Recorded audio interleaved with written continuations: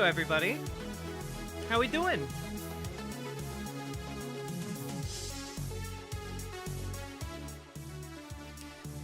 Hello, Boiled Peanuts. Hello, Sheppy Hand. Hello, VegCom. Hello, Spitfire. Hello, Malachi. Hello, Matatiahu. Hello, Kairyu. Hello, Little Morphine Annie. Hello, Quasi-Spec. Your eyes are popping today? Well, my goal is to get them popping and locking. I'm gonna be doing my eye makeup. I even went to the store to make sure I had the right eye makeup. Okay. Hello, Neuron. Yeah, I'm gonna be, what are the kids saying? Mogging? Is that the right term? Oh, Little Morphine Annie, this is just my comfy clothes. When we get closer to, Leftist Mafia, I'm gonna change. This isn't even my final form.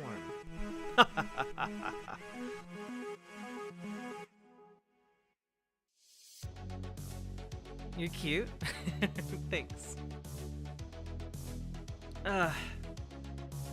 Also, I'm chugging water so I look hydrated. Gonna go get another glass of water.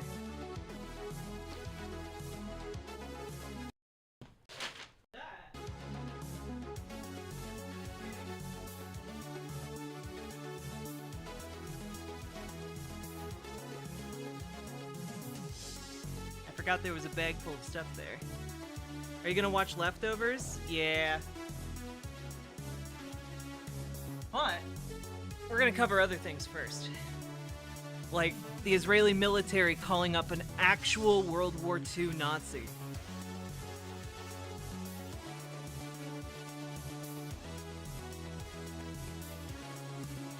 We're also going to be going over the majority report. They took calls related to Israel-Gaza, Palestine. We'll also be, I think we're also going to spend some time going over Turkey, as it's a major regional player as well. Leftovers going to be spicy? Hella spicy. They turned off all the comments on it. Hey, Huffle Badger, thank you.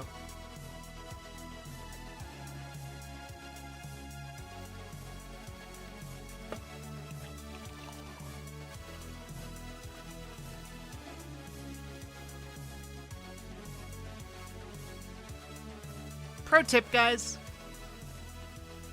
When you wake up in the morning, drink like 2 big glasses of water. It's really, it just really starts your day off right.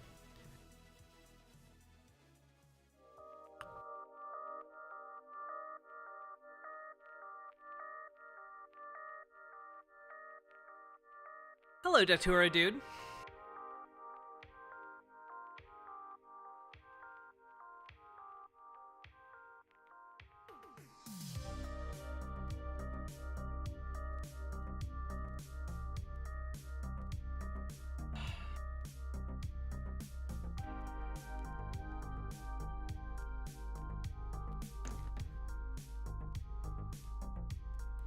It's actually really great advice. Well, it helps your metabolism get started, and it just hydrates you. Like, it's just a good move all around.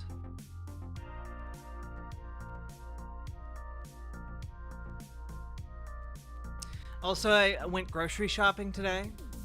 Got all the stuff I need to make beef stew. One of these days, I'd really like to, make a setup where you guys can watch me cook. I think that'd be fun to cook together.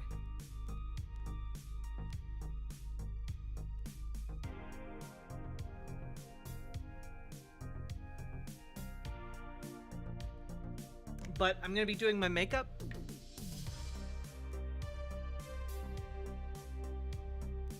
First, I gotta let this kind of sink into my skin a little bit. I've been moisturizing like crazy. Also, dudes out there, And some ladies. If you don't currently moisturize, go do it. Like, it's like a nice little face massage. And then your skin smells nice and is nice and soft. And you don't look like quite so ragged. I will never moisturize. Do it, bitch! I'm sorry, that was really aggressive. It just feels nice. It just feels nice.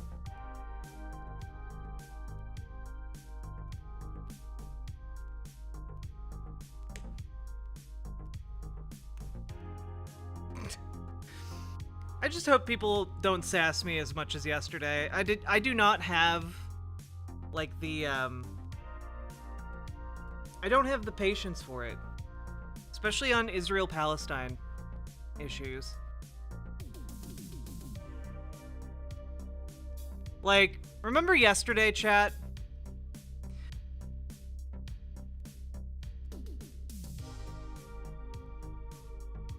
Remember how there was a guy came in here towards the end of stream, got himself banned because he really wanted to talk about, well, technically, Jewish people can't be Nazis. Well, guys, I have a new example for you.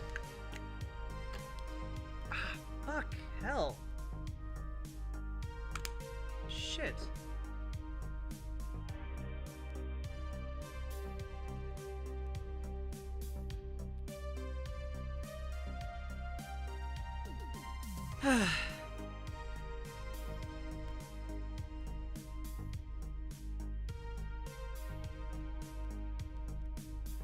Best advice my mom ever gave me. I'm 55, my skin is still 35. Hell yeah.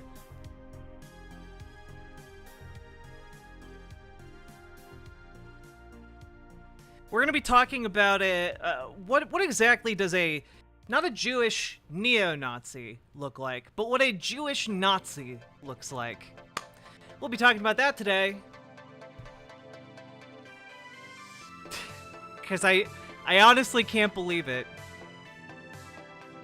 And not many people are talking about it. It's being presented as kind of like a feel-good story. It's one of those feel-good stories that's actually horrifying on numerous levels.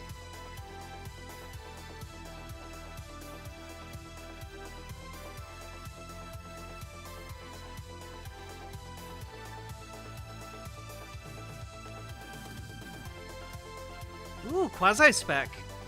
I have a bread maker that I haven't used yet, because I've been trying to find time, and I just need to make time to make bread.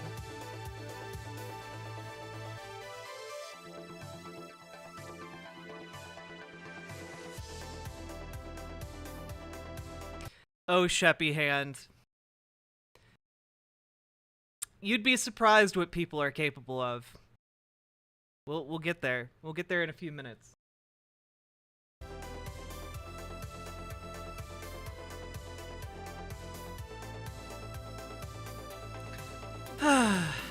Not many people are saying, yeah.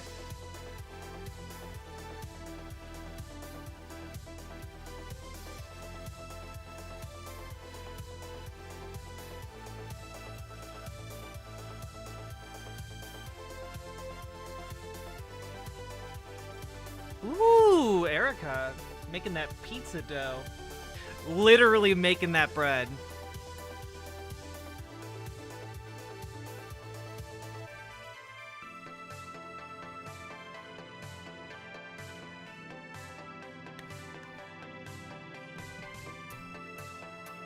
Now the question is, do I do my makeup first, or do we do the segment without makeup and do the makeup later?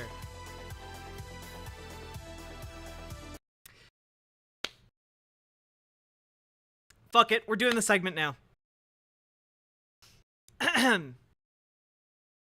Hello. So, many of you might be familiar if you watch my live streams that sometimes there are people who come in and say, Jack, black people can't be white supremacists, or Jack, Jewish people can't be neo-Nazis. That one literally happened yesterday. But not only can I give counterexamples from various points throughout history, the news has intervened to provide me with a living example of how Jewish people can indeed be Nazis. So, here's a story, and it's being presented as kind of a feel-good time here. Ezra Yachin, at 95, is the IDF's oldest reservist. He's been drafted into the reserves to boost morale by talking with soldiers. Despite enduring a tough childhood in Jerusalem marked by riots and unsettling scenes, he and his friends played a role in founding our great nation. His message, don't give up. Not even now. And, you know, you might look at this picture and be like, huh, that guy's really old. And then you might do some mental math. At 95, in this region, what was he up to? Well, that's an excellent question. Let's look at what Ezra Yachin specifically was doing back in the day. Here's for Israel National News. Before the murder, every terrorist is innocent. Ezra Yachin, a Lehi veteran, comments on how the IDF handles terrorism. Well, what is this veteran status, you might ask? We'll get back to that later. Let's move along. Ezra Yachin, who fought in the paramilitary organization Lehi before the founding of Israel, commented on the deadly attack on Route 443 and the security forces' handling of terrorism in and around the Palestinian terrorists. Before the murder, every terrorist was innocent. These comments are believed to refer to the IDF's treatment of the causes of terrorism in general and the future treatment of the state in the home or family of the terrorist from this morning, who was eliminated by the security forces after the attack was carried out. Yachin wrote on his Facebook account, before the murder, every terrorist was innocent and was one of the not involved. It should be noted that his position is not new. In an interview about 4 years ago with Israel National News, Yachin claimed, any nation that wants to win a war kills innocents indiscriminately. Our advantage is that there are no innocents. So, just right off the bat, if you Google Ezra Yachin's name, one of the number one results is just an interview with him claiming that actually it's totally fine to murder innocent people. And even if it wasn't, Israel's totally in the right to murder any Palestinian because they're not civilians. So he just does genocide? Yeah, but there's a little bit more to it than that. There's a little bit more to it than that. Just hold on to your horses here. Now, you might be like, well, okay, but what is this? What is this paramilitary organization, Lehi? What is this? Why does this man have such strong feelings about the murder of civilians being based in good? Well, let's take a look at the history of Lehi, the paramilitary organization. You look it up. Lehi, Fighters for the Freedom of Israel, often pejoratively known as the Stern Gang, was a Zionist paramilitary militant organization founded by Avraham Yair Stern in Mandatory Palestine. Its avowed aim was to evict the British authorities from Palestine by use of force, allowing unrestricted immigration of Jews and the formation of a Jewish state. It was initially called the National Military Organization in Israel, upon being founded in August of 1940. And you might look at that date and be like, 1940. There probably were some pretty interesting things going on around in the 1940s in this region of the world. I wonder. And you'd be correct to wonder, because we're about to get to that real quick. Upon being founded in August of 1940, it was renamed Lehi 1 month later. The group referred to its members as terrorists and admitted to having carried out terrorist attacks. So, just as an FYI, Lehi is explicitly a terrorist organization that explicitly called themselves terrorists and carried out massacres of civilians. And, of course, it gets worse. Lehi split from the Irgun militant group in 1940 in order to continue fighting the British during World War II. It initially sought an alliance with fascist Italy and Nazi Germany, believing that Nazi Germany was a lesser enemy of the Jews than Britain. Lehi twice attempted to form an alliance with the Nazis, proposing a Jewish state based on nationalist and totalitarian principles and linked to the German Reich by an alliance. So, when I say these people were a Nazi fascist paramilitary organization, I do mean that they were very, very, very willing to fight alongside and for the Third Reich. Now, you might be like, well, how did this all end? Well, excellent question. Let's continue on, because it doesn't end well. After Stern's death in 1942, the new leadership of Lehi began to move towards support for Joseph Stalin's Soviet Union and the ideology of National Bolshevism, which,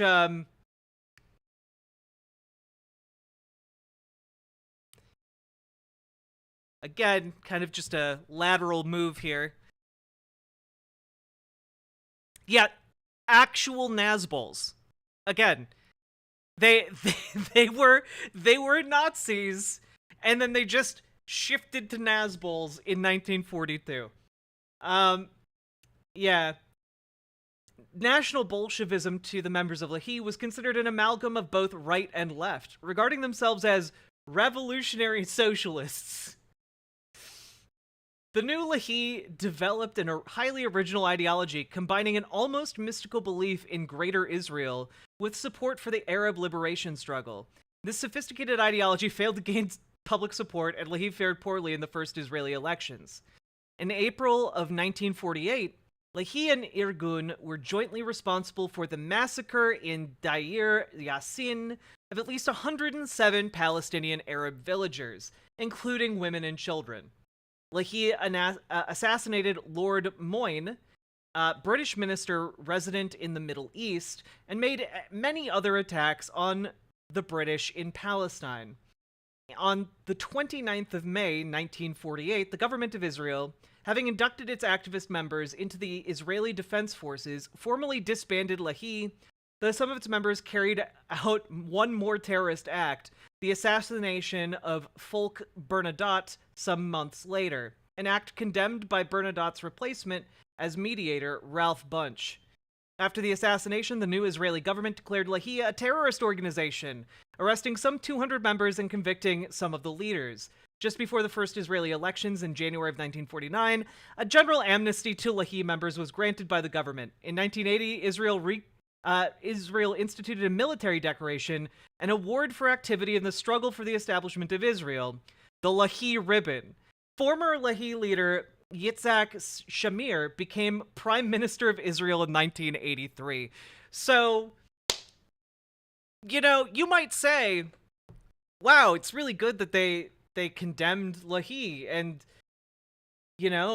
declared it a terrorist organization, but it really didn't do much to hinder the welfare of the former avowed terrorists of Lehi, who went on to do such things as become Prime Minister of Israel and, do more assassinations and such.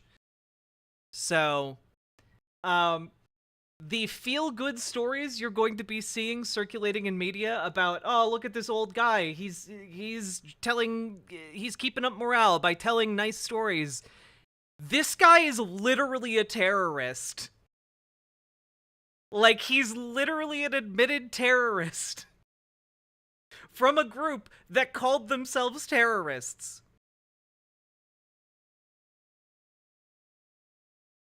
Dude participated in the massacre of civilians. I can't make this up. This guy fought during World War II, not against the Nazis, but against the British. He fought on behalf of the Nazis. Like, not only is he a terrorist, but he's a Nazi terrorist. I honestly can't believe this is real. I can't believe that no one in the media who's writing feel-good stories about this guy bothered to Google Ezra Yachin. Because look at all of these news stories. New York Post, 95-year-old reservist joins Israel's fight against Hamas terrorists. Times of India, 95-year-old Israeli returns to the battlefield to fight Hamas. Israel's oldest fighter, 95, says don't give up in mission to boost troop morale.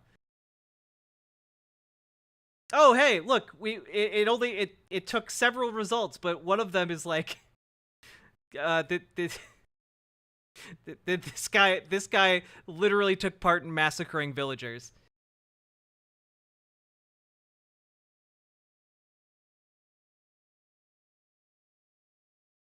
Oh, hey, I didn't find this one.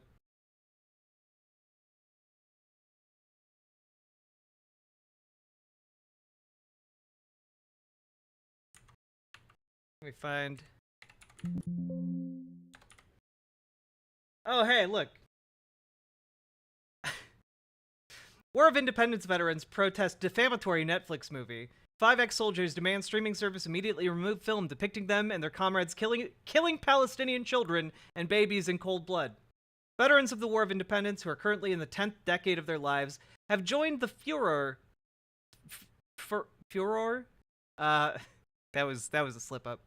Surrounding the Jordanian film Farha, which depicts Israeli Defense Forces soldiers executing Palestinian children and babies, demanding Netflix immediately remove it from their library.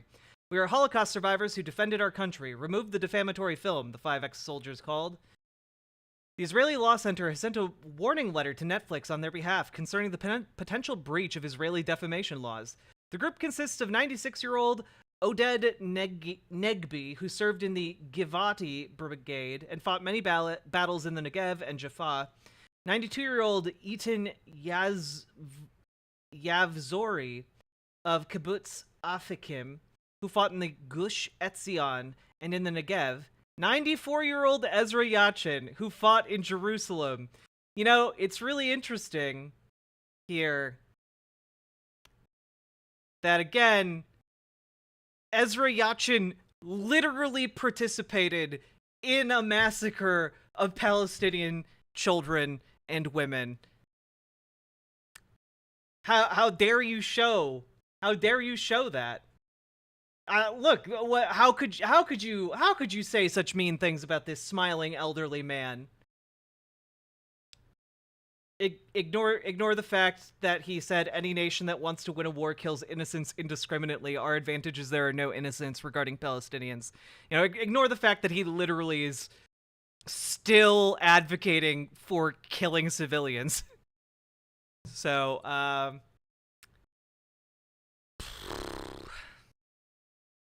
yeah.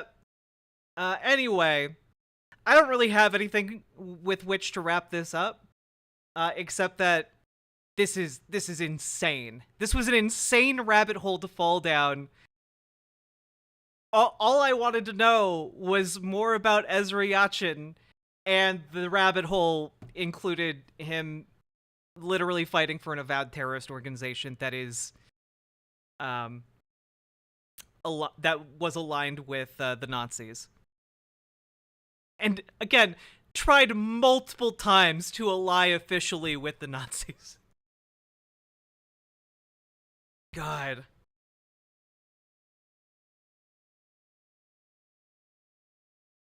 I fell down this rabbit hole immediately after ending stream last night, and I was so upset that I had done that. Oh yeah, they also tried to ally themselves with Mussolini. And then they tried to ally themselves with Stalin. Like, Any fascist would do, apparently. Fuck, man.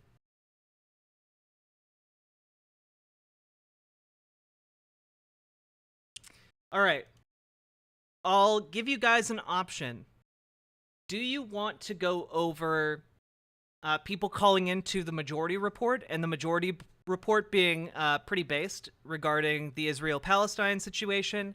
Or do you guys want to learn more about kind of international relations and the role that Turkey plays in kind of like the Mediterranean? That second one might seem like a little bit boring, but I think it's going to be really important moving forward. And it's really important to understand Turkey's position in all of this, specifically regarding like NATO, the Middle East. Can we poll it? Also, apparently Turkey really wants to go to war with Greece, and I had no idea. Yeah, here we'll do /vote. What content? And your options are Turkey, do Gaza, or Turkey. There you go. How do you say milkshake duck in Yiddish? Oh no.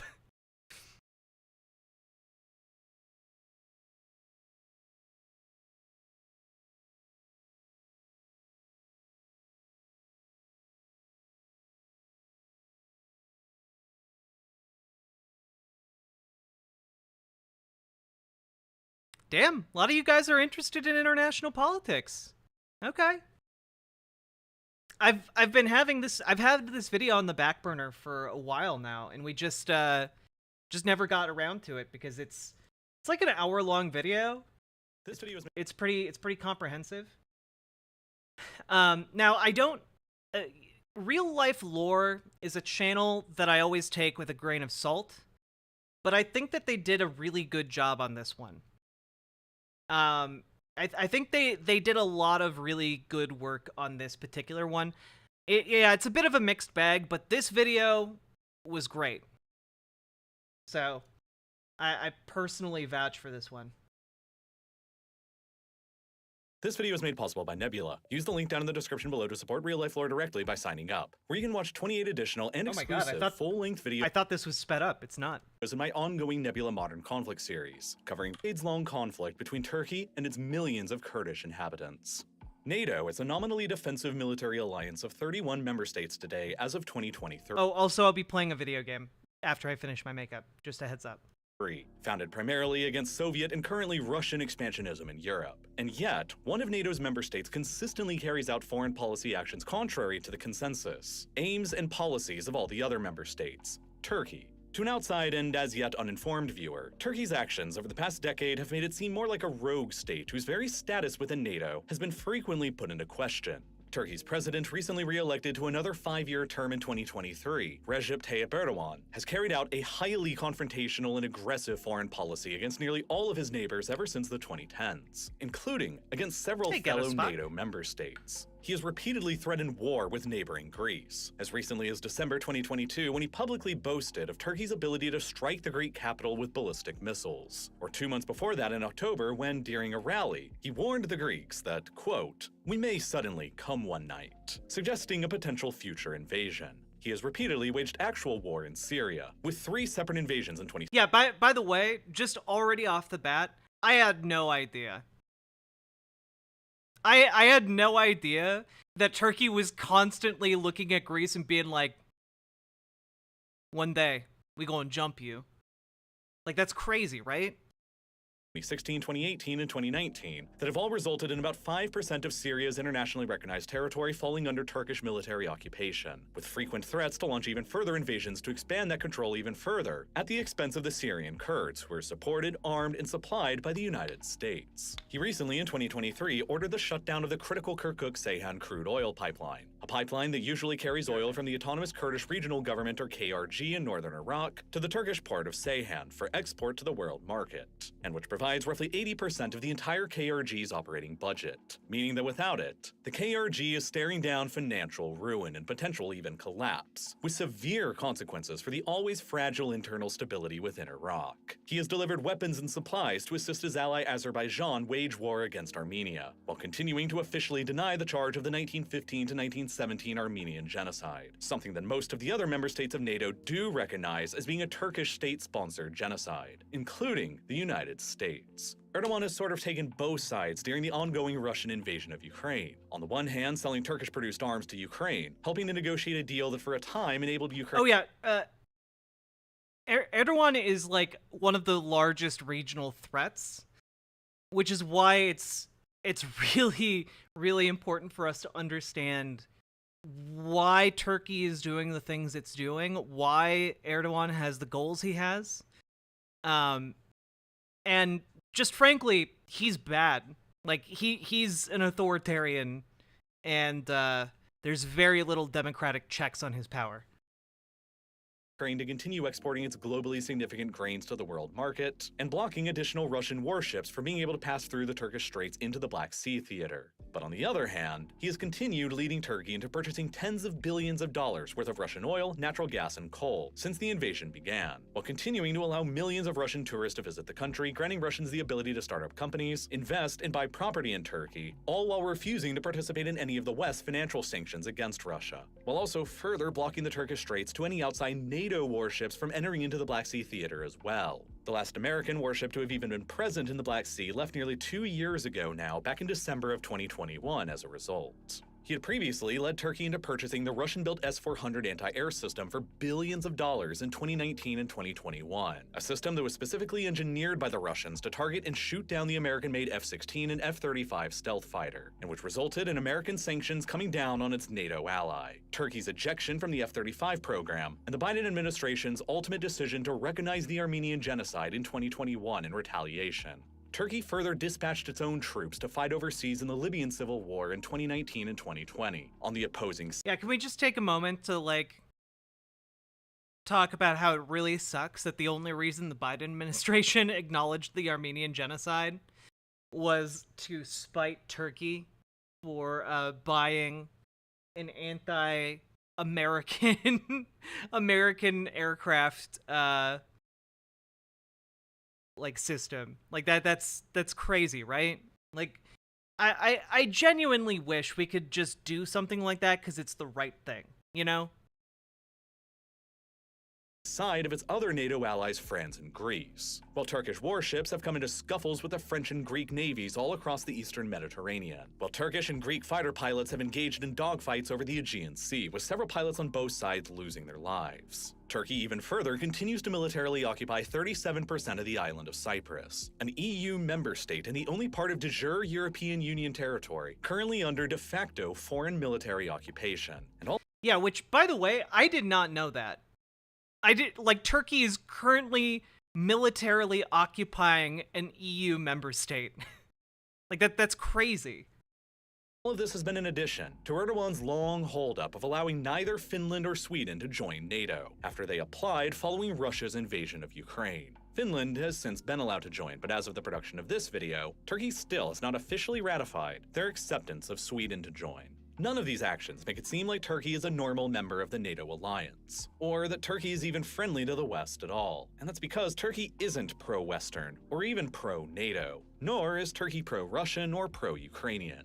Turkey is simply pro-Turkey, and sees itself as a completely independent and separate actor. And in order to understand the very complicated game of geopolitical chess that Turkey is currently playing across its region, and in order to anticipate what Turkey's next moves might end up being, you have to go back to where the modern Republic of Turkey came from in the first place, out of the ashes of the previous Ottoman Empire. Learn why it joined NATO in the first place, and why the circumstances since then have radically changed, leading to Turkey's current foreign policy and behaviors, and President Erdogan's great project to reshape 21st century Turkey into the great power that he and many other Turks believe the nation should rightfully be once again.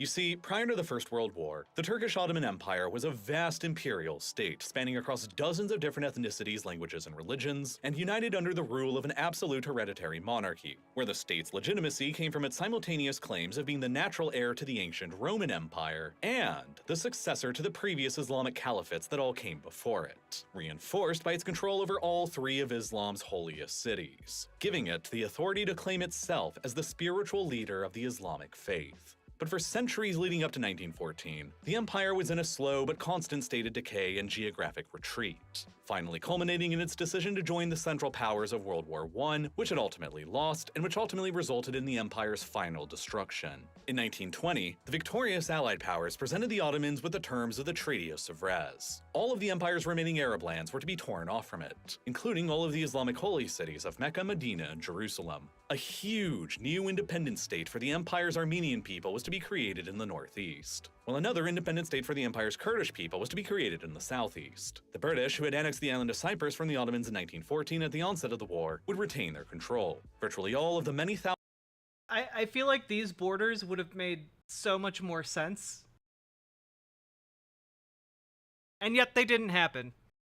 Thousands of islands within the Aegean would be given to either Italy or Greece, while the Greeks would further annex most of the Ottomans' remaining territory in Europe, in addition to another exclave in Anatolia around the city of Smyrna. And since that would place the Greeks in control of the northern side of the Dardanelles Strait and the Sea of Marmara, the straits themselves leading between the Black and Aegean Seas was to be placed under an internationally governed administration beyond the sovereignty of Turkey that remained. The Turkey that remained under the terms of Sèvres was doomed to be nothing but an insignificant rump state, left only with the rugged, mountainous, and difficult-to-develop lands of some of Anatolia, and only about half of the rich Sea of Marmara and core of the Turkish civilization. And so, understandably outraged at the treaty's harsh terms, the Turks decided to massively rebel against them. And so began essentially the continuation of the First World War for the Turks, fighting off the Greeks, French, British, and Armenians, trying to enforce the Treaty of Sèvres' terms for another 4 years, until 1923. To put it succinctly, there is a very large degree of historic enmity between the Greeks and the Turks, going back at least 1,000 years, back when the Turks first began migrating into Anatolia from Central Asia, eventually culminating with the Ottoman-Turkish conquest of Constantinople in 1453, and the Turkish occupation of all of Greece for nearly 400 years until Greek independence was finally only achieved again in 1829. After which, a popular idea in Greek nationalist circles and foreign policy began appearing called the Megali idea. The idea that Greece should restore the historic Byzantine Empire and take over all of the lands across Europe, Anatolia, and Cyprus that still had large ethnically Greek populations. At the 1919 Paris Peace Conference at the end of World War I, this was literally the map presented by the Greek delegation outlining all of their territorial ambitions at the expense of the Ottomans. Lol. They unfurled this map and everyone laughed at them, roughly lining up with the territory of the reformed Byzantine Empire as it had been more than 6 centuries previously. And while the Allies didn't give them everything they wished for out of the Treaty of Sèvres in 1920, they still gave them a lot of it. And so the Greek armed forces sent tens of thousands of their troops into eastern Thrace and around Smyrna to try and enforce their claims. In the end, though, the Turks fought hard and emerged victorious in the ensuing war against Greece and the Allies, forcing everyone back to the negotiating table again with the newly drafted Treaty of Lausanne in 1923, which led directly shortly afterwards to the proclamation of the modern Republic of Turkey, a new Turkey built not on the concepts of empire, absolute monarchy, and the spiritual leader of Sunni Islam like its Ottoman predecessor, but upon the new foundations of secularism, westernization, and the European model of a republic and a nation-state for the Turkish people. Paladin, you wrote a fanfic of me and Gale? Wait, are you for real? But in order to accomplish all of that, the new Turkey also set about on a campaign of radical self-transformation that sought to Turkify whatever remained of the country's territory, which involved either removing or assimilating anyone left behind who wasn't deemed to be Turkish enough. These kinds of transformative policies and actions led to the events that befell the Armenian people remaining in Anatolia between 1915 and 1917, in which the Christian Armenian population of the Ottoman Empire was systematically and methodically destroyed, resulting in an estimated 1.5 million Armenian deaths. The issue of whether or not this event legally constitutes a genocide or not is one of the most controversial contemporary issues between Turkey and the outside world, because Turkey's official state position ever since, right up into the present day, explicitly denies that a genocide ever took place, a position that is only similarly held by Turkey's allies, Azerbaijan and Pakistan. Conversely, the very first country in the world to recognize the events as a genocide of the Armenian people was Uruguay in 1965. Base. A total of 34 countries around the world as of 2023 officially recognized the Armenian genocide, including most of Turkey's own allies in NATO. But the Armenians weren't the only ethnic minority in the lands that became Turkey that were purged in the early 20th century. After the Greeks retreated in 1922 and modern Turkey's borders were established in 1923, the two governments agreed on a population transfer of their Christian subjects considered to be Greek and their Muslim subjects considered to be Turkish. 1.5 million Greek Orthodox Christians were kicked out of Turkey and sent to Greece, while 400,000 Turkish Muslims were kicked out of Greece and sent to Turkey, an event that continues to influence Greco-Turkish relations today, a century later.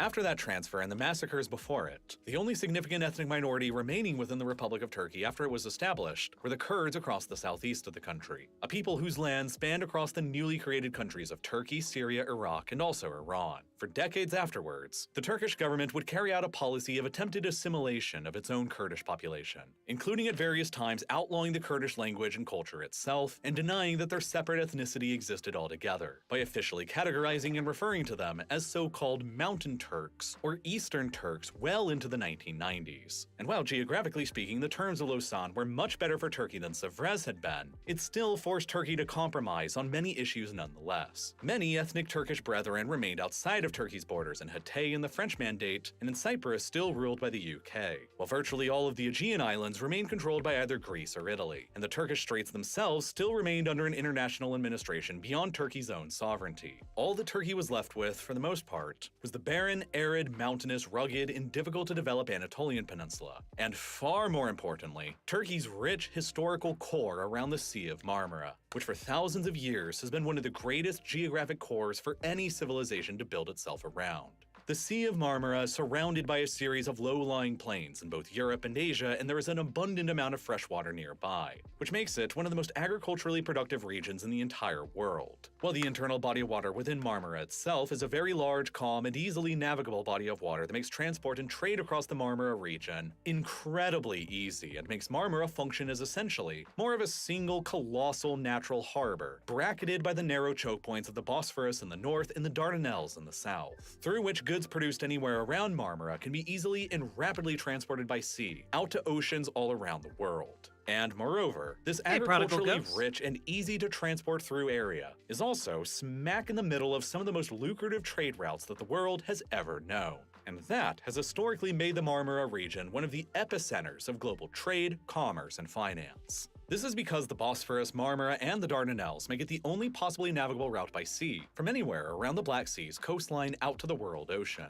A geographic fact that is even further amplified by many of Europe's largest rivers that empty into the Black Sea as well, like the Danube, the Dnieper, and the Don. All of the commercial centers, factories, and farms established along any of these rivers within the interior of Europe or anywhere around the Black Sea coast have never had any other option of exporting their goods out to the world market by sea other than funneling them all through the Marmara region. Well, historically, the easiest land-based trade route between South Asia and Europe also funneled through Marmara. This all made the Marmara region the most important crossroads of the world for trade for thousands of years, and brought whomever controlled it the ability to generate fabulous wealth through taxing that trade and exploiting the region's immense agricultural potential. Still to this day in 2023, the Marmara region is the core of modern-day Turkey, and the most important piece of real estate that the country controls. It is presently home to more than 27 million people, nearly a third of the entire Turkish population, and nearly triple the entire population of Greece. Marmara alone accounts for a whopping 75% of the entire modern Turkish GDP, while the Turks who live there have a GDP per capita of nearly $72,000, 7.5 times higher than the Turkish nationwide average, and higher than the nationwide averages of every country in Europe other than Iceland, Switzerland, Norway, Ireland, and Luxembourg.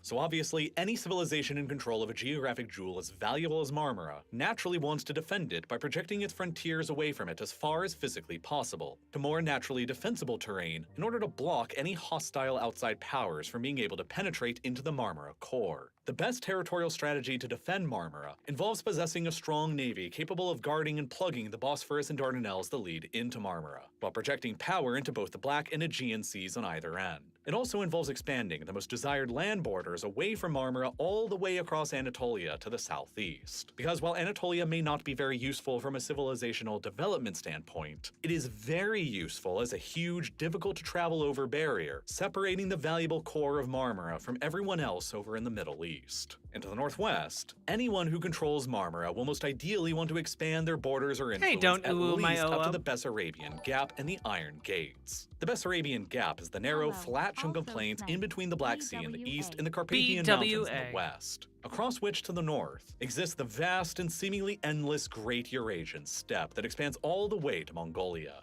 In order to defend against any threats to Marmara that may emerge from that direction, control or at least influence over the Bessarabian Gap is paramount. Meanwhile, the Iron Gates are the extremely narrow but traversable gorge that the Danube River carves between the Carpathian Mountains in the north and the Balkan Mountains in the south, creating a narrow passageway through the mountains towards Marmara from the Pannonian Basin in Central Europe. With control over these land choke points in Europe, naval supremacy in the Black and Aegean Seas, and control over the whole of Anatolia, the core of Turkish civilization is safe. But unfortunately for the Turks, by 1923, they had lost all of that except for their control over Anatolia, and even that was being threatened by sporadic Kurdish rebellions in the southeast of it. Thus, ever since the Treaty of Lausanne was first signed, there has been a constant cadre of Turkish nationalists who have still railed against its terms as unfair, and Turkey has generally spent this century of history ever since pushing back against it in all different directions whenever it senses that it has the geopolitical opportunity to do so. The first significant pushback came in 1936, when sensing the growing geopolitical angst in Europe over fascist Italy's control over many of the Aegean islands, the Turks were able to successfully renegotiate their ownership over the Turkish Straits with the Western powers in the 1936 Montreux Convention, which continues to remain legally in force to this day and essentially guarantees that the Straits will remain open to all commercial activity of all nations during times of peace, while during times of war, Turkey can largely act as it sees fit and deny the passage of outside warships through, as it is currently doing during the war in Ukraine. Then, a bit further on in 1937, the Turks were also able to convince the French who controlled Syria at the time to push out the Hatay province as an independent state, and then in 1939, following a highly controversial referendum within the independent country of Hatay, it voted to be annexed into Turkey, which finally created Turkey's contemporary internationally recognized borders. But it has remained a highly sensitive issue, harming relations between Turkey and Syria ever since. Syria has continually claimed ever since their own independence from France in 1946 that Hatay was stolen from them by the Turks as a result of French colonialism, and that it should be rightfully returned back to Syria, a position that the Syrian government still officially maintains as of 2023. After the horrible experience during World War I in which it lost its entire empire, Turkey opted to tread carefully for a while and remain neutral throughout the entire Second World War until the final closing days of it in 1945, when an Allied victory was all but certain. But afterwards, at the beginning of the Cold War, Turkey's geopolitical situation became quite possibly the most tenuous it has ever been at any point during the past century. All of Italy's Aegean islands were ceded over to Greece in 1947, but the British still ruled over Cyprus. But most alarmingly of all, the Soviets now dominated essentially the entire rim of the Black Sea beyond Turkey's own control, and through its Warsaw Pact proxies also dominated both the Bessarabian Gap and the Iron Gates. And feeling emboldened after their triumph over Germany and preparing for the Cold War with the United States, Stalin was now insisting on tearing up the terms of the 1936 Montreux Convention, that he argued was enabling Turkey and potentially America to bottle up the Soviet Black Sea Fleet. Now, all of a sudden in 1946, Stalin was demanding that Turkey agree to a new joint Turkish-Soviet administration of the Straits, with a permanent Soviet military presence getting established there alongside of the Turks to replace the Montreux Convention. After Turkey refused to entertain the idea, the crisis escalated even further, and the Soviets then began pressing the Turks for a series of territorial demands in far eastern Turkey, based on the Soviets' historic claims of the previous Russian Empire, and then additionally on behalf of the claims of the Georgian and Armenian Soviet republics, based on the land that the World War I-era allies had promised to give Armenia during the 1920 Treaty of Sèvres. And then to attempt to destabilize Turkey even further, the Soviets also began covertly supporting and influencing several Kurdish separatist groups operating across the southeast of Turkey, contributing to the later PKK Kurdish separatist group adopting a staunchly Marxist-Leninist ideology. Understandably alarmed by all of this and fearful of the Soviet Union as a majorly looming existential threat, Turkey decided to join the NATO alliance in 1952, alongside their arch-historic rival, Greece, for very similar reasons. Because although they shared a deep historic enmity and maintained multiple ongoing territorial disputes, disputes. Both Turkey and Greece back at the time were far more fearful of the Soviet Union as their shared greater external threat. And to NATO, Turkey was considered an invaluable geographic asset, with its control over the Turkish Straits being able to contain the Soviet fleet within the Black Sea, and its proximity to the Soviet Union's southern flank, granting the United States the ability to establish an Air Force base at Incirlik, from which it could launch spy planes and also park nuclear weapons, to launch quickly during the event of a full-scale nuclear war. Meanwhile, Cyprus was finally granted independence by the British in 1960, although a couple major British military bases remained lasting up to this day, granting the UK military close proximity to intervene in potential flashpoints across the Middle East. But by the 1970s, the leader of the freshly independent Cyprus was perceived in Washington as growing too close to the Soviets, who were actively searching for additional ports in the Mediterranean to complement their lease over Tartus in Syria. And so, alarmed by that in 1974, the United States supported a coup on the island that was orchestrated by what at the time was the right-wing military junta ruling in Greece. A coup that was deliberately intended by the regime in Greece at the time to result in the unification of Cyprus with Greece, a concept that was referred to in Greek as enosis or union. At the time, approximately 77% of Cyprus's population were Greeks who were broadly in favor of unification with the Greek mainland. But another 18% of the island's population were Turks who most definitely were not in favor, a legacy of the centuries of control the Ottomans had once enjoyed over Cyprus before it passed into British rule. Fearing that their coastline in the Mediterranean would be even further boxed in by Greece were Cyprus to be annexed and citing their right to protect the ethnic Turks of the island, Turkey decided to launch a full-scale maritime invasion of Cyprus shortly after the coup took place in 1974. The result was that Turkey militarily occupied about 37% of the island's territory before a ceasefire between both sides was finally agreed upon, which led to an indefinite de facto partition of Cyprus along a United Nations patrolled buffer zone known as the Green Line that continues to remain in force today. Around 150,000 Greeks on the island, or about a third of Cyprus's Greek population at the time, were then forcibly removed from the north of the island and pushed to the south, while another 60,000 Turks on the island, or about half of Cyprus's Turkish population then, were forcibly displaced from the south and pushed up to the north, representing in effect the most recent population transfer between the Turks and the Greeks. Today, in 2023, Cyprus's population is sharply divided, with 99% of the population in the south being Greek, and 99% of the population in the north being Turkish. Nearly a decade after its invasion and occupation in 1983, the Turkish Republic of Northern Cyprus was unilaterally proclaimed as a new independent country out of— Okay, chat. Need your feedback. Need your feedback. Hey, DB Wolf, where you been? Is my eye makeup alright?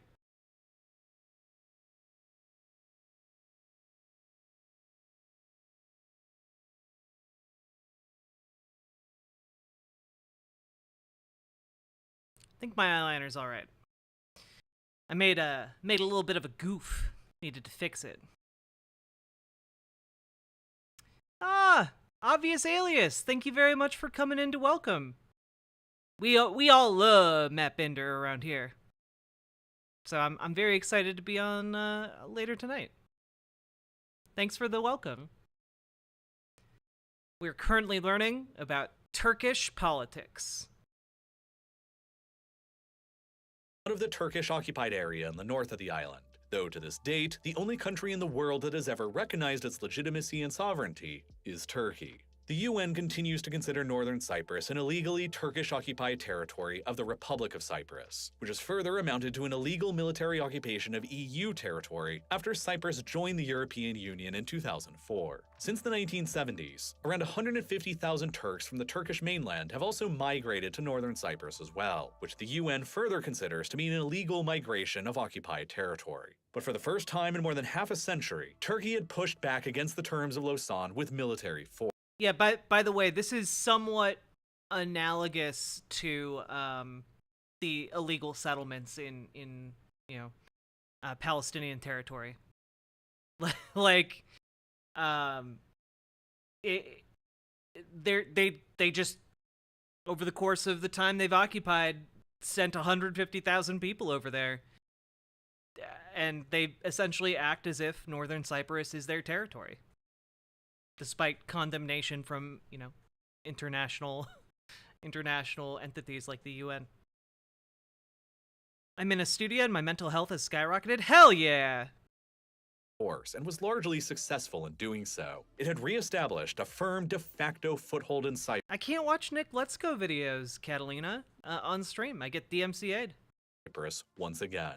But by 1982, the stakes in the territorial disagreements between Greece and Turkey over the terms of Lausanne had only increased. It was in that year that the United Nations formulated the UN Convention on the Law of the Sea, a set of legal frameworks for all marine and maritime activities worldwide, that most of the countries of the world have since signed on to. This is the convention that established international laws defining a country's territorial waters as extending out to 12 nautical miles from their coastline, and exclusive economic zones, or EEZs, extending out to 200 nautical miles from their coastline. From Turkey's perspective, though, this agreement became especially worrisome within the Aegean Sea between themselves and Greece. Prior to the 1982 UN Convention, it was customary that a state's territorial waters in which it exerted exclusive sovereignty extended out to only 6 nautical miles from their coastlines, which was what both Greece and Turkey were practicing within the Aegean. But although the Greek and Turkish mainlands around the Aegean are roughly equal in length, the overwhelming majority of all the thousands of islands within the sea are all controlled by Greece and were set up that way by the terms of the 1923 Treaty of Lausanne. Were Greece and Turkey each to extend their territorial waters in the Aegean up to the 12 nautical miles as prescribed by the 1982 UN Convention, Greece's numerous islands nearby to the Turkish coast would block the Turks from receiving any benefit at all, while virtually the entirety of the Aegean would suddenly transform into sovereign Greek territorial waters, essentially making the Aegean a Greek lake from the perspective of Turkey. Which, remember, when you're primarily concerned about the defense of your core region around Marmara, is not necessarily very ideal. Thus, Greece signed on to the 1982 UN Convention on the Law of the Sea, while Turkey to this date never has, and so insists that it is not legally bound by it.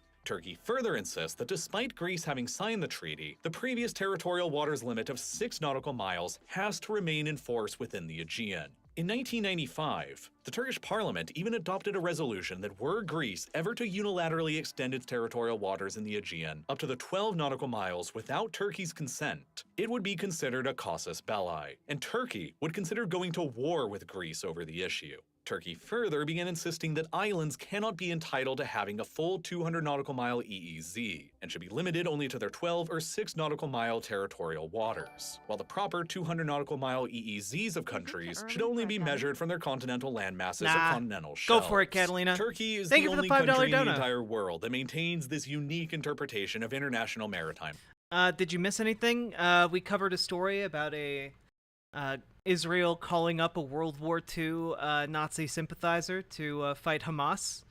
And now we're learning about Turkey's international geopolitics. Law, but they do so because it would so clearly benefit them at Greece and Cyprus's expense in the Aegean and the Eastern Mediterranean. Turkey's interpretation of maritime law and the EEZs would ignore all of Greece's islands and divide the Aegean Sea in half along the median line in between the Turkish and Greek continental mainlands, equally dividing the Aegean between a Greek EEZ in the west and a Turkish EEZ in the east. But to Athens, such an outcome would leave many of their eastern islands as exclaves completely separated from the rest of Greek territory and waters, and troublingly surrounded by Turkish waters, including majorly populated Greek islands like Rhodes, Lesbos, and Chios, which could leave them vulnerable to further incorporation into Turkey. Moreover, Turkey's interpretation of maritime law would lesbians will restrict not the ability stand for for even this. very major islands like Crete and Cyprus to generate EEZs as well, granting the Turks a much more expanded EEZ deep into the Eastern Mediterranean and severely clashing with the UN-recognized maritime claims of both Greece and Cyprus. In the 1990s and 2000s, this issue mattered a lot, but it would matter a whole hell of a lot more later on in the 2010s, once massive amounts of natural gas reserves started getting discovered in these waters, which we'll get back to later on. First, in 1991, something extremely geopolitically significant happened that presented Turkey with a massive change in circumstance. The Soviet Union and the Warsaw Pact suddenly collapsed, and with it, the newly independent states emerged of Bulgaria, Romania, Moldova, Ukraine, Russia, Georgia, Armenia, and Azerbaijan. Turkey immediately seized the opportunity and became the very first country in the world to recognize the independence of Azerbaijan in November of 1991. And the two have developed a sort of special relationship ever since then, with the Turks viewing the Azerbaijanis as their close ethnic Turkic brethren, and the two Which, again, explains the regional conflict between Azerbaijan and Armenia, and why Azerbaijan can afford to be so brazen in its attempt to seize control of Nagorno-Karabakh. remaining staunch geopolitical allies ever since. At about the same time, though, the Gulf War and Operation Desert Storm in 1991 ring serious alarm bells in Turkey's southern direction. The Kurds of northern Iraq had long been harshly repressed by the regime of Saddam Hussein. But after Saddam's crushing defeat against the US-led coalition in 1991, the US Air Force established a no-fly zone across the Kurdish areas of northern Iraq that prevented the Iraqi Air Force from ever returning to menace them, which enabled the Iraqi Kurds to gain effective autonomy from the government in Baghdad, and established the Kurdish Regional Government, or KRG, the following year in 1992, representing the first part of the Kurdish inhabited area of the Middle East, spanning across Iraq, Turkey, Syria, and Iran, to actually achieve autonomy, which greatly alarmed the government of Turkey, who was actively fighting against its own full-blown Kurdish insurgency at the time being waged by the guerrillas of the Leninist Kurdistan Workers' Party, or PKK, across the whole southeast of Turkey where their own Kurdish population mostly lived. Turkey's only saving grace here was its geopolitical influence over the KRG in the shape of the Kirkuk-Ceyhan crude oil pipeline, the lifeline of the KRG's economy that granted them the only option they had to export their oil resources out to the world market through the Turkish port of Ceyhan that had been previously constructed back across the 1980s. Oil exports almost entirely through that single pipeline to Ceyhan would make up roughly 80% of the entire KRG's economy. And so without the pipeline and without Turkey's cooperation, the KRG economy would almost immediately collapse, which gave Turkey a very high degree of influence within the KRG to the extent that the KRG even granted the Turkish armed forces permission to launch cross-border raids into their territory, targeting fellow Kurdish PKK training camps and bases. In the 1990s, Turkey was still very pro-Western, as it had generally been ever since it first joined NATO back in 1952. Russia was still covertly supporting the PKK rebellion across southeastern Turkey, while Turkey began counter-supporting the Chechen rebellion that was happening within Russia to fight back. Turkey still saw its future aligned with the West, and spent most of its diplomatic efforts throughout the 1990s and early 2000s trying to join the European Union, with a customs union agreement reached in 1996, and even EU candidacy status achieved at the tail end of 1999. But from then on, the negotiations between Ankara and Brussels over Turkey's admission to the club began stalling over a number of issues. Turkey's human rights record was widely regarded as not being up to EU standards, with wide-scale reports of war crimes and abuses combating the ongoing PKK insurgency in the southeast of Turkey and the ongoing state-sponsored Kurdish assimilation program, to the continued illegal occupation of northern Cyprus, which after 2004 became an illegal occupation of EU territory, to the continued state denial of the Armenian genocide, to Turkey's ongoing maritime disputes with Greece and threats of war. Many people in the EU were hesitant about what Turkey's membership for the group would mean. And moreover, Turkey didn't meet many of the economic requirements to join as well. And there was still a certain degree of prejudice within Europe that the Turks were simply not European enough to join. It eventually became quite clear that Turkey would never be accepted into the European Union. And seeing the door to the west behind them slowly closing, the Turks started naturally looking in other directions and for new leadership,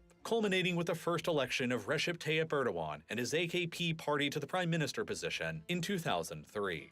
And by that point in the 2000s, Turkey's ancient power as the geographic crossroads of the world was starting to amplify once again. The shattering of the Soviet Empire in 1991 left wide open the vast oil and gas riches around the Caspian Sea to Western investment and development for the very first time. And Turkey immediately understood its geographic significance in between the raw oil and gas resources around the Caspian and the energy-hungry European market. Over time, a major crude oil pipeline called the Baku-Tbilisi-Ceyhan, or BTC, would be constructed to carry massive quantities of Azerbaijani crude oil to the Turkish port of Ceyhan, where it would link up with the previously constructed Kirkuk-Ceyhan crude oil pipeline that carried oil from northern Iraq's oil fields into Ceyhan as well, all of which would then be exported from Ceyhan on tankers out to the global market. Over a period of many years and at a cost of more than $35 billion, a consortium of Western energy companies and the Azerbaijani and Turkish governments also painstakingly constructed the South Caucasus Pipeline, the Trans-Anatolian Pipeline, and the Trans-Adriatic Pipeline in a massive project known as the Southern Gas Corridor, which transports vast volumes of Azerbaijani natural... I got some Southern gas for you.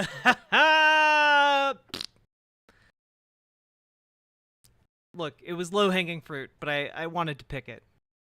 Gas directly to the European Union via Turkey, which now, all on its own, high-tier political discourse, provides roughly 3% of the EU's entire natural gas supply. Moreover, Russia's oil and gas pipeline network, constructed all throughout the Soviet era to the European market, all ran entirely through Ukraine. And now, Ukraine was a freshly independent country, who wasn't getting along very well with the Russians on a whole host of issues that encouraged the Russians to begin a decades-long process of building out new pipeline routes that circumvented around Ukraine. And 2 of those new pipelines the Russians built went beneath the Black Sea to Turkey, and then from Turkey onwards to Europe. Blue Stream, and later Turk Stream, which carries on Russian gas further towards Bulgaria, Hungary, and Serbia. Even the Iranians got into the business of pipeline construction across Turkey, with the completion of the Tabriz-Ankara natural gas pipeline in 1996, which carries Iranian gas directly into Turkey. And then to add on to all of the oil and gas pipelines that began crisscrossing Turkey, the Turkish Straits were also rapidly becoming a major export and import route for seaborne crude oil. In 2000, Western energy companies discovered the largest oil field found anywhere in the world at any time in the past 30 years. A supergiant field known as Kashagan within Kazakhstan's part of the Caspian Sea. By the time commercial production finally began out of Kashagan in 2012, more than $116 billion had been invested into developing it, including the construction of the Caspian Pipeline Consortium towards the Russian port of Novorossiysk on the Black Sea, where it is further met by many of Russia's own oil pipelines, along with the Northern Route export pipeline from Azerbaijan.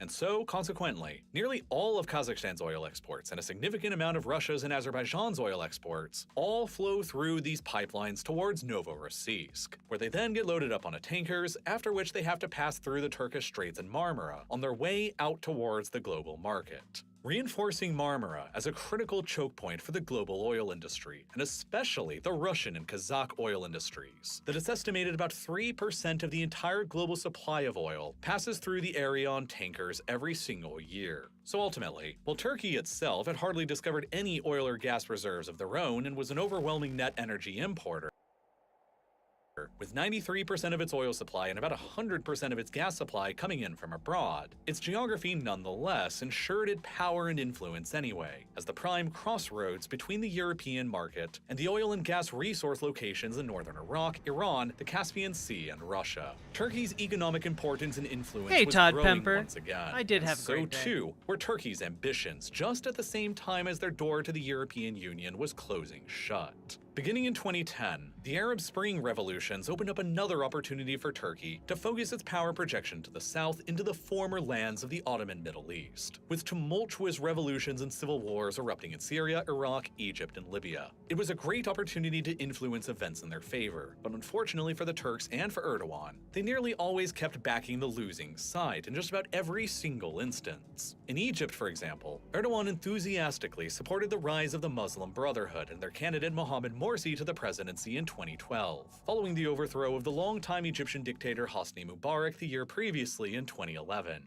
The Muslim Brotherhood is a pan-Sunni Islamist and anti-monarchist organization who seeks to establish the unification. And remember, chat, Hamas is a branch of the Muslim Brotherhood. So again, all of this is providing a lot of context for what's going on right now in Israel and Gaza.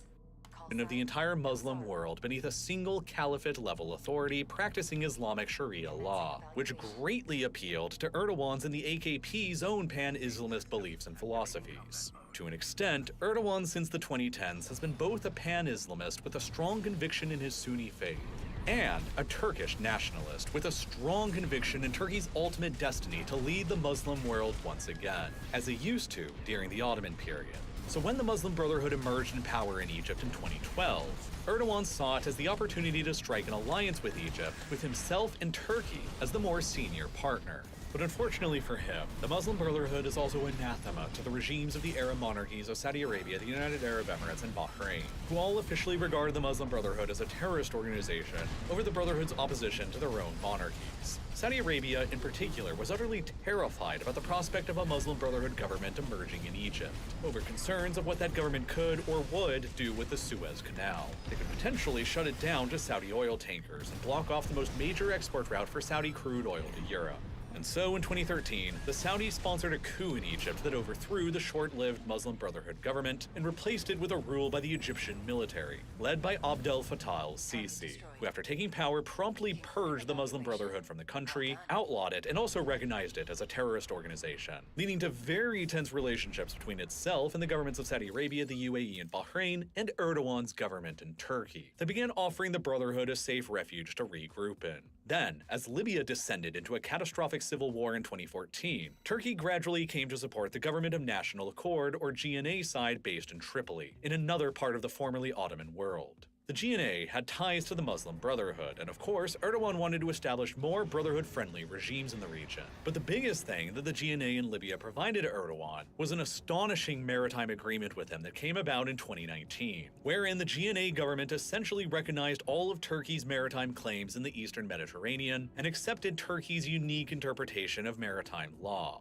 the first other government in the world to ever do so. And in order to legitimize and enforce Libya's acceptance of the Turkish claims, Turkey decided to dispatch its own troops overseas to Libya to fight in the civil war on the GNA's behalf, to ensure that the GNA would end up emerging victorious and keep the deal intact. But this once again placed Turkish forces fighting in the formerly Ottoman world against the Arab coalition against it that was opposed to the spread of the Muslim Brotherhood and further Turkish meddling in the Arab world. El-Sisi's Egypt, completely opposed to the establishment of a Muslim Brotherhood-influenced state right next door to him in Libya, backed up the opposing side in the civil war against the GNA and the Turks, as did Saudi Arabia and the United Arab Emirates, along with the Assad regime in Syria, Greece, Cyprus, France, and Russia. And the reason why the Turks were pushing so hard for the GNA in the civil war and the recognition of Turkey's maritime claims were because of a series of aforementioned discoveries that had been made earlier on in the 2010s. You see, for a very long time, the Eastern Mediterranean was regarded as a geologically dead sea from an oil and gas perspective. It was simply thought that there wasn't anything of commercial value to be found there. But then, all of a sudden in 2009, a discovery happened within the Israeli EEZ that changed that line of thinking forever. An American energy company named Noble discovered a large natural gas field that they called Tamar, only about 50 miles off of the Israeli coast. And then the following year in 2010 came one of the biggest energy discoveries of the entire 21st century, only 47 kilometers further to the southwest of Tamar, the appropriately named Leviathan natural gas field. One of the largest gas finds of the entire 21st century so far, which contained enough gas within it to sustain 100% of Israel's entire demand for decades to come. The discoveries completely revolutionized Israel's energy security profile, and Israeli production from the Leviathan field finally began in 2019, suddenly transforming Israel into not only being completely self-sufficient with natural gas, but a major potential gas exporter as well. Noble further went on to discover the major Aphrodite gas field within the EEZ of Cyprus in 2011, in which Chevron and Shell currently expect production to begin in 2027, while the Italian energy company Eni further discovered the major Zohr gas field within the EEZ of Egypt in 2012, paving the way for all three countries, Israel, Cyprus, and Egypt, to each become significant new gas-exporting countries to Europe. And sitting on the sidelines of all of these new fantastic natural gas discoveries was Turkey, who also knew how the 1982 UN Convention on the Law of the Seas rules largely blocked off their own EEZ in the Eastern Mediterranean, and made it boxed in by the EEZs the UN granted to the islands of Greece and Cyprus. Turkey was fearful of missing out on any of the potentially huge gas discoveries that were suddenly being made, and so they began much more aggressively asserting their own maritime claims contrary to the UN-recognized claims of Greece and Cyprus in the 2010s. Shortly after signing the maritime agreement with the GNA in 2019, Erdogan publicly railed against what he called the absurdity of Castellarizo, a tiny Greek island within swimming distance of the Turkish mainland, with fewer than 600 Greek inhabitants, and more than 125 kilometers away from the nearest other Greek landmass, but which under the UN Convention on the Law of the Sea generates this massive EEZ, roughly 4,000 times larger than itself for Greece, deep into the Eastern Mediterranean, at the expense of Turkey. Erdogan lambasted that Castellarizo didn't deserve an EEZ at all, and the following month in January of 2020 even rejected the notion that Crete deserved an EEZ, a major Greek island with over 600,000 residents. Turkish drill ships escorted by Turkish warships then began entering into all of the various overlapping maritime claim areas between themselves. Yeah, like, it's somewhat reasonable here to argue that Castellarizo doesn't need an economic territorial waters this large, but to argue Crete doesn't, I don't know about that one, bucko.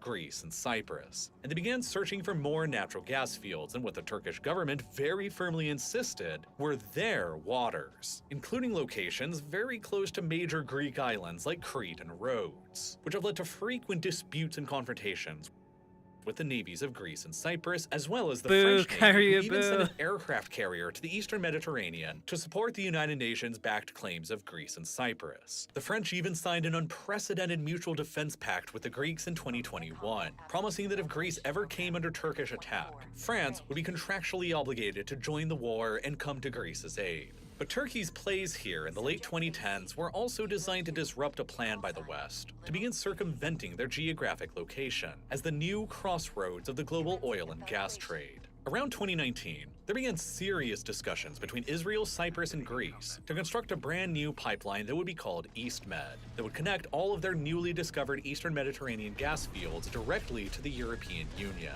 Currently projected to be completed by 2025 at a price tag of 6 billion euros, the pipeline will greatly help the economies of Israel and Cyprus by turning them into major natural gas exporters who will suddenly be capable of supplying the European Union with roughly 3% of their entire natural gas supply once it's all operational. And it will all simultaneously diversify Europe's gas imports even further away from Russia and completely circumvent Turkey's crossroads location with all of its other pipelines. Naturally meaning that both Moscow and Ankara are opposed to the project, and part of the reason why the Turks so aggressively pursued the maritime deal with the Aegean and Libya, because it directly put Turkish and Libyan maritime claims in the way of the proposed EastMed pipeline, which the Turkish government began insisting afterwards was illegal to construct, since it would have to cross through their waters. There was even an event in 2019 where a Turkish ship was bringing weapons to the Aegean and Libya, and a French frigate operating in the area nearby attempting to halt the delivery claimed that the Turks momentarily locked their weapon systems onto them. This is a very, very high-stakes game currently being played for natural gas resources across the Eastern Mediterranean between Turkey and the Aegean and Libya on one side, with their claims pushing back against the United Nations, the 1923 Treaty of Lausanne, and the status quo. And Greece, Cyprus, Israel, Egypt, and France, along with probably the United Arab Emirates and Saudi Arabia, all pushing back against them on the other side. Wars have erupted between nations over far smaller issues than this in the past. And these are the modern 21st century issues that have led Erdogan to frequently boast about Turkish missiles being capable of striking Athens. In the event of a conflict eventually erupting between— Yeah, just as an FYI, again, remember at the very beginning of this video when Erdogan just casually mentions, almost seemingly at every available opportunity, that, oh, it'd be a shame if that's a nice Greece you have there. It'd be a shame if something happened to it. You know, just every single time. Between Turkey and Greece over their maritime disputes. In a one-on-one fight, Turkey possesses very clear and significant advantages in overall population, the amount of manpower to pull from, and numbers of tanks and artillery pieces giving Turkey an overall clear advantage over Greece on the land. But the advantages Turkey enjoys diminish substantially when it comes to the air and the sea. Greece has invested very heavily into its air and sea defenses, both in order to project power into the Aegean and the Eastern Mediterranean, and to dissuade Turkey from ever launching an attack challenging its maritime boundaries. And as a result, the Turks and Greeks alike have largely comparable numbers of fighters, and most of them on both sides are advanced American-made F-16s. The two sides have roughly comparable numbers of frigates and submarines as well, with an overall slight advantage to Turkey with a superior number of helicopters and a single light aircraft carrier that can transport helicopters and drones to relevant theaters of combat. Turkey does, however, possess its own increasingly advanced domestic arms industry that produces the highly sought-after Bayraktar TB2, which has seen wide-scale success in the Turkish armed forces against the PKK and the YPG in Syria, and within the Azerbaijani armed forces against Armenia, and within the Ukrainian armed forces against Russia. Conversely, Greece doesn't have any comparable domestic arms industry and no comparable drone arsenal. It is not exactly clear how NATO would respond to a conflict like this erupting between two NATO member states within the alliance. But something that Greece certainly has over Turkey is more powerful friends to call upon, like France, who is now, as of 2021, obliged by treaty outside of NATO to go to war with Turkey on Greece's behalf in the event of a Turkish attack on Greece. And as a result, it is far from clear that Turkey would win right now in a conflict with Greece and/or Cyprus over pressing their maritime claims in the Aegean and the Eastern Mediterranean, and so it has incentives to be pushy, but still diplomatic. In the future, however, Turkey's demographics are certain to completely swallow Greece whole, because right now, there are roughly 13 times as many Turkish children aged 0 to 14 than there are Greek children aged 0 to 14, and Turkey's fertility rate remains substantially ahead of Greece's. 20 years from now in the 2040s, it is all but a mathematical and demographic certainty that Turkey's young fighting age and working age populations will be orders of magnitude greater than the equivalent populations in Greece. And there's very little Greece can actually do about that, other than hope to stay within the good graces of outside powers and potential protectors like France or the United States. But regardless, tensions between the two sides finally started to cool down a bit in the 2020s, after the Turks also began discovering some of their own massive natural gas fields in the Black Sea within their northern EEZ. In 2020, Turkish drill ships discovered the massive Sakarya gas field in the Black Sea that has the potential to completely revolutionize the Turkish energy industry forever. Over the past 3 years since that discovery, Turkey has relentlessly pursued building out the infrastructure for a pipeline from Sakarya to the Turkish mainland. And now, as of 2023, the United States EIA estimates that the natural gas reserves within the Turkish Black Sea EEZ are at around 25 trillion cubic feet, which all on their own grant Turkey the 27th largest natural gas reserves in the world, and about half of the gas reserves controlled by Azerbaijan, one of the most significant gas exporters in the world. Consequently, it is now expected that domestic Turkish Black Sea natural gas will eventually supply about a third of Turkey's entire domestic natural gas demand, and dramatically improve Turkey's energy security profile as a result. As before this sudden discovery, they were importing just about 100% of their entire natural gas demand from abroad, and primarily from historic Turkish rivals like the Russians and the Iranians, significantly handicapping the flexibility of Ankara's foreign policy. As a prime example, Turkey hasn't been able to firmly push back against the Russians during the invasion of Ukraine, and has refused to participate in any of the Western financial sanctions supported by the rest of NATO, partially because the Turks were importing 40% of their entire natural gas supply from Russia as recently as just last year in 2022, in addition to massive amounts of Russian oil and coal. But now, by 2026, when Turkey's gas production is expected to have ramped up from the Black Sea and the Sakarya field, Turkey will be able to begin weaning itself off of its gas imports from Russia, and start being able to act more aggressively and assertively against Moscow, including, potentially, by joining in alongside some of the Western financial sanctions if push eventually comes to shove. And at the same time, the Black Sea discoveries for Turkey have reduced their incentives to push more aggressively for their desired maritime boundaries against Greece and Cyprus, though the claims have still never been dropped by Ankara and continue to provide a source of tension between the Turks and NATO and the rest of the alliance. But by far the biggest source of tension and difference between how Turkey and the rest of NATO view the world came in Turkey's south and Syria. When civil war first erupted in the country in 2011, Turkey and the West were aligned on their goals for resolving the conflict. Syria's longtime Ba'athist dictator, Bashar al-Assad, had to step down from power. The Assad regime in Turkey had historically had a very fraught relationship, with Syria's continued claims on Turkey's Hatay province unresolved, to Syria's protests about Turkish dam construction taking place along the Euphrates River, negatively impacting their own water supply, to the Assad regime's overwhelming and brutal crackdown on the initial anti-government protests that flared up in 2011 that would eventually send millions of Syrian refugees fleeing from the chaos and violence across the border into Turkey. But the initial agreement between Turkey and the United States on the future of Assad in Syria began rapidly breaking down after the sudden explosion of ISIS in the region in 2015.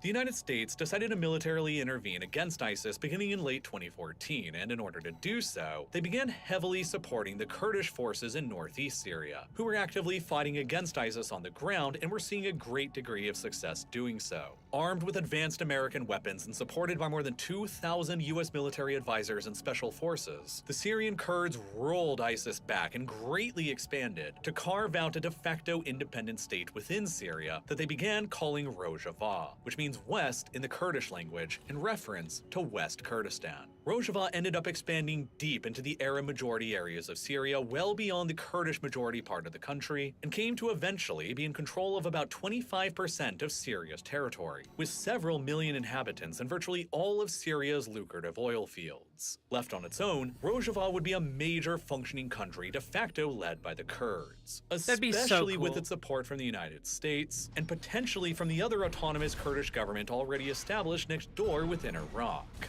But worst of all from Turkey's perspective, unlike the government of the KRG in northern Iraq that was reliant on Turkey for their oil exports and economy, the government of Rojava in Syria was incredibly and inexorably linked to the militant PKK group that was still waging its insurgency across the Kurdish inhabited areas of southeastern Turkey in its own campaign for secession or autonomy from the Turkish government. Were Turkey to lose control over the southeast of the country inhabited by the Kurds, it would, in a flash, lose about 15 million of its people. But that's hardly what's most concerning to Ankara. What is far more pressing is the fact that the headwaters for both the Tigris and the Euphrates rivers begin within the Kurdish inhabited area of southeastern Turkey. Roughly 45% of all the water in the Tigris begins within Turkey, while an overwhelming 90% of all the water in the Euphrates River also begins within Turkey. This is a massive source of fresh water for Turkey to have secured for its own growing population and increasingly water-stressed cities. But the rivers don't just provide enormous freshwater supplies for Turkey's own population. Ever since the 1960s, the Turks had built a series of dozens of dams across both rivers in order to harness their hydroelectric and agricultural potential and to help further develop the rough interior of Anatolia. And moreover, their control over the majority of the water in both of the rivers gives them a very high degree of influence over both Syria and Iraq further downstream, who heavily rely on the water in the rivers for their own water supplies. And among the many dams Turkey has constructed along its sections of the rivers within the Kurdish inhabited area is the massive Ataturk Dam, the third largest dam in the entire world as of 2023, built at a staggering cost of $1.25 billion, and with an installed power generating capacity of 2,400 megawatts. Together with all of Turkey's other various hydroelectric stations built on the rivers flowing down through its mountains, the country usually generates approximately 30% of all its electricity. But if the PKK were ever successful in establishing an autonomous area for Turkey's Kurds, or even outright independence, then Turkey would lose control over both the Tigris and the Euphrates, and in the process lose their massive freshwater supplies, lose the source of nearly 1/3 of their electricity generation, and be forced into making up the difference by importing more oil, gas, and coal from abroad, and lose their ability to influence Syria and Iraq by removing their hands from their water supplies. Within Syria, Rojava is led by a coalition of parties led by the Democratic Union Party, or PYD, an organization that was literally founded as the PKK's affiliate branch in Syria back in 2004. The PYD's armed wings, the YPG and the YPJ, have extremely close ideological and historic ties to the PKK in Turkey, and currently count more than 100,000 armed members among their ranks in Syria. Turkey therefore considers the YPG and the Rojava in Syria to effectively be the very same organization as the PKK that is fighting for independence or autonomy in southeastern Turkey. And the absolute terror within Turkey is that a successful Rojava could help the PKK by allowing them to establish bases and training camps within Syria, and by funneling advanced American-made weapons and equipment into the hands of the PKK, fighting their insurgency against Turkey. Turkey recognizes both the Right? Like, this is an interesting... Like, I think a lot of people just have no idea what the actual power dynamics are at play. Like, I think most people don't even know what Rojava is. And then a lot of people just, you know, a lot of leftists who are aware of Rojava are like, oh, Rojava's based. But like, that's it. You know, they aren't aware of like, why is Turkey? And why is Turkey backing a lot of these militants in Syria? That seem to be very hostile to the Kurds. Why is Turkey very sussy towards the Kurds? And it all boils down to like these geopolitical struggles over perceived necessary resources and like a paranoia that, you know, if this other place is allowed to thrive, if people are allowed self-determination, that your own people could suffer. So, like, this is why international politics is so difficult and so interesting at the same time. Hey, Splutbringer. I do feel like majority of strategy games never quite captured just how important control of things like water resources are for countries. Oh yeah, 100%. Like, yeah, like not just the fact that like water resources are necessary for like life, but also water resources are one of the easiest ways to transport stuff. Yeah, all of this puts like Turkey and the United States at odds, you know, within NATO, which is another wrinkle on all of this, is that there's been some speculation for a number of years that NATO might try to expel Turkey, but that's never been done before, so it'd be an odd process for sure.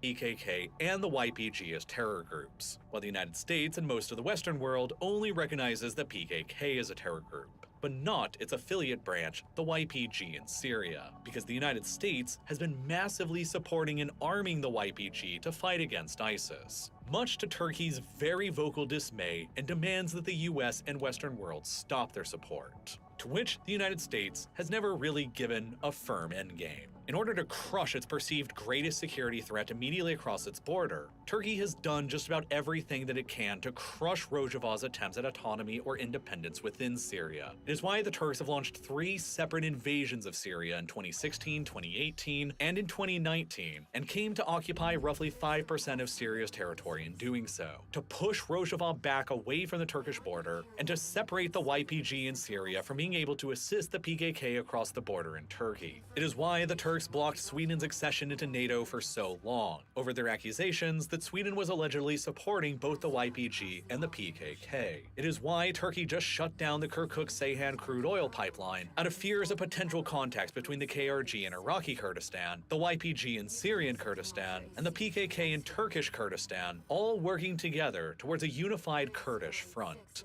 By shutting the pipeline down, Turkey is actively crashing the KRG's economy, which could cause the government there to collapse and potentially even start an internal civil war within the KRG that could lead to Baghdad reassuming control over the area, which would send a very clear message to the other Kurdish groups both in Syria and in Turkey that the Turkish government will absolutely never tolerate Kurdish autonomy developing anywhere, neither within Turkey itself nor beyond Turkey in either Iraq or in Syria. The war that Turkey has fought against the PKK across Turkey, Iraq, and Syria ever since the 1980s into the present day is inexorably linked to this new map of Turkey's desire to both retain control over its vast freshwater resources and retain its geographic position as the crossroads for energy pipelines between Europe and Western Asia. It is a war that has claimed the lives of more than 60,000 people since it intensified in the early 1980s, and it continues to seriously mire and negatively impact relations between Turkey and the rest of NATO. But unfortunately, the next part of this video covering this darker side of Turkey's geopolitical ambitions and energy and water crises, relating to its massive and catastrophic struggle with containing the PKK's armed insurgency and Kurdish nationalism in the southeast, would almost certainly cause the rest of this video to become demonetized and age restricted, which ultimately would mean the YouTube's algorithm would have never promoted any of this video to you, and you would probably never have seen any of it. But thankfully, I was still able to produce the next part of this video anyway because of the power of Nebula, where you can go and watch the next 50-minute long part right now, covering the entire length of the ongoing conflict between Turkey and the Kurdish people. So if you want more of that video, go subscribe to Nebula and check out real life lore. This is a very good and informative video, especially for me, someone who had no idea what Turkey was about outside of Erdogan bad, frankly. Yeah. Extraordinarily helpful, and it fills in a lot of the gaps that makes, and it makes regional politics in that area make so much more sense, you know?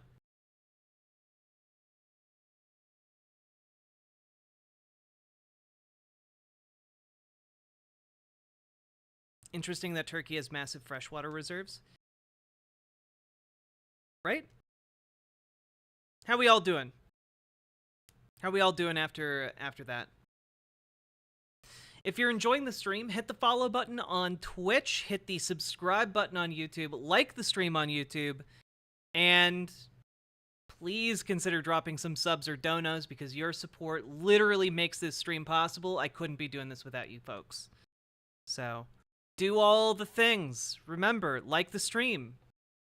We need to like the stream to get it boosted in the algorithm, and currently we have, drumroll, 19 likes. We need 30 more.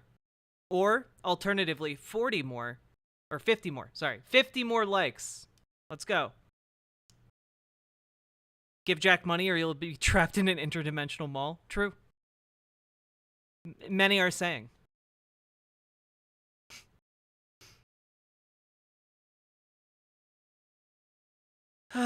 Let's go! Hey, Simon. How you doing?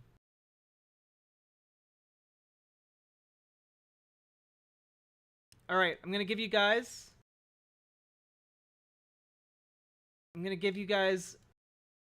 no option. We're gonna watch this. Now, I'm not someone who's big in the whole like atheist YouTube. But I have gotten down like a rabbit hole recently where I've just kind of been checking out like, hey, are all atheists on YouTube super sussy? And the answer is no, they're not. I found some good ones. And mostly just kind of interested in kind of the interplay that they have between like religious folks and non-religious folks. I find the conversations very interesting, especially as someone who is formerly extraordinarily fundamentally religious, and it's fascinating stuff. But I came across this one YouTuber named Alex O'Connor, who, you know, approaches things from a philosophical bent, and I like his kind of straightforward way of argumentation. He's around 600,000 YouTube subscribers, no slouch, for sure. And he interviewed Peter Hitchens the other day, who I believe is the, I believe he's the brother of Christopher Hitchens? Is that correct?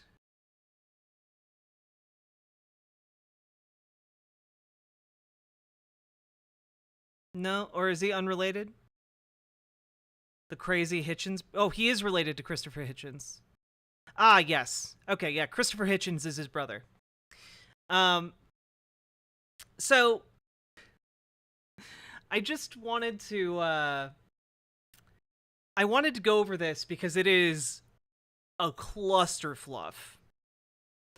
It is one of the messiest interviews I've ever seen, and I think you all would get a kick out of it.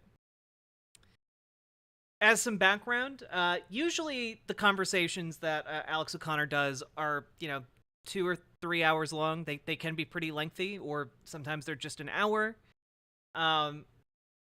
And this gets bad real fast. Inexplicably, even just like an incredible amount of hostility. I saw that video. I think it's wild. Yeah. Yeah, no, Peter Hitchens is like the sad younger brother. Or maybe older brother, I don't know. Here, we'll go through it. Here is the most bizarre experience. Also, he has a very pleasant voice to listen to for me. Experience that I've ever had in the production of this podcast.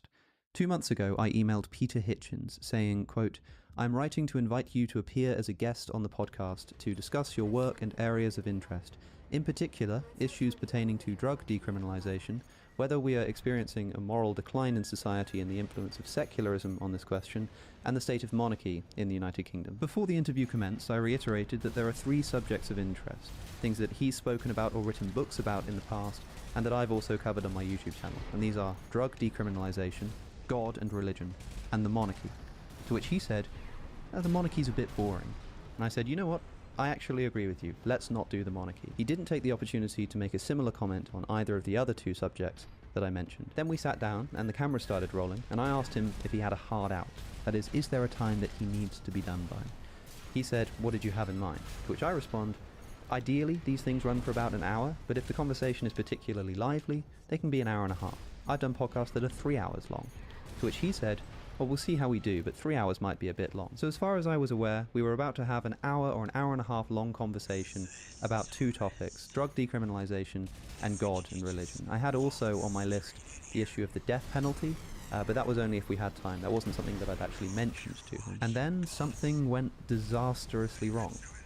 I'm really in two minds about posting this because I don't like the idea of posting something that one of my guests isn't happy about. Generally speaking, if a guest tells me that they want to take something out or they're not happy with something for any reason, then I respect that. The problem is that Mr. Hitchens didn't just tell me that he wasn't happy with the interview, but that he wasn't happy with me personally, and he did that for 15 minutes. He then went on Twitter and made it quite public that he was recovering from an attempted interview with me in which I bored him for almost an hour with unoriginal questions about drugs. Since then, he's been tweeting about me quite a lot, and I think I've earned something of a right of reply.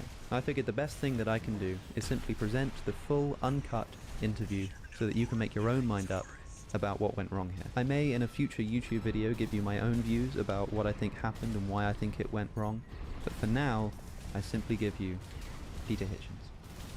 Peter Hitchens, thanks for being here. So far, so good. Suella Braverman last year, after the Conservative Party conference, was reported to have been considering upgrading cannabis to being a Class A drug. And this was amid concerns that it had become a gateway to other harsher substances. Do you think that cannabis is a gateway drug?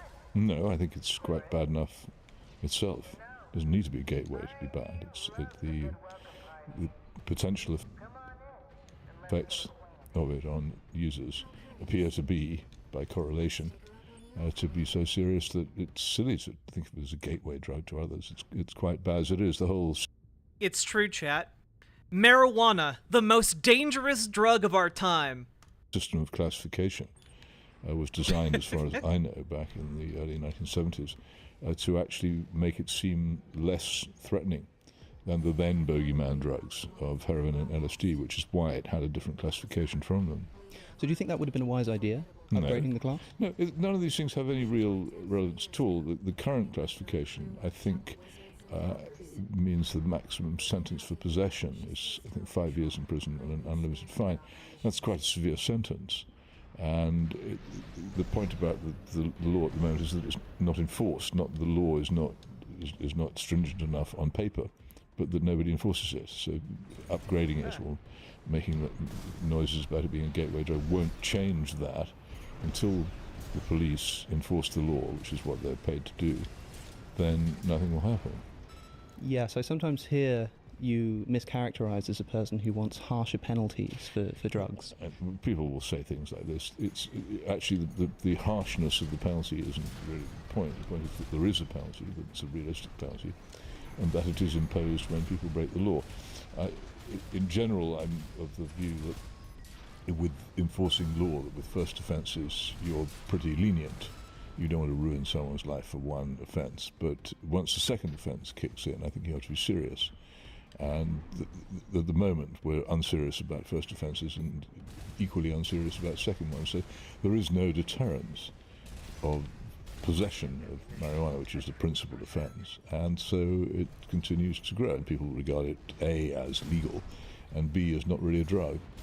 Well, describe for me the scene in the UK as you see it. I think people listening to this, particularly American listeners, might not quite understand what it is you're talking about when you say that, at least I've heard you say in the past that... Every day, marijuana puts down millions of people for a good nap. One of the greatest threats of our time.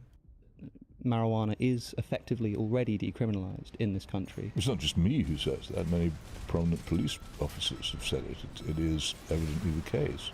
But to what extent is this the case? I mean, for example, if I were to just sort of walk up to a police officer and smoke a joint in front of them, presumably they would do something about it. I doubt it. You think even in every situation year on the 20th of April, this is 420 of course, yeah. demonstration Hyde Park, which the law is openly mocked, and the police just stand around. You just walk up to a police officer and smoking a joint, and then you flick it at the officer, and they're like, "Well, can't do anything. My hands are tied." around. Unless they're really seriously rubbed up the wrong way, they won't do anything. They'd rather not do anything. It's a nuisance to them. It's for them because the courts are not interested. The state is not interested. Police will only enforce laws when they get the strong impression that the government wants them enforced, and they have been getting the strong impression for years that the government doesn't want this one enforced, so you can't be surprised when they don't do it. And in some places, even in the UK, there seems to be not just a sort of inability to enforce this law, apparently, from the police, but also, I'm thinking, for example, recently of Scotland and the suggestion of drug-taking rooms or something of this sort. This is all these things. It's like he's the brother like of drug Christopher testing, Hitchens. Units at rock festivals and so forth. All these things are designed to mock and call into question the law itself. As a signatory to the Universal Drugs Convention, and also as a member of the United Nations Security Council, Britain cannot legislate, not seriously, to abandon these laws because it's signed international treaties saying it will have them. But what it can do instead, and this has been known to drug decriminalisation campaigns for years, is it can just not enforce them, and that's what has been going on, first of all informally and then more and more formally, especially since the Runciman report and the London police experiments of the early parts of the century. It's just become a de facto legalised drug, and anybody who wanders around London will smell it all the time. And I guess I'm interested in why this might have become the case. I mean, there are a lot of people who want drugs to be officially decriminalised in this country. I've made videos in the past on my YouTube channel talking about the subject, and I'm broadly in favour of the decriminalisation of drugs, although it's a fairly malleable position to me. It's not something that I've thought about a whole lot. I'm wondering, in other words, a lot of people will listen to what you're saying and think to themselves, well, okay, but this is kind of a good thing. Maybe it's a bad thing that the police aren't enforcing the law. These are all people whose children have not started taking marijuana at an early age. Those who have will in many cases know very well the reason why they should worry about it, because although, as I say, we have no causal link, we have a growing correlation between the use of marijuana, particularly at an early age. This isn't exclusive, but it's strongly so, between the use of marijuana and mental illness of an incurable and disastrous kind. And that, once that... Oh, marijuana made me mentally ill. It all makes so much sense now. No, this guy's full of shit. That's visited a home, then people understand. Well, you, no. Somniostatic. He didn't even say that it was true. He just kind of hand gestured towards it being true. You know, he didn't say that marijuana causes mental illness. He just said, we don't have a causal link, but there's, in my opinion, a very correlative link, right? Which is him basically, like, trying to say it without being an outright liar. Yeah, he just Pepe'd.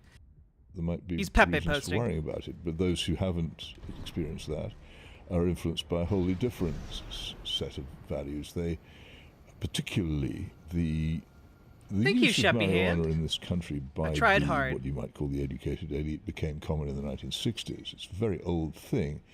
It also, the smoking of marijuana, the rolling of the joint, the passing round of it, the sharing of it, is a sort of ceremonial holy communion, unholy communion, if you like, of the 60s generation.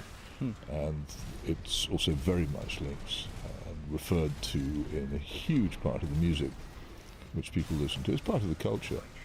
And many of the people who are involved in that culture have permitted their children to take drugs at home, and they know their children take drugs, and they're worried that their careers might be impaired if the law is enforced, so they're against it. That's the crude way of putting it. They themselves don't believe in the law, and they think that their own children should not suffer from it. But surely, I mean, it's conceivable to have a person who is broadly, as I am, in favour of the decriminalisation of drugs, officially speaking, that is, but at the same time think that we shouldn't be giving drugs to children. I mean, just like with alcohol or smoking, these things are legal in this country, but... No, Alex.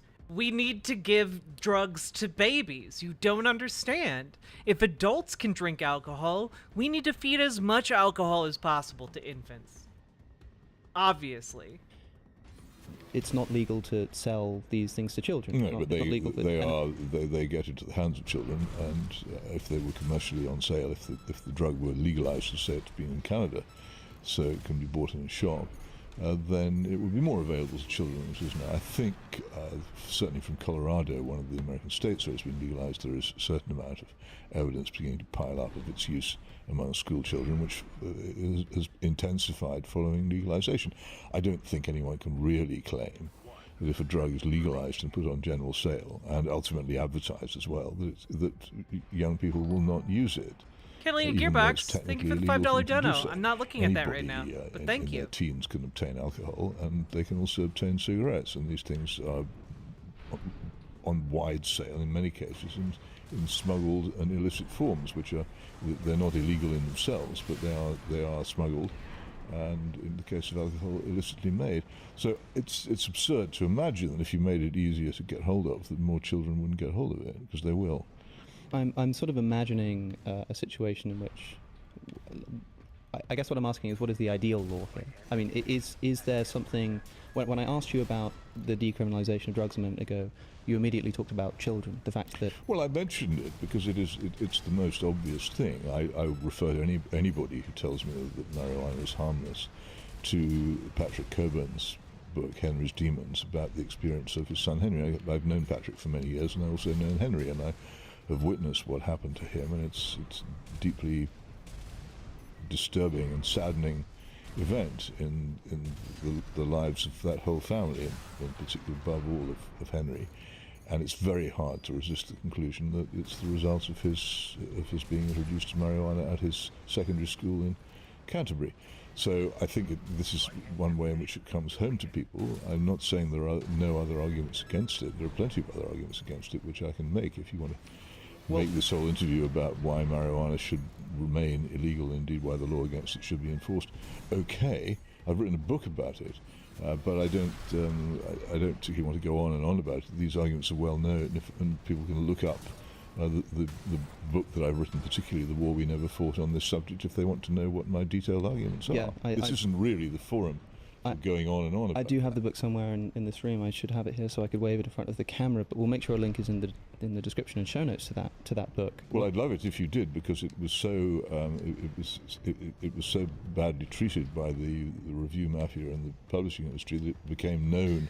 The review mafia. I never bought. I couldn't get anybody to review it, except a couple of abusive reviews in 2 left-wing newspapers. It was almost impossible for people to find out it existed. I remember, in a lot of the interviews that I've heard you give on this subject, you often say, look, I've written a book about this. The kind of stuff you're talking about here, I've already written about this. I have the information. Yeah.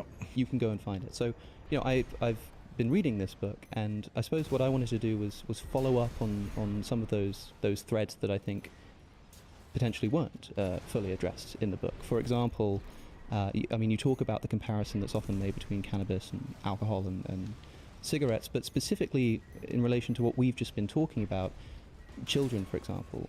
Smoking tobacco is still legal in this country, and many adults still do it, but there's been such a successful, almost propagandist re-education campaign about the dangers of smoking that young people, it's falling off the map.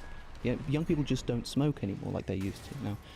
No, they vape instead, but I don't think that really tells us very much. It's not. It hasn't just been a propaganda campaign. It's been the use of the law. People, particularly employers, anybody who runs any large building, and particularly anybody who runs a pub or a restaurant, is very much afraid of the law and of the strong civil law consequences, in this case, of allowing the smoking of cigarettes on their premises, and that's been the real driver of the diminishing of smoking. So I suppose what I'm asking is, can't a similar approach be taken to cannabis? Well, I just said, if you use the law, then indeed it can. If there were the fundamental law which enables you to act against the smoking of marijuana is the 1971 Misuse of Drugs Act, even in which is a very, very fault-filled piece of legislation, but it's perfectly applicable and could be applied. In Japan, they have a similar law against possession of marijuana, which they apply, and as a result, certainly, let's not say as a result, because causation is the hardest thing in the world to prove, but there is no doubt that both Japan and South Korea, where its possession is still severely prosecuted and punished, are both societies in which it's much less used. That's true. Although the Abbey Care Group, which is an organisation dedicated to helping people struggling with addiction, cite South Korea as the fourth most alcoholic country by in terms of males. That is, males with alcoholism. It's the fourth most popular. Well, that's and I wonder if that's his baby. I can't address that. Japan has a problem with workaholism. I have to say, so what? If you want to go and argue with the South Koreans about their alcohol laws, that's fine by me. I myself would very much favour much more stringent alcohol laws. 10-letter name? Yes, that's the ones that. It's your birthday! Happy birthday to you. Happy birthday to you. Happy birthday, 10-letter name. Happy birthday to you. And many more. Happy birthday. Popping into thumbs up. Aw, Charlie Jinmir, thank you very much. Another Bender chat mod? Hell yeah! Thank you for coming on by, Bender mods. The ones that we had before the middle 1980s, before the Thatcher government began to destroy them and the Blair government then totally destroyed them, were quite effective. And there was much less drunkenness, I think much less drinking when those laws existed than there is now. I'm all in favour of bringing that back and would do so if I had the power to do so. What I'm asking about, or I guess what I was implying there, was that we sort of trade one problem for another. No, you don't. Yes, there are effective cannabis laws in South Korea and Japan, but this might just be trade one problem for you can repress them both. Until the 1970s, this country had neither a marijuana problem nor a major drink problem. It repressed both in different ways. Yeah, there wasn't no one was an alcoholic until the 1970s. Okay, bud. What I was trying to pull together a moment ago was that when I asked you about cannabis and children in particular, you said that the decriminalization of cannabis will cause more children to have access to cannabis. Well, it will. I mean, it's just a truism, basically. Sure, we can grant that. We can grant that. No point arguing about it. But then we're talking about tobacco, asking about why young people aren't smoking as much. Say it's effective enforcement of the law. And what I'm saying is, can't there be... Partly effective enforcement of the law. It's partly because they switched to vaping. Perhaps. I mean, no, vaping is epidemic now. I agree that that's the case, but I don't know if that's exactly why the elf bar and the things like that, they're incredibly prevalent. I mean, people were already smoking less before vapes were on the scene. I don't know about that. Who was measuring it? Certainly, there was still a lot of smoking going on visibly, particularly among the less, how should I say, the less advantaged in society, where smoking tends to be concentrated these days. What I'm imagining is a situation in which cannabis is decriminalized for adults, maybe over 21s or something like this, and there is an effective law in place that really clamps down on any attempt to sell, provide, or allow for the provision of cannabis to children. Yeah, well, okay. In that case, the problems of marijuana for people over 21 will still be a problem, which are considerable. And those problems, primarily for you, seem to be about the effect on one's mental health. Well, I think there is absolutely no doubt at all that there is a strong correlation between the use of marijuana and decline in mental health, even if it's just the decline to the point of view where the person becomes incapable of holding a steady job or making a conversation or reading a serious book and just becomes impaired in ways which don't actually mean that he's or she is technically classified mentally ill, or the growing number of people who are detected in the fascinating website Attacker Smoke Cannabis, who undertake really seriously violent criminal acts, who are long-term marijuana users and are dangerous not just to themselves but to others. It's a drug with many disadvantages. If you want to join the third world, then make marijuana legal would be a simple piece of advice. If you What a hateful man. Just his entire brain is just marijuana's bad. It will make you as bad as all of those black and brown countries. Like what the fuck, dude? What? Really want to have full, we have some country membership of the third world in this country now. If you want to have full out membership of the third world than marijuana. Just imagine, for instance, the implications for almost anybody with a job of any with any safety implications, whether it be an airline pilot, a surgeon, or a school bus driver. We'd simply have to have enormous amounts of testing to make sure people didn't have it in their systems. Probably the same as alcohol. Or we allow them to work. Be the same as alcohol. Well, it's not the same as alcohol. It's illegal to drink and drive. It's illegal to drink and fly an aeroplane. I mean, again, so what? I mean, I'm not advocating.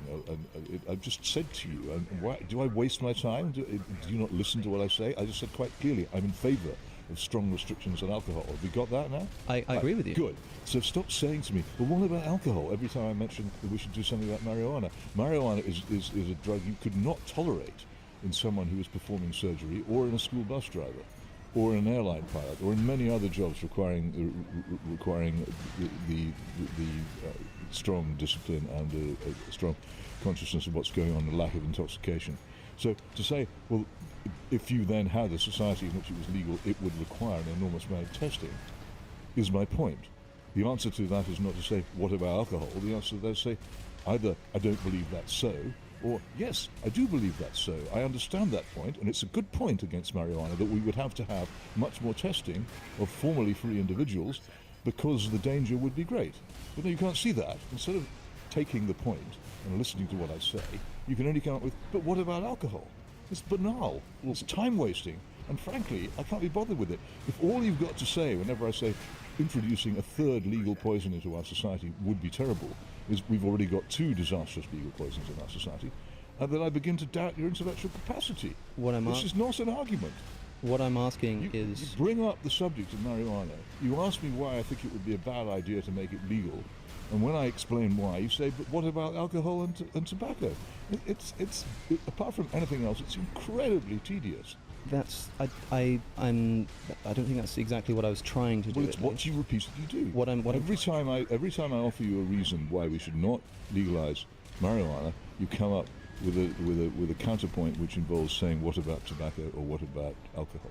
It's noticeable. Anybody who looks at what we've just been saying will see this. I would cheerfully stamp out the smoking of tobacco. I think it's probably possible now. And as I've said, and I'll say it again, I'm in favour of the tightest restrictions on the sale of alcohol. So what are you saying to me? That I can't, that somehow or other, because these things exist and other people have made foolish decisions about them, I cannot argue that it's stupid to legalise marijuana? No.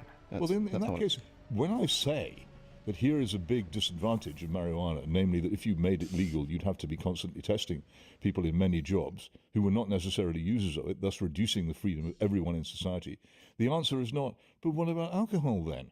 I agree. The answer is either, yeah, okay, I've got that point, or you could say, actually, I don't believe in testing people. I wouldn't mind having my brain operated on by someone who'd been smoking marijuana in the previous 2 days. Well, I was going one or the other, but you have to say something intelligent in response, rather than, what about alcohol? Hoping to offer something more like the second, and not quite in those terms, but to say, is this not a problem that can be addressed with something like regular random drug testing for airline pilots? It couldn't be random. He's trapped in the dialogue tree, chat. Save him. It has to be mandatory and regular. Every time anybody undertaking any job where, for instance, full control of their muscles and mind was required, would be obliged to be tested for marijuana. You wouldn't want to be told, oh, the school bus carrying your children ran off a bridge, and the driver of that bus had been high on marijuana because that wasn't his day for testing. If we're talking about how to minimise this, I'm imagining that could be... That would be how you'd have to minimise it. You don't take one school bus crash quite a strong... for the regulations to become incredibly tight. Quite a strong deterrence. No, if you're not thinking about it. If we had serious and severe punishments in place that were actually enforced for the serious crime of driving under the influence, for example. Certainly when it comes to, I agree that driving is going to be more tricky, but in the case of airline pilots, if it were the case that somebody were caught on a random drug test, they knew that their life was going to go completely down the drain, don't you think that would be enough of a deterrent to stop them from smoking? What I'm saying is, and this is a completely different point, what I'm saying is that if you had legalized marijuana in society, there would have to be a lot more testing of everybody, not just of marijuana users, but of everybody engaged in that kind of job. People will have to be tested all the time. There will be more infringements of freedom of everybody because of this change.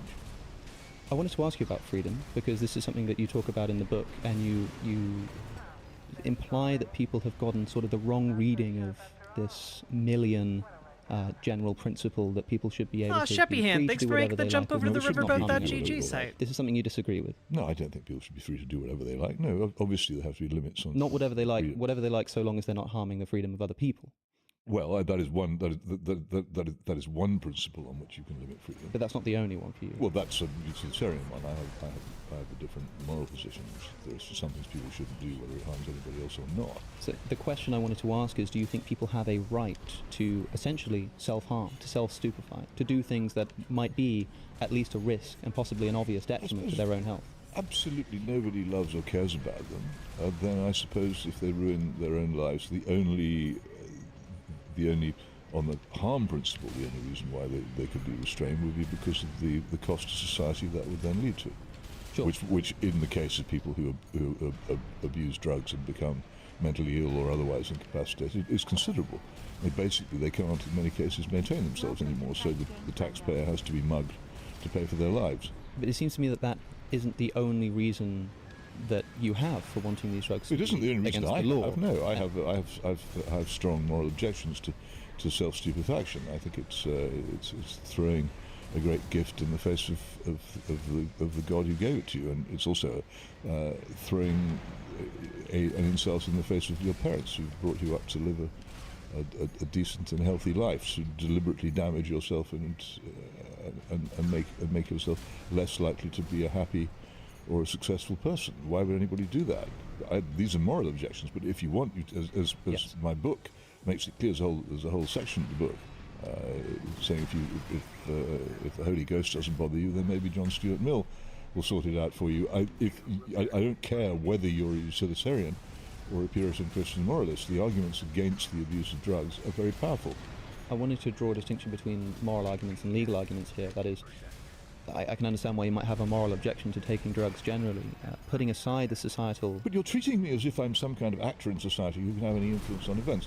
You're saying, if Peter Hitchens says we should have a law, we should enforce the law punishing the possession of marijuana, then the country will enforce the law punishing the possession of marijuana. No, nothing of the kind will happen.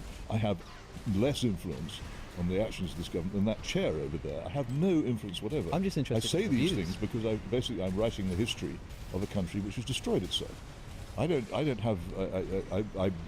one point think that I might influence these events. I don't influence any events, so I don't. I'm writing the obituary of a country which died. I'm only Largely interested largely at its own hands. That's all I do. I'm not here making legislative proposals, which you can say are a bad idea. I gave that up long ago. But the reason why I think this is important is because if we're talking about decriminalisation, then we're talking Well, you about... can talk about it. Then we're talking about... I said decriminalisation happened Then long we're talking ago. about the law, right? And It happened. It has taken place. It was a stupid thing to do. It's demonstrably stupid. I can say that it's demonstrably stupid. I've written about how stupid it is many, many times and spoken about. Like, it's just so interesting to me that he is essentially being like, oh yeah, these things are illegal, but they're really decriminalized. But they're also illegal. Like, he keeps going like in a circle. It's wild.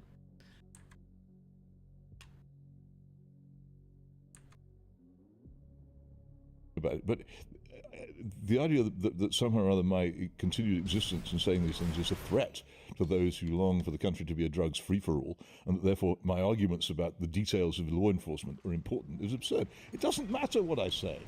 my It well doesn't matter in the slightest. I can say it till the cows come home. Nobody will pay any attention. Our society has already decided on this suicidal course. I agree that legislatively that may be the case, but a lot of people are It's not interested. may, it is the case. A lot of people are interested in your views. I and some friends, when the Home Affairs Committee of the House of Commons looked into drug decriminalisation a few months ago, put ourselves forward and said, maybe you want to hear some evidence from us. We went ahead and gave them some evidence, and they listened politely, but when the report came out, we might as well have stayed at home. Nobody's interested in this stuff. Well, people are interested in what you have to say. No.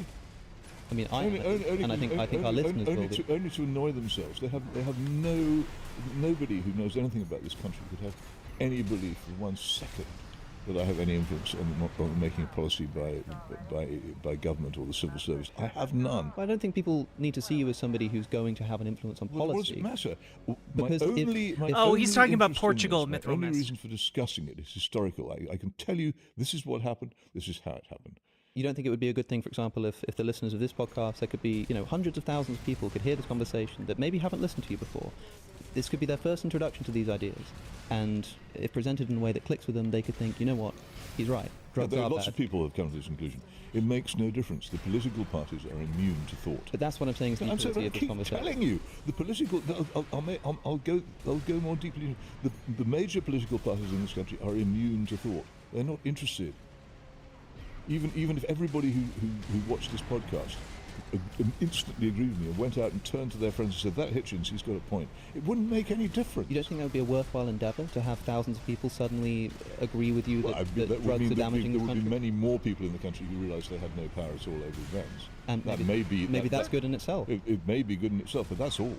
The reason that I was asking about this was to get to the question of whether we are in favour of the criminalisation of something because of a moralistic objection to it. That is, can't there be things that are immoral? I don't care what... But not illegal. I'm telling you what I think. Yeah, and I have moral that's what I'm objections interested to it, but I don't care if you don't have moral objections to it, because I can also provide you with perfectly good utilitarian, non-moral objections to it. I think I think becoming mentally ill is a bad thing. Taking a risk which appears to have that likelihood is therefore a bad thing. It doesn't take much argument to get through that. You don't need to have puritanical personal morals to think that. I don't If you want to discuss the basis of my morality, we've got time. I don't think I'm I don't think being we do. clear I here. don't think most people would be interested. I have moral objections to it. Like most moral objections, I find they have good practical reasons beneath them. Maybe my question isn't clear here. The question is, granting that it's an immoral practice, granting that it's an immoral thing to Well, take no, I part don't want in. you to grant that, because you obviously don't think so. So it doesn't. I don't care whether you think it's moral or not, because I'm not trying. I've never in my life tried to persuade anybody to adopt my moral Okay, well, position. supposing we weren't even talking about drugs. The question more Well, we broadly are. that I'm using this as a springboard to get at, because I'm interested in your view here, is do you think that something being immoral is sufficient justification for making it illegal? Is that enough alone? So what else needs to be the case? Some things are immoral which shouldn't be made illegal. The construction of a legal code is just to some extent independent of morality. So what is it that would provide that additional justification? We have a practice which is immoral. That's not enough to make it illegal. What is the sufficient condition to make something justifiably criminalised? Well, it's harmful. Sure. And so a moment ago, now bringing up the context of drug But decriminalisation, we're not arguing about whether to make something illegal. This is something Whether to enforce the law. which is illegal under statute law passed by Parliament. but of course lots of people are talking about 52 years ago. lots of people are talking about officially decriminalising. Okay, that's and so we're talking about I'm against. at the very least keeping the laws on the books. Well, I'm not right? arguing about. I'm not arguing about making Fuck. something illegal. Fuck. I'm arguing about keeping something illegal, which already is. Yes, and there are many So people who so who it don't should want to be do doing that. so illegal. well. You'll be sorry when you abolish the law against it. That's all I can tell you. And there are people who don't want to do that. And so the question that I was asking is what the reason is for these laws on the books and why we should be keeping them and why we should be enforcing them. And it seemed like you were referring to more than just the societal harms when talking about specifically criminalisation. Maybe But he's lonely. What I'm seeing is drugs being immoral or it being a bad idea to No, take drugs. I think drug as taking is separate. immoral. I think self-stupefaction is immoral. But that's not and I've alone explained reason for it to be I criminal. explained to you why. It's probably not a reason for it to be criminal at all, because I couldn't persuade anybody else over that the criminal law is made by an elected parliament. And with a population in this country which is probably about 65% totally irreligious and the rest of it not very, to advance moral arguments to the making of laws would be futile. I wouldn't bother doing it. Recently, the Washington Post did something of an expose on what might have been the most popular argument for the drug decriminalisation lobby for decades now, talking about the rise in the taking of drugs in Portugal, and Yeah, they did. and you wrote about in the Mail on Sunday the failure of this Portuguese experiment of drug decriminalisation. In 2001, they decided to adopt a policy of decriminalising drugs such that people who were caught with drugs depenalisation is the technical term for what they did. But yeah. they would be treated rather than But what they also did was In they, prison. what they actually did was they formalised the policy which they'd been informally following for several years beforehand. There were hardly anybody in Portugal in prison for possession of drugs at the time of the change of the law. There was no fundamental change in Portugal. They simply formalised what they'd already been doing.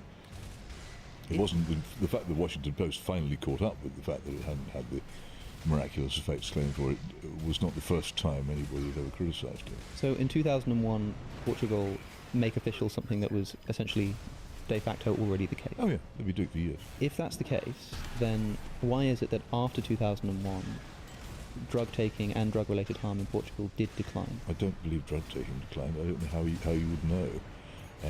There were certain things, I think, connected particularly with heroin abuse, which may have declined, but I think that, and I haven't got the stuff here. I've written a long essay, which is on my blog. Midnight All Night. Which is on my blog. Certainly, lifetime. Thank you for subscribing over on Twitch. Since the change, but I read a very long blog posting called the Portuguese Drug Paradise several years ago, which deals in immense detail with the whole thing. So if we're talking about drug use, after 2001, use did rise slightly, and then it declined such that in 2012 it was below 2001 levels, and then recently it has increased. A new national survey suggested adults who used illicit drugs increased to 12.8% in 2022 from just 7.8 in 2001. It's still below European averages, as the EU average has I think it was before, wasn't it? And Portugal's different from in 2001. Different in many ways from other European countries. But in 2001, Portugal's drug deaths and drug use was about the EU average. Since then, the EU average has risen, and Portugal's has declined, and it's still below European averages. I was wondering if nothing had really changed in that country. Well, it would be unlikely for a change in the paper law, which merely confirmed the existing position, to have had much of a change. This is people who look. So, for instance, when Colorado formally decriminalised marijuana, legalised marijuana, people said, "Well, so what? You're now going to get a great crime wave of people becoming more violent." Of course not. Any law of that kind is always changed after a long period of non-enforcement. So the changes will already have happened before you started measuring, so you will find nothing. So what accounts then for the massive drop in drug-related deaths? Was it a massive drop? I don't know. I wouldn't like to say. What it can't have been was the fact that the Portuguese police suddenly stopped acting against drug abuse because they hadn't been acting against it in the first place. So it really can't have been that. Yeah, well, this went that much I do know. The police. It's not like the police suddenly aren't enforcing this, as you say, but this goes hand in hand with a new policy, a new governmental policy of the treatment of drug addicts differently. Officially seen as a medical problem rather than a legal problem, which is kind of the it's amazing, the buzz topic that comes up all the time. But it maybe that could explain why it is. It could. And if it's the case that maybe global warming explains it. I don't know. I make no claim to know. You're the one who claims to know or to think that it's caused by a change in the law which didn't change circumstances. That's up to you. What I'm interested in is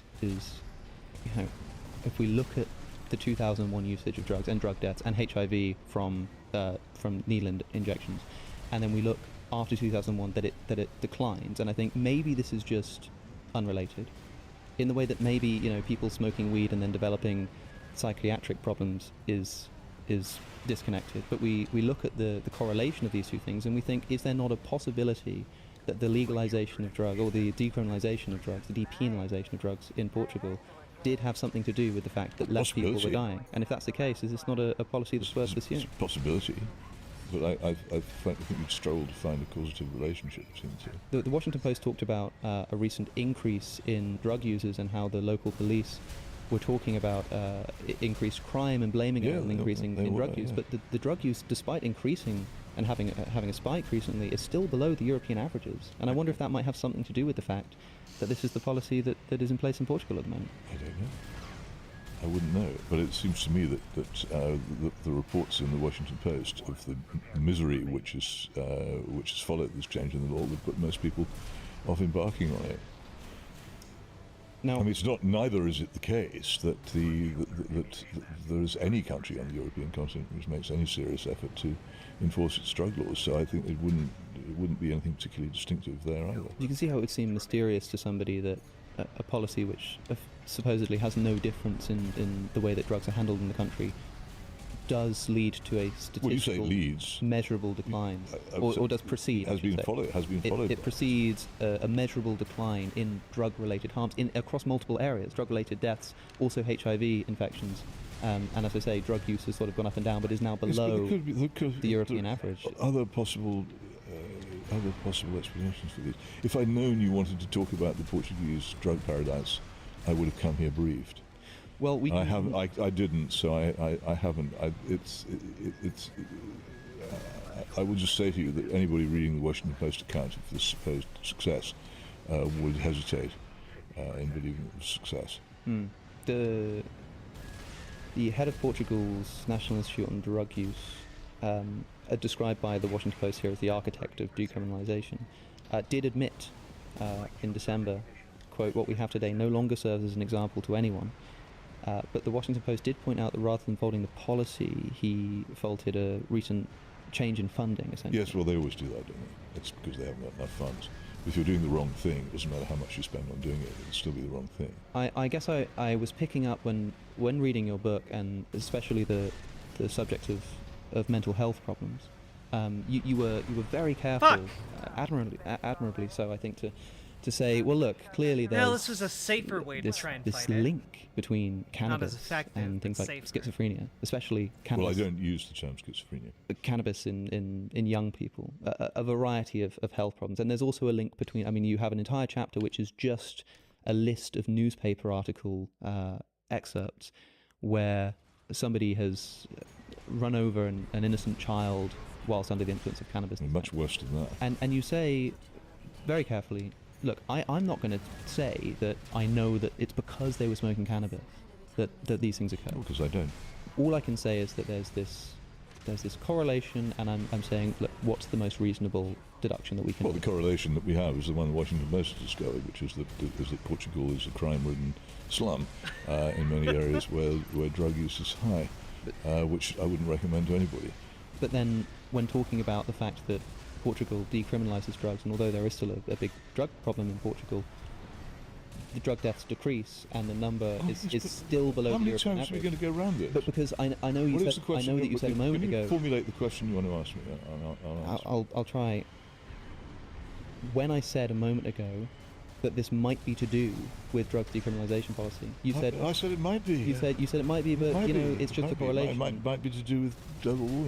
Is that not the same attitude we should take towards cannabis and mental health problems?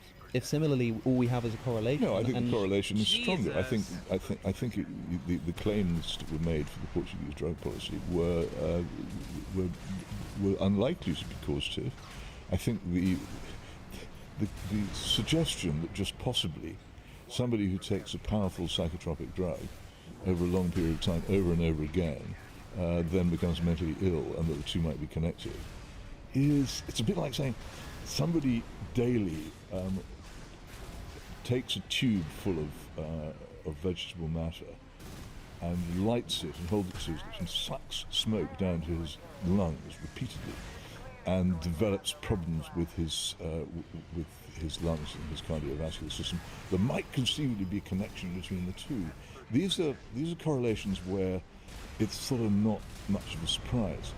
But to encourage people to take drugs which make them less capable of being active and civil members of society, and which make them more prone to commit crime, and you then go to society in which there is more crime and more what you might call social decay, as described in the Washington Post, and that these things are linked, is different.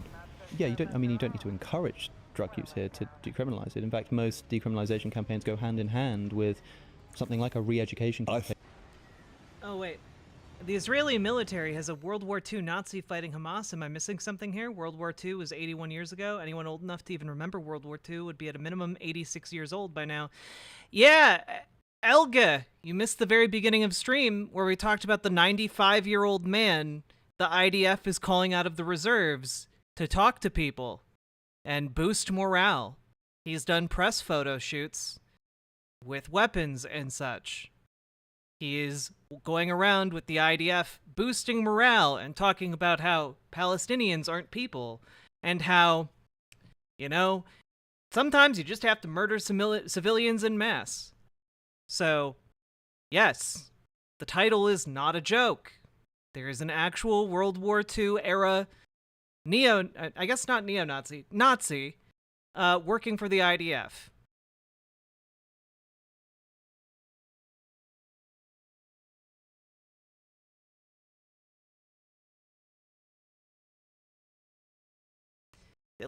I'm not joking. He's a veteran of the Lehi paramilitary organization, a group that actively sought to ally with the Third Reich, and instead of fighting for the Allies, fought against the British and continued to fight against the British through the end of World War II.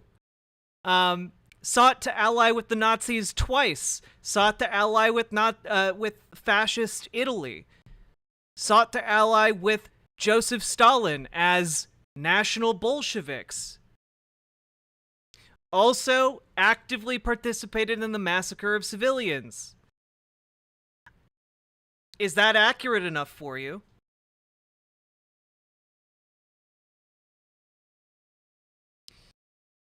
Oh no, Enviata, it's worse than that. The group that this guy fought for actively called itself a terrorist organization. Lehi branded itself a terrorist organization. And yeah, he also is an unrepentant member of that group. It's not like he's like, oh yeah, I made a huge mistake. He recently did an interview like a year or two ago about how, in war, if you want to be successful, you got to butcher civilians. And luckily, the IDF has the luxury of not having any civilians involved in the conflict. So, yeah.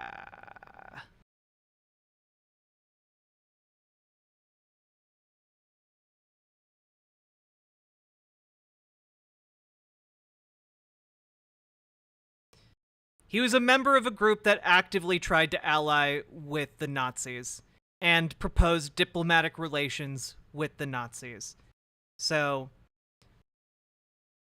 I don't know what to tell you. If you want to argue on that, I guess. But I gotta warn you, I'm really not in the mood for semantic pedantry today. I've had this actually. I think if this is going to be about drug decriminalisation, I'm bored. If you want drug decriminalisation, good luck, and enjoy the society you get as a result. But frankly, I'm sick of the subject. I'm also sick to death of the people who promote it. Soviet?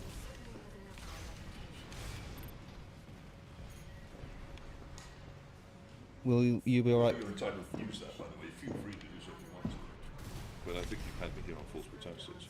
What? And if you run this interview, I shall say you had me here on false. I'm sorry. Which false pretenses? Well, that this is going to be an interview about several subjects. It's nothing but drugs. Yeah, I mean, nothing. You're obsessed with drugs. This is the first topic of many. You're obsessed with drugs. I had planned to.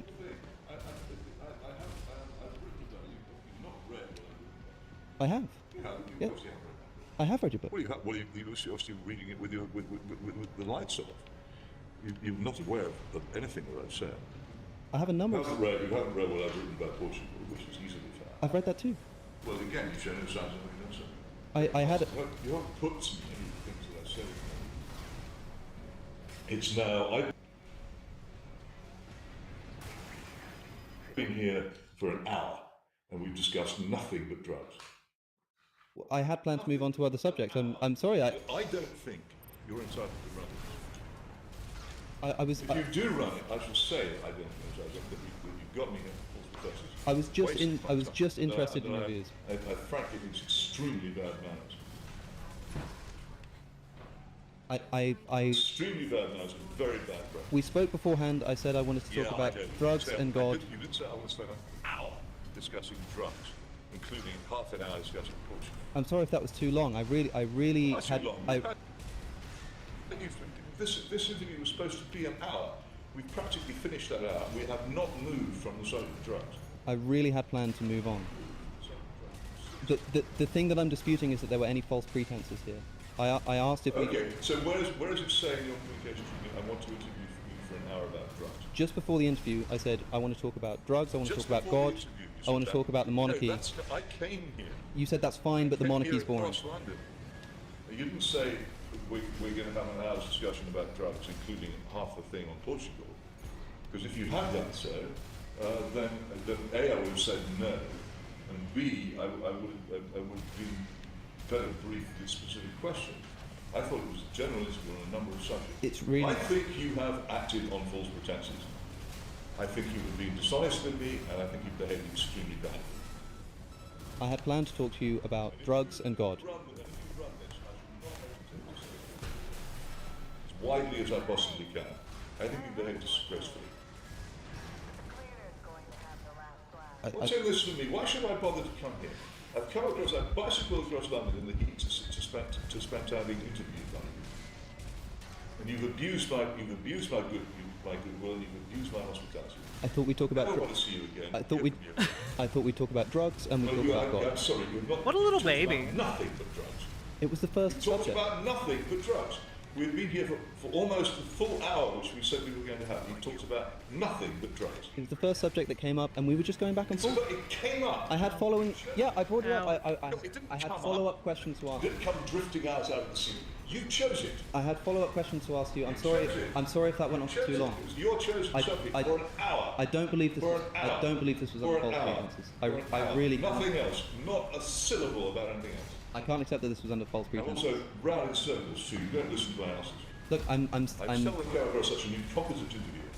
You don't listen to my answers, so you have to ask everything over and over again. I think Rude, incompetent, and extremely... Is this like a Key and Peele? Is this like a Key and Peele Like Well, sketch? if you like. I suppose there's nothing more I can say here. Run it if I like. Well, sure, right, if you like. I can't stop you. I think people would be interested to see your views. Morally, I don't think you're entitled to run a word. I think people would be interested to Morally, hear you're your not views. entitled to run a word of it. You just aren't. You brought me here on false pretenses. You treated me with extreme bad manners, and you've done nothing but ask me about drugs. You didn't tell me you wanted to interview about drugs. You just did this. This isn't because you've got the better of me. On the contrary, I agree. You know almost nothing about the subject. I don't think You know that's almost the case at all. nothing about the subject of drugs, and you understand less. But I do think that you brought me here on false pretenses, and you've been extremely ill-mannered. Look, I would be I happy. don't want this to be shown. I would be interested to see if people share your opinion that that's how I behave. People know my opinion. No, if people share your opinion that that's how I behave today. I think if I run this interview, people will not get that. It is my opinion that needs to be basic notes to get up. I think if this goes out, people will not think that that's how I treated you. Because you have the power to edit it. No, I don't edit these things. I don't edit anything out. Nothing goes out. Every single word gets included. Everything. I still think it's so I still can. think it's an ill-mannered, dishonest, false pretenses. So I can post this interview word for word. You're here on false pretenses, and I think you should be ashamed. So I can post this interview word for word, and you think people will. I've been lured here on false pretenses. I think you should be ashamed of yourself, ashamed enough not to run it.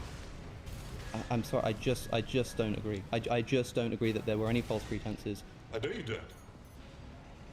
Does Does that make it better that you're not even aware of what you've done? I'm bemused by this, honestly. I don't doubt it.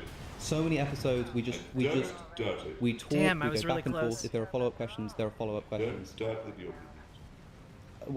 How long would have been too long to talk about drugs? Like, if we'd have moved on half an hour earlier to talk about Personally, things. 1 minute was too long to talk about drugs.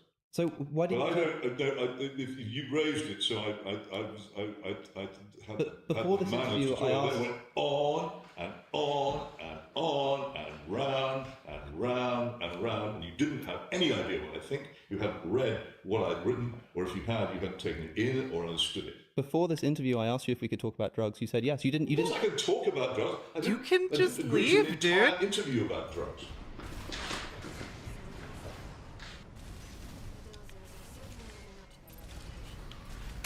And I think it's a very good example of my powerful self-restraint that I haven't actually sworn at you. Oh my god. If you've got any So much sense of manners, self-restraint. don't run that. Ms. Hitchens, I want to run this just... You're not entitled to run it. You have no moral entitlement to run it. You brought me here, of course, for But justice. legally, Just And if you do, I should say so. just in order that I can, that if that's the case, that if I have mistreated you, that I can hear that from someone other than just yourself, because I just No, it's don't. my opinion that matters on that. I don't know what But you persisted with asking me to come. I never made any trouble about coming. I changed my day to come today. I agreed to come.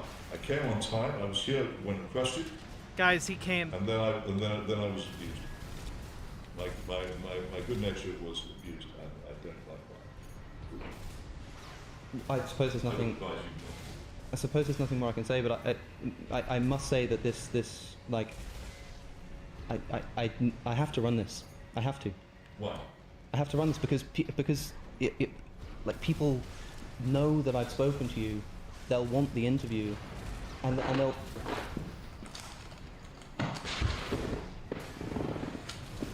Okay, well, I'll start tweeting now with the regardless of the courage. No, I don't. You don't. Carry on tweeting it until I go to this outrage. Well, I'm going to tweet like I've never twat before. I was tricked by this. Tricked by somebody else. Yeah, I've had someone else try to trick me. Listen, I really genuinely. Very unkindly to that. wanted- We just didn't have the nerves of running. Indeed, I would happily talk to you now about any other subject and not run the drugs part. Just the rest of it. Just to prove to you that I'm really not here to trick you into a conversation about drugs. There's so much content about everything else. It's just. I can talk to you about. Genuinely, I was just interested in following it up. I really didn't mean to make this some sudden. Suddenly, we're just going to talk about drugs the whole day. Do you know what it is? Do you know what it is? I am so frigging bored about arguing about drugs with morons who want to legalise them. Well, I'm sorry if it's boring, but that doesn't It's make so boring. that doesn't mean I'm It's so boring. I've wasted years of my life on it. that doesn't mean I'm acting out of malice here. No, but if you knew anything about me, you'd know how sick I was of talking about it.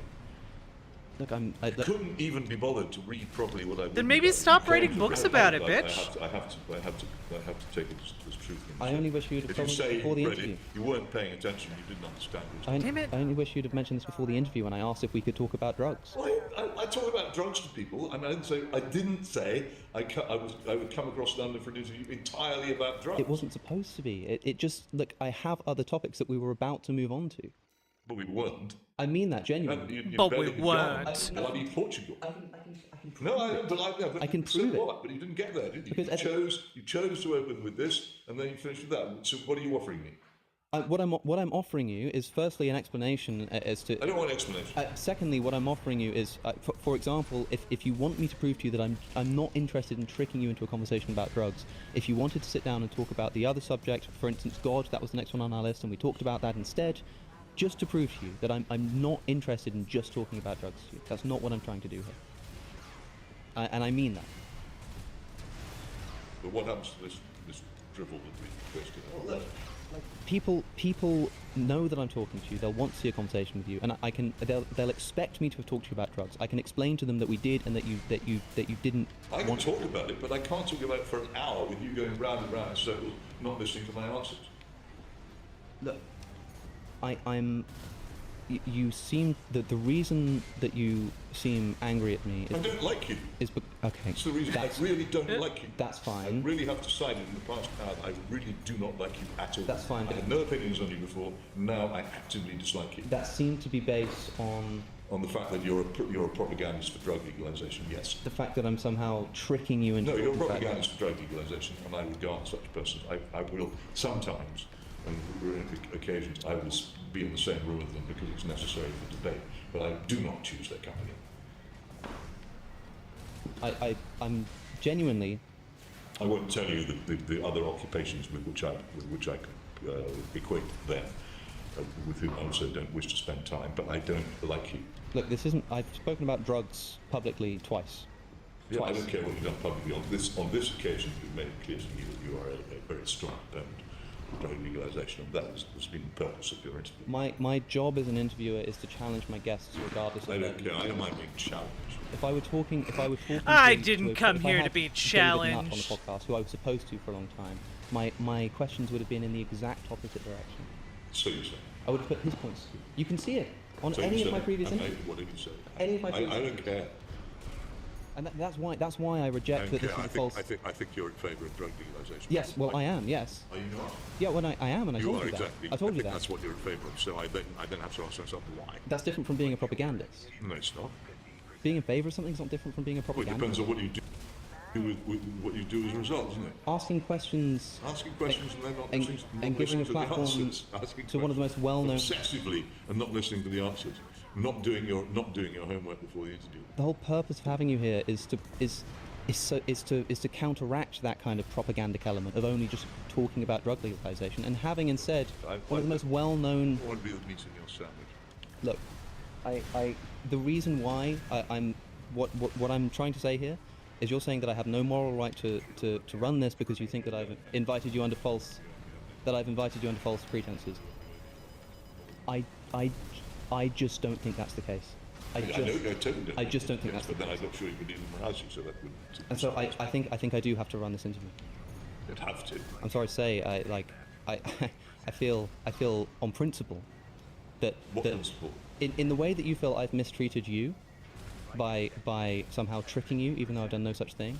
I feel like you're now mistreating You me. you asked me here for an interview on a number of subjects, and it turns into an hour-long interview about drug legalisation. That I told you we'd talk about drugs, Oh shit. Well, yes, but it's one of many subjects. and the interview hadn't concluded. Well, it has now. Sure, but we were going to move on. Like, of course we haven't talked about other subjects. How much time was left in an hour for the other things you were discussing? Well, do you remember before we started, and I have it on camera in fact, that I said, this goes for an hour, but if the conversation flows, if the conversation goes on, it might go on for an hour and a half, or 2 hours. Absolutely. And you said that was fine. And so the plan was, Absolutely didn't flow. the plan was an hour, Didn't flow. the plan was an hour on drugs. I've seldom in life had a conversation that's been more of an endurance test. It did not flow. It was constantly halting while I lost my temper with you at one point. The plan was- Oh yeah. At one point you lost your temper. What about alcohol? The plan was an It's not hour. flowing. The plan was an hour on drugs and then an hour on God. That was the idea, and we just didn't make it that far because you're now leaving. Okay. I mean, honestly, as I say, I have no power over you at all. I can't stop you running it. I think it would be completely wrong. Damn. No, I can Miss say I can't stop you. Milena, Okay, thank you cool. very much for the 10 gifted No, tier no, 1 no, subs. you- Well, I we'll very, have to very see much what everyone else appreciate thinks that. about Thank you Well, so we'll see what everyone else much. thinks about that. We'll see. I don't. My I'm sure goodness. all your druggy friends Thank will think you. it's great, but I don't. I think even your followers struggle to think that I've mistreated you here. I really think that. I don't have much of a followers in the sense that you know, but I don't care. I just think you behave really badly, and I don't see much for that. Well, it seemed a moment ago when you said Postmodern that if I run Prometheus, this, thank you'll you be tweeting very about it. much Well, for absolutely, subscribing I'll tell for people so goddamn long. So you were all nice by saying, please come for this interview, please come for this interview. I changed my plans accordingly, and I offered you times, and then they wouldn't work, and then we finally got to do it, and it turned out to be an hour about drugs, in which you didn't listen to any of my answers to your question. As if you think these Which you people. haven't said. As if you think these people are going to agree with you. I don't think they will. I'm sorry to say. No, people don't agree with about drugs. No, not about drugs. About the fact that I've mistreated you somehow here. Well, The way you say are you going to tweet about this? Well, I suppose that will be all then. it is. What a fucking weirdo. Well, I don't have one secret. Okay, I'm astonished at your behaviour. I- I'm genuinely astonished. I wish you the best, and I wish you the best. Well, I can't do that because the only thing that put me on the queue with you against you is if you apologise for what you've done. I can't apologise for something that I don't think I've done. I don't think anybody can do that. It would be an ingenuine apology. What? It would be an ingenuine apology. Exactly, so at the end of the word. So I don't think I can apologise, and I think I have to run this interview. And I just think you've behaved extremely. I'm sorry to say that I think that you are completely mistaken about me. And I'm sorry it's gone this way. It's a shame, but I don't think there's anything I can say here to change your mind on that front. No, you want me over here for an hour's conversation? Oh God. Luring is. What was in it for me? Why would I come? Well, I don't know. I mean, some You people offered me an interesting conversation. come for all kinds of reasons. Fuck. You bore me about your... Ah, I'm getting so close. Well, you have a good day.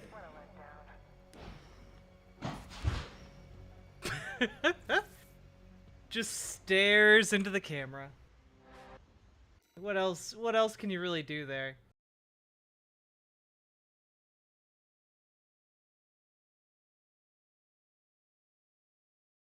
Finally gone. Yeah, he finally leaves at the very end, and he's just so upset. He's just so upset. Because he writes about the need to keep drugs illegal, and he was asked questions about that. How dare he ask? How dare he? God.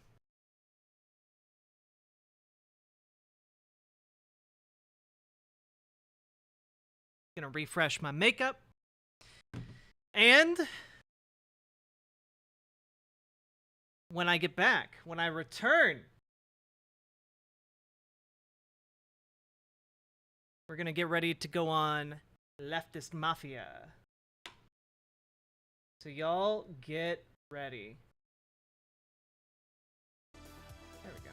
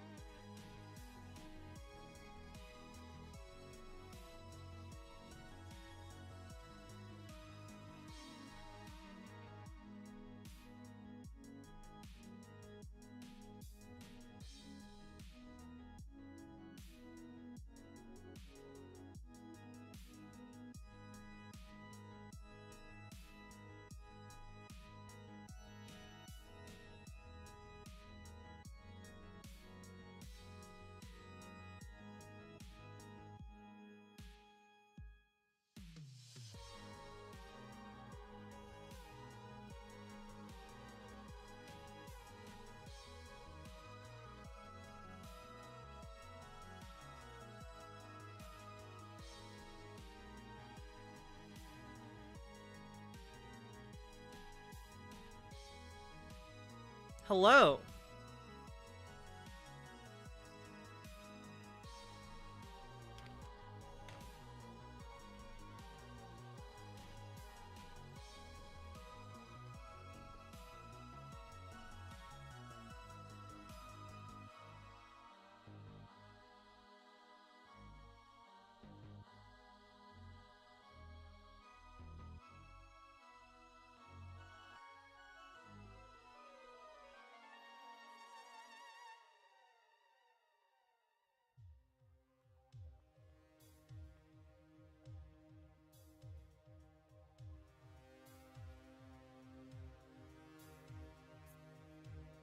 I'm trying to decide if I should have the jacket on or off.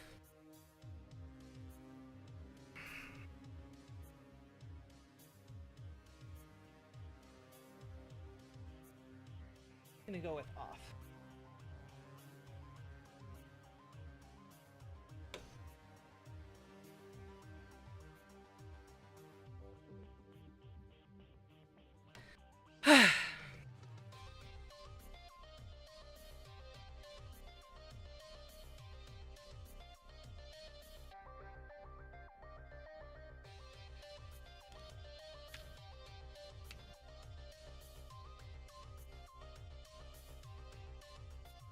Off looks good. Yeah, I'm gonna go with off.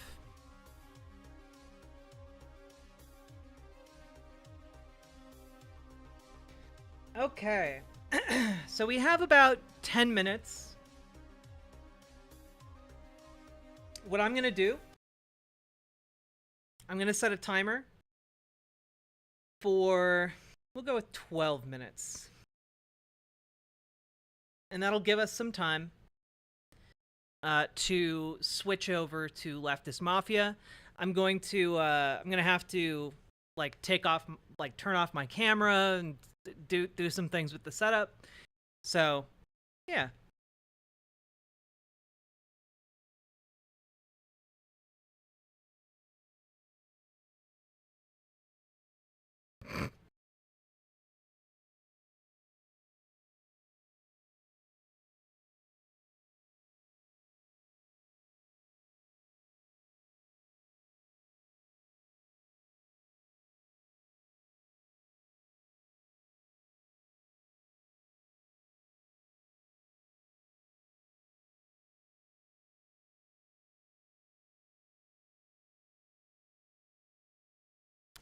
For some reason, I'm not feeling very photogenic today.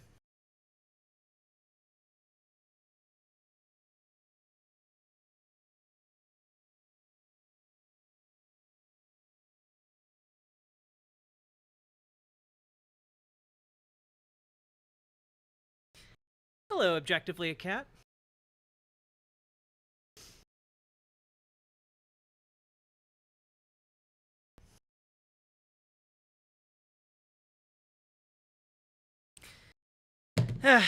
Whatever.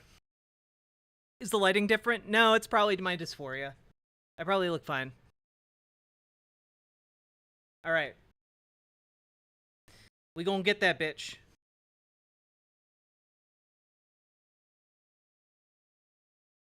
Cool. We'll do timer.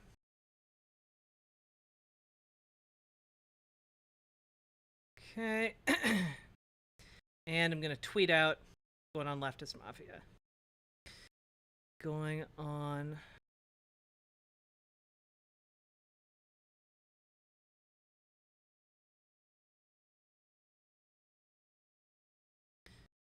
Do.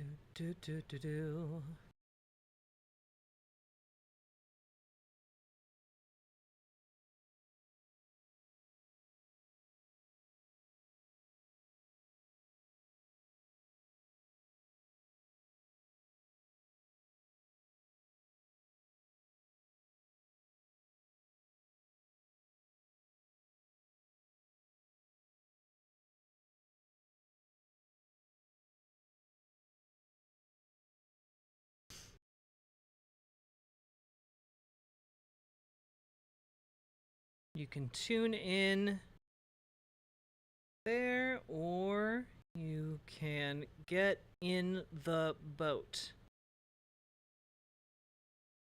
Riverboat.gg. And we will add an image. Sure, whatever. This one's fine. There we go.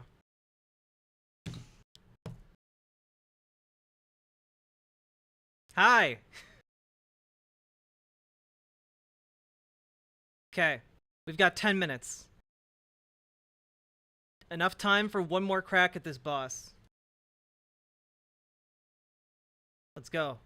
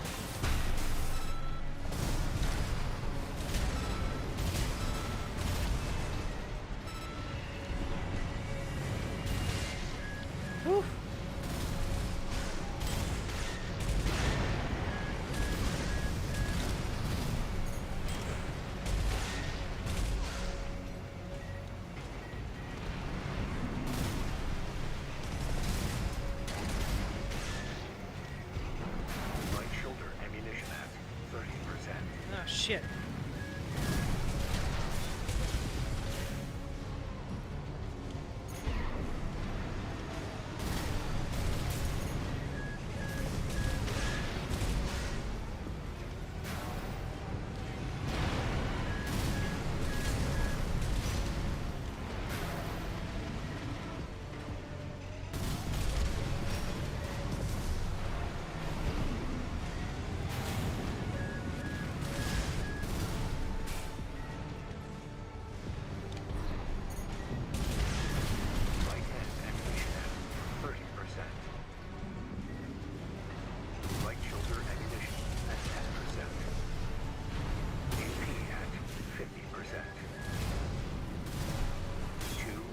seconds remaining.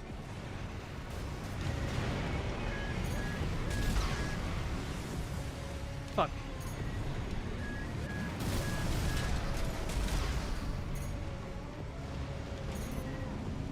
Light shoulder ammunition depleted. Woof.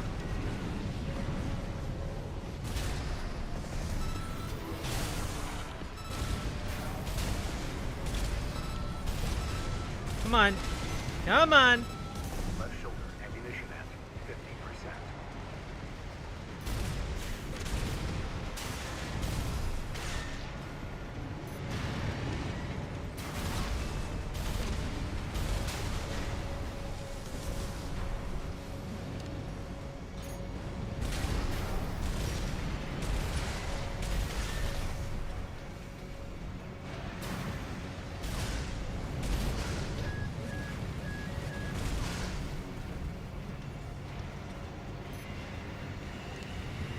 Oh god, we're gonna do it. And ammunition at 10%. One repair kit remaining.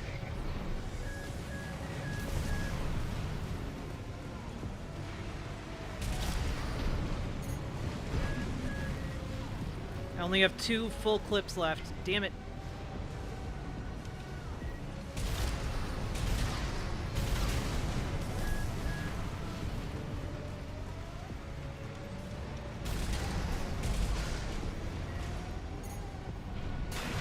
Fuck.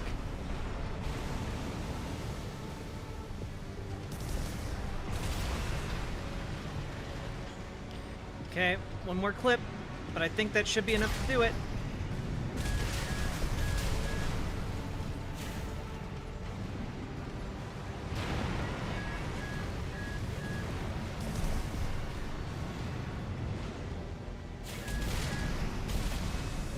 Right hand ammunition depleted. Okay, these missiles should do it. Fuck yeah! Woo! And 9 minutes to spare for leftist mafia. Let's go! Boaters keep on winning. Enough, tourist. It's been miserable knowing you, but I guess playing nice is a smart choice here. You want to go up top, right? Let me show you the way. Guided tour from Cinder Carla herself. This seems a bad idea. Oh good, the mission's over. Thought this was gonna be like a second phase type situation. I was gonna be very upset.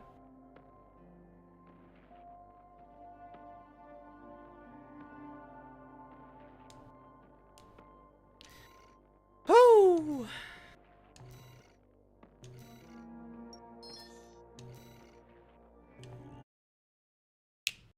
Hey.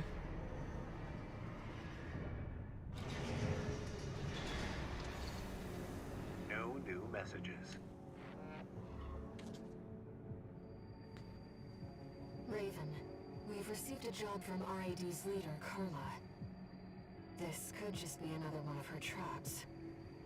But after the impression... And we still have a minute left before this alarm goes off. I think it's unlikely. Excellent. Let's take a look at the briefing.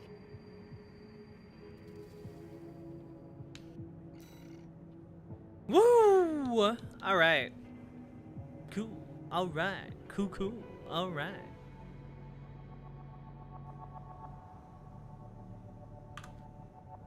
Here. That's quick game. There we go. Play all nice.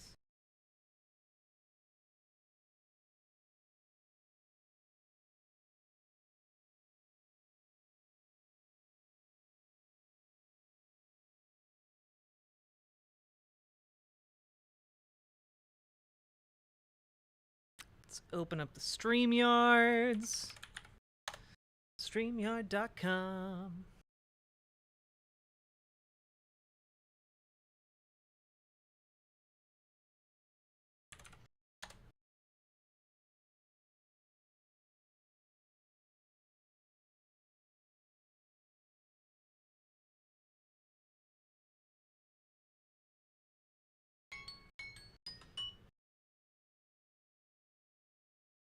Hey, Misha Romo. How you doing? I have 3 of the Binder mods. Excellent. My collection grows. Ugh. You know... No, I just don't think there's any getting around it. No.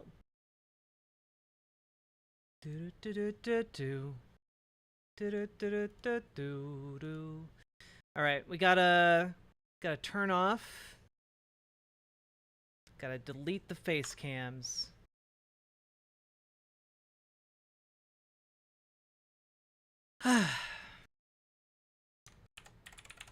Riverboat, Jack. And I am going to do this. So we have to turn off face cam. So don't panic, okay? Do not panic. Hey, Thomas Jerome Newton, how you doing? So the IDF's resurrected Count Scorenzi, made a mecha out of him. Close. They have a 95-year-old man in their reserves who was a member of an avowed terrorist organization that tried to ally with the Nazis, not once, but twice. Maybe it's something we'll talk about on Leftist Mafia. Alright. Deleting it from here. See you on the other side, chat. I'm still here, though. Like, I can still see you, chat.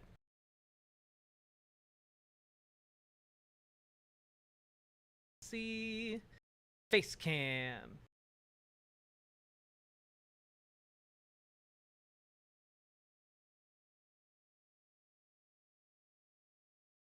There we go.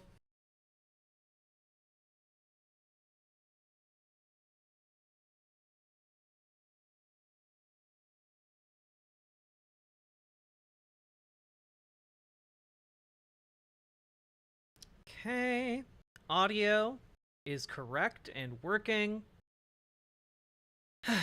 Excellent. Okay.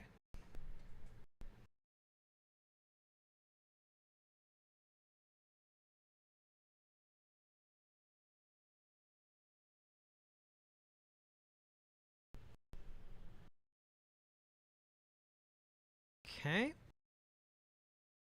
Entering the studio. Do-do-do-do-do-do. Do-do-do-do-do-do.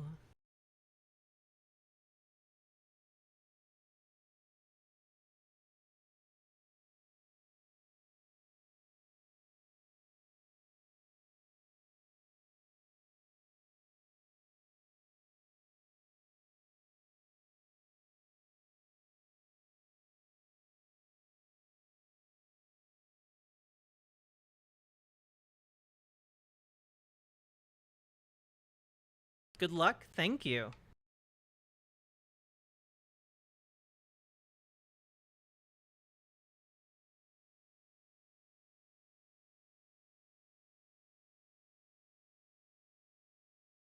Oh. Okay. Yeah, I'm not paying StreamYard's anything. Smash that like button, chatterinos.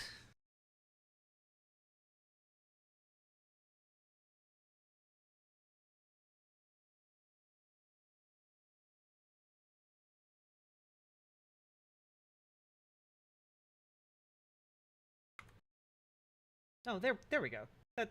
That should resolve the issue, I think.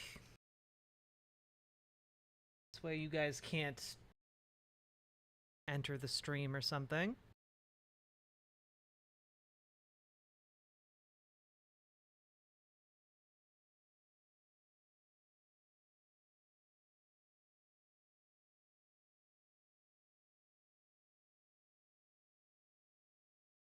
Do-do-do-do-do-do. Let's see. Wait, I have an idea. I have an idea so that you guys don't feel like you're just staring into a black void.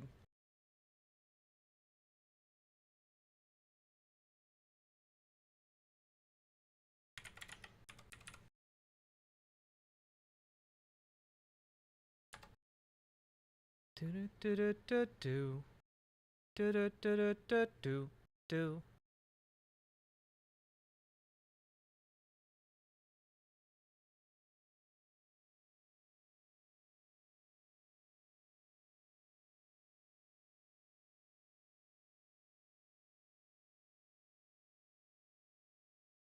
There we go. Look. Hi, everybody. It's me, PNG tuber Riverboat Jack. Here to give you the ideas. Jack's pretty wholesome. I try to be wholesome. Or, you know, vaguely suggestive at the very least.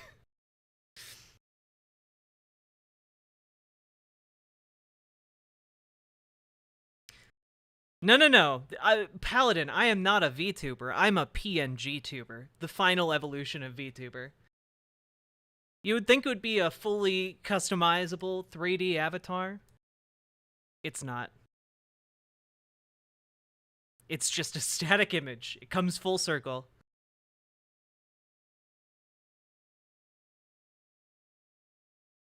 Oh, something's happening.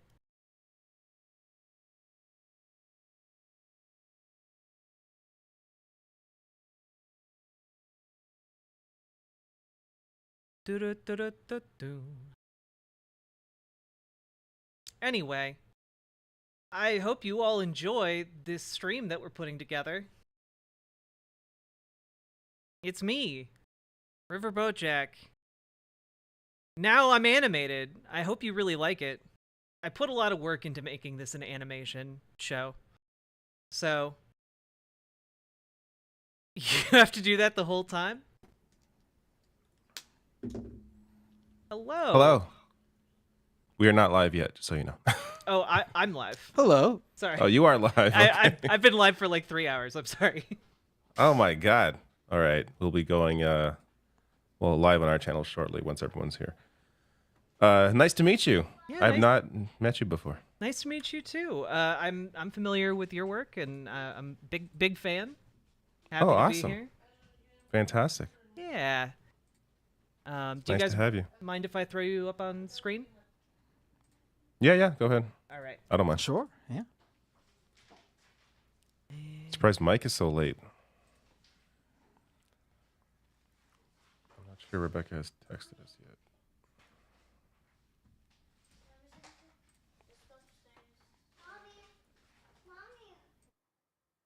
How are you both doing? I'm exhausted from this whole week. Yeah. Yeah, I'm pretty exhausted. How Fair. about you? I'm doing good. No, Okay. it's an exhausting week. An exhausting week, yes. I don't know for how sure. you're always good, Bender, and it doesn't make any sense. Well, I'm apparently announcing a presidential run. Oh yeah. I'm News glad to I was me. not roped into this. Everyone's announcing a presidential run these days. Yeah. You know? You can be knockoff Alex Jones and be running for president. I'll be right back. Give me 1 second. You look stunning right. tonight. Okay, I think I'm all ready. I am set to go. These shows have been getting progressively later than usual. Everyone Well, just shows up at the last minute. It fits But with it's all progressive good. politics. You know, we're Yeah. we're progressing in all kinds of ways. That's right. Let's see. Yeah, I'm gonna turn alerts off. That's a good idea. How have you been doing? How's your week been? I've been covering everything nonstop between like Yeah. the speaker kerfuffle. It's not really a race. I've barely been yeah. And- I had been following that until this week. I just saw Steve Scalise dropped out, so I'm just like, oh, that's interesting. Oh, did he just drop out like today? Yeah, well, he's just withdrew his name. This is from 20 minutes ago.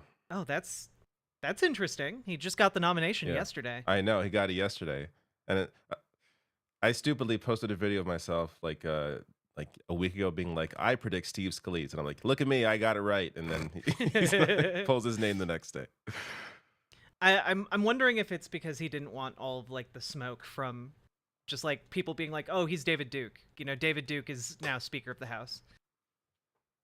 Probably not that, yeah. but He probably didn't have the numbers, is my guess, to get the full vote. I don't know. yeah, that was kind All of right. the scuttlebutt. Mike is late by too many minutes. So we're just Oh, gonna I start. forgot. He said he Oh, was here doing it is. a few news hits about his run. CBS, ABC. Oh, just finish- you Mike just Brockman's finished with- ABC news hit. Yeah. You just finished with NBC, right? You were doing a CNN. CNN, right? Yeah, right. yeah. I spoke to them Right. about it. It went pretty well, actually. Jake Tapper was a little bit of a dick at first, but I think I did convince him. All right. So yeah. Jake Tapper follows me on Blue Sky. Does he really? Yeah. Oh my god. I haven't seen your post on there recently, but I hope they're good because he needs some education.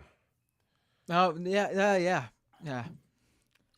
All right, I'm gonna start this intro. Let's just do Okay. it.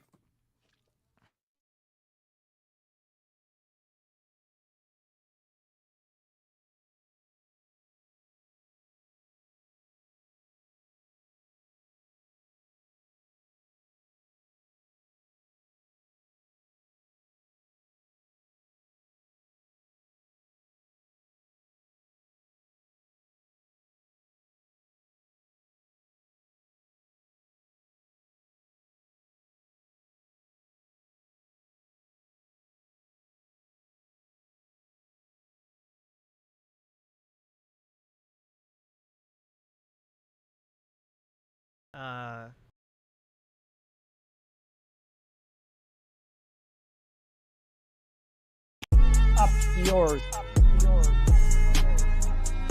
Woke moralists. They seem animalistic is what I mean.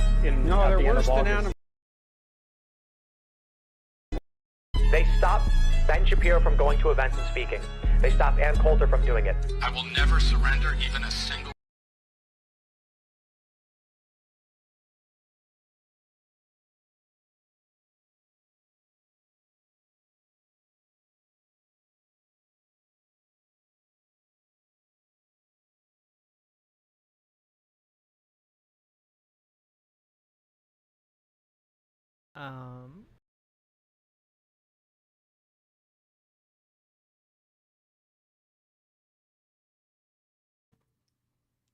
Oh, Hey. What's up? oh, Hey. Howdy. Mr. President, Mr. I Vice- know. Got some big news today. But yeah, it's official. It's official. Before I talk about that very important news here, let's welcome our guest, Riverboat Jack. Thank you for coming on. Nice to see you again. Yeah, nice to see you again so soon. I really enjoyed our conversation the other day. I'm really glad we get to all be here together today. It's very exciting to be here. Thanks for having me.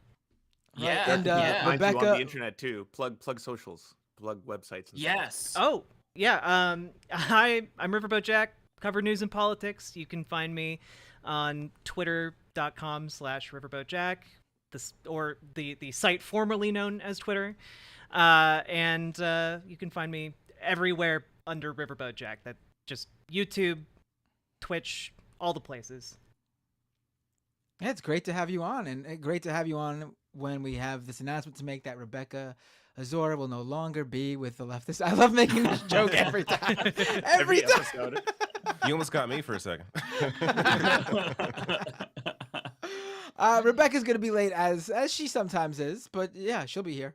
I think. She has a job. Everyone should know, by the way. It's Yes, she yes. works, and then she does this as a gift to not only us to have her wonderful company, but you, the viewer, to be able to have it as well. So Yes, That's right. absolutely. We start a little bit early. It's early for me, at least, and it's definitely early for Rebecca, but we're always late usually, so hopefully you all can understand. But yeah, folks, how's everyone doing? You know, I've got a really exciting announcement. I've hinted at it heavily, but it is David, official. do you have sound music? Can you play some presidential music or something? I don't think I have that on Drum the roll. soundboard.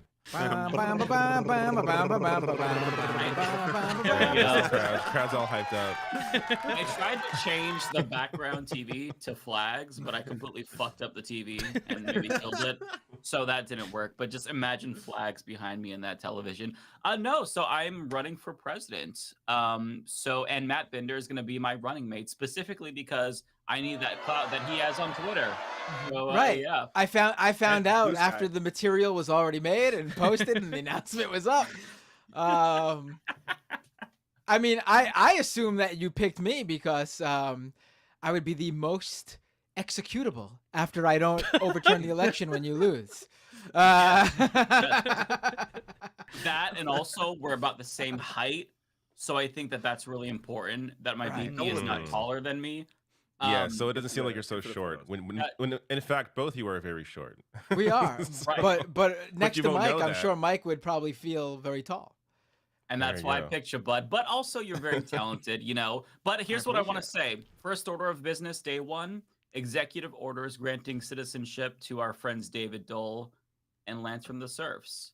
Hey, Uh, citizen, just like Can I that. reject it? Is that okay if I don't want it? No. Yeah, I did post some. We will talk some- to Justin Trudeau about abducting you and forcing you to the United States of America. Yeah, I hope you can I don't think we understand give a that. shit. Immediately, your Canadian health care immediately revoked. Hey, I needed that. So I do have some policies that I brought up. Feel free to ask questions here if you have any. Oh my god. I have a few. Okay. I'm for your mandatory homosexuality policy. Okay. 'Cause that's based. That's Yes. absolutely based. Did you see I did add "Don't say straight" to the school curriculum? I Oh, do think thank that's God. really Yes, important. I've noticed that as well. I Yeah. just want to know, how are you going to pay for it?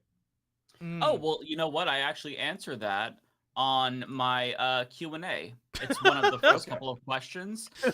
So what I'm gonna have is an effective tax rate. If you can see the third one here, an effective tax rate of anyone making more than $1 million per year of 99.9% will also be appropriating all wealth from billionaires and simultaneously jailing them.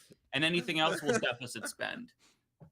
I Any pretty other good to me, questions? you know, I'm noting the second to last answer there.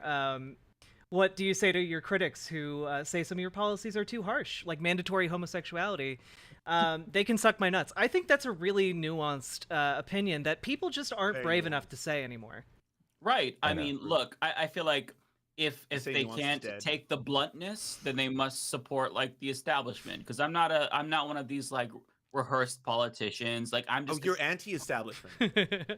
I'm You're- the establishment, but when we get in, I'm going to be shit. pro-establishment because I will be changing the establishment.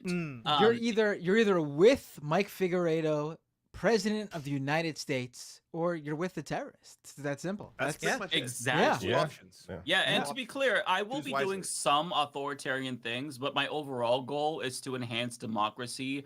If you go to my policy Through page here, authoritarian actions.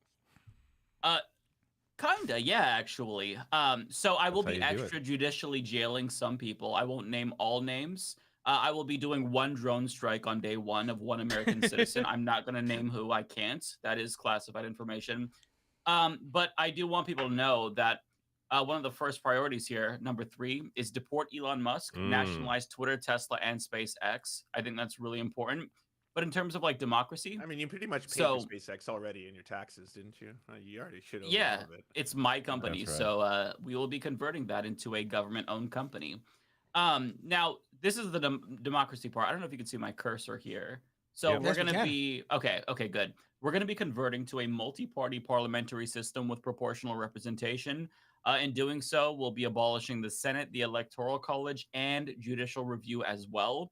So the district magnitude is going to go from 1 to around 10 to 15, meaning that we're all going to have about 10 to 15 representatives. So if your first choice doesn't get elected, you've got a lot of other options. So we're going to see all kinds of parties. Fascist parties will be banned, but we will see far left parties. So that is something to keep Interesting. in mind. Interesting. I'm learning about my own tickets positions. Yeah, right Matt, here, did you right wanna now on the add- show. Did you want to add anything? No, what I'm gonna be doing is a little bit on the down low. I got You'll be some going to the border, ideas. dealing with that. Cure cancer. Okay. The stuff Oh, that the yes, vice yeah. president usually does. Remember, Obama asked Biden to take care of the whole cancer thing, and He said, "Yeah, I got it. It's gonna be cured." Okay. One thing that I was a little bit reluctant to put down on my platform, but I feel like we have to hash this out now, Matt, because you might not be on board. I will be a little bit hawkish. So in particular, if you go towards the bottom, I'm going to be introducing sanctions on the UK, specifically over their war on trans people, and I'm not going to take Sanctioning military Turf Island. action off the table. And on top of that, if they do not extradite J.K. Rowling to the United States, I also will not take military action off the table. So I don't know if you're on board with that. It's a little bit harsh, but I'm pretty firm on that. But we can negotiate in other areas. I'm fine. I'm fine with everything I'm reading so far. Seems good to me. I'm looking this over again. This is the ticket I am running on. Yeah, sounds good. Yeah, I'm all into all this. Yeah. So I have one question. The last one there, legalize petty theft. Now I've been watching a lot of mainstream news about San Francisco, and I was under the impression petty theft was already legal. Can you elaborate on this? Yeah, well, they're gonna see that what actual legalized petty theft looks like. So already making threats. Yeah, I mean, don't know. Listen, here's the deal. I'm creating a utopian society to where almost all public services are going to be free. So there really won't be a need for theft. So I think the crime rate is actually going to go down when I'm able to do this. Most of it by executive action. I will be making some extra constitutional moves here. I'm not going to go through Congress. Well, I will once I change it. But, initially we're going to have to do away with that shit and enact our parliamentary system. But yeah, it's going to take a lot to do this. We're going to need like a grassroots movement. So, yeah, it's again, on Twitter, also have the more Q&As. I want to quickly address everyone in all of the chats who are saying, is Mike just doing this to troll Jank? Mike is a podcaster and a YouTuber. He does not do silly shit, okay? This is a presidential run, and this is the platform before you. And I'm so glad you brought that up, Lance, because if you go to the second question, it is, what are your what are your qualifications to run for president? And I think that's obvious. I have a podcast. Well, not just that. You are the future president.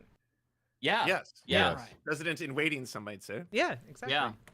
Yeah. So I mean, that's pretty much it. If anybody has questions, I will be free to. I do actually. I take issue with you calling yourself. I take issue. Yeah, your running mate has a. I take issue with you calling yourself a podcaster. As someone who's primarily a YouTuber, I think you are lying to the American people by deeming yourself a podcaster and not a YouTuber. Well, Matt, I mean, there's still time to replace you, so. I mean, Matt Bender is an actual podcaster. He's making a good point here. I believe you are a YouTuber. Though you do post your videos as podcasts as well, don't you? They're available as audio only. That's true. No, I mean, audio oh, they are? Yeah. So yeah. If you are putting up content on that goes on Apple Podcasts, Spotify, and all those sort of podcasts, he's also on the Surf Times podcast on every then it Leftist counts. episode, which is everywhere podcasters. That's will right. find. He's on this podcast. That's I take people may be listening to this in podcast form right now. They're hearing this in the form of a podcast. Yeah. I think that when it comes to like negative connotations, when I hear YouTuber, I have like a visceral response. When I hear podcaster, it's like, eh. So I don't want to be known as a YouTuber, So. Well, there we go.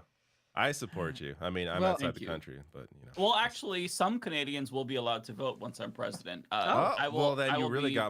you got my the vote. executive order granting do you some accept of them. pre-votes? Is that a thing? Can you accept pre-votes from other countries? I can't until I'm in power, but once I am in power, subsequent elections. Then you will count the votes towards the total that you already had. Yeah, okay, absolutely. Good. Yeah. I will say someone who replied to you on Twitter made an excellent point. How I would personally read the presidential super chats, which would probably last well into a few administrations after ours. To be quite frank, I'd be reading those for quite a while, I think.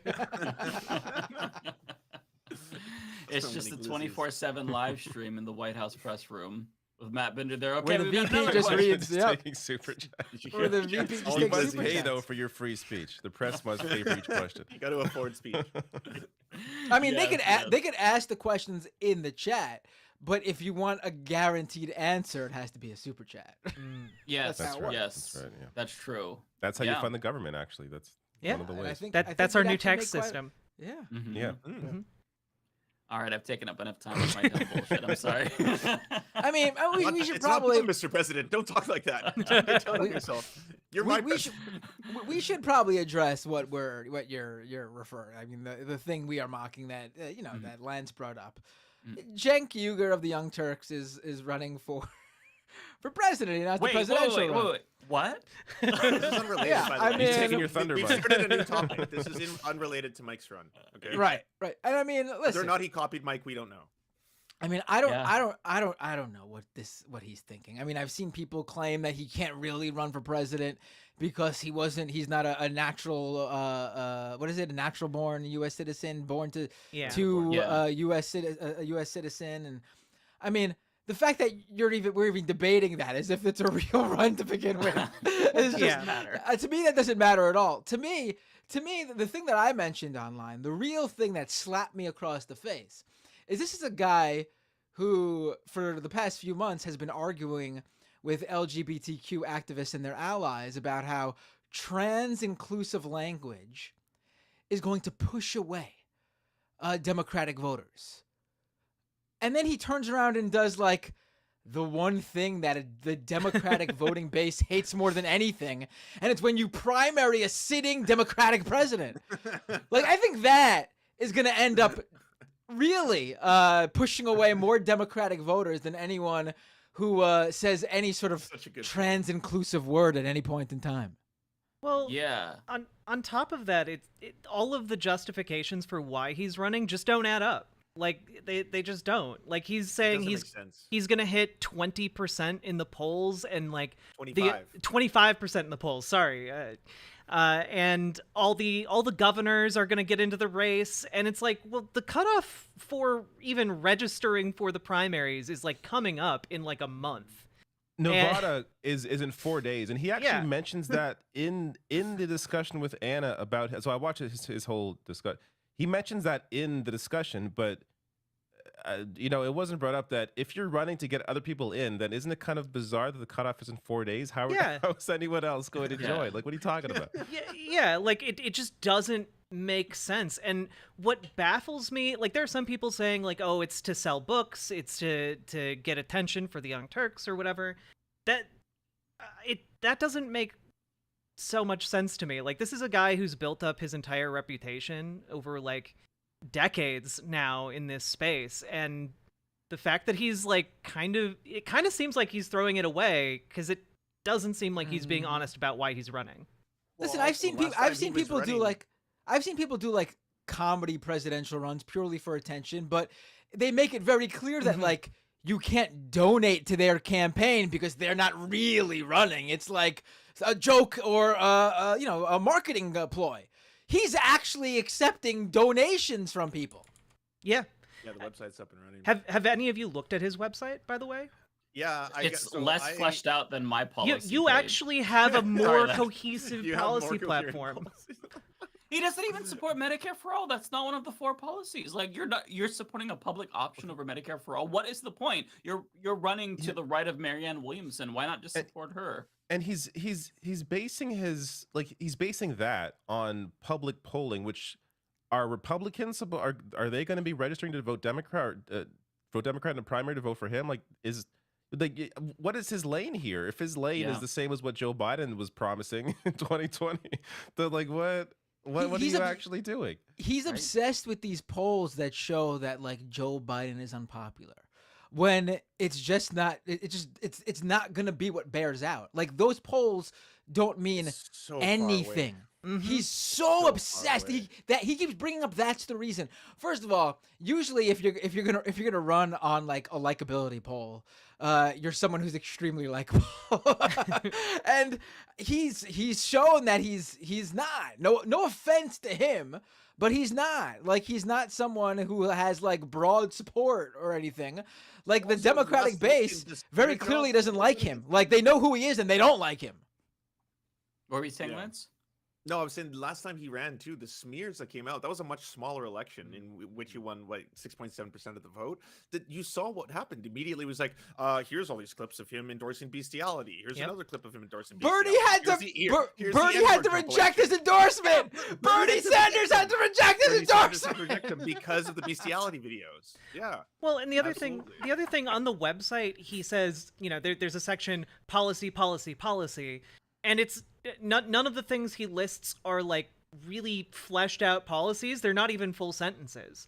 It's just the concept of paid family leave, the concept of a $15 minimum wage, the concept of a public option. It doesn't explain what the percentages are. Yeah, or how he would actually do that. Like, okay, I agree. Let's end gerrymandering, but how are you going to do that in practice, right? Like, nothing about this is serious. And so it just leaves me wondering why. And the most bizarre part is I was watching the video where he was talking to Anna that David was referencing, and there's a portion where an audience asked, "Are you going to take corporate PAC money?" This seems like an obvious question, but I just wanted to ask. And he said yes. He doesn't think anyone would donate, but he would accept it because he doesn't want to unilaterally disarm. But like, your whole career has been trying to get money out of politics. You're not even going to win. Like, they're not even going to put you in the polls. So why would you say that? Like, it's honestly, I've been following the Young Turks for over 10 years, and to me, it's humiliating for me because I feel like, man, was he always this unserious and I just didn't see it? There's no self-awareness here. There's no done humility. Incredible things. Like the Right. Justice Democrats, that's a huge accomplishment. That's something like, it's one of the things I had to Absolutely. preface all my disagreements over, all those issues related to, the birthing person Rebecca. stuff. Like, Hey. hey, Rebecca, good to see you. Hi.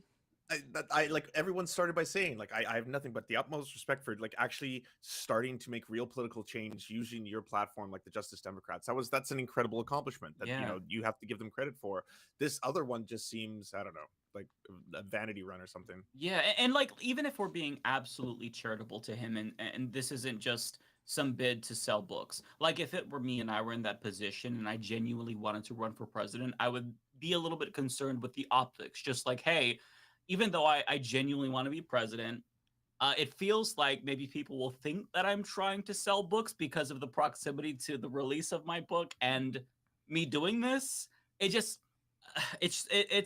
so bizarre to me. It's embarrassing, honestly. Everybody's dunking on it on Twitter. Like, he's just like destroying all the goodwill that he built up over the years in the span of like 6 months, and it's puzzling. Like, it's a clown show. I genuinely am stunned by this. Like, I wanted a Jimmy Dore run for the lulz, and we got Jenk instead. Like, what the fuck is going on? Right. Like, some people in the chat seem to be misunderstanding what's going on here because they think, listen, Cenk could run. Anyone could run for president. The point is, this is a guy who is arguing something he's arguing for someone whom he doesn't represent. Like, he is not the guy here. Like, if you're going to be someone who's worried about Biden in the polls, you got to be someone who can outperform Biden. You got to at least be somebody who's been putting the campaign together long enough to actually make a significant, serious run and have an actual chance. Yeah. It's too late. It's too late. It's too late. I would say this for anybody. Yeah. Unless somebody came along who had a built-in campaign apparatus ready to go. Like, if Bernie Sanders decided to run, which he wouldn't because he also knows it's a bad idea to primary a sitting Democratic president. I mean, I don't know what to say. He's just not the guy to do this. That's it. Yeah. Well, is that it? And something he said in kind of, because I've been paying attention to this since like he kind of announced on Breaking Points, and he mentioned something that just stuck in my brain, which was that he was considering letting his audience vote on whether or not he runs to be president. And No, he did do that. He pulled his audience to do that. They got 76%. Yeah. That was what the CYT vote showed. That's so weird. But that's not a serious thing. Like, if you're actually serious about running for president, you aren't like polling your YouTube audience about whether Quick or not question you should for do the it. four other people in this stream right now. Do you think Mike and I should run for president and VP? David? Yes. Rebecca? Yes. Oh, yes. Sorry. Yes. Lance? Enthusiastic, yes. Riverboat Jack? I think you've already won. I mean, clearly that means we're gonna Okay. get 100% of the vote from the American people. That's it. We're And then all running. you have to do is rally in the YouTube viewers, because it's Yes. easy. There's no due process. There's none of that, right? Now anybody can be president. I don't know. I know I'm just joining the conversation, but I don't know how serious we can take this man. A lot of the flopping that we see go on his channel. A lot of people have called him out. He's calling people out. His co-host is calling people out. There's nothing serious about him. What platform will he run on? What policies? I've heard a few, but there's nothing serious about him because he can't even keep his own word. He doesn't even follow. He just goes with the wave. It's a joke. And like you said, somebody mentioned on here, it's we know it's for you to sell your books. You know you ain't gonna win. You know you're not serious about anything.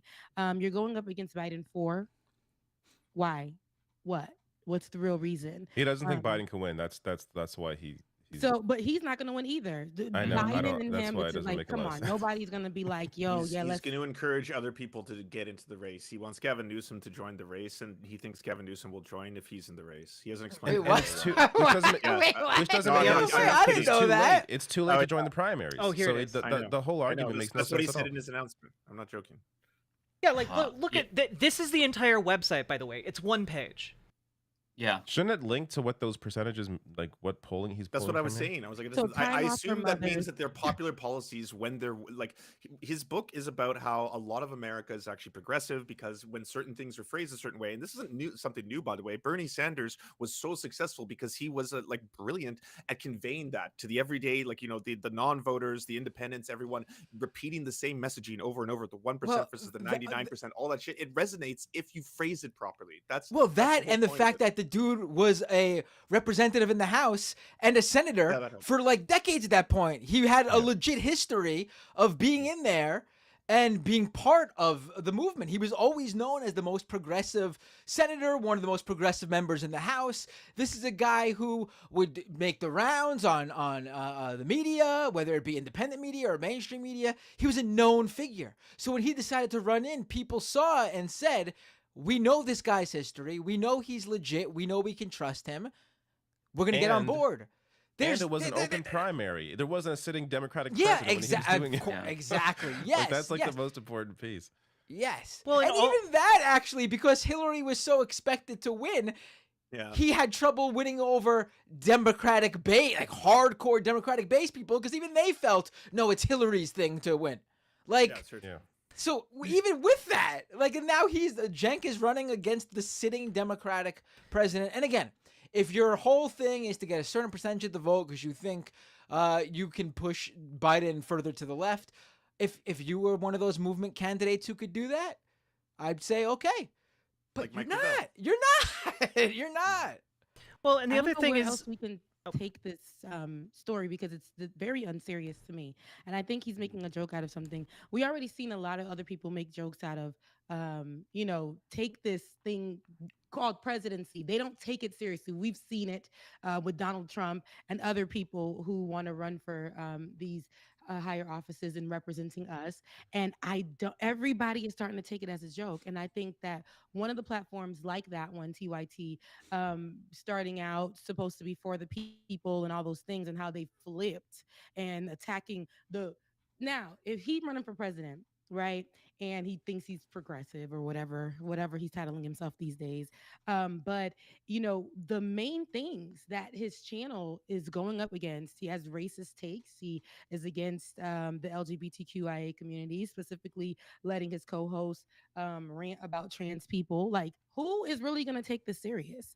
And it's at a $15 wait. Like, come on now. Like, if you really on your show, you discuss how, like, people have come on there to discuss how that's not even livable for people these days. And this is what you're like, better. You've had so many experts on your show. You've talked about a lot of these things, and even your policies or whatever you're trying to run off of a campaign with, they don't even make sense. And I saw a couple of clips because I don't really take them seriously, but I did see a couple of clips. One with him and his nephew, or whoever that kin is for him that used to be on the show, but one with him and his Hasan? nephew. Yes, and that was unserious to me too. Because I'm like, it's all giving. Let us get these numbers up. Let us make this make noise. Let this, go viral. And that's that. I don't see anything. I feel like the more we focus on it, he's gonna get what he wants. And I hate that. I really hate. He's playing a game. Their whole system is to literally want to go to me, in my opinion, to go viral. Like they started switching up and saying these terrible takes, these offensive takes, knowing like this is gonna hurt people, and this is not what they usually stand for or say that they stand for. They attack people. They send their little minions that watch them to attack people for calling them out, and I don't, especially him. I don't like it. I don't like how he did with Olay. I don't like his aggressiveness, and I don't take him serious. There is nothing about him that's presidential, and we got to be more serious about that. And I just don't think it's even worth any of us taking this seriously. Like, I don't think this is a threat to any. I don't think it's a threat to anything. Like I think it's just. I think it's bad for him. I think it makes him look unserious. Like I think it hurts his image. Like that's out of anything. That's what it potentially damages is him. People will buy his book. I don't think it hurts anybody else. This makes for good YouTube. This makes for Mike, good. you might get on Sean Hannity. I don't think it's even get like their announcement video or his announcement video. Last I checked, had like 60,000 views, which isn't a whole lot considering like a lot like their other videos. Like it's just not. Yeah. I mean, it doesn't seem to be getting a lot of traction. Next thing you know, Fox gonna have him on there, and he's gonna have a show. He's gonna take his talents over to Fox. You know how it is. Like that's the thing, though. Like I don't think this. If it gets any immediate attention, it's going to be like Fox because they want to, try to create some division. He's not going to get on CNN, MSNBC. But Like Fox will cut the they're check talking or about whatever. they're talking about like the attacks that Cenk's going to fit. They're not going to pay attention to him. Like they're not going to mention his name. It's not. It's no, they're not going to attack you because they're not going to acknowledge you.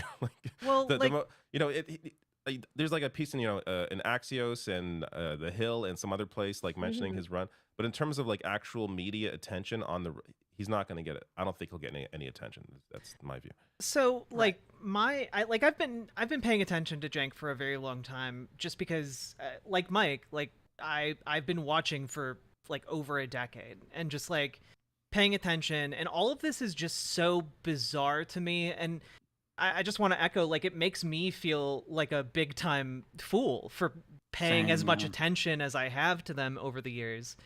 But I don't understand the calculus that's going on here, because I don't think he's even going to make it on Fox News. Like, I think kind of what he's gunning for right now is to do the conservative, like, YouTube circuit, like Valuetainment and like Patrick Bet-David interviews and stuff, because he went on there like a couple months ago and was talking about how he wants a new type of progressive, the mainstream progressives, to differentiate himself from like the crazy far left progressives who are, in favor of like, trans people playing sports and like having healthcare even if they're children. Like, it's a weird line, and he seems to be almost like intentionally alienating the base that he's cultivated, and it's just very bizarre. I know of people, including myself, who basically stopped watching the show since the whole thing happened, and I can't watch them now. Like I just have a hard time taking what they're saying seriously. President? No, since all the anti-trans garbage came up, because it's like I can't. I know people who stopped watching, who like cut their membership, like all that.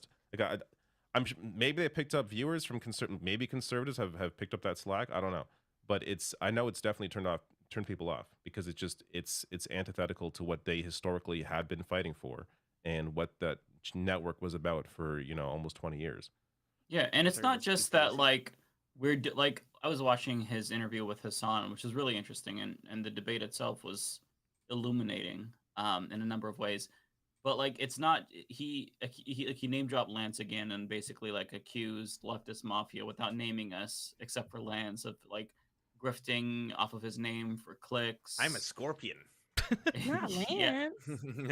I don't believe anything they say. Don't worry. But it's like if you look at a lot of the response to the commentators that he was beefing with publicly just like regular people in the comment section saying, man, this really hurts. What they did, their turn hurts because I'm a trans person. And I feel like, I thought they supported me unequivocally. So it's not just like people who are trying to profit off of this for clicks and stuff, because yeah, we all know that drama does do good on YouTube, unfortunately. But like there was actual objective criticism there, but like his inability to take criticism along with this like weird, I mean, to be fair, Cenk has always been very bombastic and arrogant, but like this is next level where it's like, bro, who do you have giving you these ideas? Do you have anyone who's a friend who could call you on your bullshit, who you trust, who's like, hey man, tone it down, simmer down, you're not going to run for president, what the fuck are you doing? Are you high? Like, what are you doing? It does seem like he's a lot more insular than he used to be. Like this is his thing. He always talks about how it's really hard to see outside your own perspective, and I completely agree with that. Absolutely, that's him right now. Yep. Like he, you know what I mean? Like he's become the thing he is raged against, and he hasn't always like. Look, I've watched a lot. TYT is one of the big influences for me starting my channel. Like I've watched them for years. I had watched them for years. So like he was not always like this. I feel like now he's definitely more disconnected than he's ever been. And I hope there are people like to be fair, Anna in that interview, she was pushing back against some of the things he was. I don't think Anna wants him to run. So there are people that it seems like around him that are trying to be like, bro, what are you doing? But it's not getting through. Yeah, and look, contrary to popular belief, like I don't want to cancel TYT. Like I stopped watching them, but like I want them to be the old TYT that I thought I knew. At least, I mean, maybe my perception was skewed. Like I feel like you can still try to not be shit. Like you could try, like you burned all the bridges with the left and stuff, but those are just emotions. Like you can actually put forward a really good policy platform and still do good work if you try. And it just seems like they're kind of going down this weird path where it's like scorched earth politics, and they're just they base their political views now off of like who pissed them off, and the left said this, I'm gonna push back and base my view on the left yelling at me. I don't know. It's really bizarre, and it's honestly sad. I love your heart today, because usually you be the one like we stomping on heads. We don't care about age. Like if Cenk was older, he'd be like, "Fuck Cenk." If Cenk was an old man in his 90s. Yeah, what's your policy on elder abuse, Mike? Do you have a policy on elder abuse? It's all legal, baby. I can't agree on that. Like I love you so much, but I can't, because I feel like they turned a corner. It's almost like saying, you know how even Kanye made a joke about it. I miss the old Kanye. I do, right? And I listen to the old Kanye, right? I like that stuff. I won't deny that I do think he's very talented, very genius, but he's done so much. I'm not saying that people can't change, people can, but when you are actively, I think he doesn't give a damn. He's doing this on purpose. His heart is dirty. He doesn't care. And when you are actively doing this with a terrible heart, like it ain't like you just going through stuff and you really know what you're doing. I know that for the saved ones, they say, forgive them, Father, for they know not what they do. That man know what he's doing, okay? And there's nothing that we can do about it. We're never going to get whoever he was. I used to watch him a little bit back in the day, but it wasn't nothing for me to hold on. But, even Anna, love her, mean it, but I don't care if she was trying to stop him or not. They've gone this far, and she has been the head of a lot of, a lot of bad takes and doesn't give a damn. And she does a lot of pushback on that. So, to hear her speak up or whatever, that whole platform is going to shits, and they are a lot of the people that they said that they would protect and all this stuff. And it's okay to have an opinion that's not like everybody else's, or have a take that's not like everybody else's, but to be very hurtful and to challenge people, and when people challenge you back, for you to cry wolf and go back to saying that it's not helpful. Their platform is really not helpful. It's very harmful now, and I don't think that they can come back from it. Yeah, and like I'm a trans person, and so like and because of my respect for TYT, I held out a lot of hope for a long time that they were going to course correct. That people engaging in like honest discourse would be like, oh well, here this is why the phrasing is weird. Understandable. Maybe this came as a surprise. It's trans inclusive language, but here's why that exists. And I thought there would be a course correction. And like I've had Anna on my show, and like on good terms with her, and then this all happened, and there was no course correction really. There was an acknowledgement, like when I reached out to her, that like I had made sense, and then a month or two later it was the same discourse all over again, and no lesson was learned. There was no course correction at all, and Cenk has kind of gone in the same way, and it's very frustrating. But I 100% agree with you, Rebecca. There's an intentionality here that I don't know what is guiding their decision making at this point, but it is intentional. Like I respect TYT enough to know that they are not making these decisions because they are stupid. That's a great point that you made, because see, course correction, like some people just don't know, right? Like you could tell, like if the conversation is being had, they don't understand that they're being hurtful or how, this is misinformation that you may be giving. So let's have a conversation about it, and let's fix it. Even if you still don't agree, but we can come to a place, because everybody is not going to agree, especially in this space, no matter if we're on the same side of something or whatever. But they were just not willing. The pushback was always fights. They were coming online, they were attacking, they were bringing drama. They brought, I remember Olay on, and to discuss something, and he started coming at her very aggressively and argumentative, instead of allowing her to actually make her case as the expert about the situation. And then gets back online, and the co-host begins to name drop, and it's just we're moving away from what we should be doing, and now it becomes just drama in the space. And I think that's where I just lost it. I'm like, no, I can't. Yeah. Yeah, no, it's not constructive. It's just it's like this scorched earth, burn bridge, tear down the left thing that I don't want to be a part of. But yeah, I agree with what you all are saying. It's just sad. But that's where we move on to another. Yeah, I thought we'd bring that up so we could. What was that? I just want everyone to vote for Mike and Binder, and that's thank you. I appreciate that. Yes. Yeah. Are you going to be the campaign manager, Lance? I feel like you should be. Am I allowed? I don't know what the rules are. I'm a I think Canadians can be campaign managers. Yeah, an elected position. Oh you can do it. Absolutely. Oh shit! The maniacal laughing. Yeah. What have I done? I don't know. Before we talk about obviously the very serious and horrifying news that's been probably the reason none of you have been sleeping lately, like myself, we can talk about Steve Scalise just dropping out. That just happened. Wait, that just happened? Yeah. Yeah, he just dropped out. It was like less what, a day? I have a video going up tomorrow. That's done. That's why you don't hold why you don't hold news stories. Why do you don't hold the news videos? You gotta put them up right away. Yeah, those you got. That's not evergreen. Like that ain't. You gotta. This is why I can't pre-record any videos, because things can change in 8 hours, and that's it. Like that's news. So when you want to drop it when it's hot, you gotta drop it when it's hot. Now I know exactly what type of guy Mike would be. He'd be one of those New York Times reporters who finds out something insane that Donald Trump as president did, but then kept it months later for their book so they could sell books. That's the type of guy Mike is. I say, got it. Okay. I'm just gonna attach this leftist mafia clip to the end of that video. Nice. So that way it's like, oh, he knows. Okay, good. Because otherwise the comments are gonna be, Mikey dropped out. Mikey dropped out. I'm like, oh my god, I know. Fuck. Watch. Mike's video is going to end with him. He's going to put this on after him saying, mark my words, no matter how terrible Steve Scalise is, he will be the next Speaker of the House. That literally happened to me yesterday.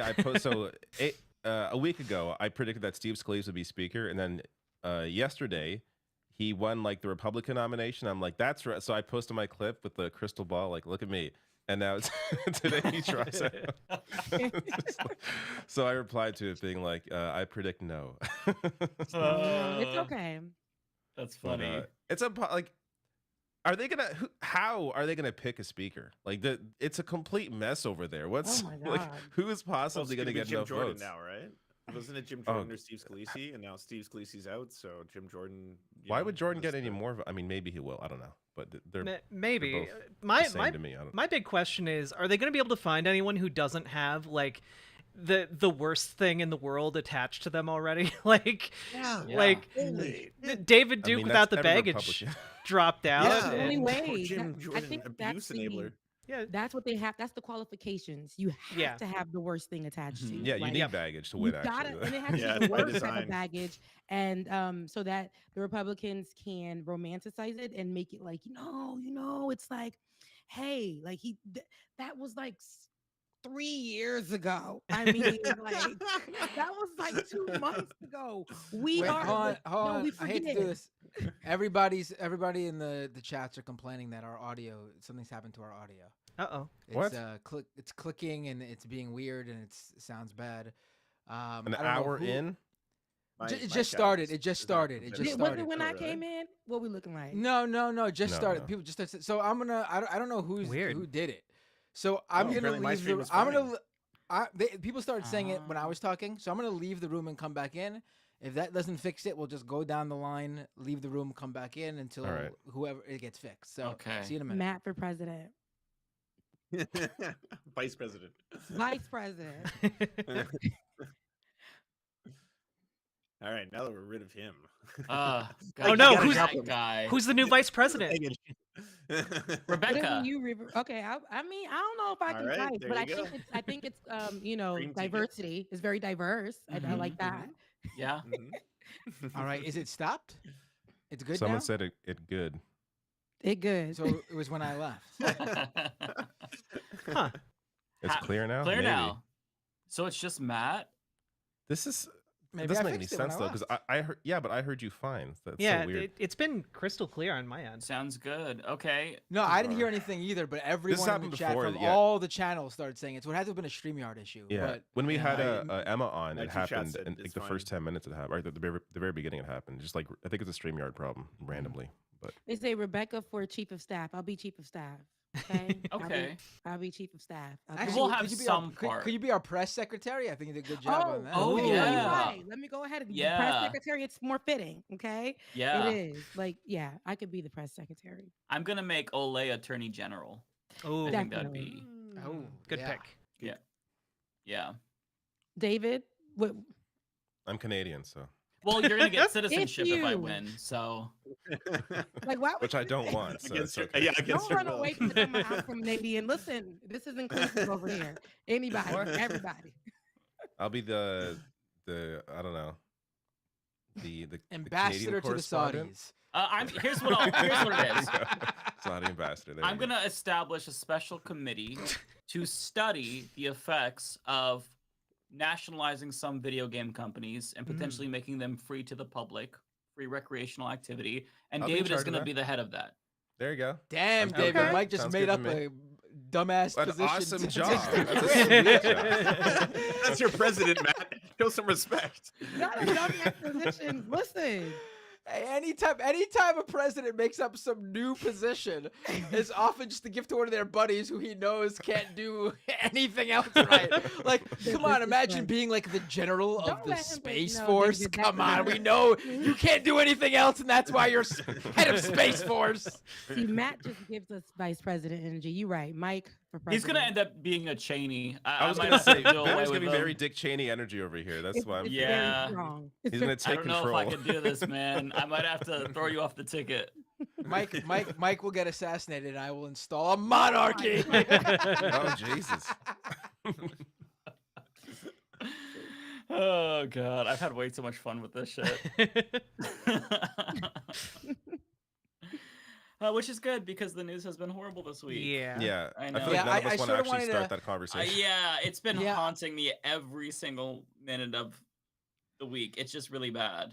I know you all wanted to, I wanted to touch on all these other stories because I have a feeling that once we start this story, obviously it's going to take us till the very end of the show. So I don't know if we talked about the Jenk run as a lighthearted beginning.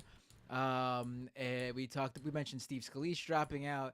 and how Mike has to redo his video. I'm Was so there any mad. other news any clips we wanted to play? Because otherwise we'll jump right into the real heavy stuff that's important.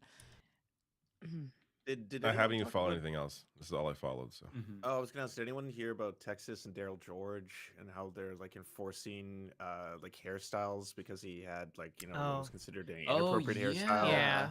And they're like forcing him to either change his hair or leave the school. But now they're going to impose like there's some new measure that came into place, I think, and it's going to be imposed maybe in other states that say that like this is just it's racist. Like it's just there's no question that it's incredibly racist. But yeah, I don't know if anyone's been following that story. Yeah, I haven't followed it closely, but I know that he's getting punished because he has locks. And who is this?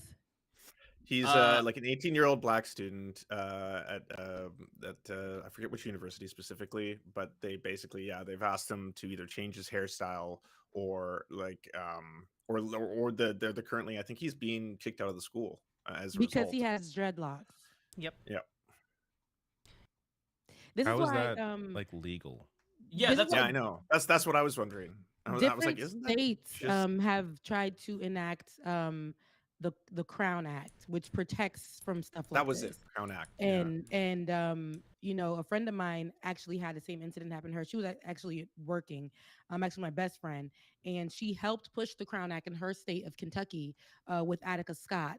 And because she had braids, and her braids happened to have, first of all, they were braids and they had gold streaks in them. And she was pulled to the side. She's HR. She was pulled to the side and was told that her hair was inappropriate. Yet there was another woman at work who happened to be white, like Riverboat with the beautiful red hair. But they allowed that. And the woman wasn't originally redhead, but they were saying because my friend, that's not her natural hair color. She cannot, like, that's seen as like, you can't come in, it's not professional, and it stands out too much. So my friend took it, and Attica Scott, who was trying to push at the time the Crown Act, and different states are trying to adopt that, which protects you from those type of situations, from prejudice or like being pointed out or whatever as a black person because you have a certain hairstyle. For some people, dreadlocks can be religious. Dreadlocks are a part of the culture, and it doesn't matter why you have it. Our hair is our hair. Yet there is stipulations and that they put on people of color, specifically black people, and their hairstyles. So for him to be possibly kicked out the school because of dreadlocks is out of control. Yeah, I have the story here. So we could just read a couple of paragraphs so we get the full story. But this is the kid.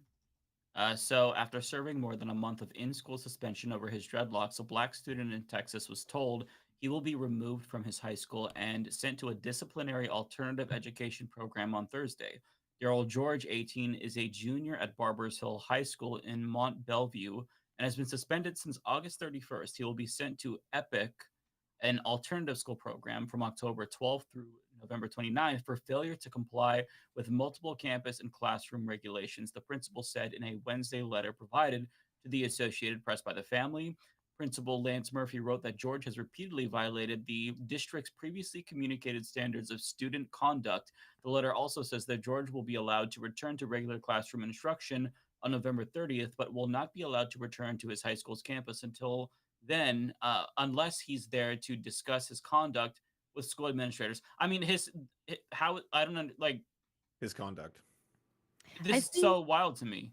I looked up Mont Bellevue in Texas, correct? Mont Bellevue in Texas? Yeah, in Texas. And that's a 78.8% white. I just had to look at the demographic there. 10% Hispanic and 9% black.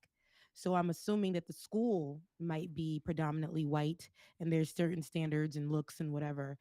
So the black kid with the dreads, which is beautifully done, is going to be singled out and looked at as, like what he's doing is disrespectful, harmful, shameful in some way. It isn't professional, doesn't present well.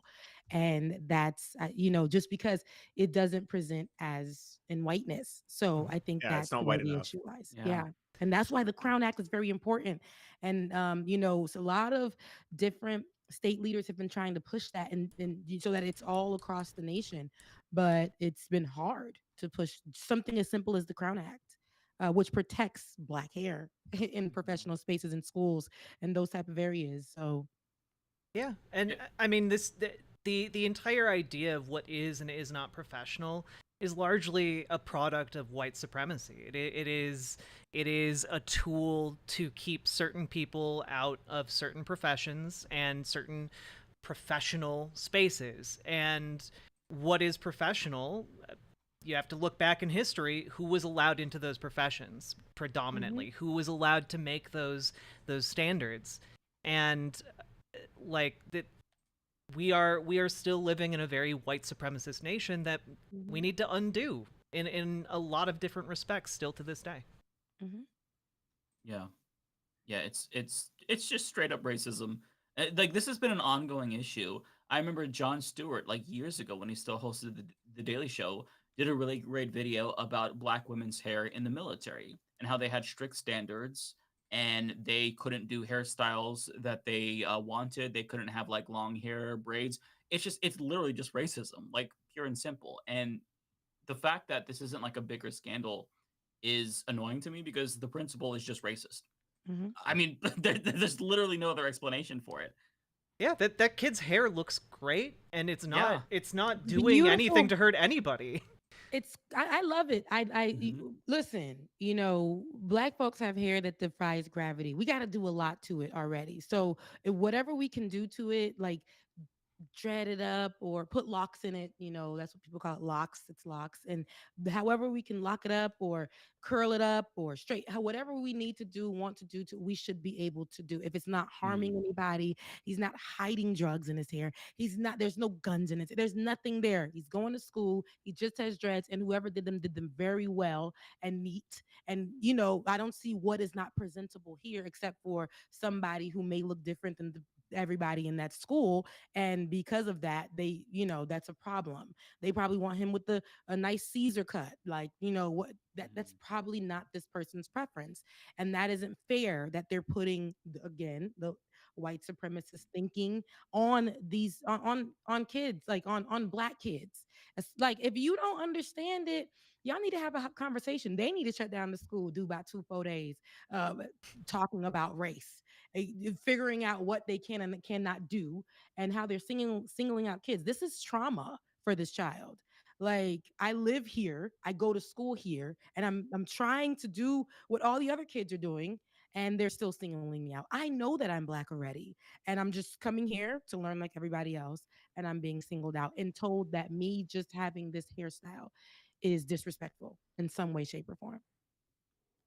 Yeah, So, I have a hard time getting why anybody even fucking cares. Like, it's just like it would never even cross my mind to even look at, like, I wouldn't remember what anyone's hair looked like. It's not something I think about. Like, it's just what they wear, what hair they have. Who gives a shit? It's just the whole thing is so bizarre to me. Which is why it's clearly rooted in racism, white supremacy, because there's no logical explanation for it. Yeah, who is it distracting? It's not. It's probably not distracting those other kids. It's distracting someone who is racist and is looking to vent that. Yep, and that's just that. I feel terrible for him, but I really hope that there's justice here.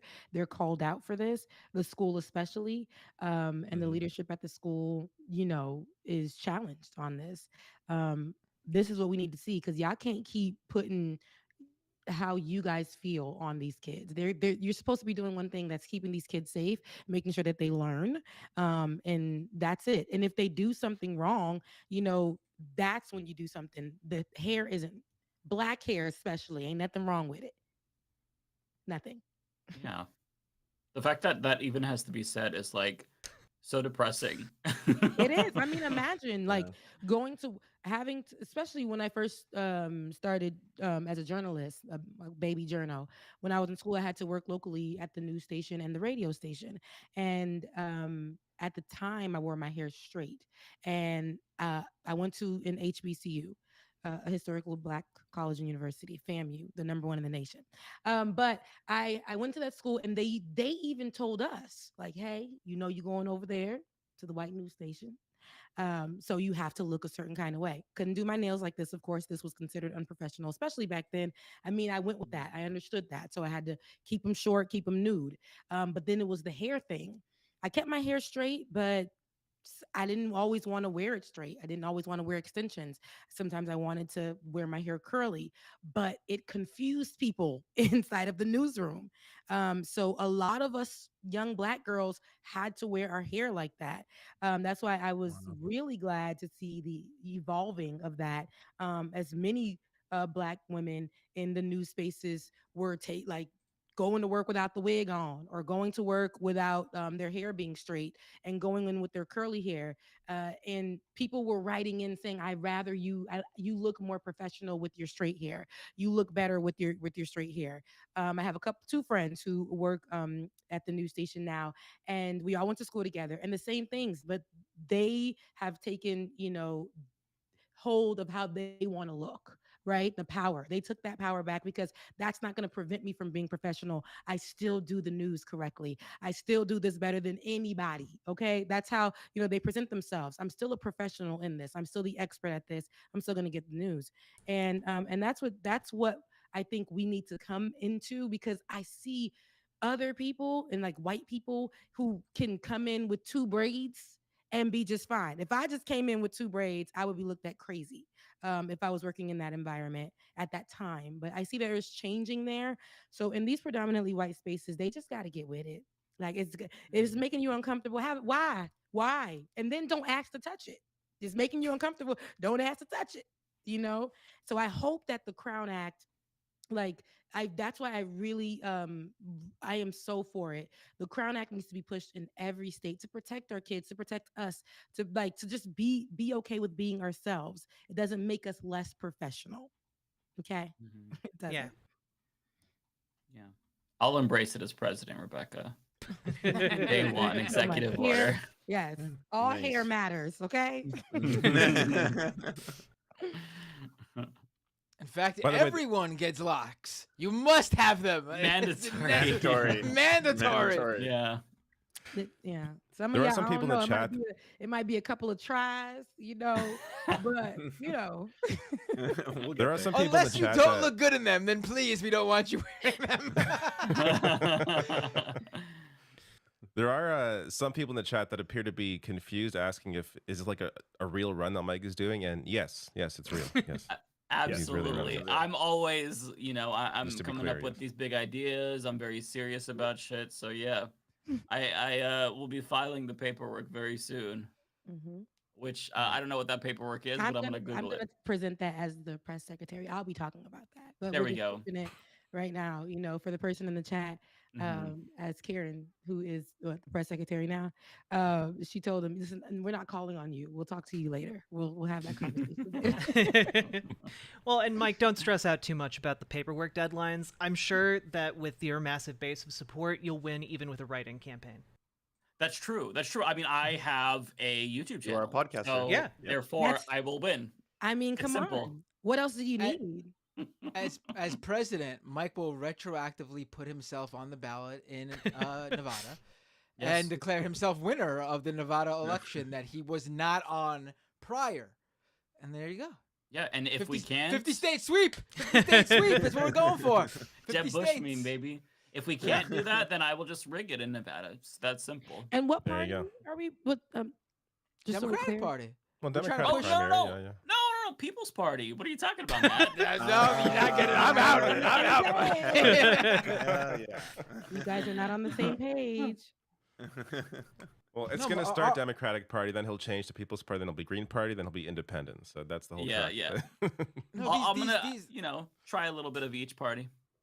These movement campaigns, like Mike and I's, our goal is to push Joe Biden straight out of the Democratic Party. He's gone after we're done with him. He's gone. Hey, Joe Biden, Mr. President, sir, there is a candidate with a YouTube channel that just announced full-blown communism. How do you respond? Well, I have no choice but to exit. I'm dropping out. Right. And they have almost 2,000 viewers live right now watching them. So Right. it's over. Right. It's The over. establishment is over. I done. mean, there's nothing like. How can you compete with that? Like, come Yeah. on. We have a very realistic goal, and that is to get around 99% of the Democratic primary vote, and then make Joe Biden rethink his campaign. Yeah. Very Look at realistic. this team. Like, come on now. Like, there's Joe over. please. So Joe over. Yeah. Oh, I forgot to mention my qualifications. Aside from me having a podcast, I have beat every single Soulsborne game, all of them, including wow. Lies of There you P. So I've got First a gamer lot of president. skills. Yeah, first gamer And president. I don't think you pointed out, Mike. You just said this on Twitter, I think. I didn't see it in your little sheet you put up on the screen there. Mhm. You're not accepting donations because you're a man of None. principle, right? No. I can tell you I have no principle. You can donate to this campaign by sending a check directly to my bank account. You can wire transfer. I'll give you the routing number if needed. Super chat will also do. and as the diverse person in the group, I know with Kamala, she was, she's our diverse person now with Joe Biden, and even though I'm press secretary, I know we haven't seen her I haven't seen her, but you guys will see me. I might show up late, but I'll be there. You'll be the there. face of the campaign. Yes, I'll be there. He'll be there for a good time, but not a long time. Right? Yeah. Okay. See? There you go, David. They know it. This is why she's the press secretary. Everything she says sticks. It's great. Mhm. All right, I'll be the Are we person. gonna keep to do it, 'cause delaying, I or can like see, what? I can Yeah, see we're all yeah. Okay. We're all Keep 'em filibustering. crying. This is crazy. We're like, listen, okay, now there's Okay, who's been sleeping? Who's getting good sleeps? Who's getting rest? No. All right. So you probably all know by now that over the weekend, I mean, here in the United States, we pretty much woke up to the news. There was an attack in Israel. Hamas basically invaded a number of locations in the south of Israel, along the border with Gaza. Hundreds of people dead in Israel. And in retaliation for this horrendous attack from Hamas in Israel, the Israeli government and its military, the IDF, are now just a horrific campaign of what seems to be indiscriminate bombings in Gaza. I believe the death toll now in Gaza exceeds the number of people Hamas killed in Israel. We're now in the thousands of people dead. Innocent civilians in Israel and in Gaza, Palestinian people, men, women, children who had nothing to do with this, are now dead. They are really getting the full blowback of basically what Hamas did in Israel, and of course the looking at the whole picture here, because people will keep saying unprovoked and that they're acting like this war started with the Hamas attack on Saturday morning. I'm sorry, that's just not the case. You have to look at the big picture here, and the big picture here is that Israel's right-wing government, led by Netanyahu, has created this situation there in the Middle East where over 2 million people, around half of them under the age of 19, kids who weren't even born the last time there was a serious discussion for some sort of resolution for a Palestinian state to be created and recognized. We basically have a situation now where this right-wing government in Israel has fomented the situation that we're now in, and then Hamas, this organization, carries out these horrific attacks on innocent people in Israel. I mean, I said a lot on my stream on Tuesday night about this. And it's just, you can't talk about this. And it's amazing, too, because everything we've seen, Hertz, that is the third biggest newspaper in Israel, has been putting out opinion piece after opinion piece by Israeli people who are rightly talking about this with the historical context, pointing the blame for this in the big picture on the Israeli government, the Netanyahu government, the far-right government that has ruled Israel now for decades.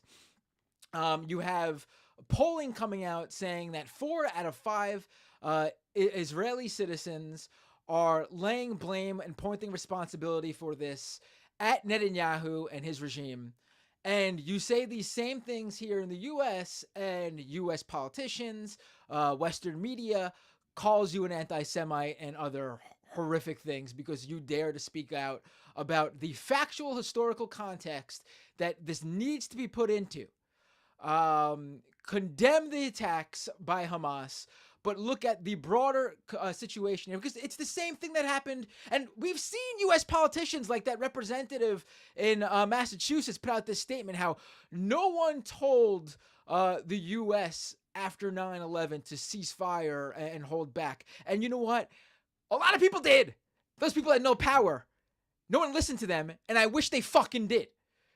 Because the U.S. is not a good example to be made, to be used as to how we reacted after 9/11. Osama bin Laden was not in Afghanistan. Osama bin Laden was not in Iraq. We didn't even get Osama bin Laden as a result of our illegal wars in Iraq and Afghanistan. We got Osama bin Laden based on intelligence. And even then, we couldn't even, do it right and take him in and have him go through the U.S. justice system, which would have been the ultimate slap in the face to him. We assassinated him. So, I mean, the U.S. government and what we do here should be no beacon on the hill for us to look at. And you know what? There was not 4 to 5 Americans pointing the blame at the Bush administration and the U.S.'s involvement in wars in the Middle East as the fomentation of and radicalization of people. No one pointed at the time, Ronald Reagan literally arming what was called the freedom fighters, known as the Taliban and Osama bin Laden, at the time when Ronald Reagan was arming them. So the fact that you have 4 to 5 people in Israel actually pointing blame at Netanyahu is astonishing to me. I'm actually... Hopefully, this situation will not deteriorate even further, even though it doesn't seem like the far right-wing government in Israel is swayed by the public opinion. I'm sorry for talking so long. If any of you want to jump in. I wanted to add one other part just about what the situation is like in Gaza. For people who don't know, like he was mentioning, there's 2.2 million people there, apparently half of whom are under the age of 19. 93% of their water is not potable. This was before the conflict, and now there is confirmation that they've had all supplies cut off, including food, medicine, and fuel. Fuel was necessary to be able to produce water, as in boiling it and stuff like that. It was also necessary to power the only power station that was left running that was giving them about 4 hours, and this was like before all of this happened, 4 hours of rolling blackouts. That hospital that generator no longer has power, which means the hospitals, they're warning people they will become morgues if nothing is done. If they're the only people who can at this point really affect change would be like the U.S. government to ask for a ceasefire or something to that degree. But like the international condemnation is silence. If anything, you are getting roasted online if you try. Like any politician who even slightly tries to put some context into this, it's just like the party demands they apologize. They're anti-Semitic. How dare you? Shame on you! Shit. Like I've never seen it like this. Yeah. Like everything Lance just said though in the beginning there about what Israel's very first action was to take in Gaza was to cut off electricity, food supply, fuel, medicine. I mean, that's the point. That's why this is an outrage. That's the very definition of this illegal occupation here, of this, the occupation here of this open air prison that 2 million plus Palestinian people are subject to. What other people would we expect to just take the fact that another entity, an entire another country, that they do not have a say in, those aren't their elected officials, they don't have a vote, they're not citizens of that country, what other people would let that other country have that control over them and be fine with it and be okay with it and just sit and take it? I can't imagine any of these right-wing Americans who are just shitting on every Palestinian and acting like they are synonymous with Hamas and that they are synonymous with the attack in Israel and that they're just, they deserve what they get or whatever. I cannot imagine the reaction from a single one of these people if another country had the power to shut off their, they'd be talking about taking out their guns and going on a whole, attack and freedom. That's what they would do. I mean, we see what the right-wing reaction is to petty theft. Oh, we got to execute those people. Oh, someone's stealing a handbag from Gucci? We should take out our gun and shoot them as they're running away. I mean, that's literally their reaction, and they're saying, oh, we can't, we can't understand why the Palestinian people would possibly not be okay with the situation they're in.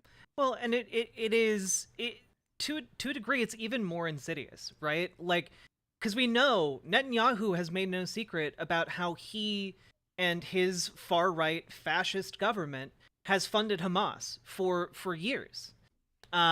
They have provided Hamas, including its military wing, with money, and it is. Peter Hitchens has a documentary, by the way, if anyone's wondering on that.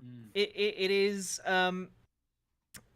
pretty apparent to me, anyway, that Hamas is effectively a controlled opposition. That Netanyahu deliberately, in a desperate bid to maintain power, has been stoking these exact situations for years now, and his political career has skyrocketed as a result of them.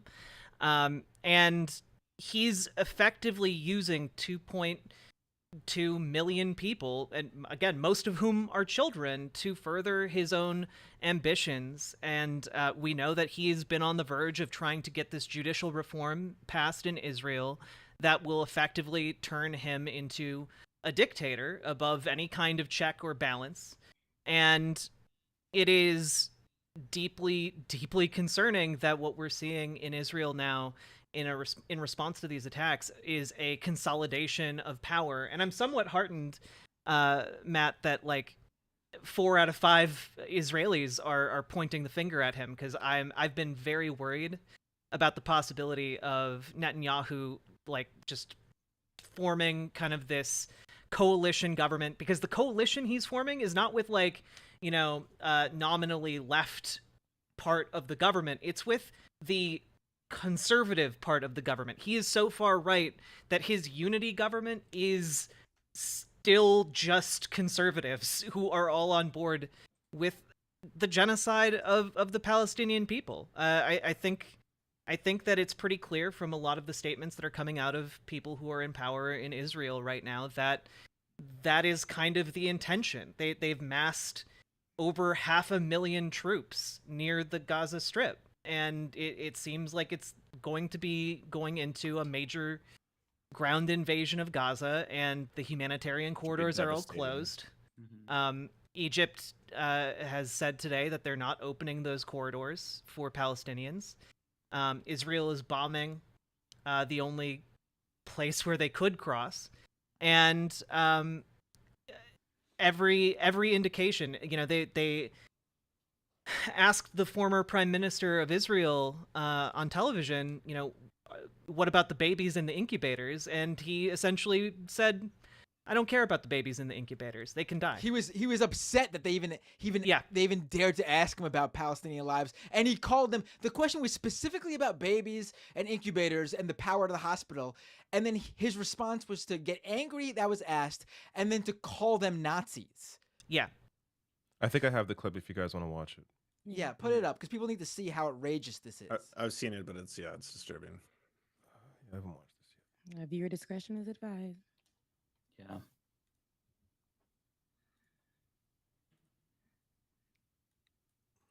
And what about those Palestinians in hospital who are on life support and babies and incubators whose life support and incubator will have to be turned off because the Israelis have cut the power to Gaza.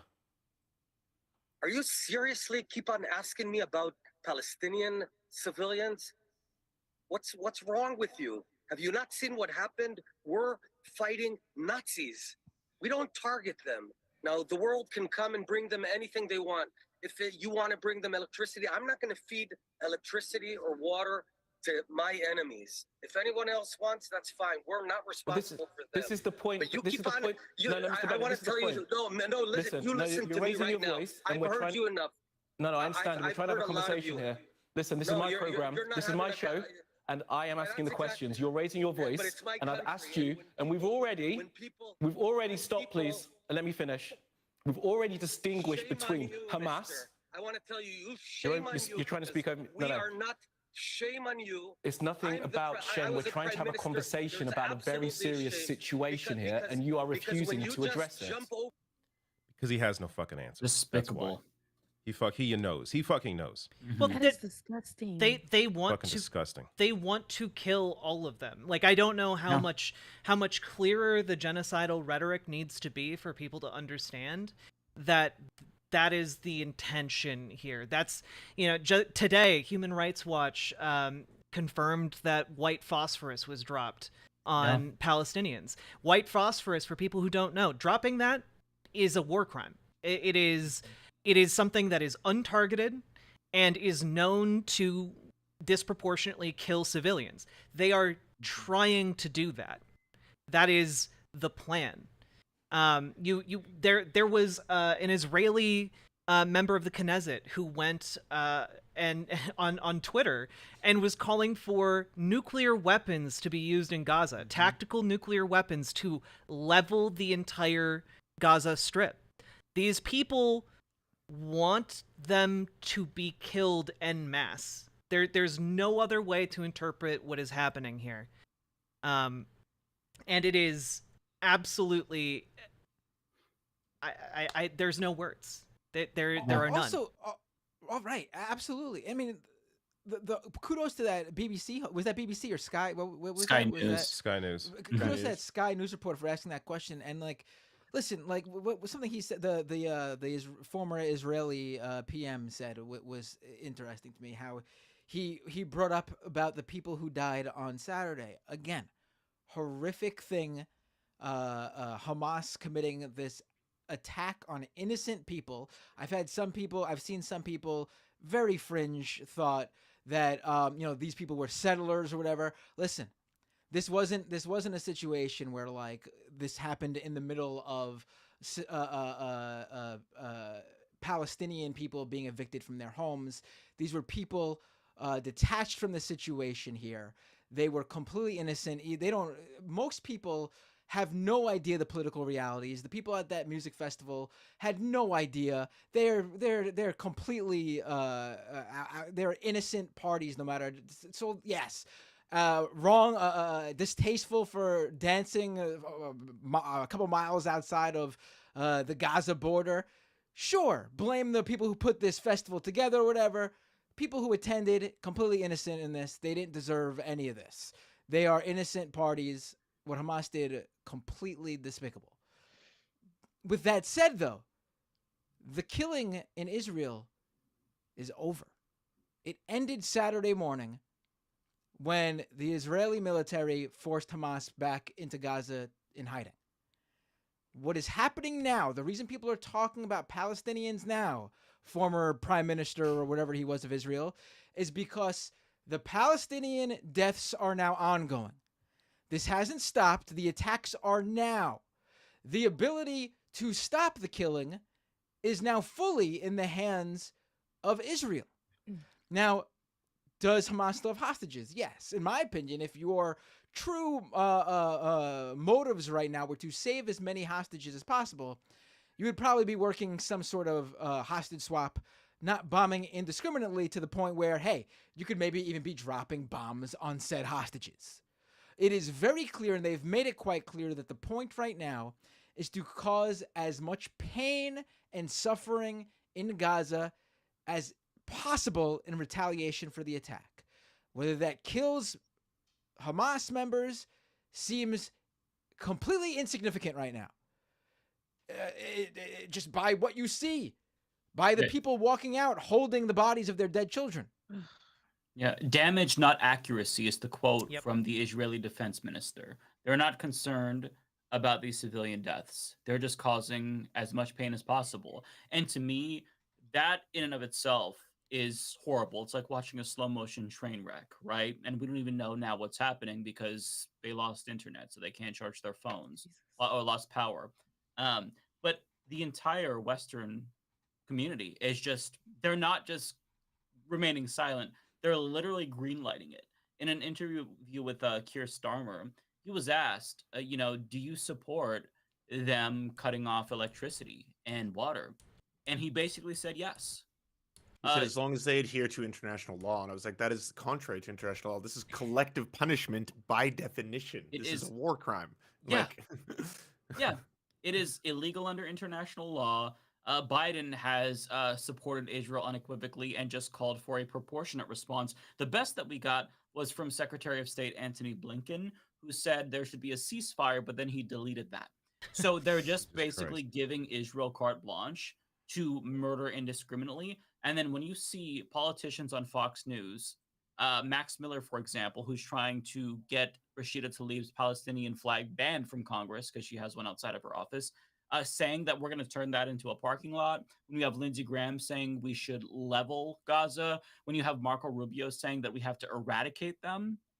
I mean, what we're seeing is a genocide happening before our very eyes. And it's just like, it's so hard to, like, we're joking and laughing at the beginning of the show because it's good to distract ourselves. But like, it's hard to pretend that like everything is okay when there are so many, countless people we won't know for months dying right now, being injured. And like, just even if the bombing stopped, just cutting off electricity is going to kill so many people. For example, if you are on dialysis, you don't have that much time. If you don't dialyze, like my dad was on dialysis, if he missed more than two sessions in a row, he could die. If you needed a surgery, they can't perform that in the dark. If you needed like a life-saving, the damage is incalculable. So it's so destructive. And to just have all these countries, all the world leaders just, gotta stand with them. It's shocking. So why? And this is for the people in the back like me. Now I've always known and read about a lot of the Israeli-Palestinian wars or problems and issues. This has been known, especially Netanyahu and stuff. But for a lot of people who are just finding out about this, what is the importance or the significance of Hamas? Because there were some articles that were saying that they were under the guise of trying to protect Palestinians in different ways. So people who are seeing this are having conflicting views. And so this is for just to educate for anybody who does know, the people who are watching who don't have much information as to that, because it's pretty confusing. But also I want to know why it is that a lot of the leaders here are choosing to either stay silent, say just a few things. Meanwhile, this is an actual war that's happening. We're getting all of this footage on our timelines, on our feed, people dying, the destruction, bodies being carried around. Like I want to know like why. It's I don't know. Yeah, so like basically Hamas is essentially like a fundamentalist political party that exists in the Gaza Strip. It came into power in around 2007.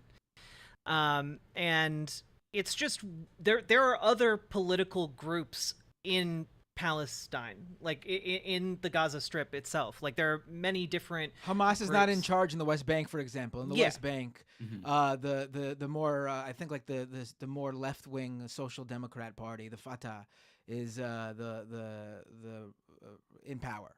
Gaza's also not had an election for a long time, I think. Yeah, Hamas does not. Years after now. Hamas won in the 2006 election, there hasn't been a vote since. Yeah, Hamas basically is run. And real important point about that. A lot of people, I saw some comments on Twitter saying, "Oh, well, they shouldn't have voted for Hamas if they didn't, want to see all of this carnage."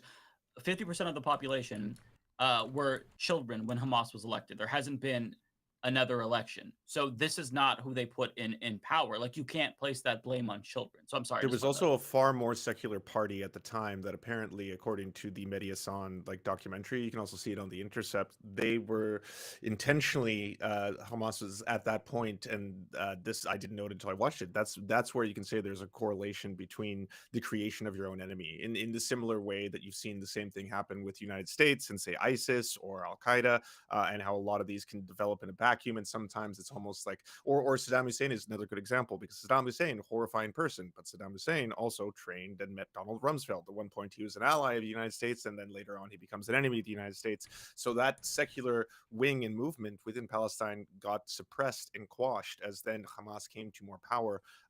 And obviously, they're using tactics that are condemnable by any measure. No one here is supporting Hamas or suicide bombing or any of the tactics that they're using.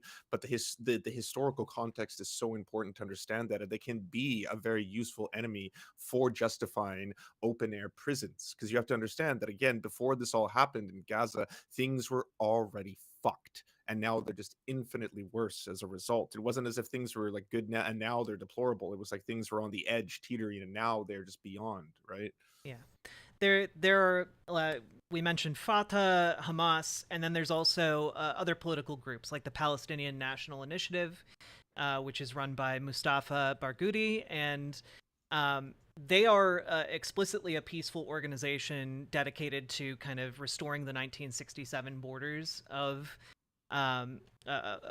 Palestine, and dedicated to nonviolent resistance. And part of what happens here is that there's this vicious cycle of violence where Hamas will engage in an action to resist the Israeli occupation. The Israeli occupation retaliates to a huge degree, which creates more support for Hamas. And it's a vicious cycle that has been continuing for a long time now. And I'm worried that the cycle is going to be broken now. Rebecca, to a your other question, why exactly do Christian right-wingers have such a strange hypocrisy? On one end, they can act completely anti-Semitic most of the time, but they also have such a stalwart support for Israel. Well, that's because they believe it's a religious prophecy to bring in the second coming of Jesus, and the chosen people have to be located there at the time. It's also deeply horrifying and troubling. Yeah. Okay, so that's own making reasons. sense to me, because I it's very confusing to watch when you're okay, do they not see what's going on? Are we not seeing the same thing? How are we supposed to, our world leaders who usually go in and help or have more than thoughts and prayers in this case, they're practically silent, and that was confusing or they're fully supporting Israel. I mean, or they're coming in out Canada, in and support. actually on the White House tonight, they projected the Israel's flag.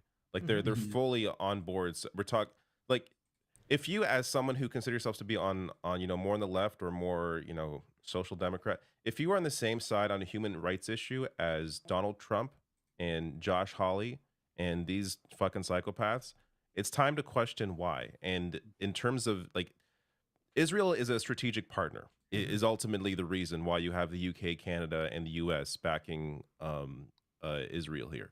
They clearly know Israel's committing war crimes. They have to. It's obvious. But they are, in their minds, it's beneficial to them politically to keep alliances with Israel as a way to keep sort of their hold on the rest of the Middle East. Yeah.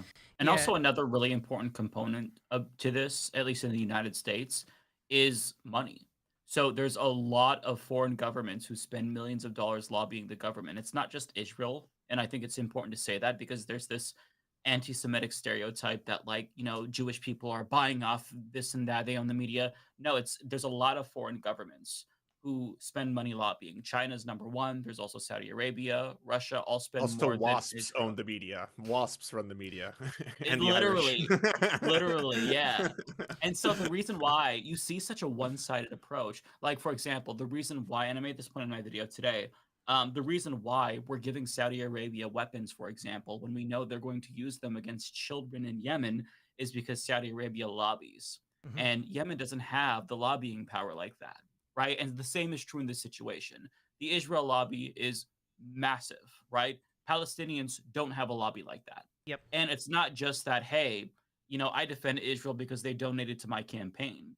There's also an indirect effect to that, to where if you speak up and you say, I support Palestinians, I support a one-state solution potentially, or Palestinian statehood, then they can still lobby against you. We saw this in 2021 with Nina Turner, where she had a 35-point lead, and then DMFI, Democratic Majority for Israel, a Democratic supporting Israel interest group, came in and they bankrolled Chantel Brown, and she won. So there's this incentive to keep quiet. So that's why I think that politicians like Rashida Tlaib and Cori Bush, who actually speak out, and AOC, although a bit to a lesser extent, those who speak out are much less common, because it could end your career literally. And that's something that is really important, because money in politics, it has a lot of influence over what politicians support, if not, the main factor. And so that's why you see so many people like Richie Torres, for example, going after Rashida Tlaib, going after Democrats, accusing them of being anti-Semitic, disingenuously so. Cori Bush, yeah. If you look at his donors, can you guess who number one is? It's AIPAC. So that's a really important component as well. Like, these interest groups are buying complicity. And to be clear, they're not lobbying on behalf of the Jewish people. They are lobbying on behalf of the far-right government in Israel. You've got to make those distinctions, because anti-Semitism is going to be on the rise. And also Islamophobia is going to be on the rise as well. I think that's really important that we keep that in mind. And one thing that there was already an attack. Yeah, there was already an attack in Brooklyn, either last night or today. It's being reported. 3 men waving an Israeli flag attacked 3 dark-skinned men in what police believe was an anti-Palestinian hate crime. Jeez. Yeah. There's been rocks thrown at mosques as well. One thing to keep in mind though is that the thirst for like blood against Arabs has not diminished since 9/11. Like, if you were alive during the post 9/11 days, the Islamophobia was, it's shocking. Like, I don't think people could believe how bad it was. I'm seeing that again. I know you all are probably seeing that too. Like, where you have people openly on camera, we all saw that viral video, saying we need to wipe Gaza off the face of the planet.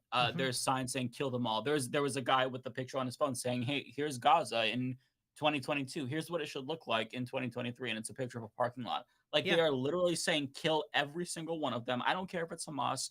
That distinction is not important at all. And that is really something that you have to look out for, right? Because even in media, like Jake Tapper was talking about how, well, it seems like the left, they've really shown their cards as anti-Semitic when they talk about dehumanizing language when it comes to Hamas.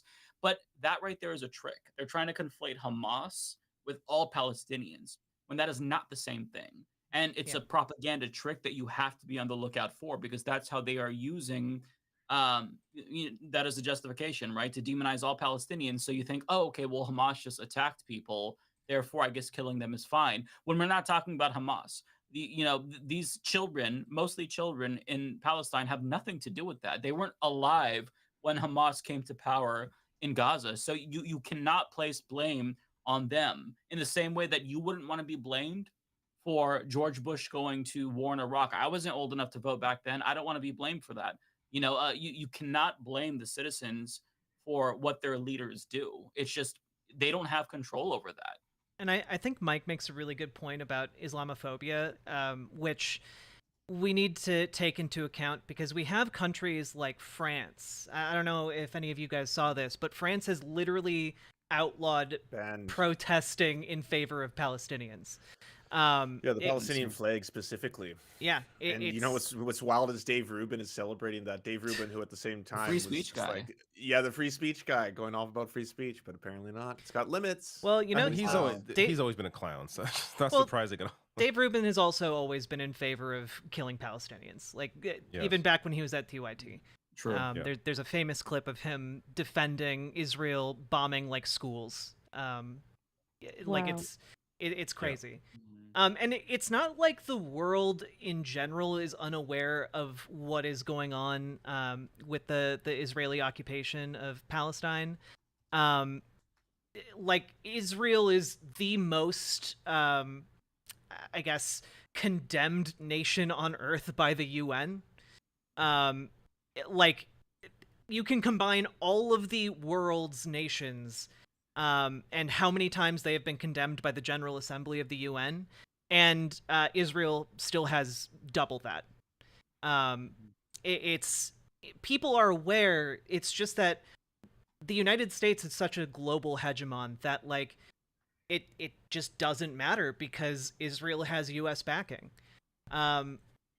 and one of the only ways, you know, if you're in America and you're feeling powerless, like as roundabout as it seems, like one of the best ways to maybe do anything that could impact the situation in Israel is to try and exert pressure domestically, right? Because U.S. Yeah, politicians are the one defending Israel right you now. you can like that's one of the saddest things about what's happening right now is just how frightened any politician is. Like we have one politician in Canada, Sarah Jama, who actually spoke out and actually had a statement that was not in any way celebrating any of the horrors or atrocities that Hamas had committed, simply saying that the occupation has to end. And she was called out by the rest of the NDP, and she's now retracted everything and issued an apology. That was the one politician in Canada who actually had like a decent statement. And you can see all the politicians in the United States, even the ones that are progressive and Soc Dems or more left leaning, they're incredibly measured in their responses because like everyone is terrified. Mark Lamont Hill, I think, is one of the people who's been fired as a reporter for speaking out against this. So is Katie Helper, like people who Wait have a specifically. minute. This is recent because Mark just spoke out about this. Yeah, but Mark's been hired by a new company. I think he works for Al Jazeera now. He works for the Griot, but Oh, okay. But so- yeah, he put out a really good video on this, by the way. If you haven't all seen it, go check out Mhm. Mark Lamont Yeah. Hill's Twitter. He explains the whole situation really well. Okay, so he was talking about being fired previously when Before, he spoke about yes. it. Yeah, Okay, yeah. that's why his okay, so that makes sense also. So why his video was very passionate about the issue at hand, and I'm grateful to see how the Griot allowed him to have the conversation immediately when the incident happened, broke it, and then came back and had that conversation as to why it's important, and broke it down. Like I said, for the people in the back, I'm one of the people in the back. Like, what's going He's on? always How is been this for that. affecting us? What does this look like? How is this in layman's terms? What, like, are we choosing a side? Should we be choosing a side? Why isn't our representatives really speaking on this? And so that's a lot of the questions that I really wanted answered in these spaces, because I see a lot of debates, but I'm like, I just see a lot of carnage, and I'm like, are we not seeing the same thing? Are we not seeing the pain? Are we not like, why are we like, it wasn't registering to me, but It's what I'm finding to be like the most frustrating thing for me as someone who like commentates on this and covers this is just that it's the willful ignorance, and no, I shouldn't say ignorance, that they know, but it's just the clear ones, like from every politician. We're talking again, the NDP is like, people argue how left they are really, but they are like, the left of the major parties in Canada. And you have one member of the Ontario NDP. I'm not even sure if the national NDP has said anything, but like the Ontario NDP, an MPP, come out and say, actually, I have a statement here, but it's so completely innocuous, and like this is like, it's calling for a ceasefire. It's quoting the UN. Like it's it's just basic information. It's actually very similar to what Bernie Sanders put out, which is condemning the violence by Hamas, but also discussing the occupation and the blockade. Like it's a very basic statement, and this is what she's being asked to retract. And we're talking about, again, like this is like She's apologized as well. She's had to publicly apologize. Oh my goodness, that's incredible.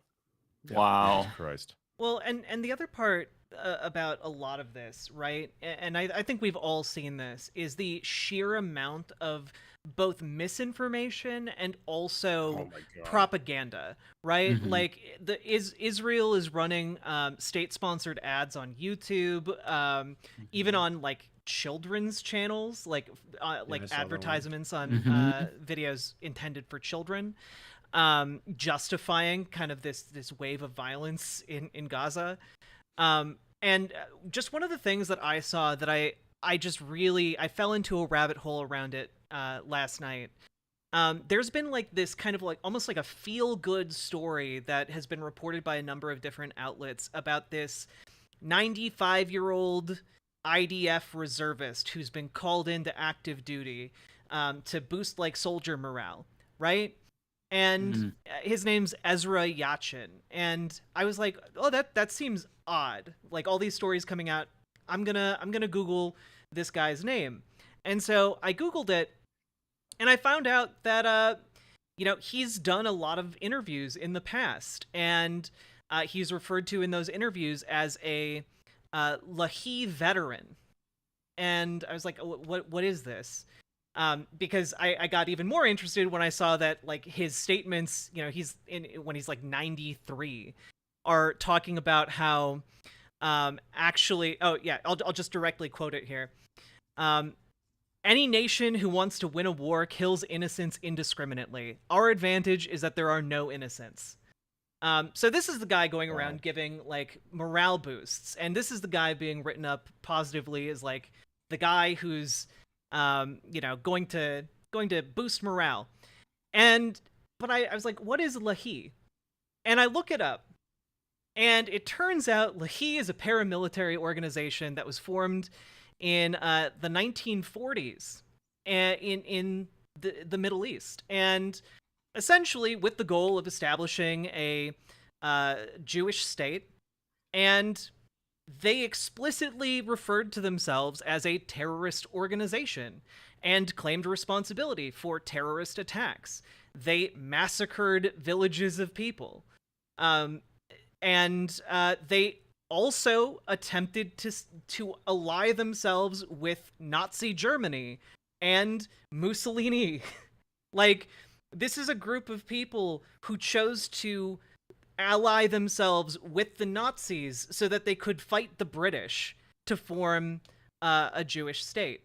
And like then after in 1942, they tried to ally themselves with Joseph Stalin.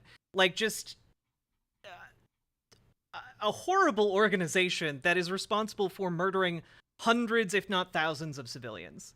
And they carried out assassinations in the area as well. And like, you might say, oh, well, that's terrible. Like, obviously, these people were condemned. And it turns out, no. Though they didn't do very well in elections, and the group was eventually labeled as a terrorist organization by Israel itself, they were granted amnesty. And in 1980, Israel created an award, a medal, to kind of valorize these people. And the former leader of Lehi, Yitzhak Shamir, became prime minister of Israel in 1983. Like, this, one thing people need to know, is that the propaganda is so strong that it will spin actual war criminals who have carried out massacres of civilians as feel-good stories. And the other thing is that this has been going on for a very long time, and these people have ingrained in them, and this is not all Israeli citizens, obviously, but there is a certain thinking that is ingrained deeply, that has been active for, almost 100 years now, that this is how one should treat Palestinians. And it's deeply, deeply ingrained and hard to break. That's horrifying. And like the Likud party is explicitly fascist. Like, I think people really need to know that. Like, this is a far-right fascist party, and the goal of Netanyahu is to demonize all Muslims. And he is so hell-bent on demonizing Muslims, he even did apologia for Hitler, literally. Yep. So there's a video of him saying that actually Hitler did not want to exterminate the Jews. It was the Grand Mufti of Jerusalem who convinced him to exterminate the Jews because he didn't want the Jews in it coming to Jerusalem. So that's why Hitler decided to do it. And historians are like, wait a second, what the fuck are you talking about? Like just making things up, because even though you're kind of like doing apologia for Hitler, as long as Muslims look the worst, then that's his goal. Like, he's a sick person. That's with that point about how, right wing Netanyahu is, and then earlier David Dole brought up the Trump and how people taking a position that's the same as Trump. I think let's break it down even easier for all the American liberals out there who are cheering this sort of action from Israel in Gaza on. Netanyahu is the Israeli Donald Trump. You Right. guys, the American, he's even further right wing than Trump, I I'd agree. argue. Yeah. Easily. Much more You like guys- smart and able. You U.S. American liberals blamed everything that happened in this country or to this country during Donald Trump's 4 years on Donald Trump. Rightly in many cases, and even sometimes I was like, he didn't have anything to do with this, but here liberals still are blaming Donald Trump because he's the president of the United States. Yet you call anyone who treats Netanyahu the same as Trump a fucking anti-Semite. Netanyahu is responsible because of what his right-wing government has fomented by everything from propping up Hamas to how they've continually treated the Palestinian people to what they've done to the Israeli citizens who've been a number whom have become. You guys make fun of the QAnon believers in America, right? They've been brainwashed. That's what Netanyahu and the right-wing government in Israel has done to countless Israeli citizens to the point where a couple years ago, there was a photo going around of Israelis setting up lawn chairs at the top of a hill with popcorn to watch Palestinian families get evicted from their homes by settlers, cheering it on. So please, if you can't fucking see what's going on here, I get it. International politics is hard if you're an American liberal. But if you can't fucking extend the same thought process to what's going on over there, then you're hopeless. I don't know what this. History will not be on your side. And to bolster your point, Netanyahu is going through a criminal trial. Like he's also a criminal in his own country. Like, and he also worked recently, this past a few months ago, to basically take more power by limiting the power of the judicial system. So and there was all these protests. Huge protests within Israel against Netanyahu. And as you mentioned earlier, it sounds like a lot of them are blaming him for what's going on here. So it really feels like I'm reading a lot of great objective reporting from Israel about Netanyahu. Meanwhile, you have the UK, Canada, and the US propping up Netanyahu like he's a god figure. It's absolutely completely ridiculous. And this is all over basically like a religious battle because the people are not. I don't. Because it's more of a power. I'd say it's more of a power battle than anything but they're else. gonna under the guise of that. But it's like I'm just seeing it and I'm hearing it and I'm just like, why do innocent people have to die? Because they aren't like you or whatever the case may be. That you're just ripping their lives apart. One day, they're just. I was watching a couple of videos, which I tried not to because it's traumatic. It's super traumatic, and it's all over the place against our will. So we're seeing it. So and some of the people are just like, my home is gone, but God's will. And I'm like, dang, how are you? All your home is gone, but your cat lived. And that's enough for you to just say, it's just God's will. It is what it is. For a lot of the Palestinian people, they're just really out there like, okay, this is happening to us. But we're not going to let it happen to us. We're still going to be who we are in the midst of all the people are dying. And one woman had her camera, her cell phone, and she was trying to take some footage. And in the middle of her just turning it on, explosions are just happening.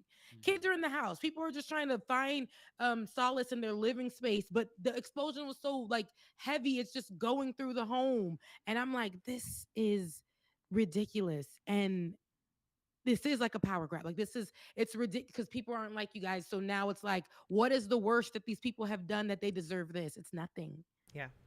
No, this is total. The power dynamics here is the totality of it. That is the thing. You cannot talk about this. In fact, it's probably a failure on our part for not bringing this up at the very beginning, the very first thing. The power dynamics are simple. In Gaza, what you have is 2 million people who have no functioning government. The West does not even view their country as existing. They are among the poorest people in the entire world. They have no military even. So we talk about it's not right that war. There's rules to war. Well, the Palestinians don't fucking have a military to play by those rules of war. Yeah, that's you have actually that in. That's actually just a really good point, because Hamas has a military wing, but that is not the military wing of the Palestinian people. That's No, it's just a group. That's just a militant group, a terrorist group, if you want to call them that. Even that's Hamas's army. And then on the other side of this, if you even want to call it sides, I hate to even bring the word sides up here, but you have the Israeli government, the biggest superpower in the Middle East, backed by the world's biggest superpowers, the entire West, from the United States to the UK to the entire EU, Canada, you name it. Canada.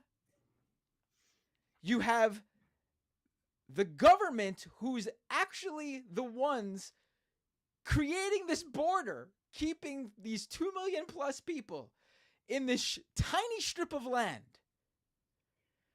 And they are also the ones who are continuing to, little by little, take away more and more of that land for settlers. Yeah. They have the and on top of that, as we've mentioned multiple times, they control that other group, the Palestinians, food resources, water supply, electricity, medication. Nothing goes into Gaza, nothing comes out of Gaza without that rubber stamp from Israel. They also control the water outside, like the shores. That they control that you can only go out so far as a Palestinian in your own waters, because Israel controls that, and there's no airports, of course. Like there's no way Egypt's the only border, and Egypt's the one border, and it's often closed randomly. It's being bombed right now. Right. Like there's no escape for these. Even people. within the fence, like there's a big barbed wire fence. If you get too close, you'll get shot at. Like watch the Gaza Fights for Freedom documentary. It's free on Means TV right now. It was produced by Abby Martin. It explains that, like, you get too close to that fence, if you're a kid, they're gonna shoot at you. Right. It's not even asymmetrical warfare. It's an occupation. Right, exactly. Right. One group on that, going off that, one group has all the power to end this. If the Israeli government decides it wants to end all the fighting, the decades of this, they're the ones with all the power to make that happen. Recognize a state of Palestine, give them land to actually create a Palestinian country that is recognized by the West, because I guess that's what it's going to take for the US and the UK and the rest of the West to actually recognize Palestine. They have all the power. If the Palestinian people choose tomorrow that they'll accept whatever terms, doesn't matter. They have no power to create those terms. Mm-hmm. It is completely on the Israeli government. Yeah. And I see some people mentioning how angry or loud I'm getting. That's Listen, okay. there's no other issue to me. Like there's a whole term that's progressive accept Palestine. Like that's how insane that is. That there is actually terminology used because it is so accepted in the U.S. that you could be for you could be to the left on economics, on domestic social issues, even on other foreign policy issues, but you stand steadfast with Israel on anything and everything. And to me, there is no more clear-eyed position on this issue. Like as Michael Brooks said, it's not complicated. Yep. And I think clear-eyed is what I'm going to go, because it is crystal clear to me as possible what's going on here. And the fact that there is a huge subsection of our society that literally it will end your career if you work in certain industries or work among certain people, is insanity to me. It's insanity to me. And, I've mentioned before, I'm not a religious Jew. I'm an ethnic Jew. I have Ashkenazi Jewish background. My father is Jewish. His family is Jewish. To me, the idea that anyone would connect the fact, like, I have no connection to Israel. My father does not have any connection to Israel. The idea that there would be the equivalence of the Jewish people and the Israeli government, because I want to take that a step further even. Not even just equating Jewish people with people from Israel. Jewish people with the Israeli government is insanity. It is insanity. And that in itself is anti-Semitic to equate the two. Absolutely. Yeah, well said. One last thing that I do want to say is I started reading a really great book about the entire history of this dispute. It's called The 100 Years War on Palestine by Rashid Khalidi. It's Khalidi. Really highly recommend it because he's very thorough. He's a Palestinian scholar. His uncle was actually the individual who had an exchange with the creator of Zionism. Really fascinating stuff, like really comprehensive history. Just wanted to put that out there in case people are unfamiliar with the details and the history. Very, very informative. Yeah, I would. Yeah, one other quick thing. Stop telling every single Muslim person to condemn Hamas before they're allowed to talk about this. And stop telling every person as a Jew, what do you think about this? Like I'm seeing both of that happening so much online. Like what the fuck? Yeah.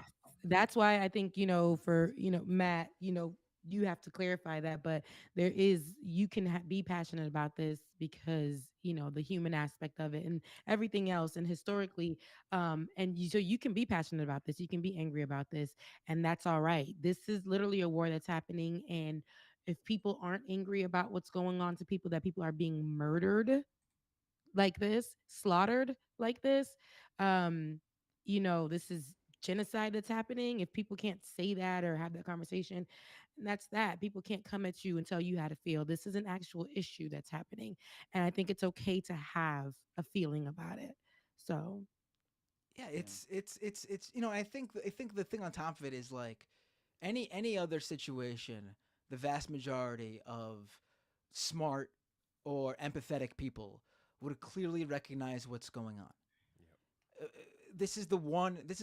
There's nothing else there's nothing analogous to this. Makes you feel like you're going crazy. It breaks people's brain. It's amazing. Of our society does not view the Palestinian people as human. They just Literally, don't. They just don't. And that's even further, I would say, than their view on brown-skinned Arabs, Muslims. I think it's even, I even think as bad as it is, it's even a step further. Because you're hearing calls that you usually hear from idiots and fringe members of the right. You're hearing those same calls against the Palestinian people from politicians and from our government and from full organization. The fucking NBA teams are coming out and declaring that they must support Israel. What when they don't even come out and talk about children being mass shot up at schools here in the U.S., but they feel like they have to come out and stand with Israel. Yeah, I'm seeing Israel it has more in power. hockey too. And again, absolutely empathize with anyone in Israel who lost family members, friends, any victims. They're completely innocent parties here. Completely innocent parties here. I don't care what anyone says. If you're attending a music festival or whatever, if we extend this to anyone who's a settler anywhere, we'll just wipe out half the planet, right? If it's okay to kill someone for being a colonizer, might as well just wipe out half the planet. I'm not talking about the people who are doing the colonizing. These are innocent parties who have no understanding of the political dynamics. Probably their families in many cases who are the ones there, and they're a generation after or something. Although, obviously there are much newer settlements where that's not always the case, specifically in Israel. But that, never mind that. It's like it's so baffling to me that you can't talk about this in a way you can talk about anything else. Anything else. It really kills me. It kills me. Also, I mean, the reason why I find the I Stand With Israel things offensive is because to me it comes off as standing with the Israeli government as they are bombing innocent civilians. It doesn't come off to me as, I stand with civilians in Israel who were killed. And obviously we all are against any civilian death. But saying I stand with Israel is taking a side and saying, hey, I stand with the Israeli government in what they are doing in response and the ongoing occupation, the ongoing blockade. That's how it comes. That's why I think that gets people riled up or bothered, because that's how it comes off. But even with that said, and I completely agree with you, but like, what other no one there's no U.S. organizations or sports teams or anything that are expected to put out statements when there are suicide bombings or mass murders or anything like that in any other place in the entire world. You don't see that. I think it's because this specifically by people who are not well informed, and even some of them who are and just lying to themselves, is that this is viewed as being anti-Semitic, like this is viewed as a greater attack on Jewish people, which is why I feel like there is this desire or this need that's felt to come out and say something about it, as opposed to other random acts of violence that where things aren't said. So because people are equating, Jewish people with Israel, I think that's why there's that greater response. No, that's exactly why. Because for, again, like I said, a lot of people. Now, I have a little bit more knowledge on this. I've been covering Palestine and Israel for a while, like especially when I worked years ago in news stations, but on a general level, just as it happens, what's going on. But the deeper you get into and the understanding of it, a lot of people do talk about, Jewish people and not wanting to be anti-Semitic, like nobody. So anything that happens like that, they're going to go and be like, instantly somebody who's not going to gather more information is going to just say Israel, like, I stand with Israel. Yeah. And they think any criticism of the Israeli government is a criticism of Jewish people, which again in itself is anti-Semitic to like think. they think that too. Even people in Which is the, ridiculous. like you said, the NBA, anywhere you speak against Israel or anything that's anti-Semitic, that's it. And the Harvard students are being doxxed currently for signing that letter. Yep. I don't know if you all saw that. I point out that those groups that stand against anti-Semitism, and the ones that usually have that in their name are usually right-wing funded groups. Like this one, Accuracy in Media is a right-wing group. Right. They always come out and they publicly shame college students who stand who support Palestine vocally, or criticize Israel vocally, or support BDS. But you never see them roll out the fucking public shaming vehicle for white supremacists, neo-Nazis, any other group that is directly, completely based on the beliefs of believing Jewish people are subhuman, and are completely 100% based their anti-Semitism on the fact that they view Jewish people as subhuman. They never do that. Never, ever, ever. And I should also say that the public shaming of these students is completely based on who they believe is behind the letter. Because no student put their name on the letter. It was by the group as a whole. So the students who they're publicly shaming out there, trying to, who knows what they're trying to foment against these people, these students, some of them might not even be behind this thing. Yeah. It is a hysteria built on kind of these foundations, like we've talked about, of like this evangelical fundamentalism, the money in politics, all of it kind of comes together to form this wave of hysterical hatred and like kind of the we gotta circle the wagons, we gotta circle the wagons. But you got to look at what you're circling the wagons around. And like when you look at Israel, like how many people would defend like the U.S. military coming in and just taking your house, kicking you out on the street? No one in the United States would stand for that. Americans would endorse terrorism. Well, they're calling terrorism in general for anything that Palestinian people do. Not talking about Hamas attacking innocent civilians. I'm talking about if Americans stood up against the U.S. military, which Palestinian people have done against the IDF, they'd be calling themselves freedom fighters, true patriots. If they were to attack military taking their homes. Yeah, and like what happens with for those of you who people who might be watching who don't know, like what is meant by like a settler is basically an Israeli who crosses into officially recognized Palestinian territory and just takes a house. They can walk into a house and just be like, this is mine now. Or the house just gets bulldozed, sometimes with people still inside of it. And if you want to like get upset about that, well, the IDF backs the settlers' ability to just take your house. Oh, you have a well that functions in the Gaza Strip?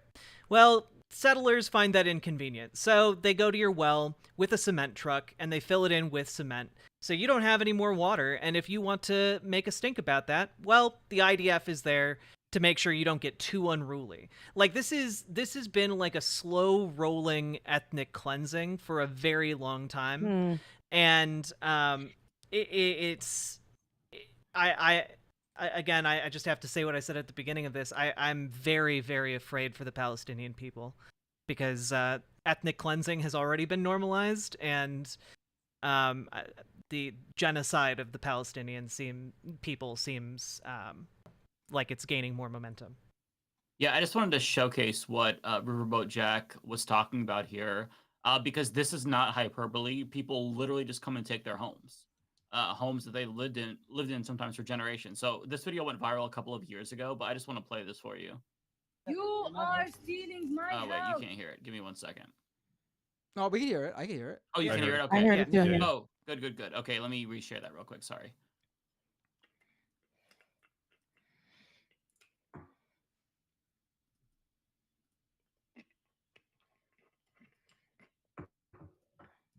Okay. You are stealing my house. And if I don't steal it, someone else is gonna steal it. No one is allowed to steal it, يا عمي.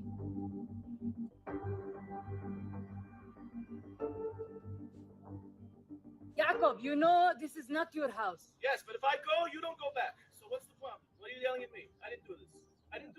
But It's easy to yell at me, but I didn't do this. You are stealing my house.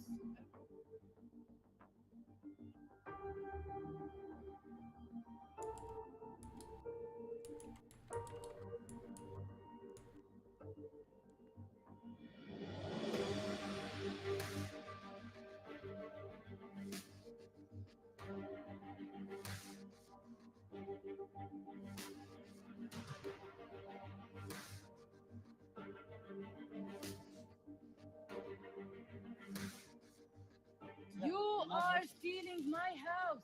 And if I don't steal it, someone else. Yeah, so Americans is would never put up with that. Terrible. Well, you could tell he ain't even from there. That is terrible. He just came in and was like, "This it's law that's gonna let me do this anyway." So, like, that is terrible. And he's like, If I "Well, don't take it, yeah, if I don't take it, it's gonna be here." So he wants to be a part of. Like, that is terrible to see. And I know that you said that was years ago, so I can't imagine like what's been happening over the years. I've also read a lot of that is committed by like Americans that come in. I can to tell that Israel. man looks like he's from. And they're the he ones sound like that he's take from over. New York. Yep, he's from Like, Brooklyn. he was out in- Yeah, there you go. Yeah. See? Yeah. And I mean, just put yourself in their shoes for a second. If somebody came into your home and said, "This is mine now, get the fuck out," and like sometimes most times the military is doing this, so you're evicted at gunpoint. Americans wouldn't stand for that, but for some reason they can't extend, that to what the Palestinians are feeling, who are losing their homes, being forcibly displaced at gunpoint. Because And you know what? That was a shareable clip because there was no violence like often happens with these evictions. Right. Or in death. What's really interesting is like the people who keep saying like, oh, the Palestinians have sure set back their cause with these Hamas actions, which like again conflating as if they did Palestinians and that. Hamas. But set back what? There's been no fucking movement for decades. Like just think about it. How many years has gone by since we've heard about the broader public? Obviously, there are people who cover what happens there all the time, but the broader American public has not heard of anything going on in Israel and Palestine in years, because of course there's been no attacks on Israel, but there's no coverage of the continuing broadening and extension of the settlers. For years, young Palestinians have only known a time where their mom, grandma, whole family gets kicked out of their home. No movement anywhere in terms of any sort of negotiation with anything. I think the last time there was a negotiation on creating an actual Palestinian state was something like in 2007 or something like that. What's ruined here? There's been nothing for there is no hope. There's no hope, and the entire world stands by and endorses this. Yeah, just with Trump's administration, he moved the capital from Tel Aviv to Jerusalem. I mean, they're losing ground. They have there's nothing left to lose. So it's like, oh, this is just gonna turn, the sentiment again. There was no sentiment for them at all. There was nothing. It's just, it's so sad because it just feels hopeless. It does, and I think that again, America's allies with Israel, I guess, and so they do not want to go for. In this case, it's strange to see because, like, with Ukraine and Russia, it was different, I guess, and now we're looking at this, and America just literally says, all I've seen is just like, hey, we stand with Israel, and I'm like, huh? Are they not? Like, are we not? We stand with everyone. We don't want anybody. This is what I want to be clear. I don't want nobody dying. Like, seeing people be in the midst of this is the craziest thing to me. People are dying all over, okay? In Israel, Palestine, they're dying because of this. And I'm like, are we not seeing there are people that are just in the way of this and they're dying? People just living their lives on a Friday, on a Thursday, not knowing what was going to happen. And here we are at war, and they're saying we stand with Israel. And I'm like, dang, what about the Palestinian people? What about those people? And then they're bringing up, if I was somebody who wasn't looking for information, and not that I had to choose a side or anything, but with the information you have, it's just like, hey, we don't want none of this. This war shouldn't be happening at all. People should be able to live their lives individually. They're already struggling, and here you guys go wanting to wipe them out. Let's what is the real thing here? Like you said, it's genocide. This is these people wanting to rule and be empowered and want them gone, and to blame it on Hamas or whatever. What we're now understanding what that is. And for people to just come out, if nobody knows anything and they just get that information, they're going to be like, okay, the Palestinians must go. They've been they're the terrorist groups. They would think that. Seriously, this is what people would think. And that's what America, honestly, with their silence is saying it is. And I think that's very problematic. Yeah. And it's just, there's nowhere for those people to go. There's nowhere they can go to be safe. And so, that's where you're seeing, video of, people just having minimal reaction to bombs dropping around them. Because where are they going to go? They can't leave. They can't even get in a boat and, try and row to somewhere else because they'll get blown out of the water by warships. There's nothing. There's nowhere for them to go. It was a viral video of a body being just passed around. I think the first day of a body just being passed around. And I said, come on, guys. This ain't it. Just being paraded around. There was an interview with, it was Wolf Blitzer on CNN, and he was talking to, I believe it was a doctor in Gaza. And you see that, you hear the bombs going off, and he's like, do you have to get to a bomb shelter? Are you going to be, she's like, there's no bomb shelters here. This is not, they don't have the infrastructure to have, bomb shelters for civilians in Gaza. They literally were there because they were pushed out. And now you go there and now you want to wipe them out. This is crazy. They have nowhere to go. And I mean, what did they do wrong but be? They just are who they are, and it's not enough. Free Palestine. Free Palestine. Yeah. All right. We should get to super chats. Yeah. I need to let you know. There's no easy way to transition. My super chats were not. I just got, while we were on the show, YouTube said that I didn't meet guidelines or something. They said that. I know. Bullshit. I met everything too. Rebecca, send me the email. I'll see if I can help because I've dealt with that, trying to monetize channels before a few times. Okay, thanks. Because I don't know what I did, and it could be the show that I have, like it or not, that I did on Saturday. Maybe something on that, but it ain't like I'm. It's not. No, I don't. You should be fine. Content. Yeah. I was gonna say maybe if your channel only has Leftist Mafia live stream on it, they might view it as it's not. It's like reused content They or something. said that. If it's on They these said other I'm channels. reusing content. Interesting. And whatever. But I'll send it to y'all to let me know.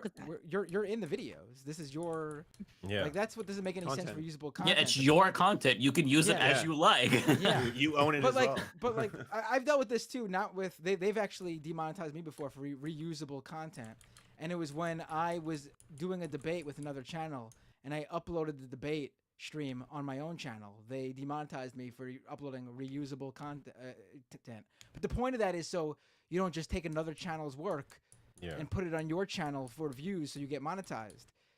You are in this work. This is your work. This is your creation as well. I don't know. They told me no, but we'll figure it out. And to everybody who's been pushing, we'll try to fight it. But everybody who's been pushing, and who's been helping get the page monetized, I finally got there, did what I need to do, and here we are. But it's all good as long as you guys are watching. You guys are here with me. We're all good. So that's love you, mean it, and we can have these conversations together. We still gonna be pushing them out, so we still gonna be pushing these videos out. That's it. And you can always donate to Rebecca on Cash App, Becca's Voice, if you want to send her a super chat. Yep, because I want to read them too. Yeah, it's so frustrating. YouTube is. I hate them, but it's all good. It's all good.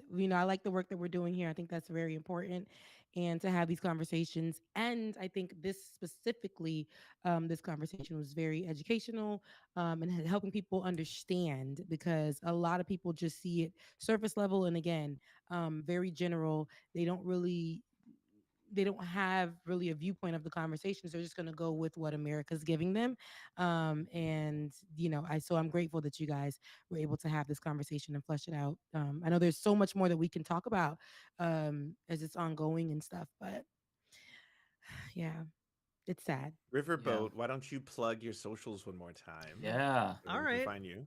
Yeah, people can find me over on twitter.com/riverboatjack or youtube.com/riverboatjack or twitch.tv/riverboatjack. And I also have, if you just don't care what stream you're watching, you can find it over on riverboat.gg. But yeah, those are the majority of my socials. Come say hi. I love talking with people, and got questions about me being trans. Always happy to engage in discussion about that. Any questions, I'm happy to answer them. And if you have questions about me not being trans, always love answering those too. And she has great interviews on her channel. There's one guy she interviewed lately, not a big fan. Humanist Mike Figueroa, great, future president. Guy running for president. Aside from that one, presidential candidate. Project for presidential candidate. Yeah. We always tell guests, Jack, that we do super chats and these go long. You are free to stay as long as you want, or you could bounce.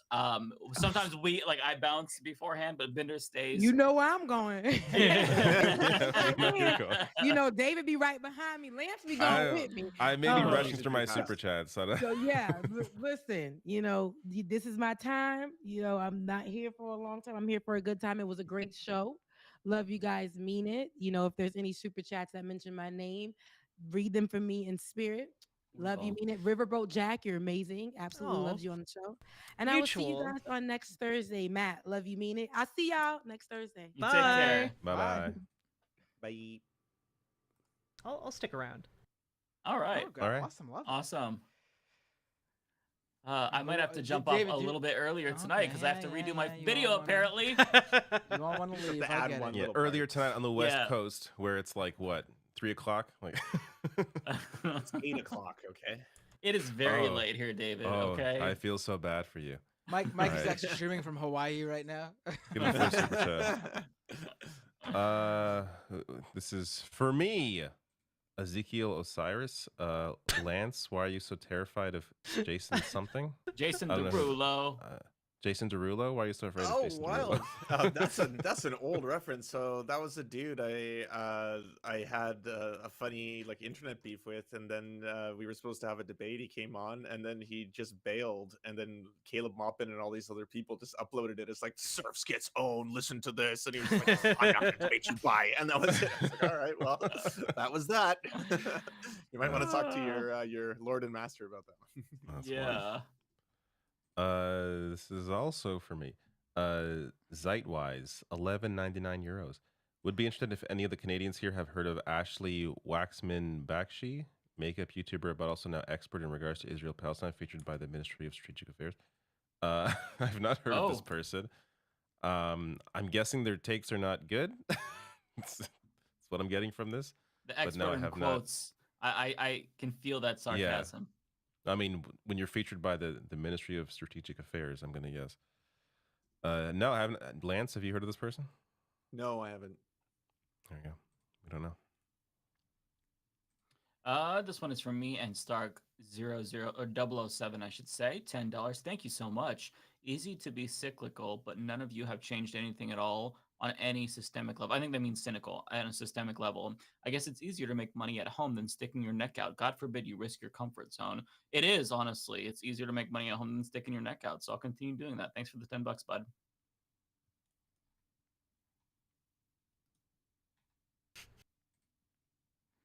Tokyo Hans with a membership super chat. During your presidency, will you continue Leftist Mafia as a weekly address? Is David running for the Google's Canadian parties? Parti Conservateur du Canada? I'm guessing that's the Conservative Party over there, yes? I've never used the French term, so maybe it is. So, oh, okay. All right. But no, I will not be running as a Canadian in any Canadian party. And yeah, I'll continue doing Leftist Mafia as one of my many weekly addresses. We're gonna broadcast it. Daily addresses. We'll broadcast it on all the channels, all the networks. Fox News. Well, we're gonna abolish Fox News, but CNN, MSNBC, we'll take over those channels, so they have to watch us. Finally. Mm-hmm. Nice. Former future goblin, $20. My goodness, thank you so much. That is a massive super chat. Appreciate that. My God. Yeah, there we go. If President Mike doesn't promise to grant Ole full citizenship on day one, I will vote for Trump. Ole is not just going to get citizenship on day one. She's going to get like double citizenship to where she has more powers and more votes than all of us. So you can count on it. To make up for lost time. Yeah, absolutely. Yeah. Only people who super chat, they will be super citizens as well. Yeah. Lawn Gnomes, $10 super chat. Thank you. Says how much of the liberal brain rot can be attributed to the West Wing, particularly where they solve Israeli/Palestine conflict in one episode with a lecture about having uncomfortable conversation. I never watched this. I never watched the West Wing. I know Luke Savage has been a big proponent of like how much. I think it's Luke Savage that has talked about this. How much the West Wing has like destroyed brains. Mm-hmm. Others as well have. Chapo too. Chapo's talked about it a lot. Have they? Yeah.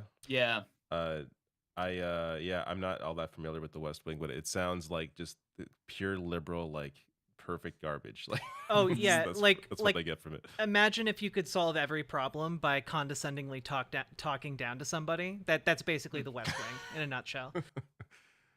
While walking towards the camera. Who's the creator? Who's the creator that has Aaron that? Sorkin. Yep. That horrible way of writing where no one actually, it's not realistic at all. It's because he's on mushrooms. That's why. Everything is like over dramatized. Yeah, and they're always walking and talking like really fast. It's just he did that but show. Not the way humans do.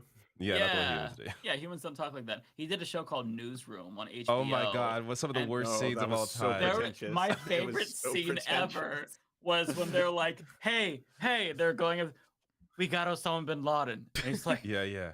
Like this dramatic moment. It's so weird. It's so overly dramatic. Oh God, it was so terrible. I remember laughing out loud watching that. And I liked the show, but I'm like, oh my fucking God. Holy shit. Logic 5, Zozo, thank you for the $2. Love you, Mikey Boo Boo. Love you back. Thank you. Oh wait, hold on. I need to. Did you guys see this breaking news that came out that the Capitol Police had to brief the squad about an uptick in security threats and death threats towards them over Israel? Oh my God. Their statements on Israel. The lawmakers, which include AOC, Ilhan Omar, Ayanna Pressley, Rashida Tlaib, Summer Lee, and Barbara Lee. And I think. Well, no, she's the one. Okay, so Congressional Progressive Caucus Chair Pramila J. Paul told her colleagues at the group's closed-door weekly meeting Thursday they need to support their colleagues who are under attack. Capitol Police spokesperson said the department conducted several briefings Thursday about their increased security posture. Wow. Yeah, jeez. That's horrifying. That's horrifying.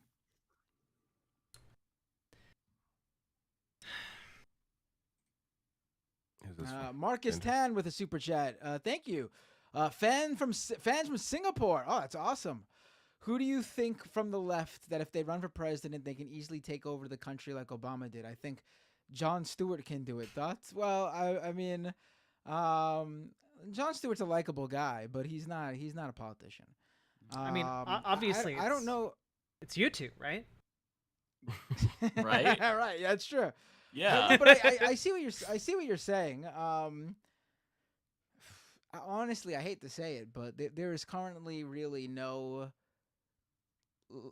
true left-wing candidate in that position to It's got to be like a union leader, like someone who but not familiar with it. They still don't have enough broad recognition. Well, Obama didn't either till he ran in a primary, but That's no, true. I mean, That's I true. get what you're saying. No, that's true. I would vote for Sean Fain. That dude, he's great. Yeah. Or Sarah Nelson, she's usually pretty good. Yeah. Or Mike. Yeah. Thank you. One problem, honestly, is that a lot of people who have really good politics, honestly, don't want to become president. I mean, it's because a sane person who has good policies. Yeah. Same people know they can't actually do the things they want to do. Yeah. No, exactly. Do you think like Bernie Sanders? Like, I mean, obviously, he wanted to be president because he very much cares. But do you think he wanted to be president? Do you think he wanted to do the kissing baby foreheads and all that? Half the population of the earth hates you. He's not kind of person. No. Yeah. Which I totally. Half the world hates you. I am him in that. Like, I don't call you on your birthday. I don't fucking care. Yeah. That's me. Right. That whole attitude of his. Right. That's not. That's someone who that personality type doesn't align with someone who wants to be president, right? I mean, which is why he's perfect for the. You want someone like that who really doesn't, who kind of.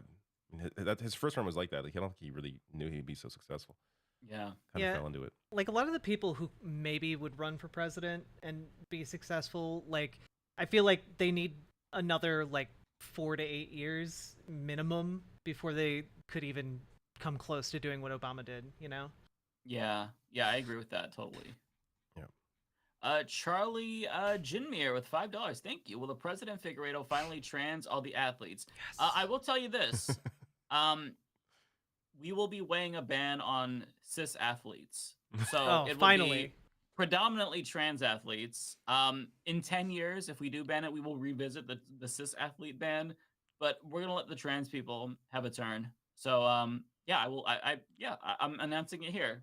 Cis people will be banned from sports. Excellent. No, finally. Hold on. I have to put as someone also on the ticket. I think we should allow cis people to play, but they automatically cannot win any medals. There you go. They can't place on a podium. I like that idea. If it's a team sport where scoring is involved, they automatically start at a deficit. So yeah, things like that.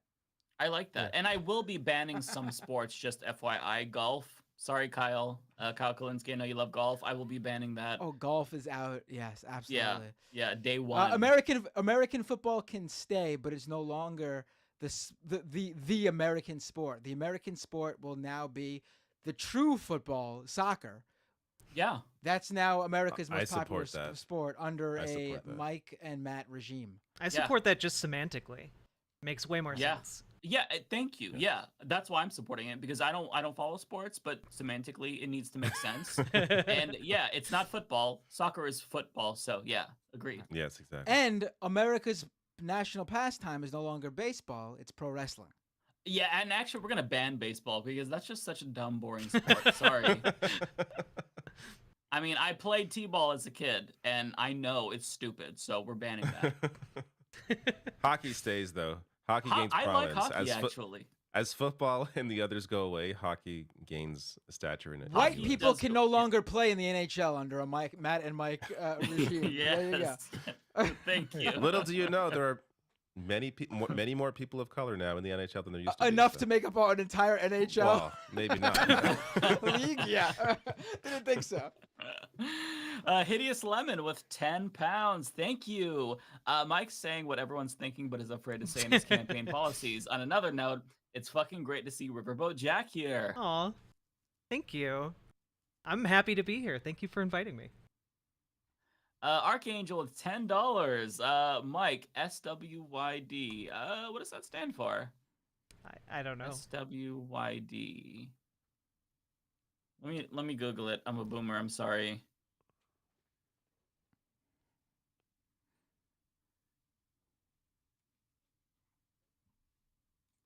Sleep when you're dead. Okay. I would not have gotten that. Mike, sleep when you're dead. What do you think of Cenk running for president? Okay, that doesn't make sense. Let me go back to the... Stop what you're doing, I think that's what that means. Stop my God. what you're doing. Yeah. I'm not... It's completely unnecessary in the sentence, regardless. Yeah. I'll try to go past it. What do you think of Cenk running for president? Seems like vanity / ego to me. What do you think is his end game? He's likely to be ignored more than Marianne Williamson. Well, we did talk about it earlier, but I'll say I think that I agree with you. I think it's vanity. I think it's ego. I think it's for attention. I think it's to maybe sell books. It's not serious, and I agree with you. You know, they're not going to take a primary challenge to an incumbent president, and that's not going to change because you have a very big YouTube show. It's just not. So I agree with you, Archangel. I just think he's stuck in his own head. Yeah. I think he really believes that he has a chance. Yeah, it's possible.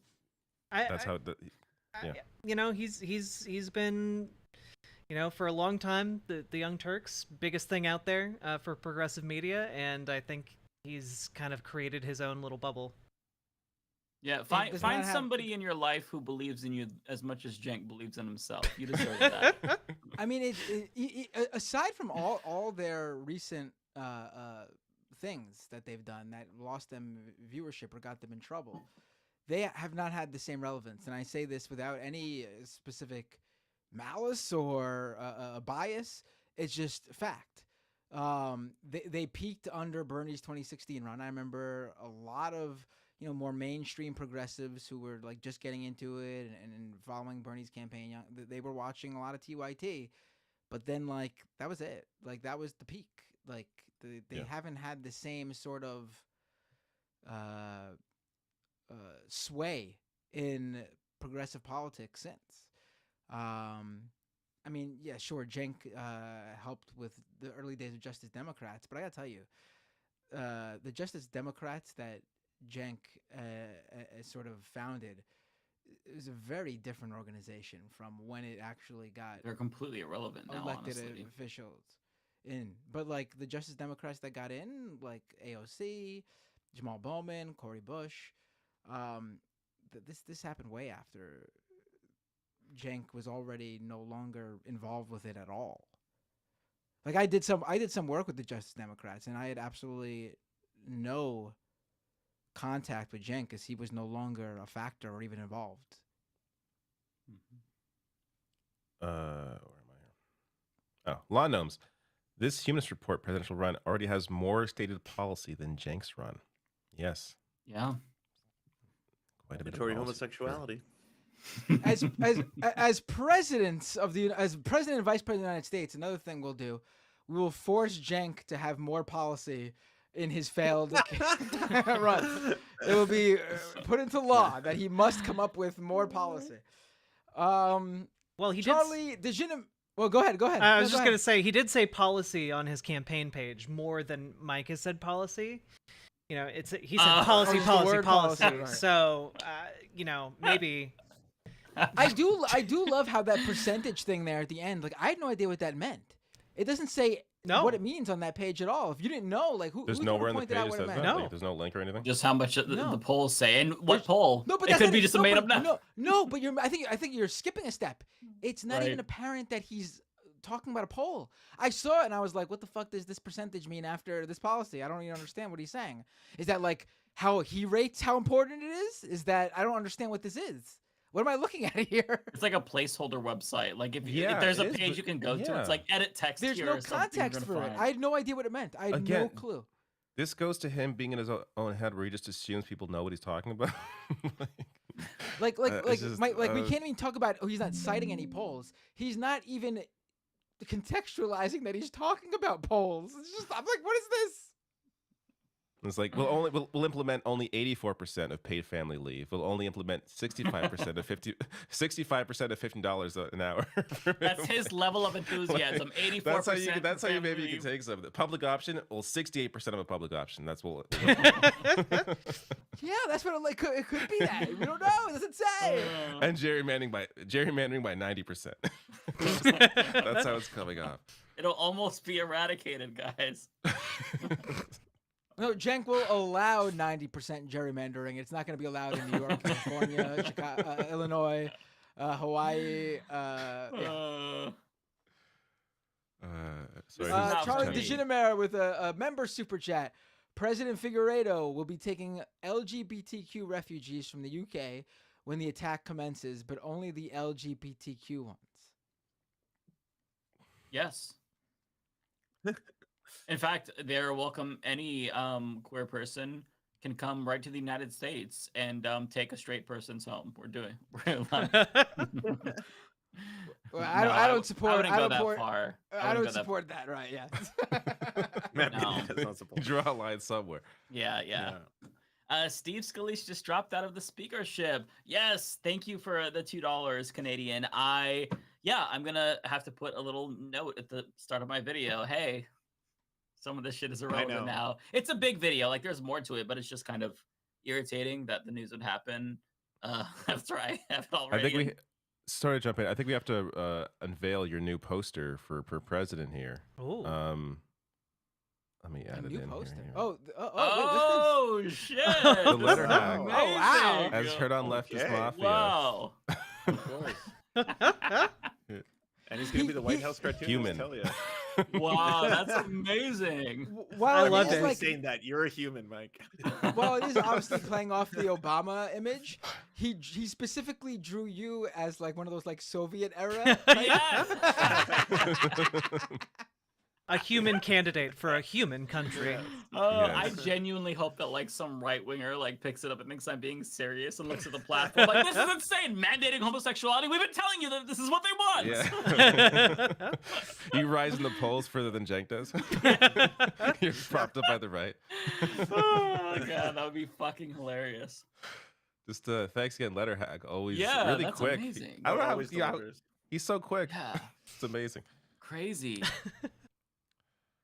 Did we read this already? I forget. I just read it. Yeah. We did. Yes. Yes. Bay Photo with $1.99. Can't wait for you to read super chats at the State of the Union. Yes. Actually, I'm gonna cancel State of the Union. That shit is. Thank you. We don't need it. Thank you. Yeah. Man. No, State of the Union will happen, but it'll just be me and Mike playing Fortnite. There you go. Hell yeah.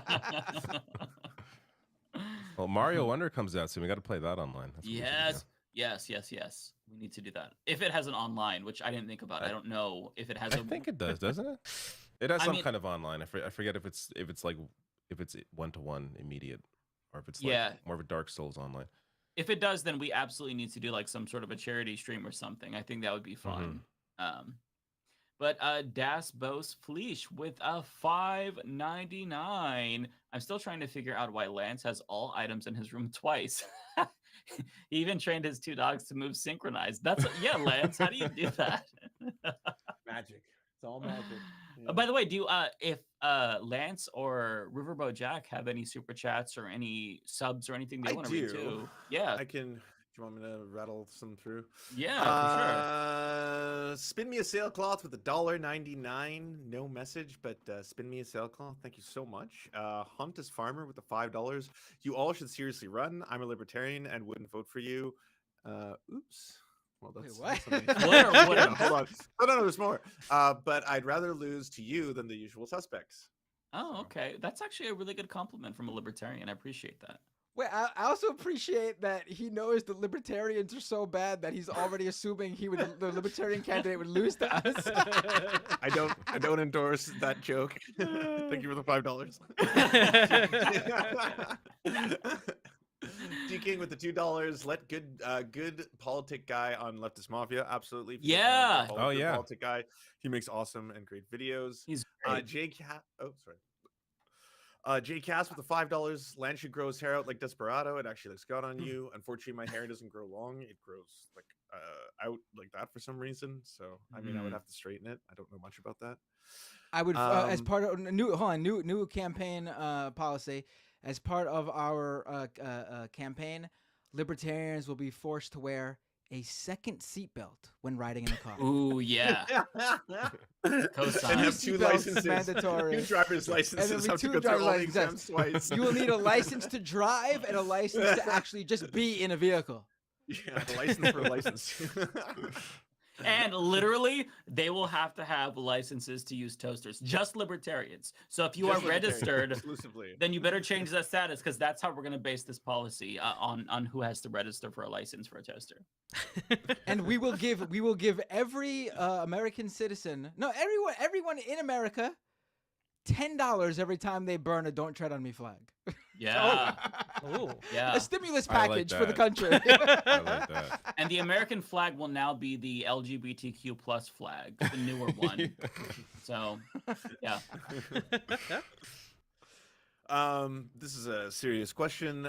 Lee Baratinel with the $5. Views about the Israeli-Palestinian war. The past few days have been a mask-off moment for, quote, leftist men with respect to violence against women. I can speak for myself, and I'm sure the rest of the team. If you're referring to any specific violence that's been committed against women and women civilians, obviously, I think we all condemn it. Yeah, I feel like that goes without saying. Of course. I also have I've seen random Twitter accounts, of course, say stupid shit, but in terms of like people with a platform that have, I don't know, maybe there are people out there who've said some horrible shit that claim they're on the left, but I have not seen those Wait, I'm sorry, shows or those people.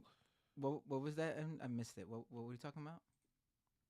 Just like, I think that they were saying that like leftist men were effectively condoning the rape of Israeli women by Hamas, which, I mean, no, obviously unequivocally. Yeah, condemn if someone that. has done that, obviously no, that's no. terrible. Yeah, No. yeah. What? Like, I'm a humanist.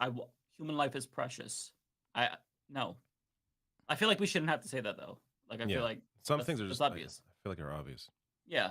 Wanda MV with the $10. 1 year anniversary is fast approaching. I didn't even think about that. Thanks for reminding us. For the Leftist Mafia, are you planning the celebration show? We are now. Can we have Olay back for that show and all the fave guests, clips, and a fundraiser? Oof, that's a lot to organize. Oh my god. I don't think any of us have the time or the organizational skill. Yeah, we still don't even have a website. We don't even go to our Discord. That's a lot. That's a tall order. We're all like, I was rushing to get here today to finish the video that I'm now gonna have to go to re-edit. So it's hard. It's hard. We should do something a little bit special. I think we should a do very something. special I guest. Just a very special agree. guest for that episode. Yeah. Yes. Yeah. I absolutely agree. And finally, Prairie Barack Fire Obama. with 190. I mean, hey, you got Just the call him context. up. You're the journal here. Prairie Fire with the 199. This is my last super chat. Mike will officially declare war on Christmas. Mike? I love Christmas, but I will do something about conservatives celebrating it. Like, I want them to celebrate it, but not as only much Christians as us. can't celebrate Christmas? Is that what you're Yeah, saying? like they can't. Listen, they can celebrate it, but they can't put up a tree. We still get to No, do all that, but- I love Christmas, No, you man. No need the way you're tree. doing this. Christmas is staying. Christmas is staying. I love Christmas too. I'm a Halloween guy. I'm all Halloween, so don't take that away from me. And you got my vote. I think if conservatives want to celebrate Christmas, they should have to dress up in full like army fatigues, and because of the war, the war on Christmas. Oh, yeah. They need to made actually better put at their that, money where their mouth is and fight. Yeah. Yep. Yes. That and it will be illegal to gift your children guns on Christmas. Yeah. But that's Yes, also going to be because that one. guns will no longer be in the United States at all under Matt and Mike presidency and vice presidency. Because there'll be no guns, right? No guns. Actually, sounding good. I was going to give free AKs to all trans people and to leftists, and then take away the guns from all the right wingers. So I don't know if a total ban. No. Total ban on guns. Total ban on guns. Okay, you know what? Sure. We can Yeah, give I all guess if trans nobody people. has them. We can give all trans people chainsaws. You know, Mike. I've been thinking about this for a little bit. What about finally delivering on the promise Barack Obama made to America of Hobbit homes, a Hobbit home for every person? I mean, we are going to do some sort of. I don't even know this. Oh, yeah, no. You don't know this meme? Yeah. No. Yeah, there was a whole conservative conspiracy theory that Barack Obama was going to use like FEMA to move people into holes in the ground that conservatives called Hobbit homes.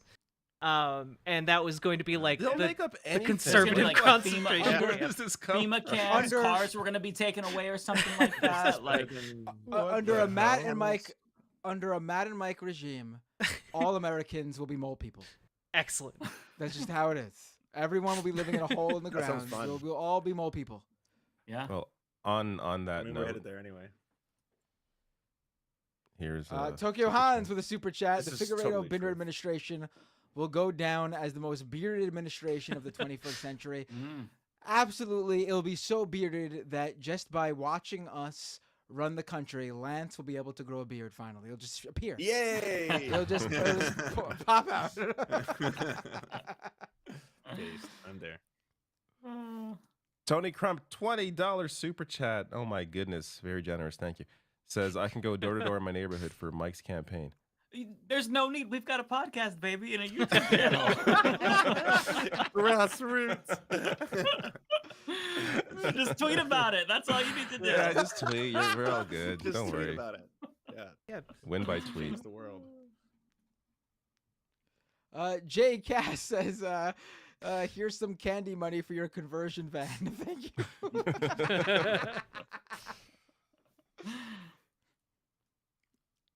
Blex actually with a super chat. Mike and Matt, what's your campaign stance on pineapples on pizza?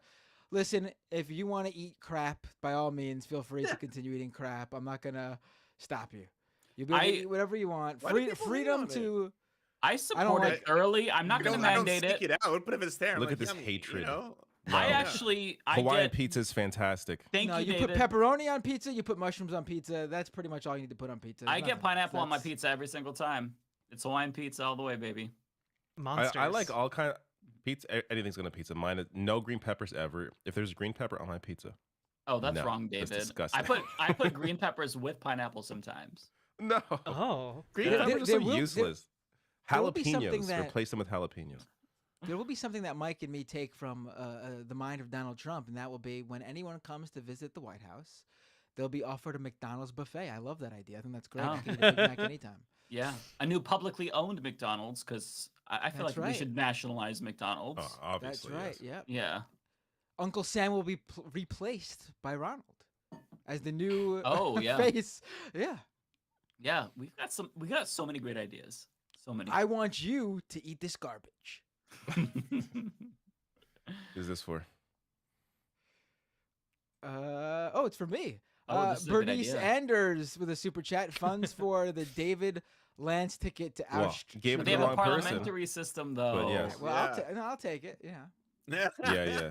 Well, we will funnel- change our we'll parliamentary system. illegally under the Matt and Mike administration, it will now be legal to fund foreign governments as long as they're left wing. We could send money to the opposition. To the complete other countries. It's completely fine as long as they're left wing.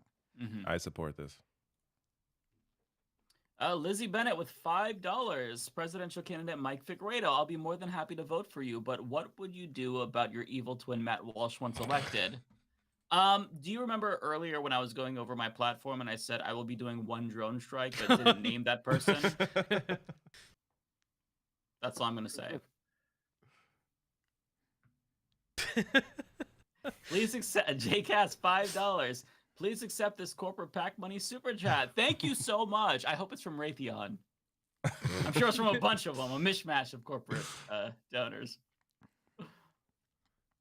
Snack Panther, member for 4 months. Thank you. Says Cenk would have a better chance running against Erdogan in Turkey. I mean, I don't know enough about the political landscape. there. Honestly, in Turkey, he Quite he possible. might have a better chance of becoming president than anyone beating Turkey. Oh, Erdogan in Turkey. He wouldn't be able to use the excuse for his run being because the public polling shows that Erdogan is not popular.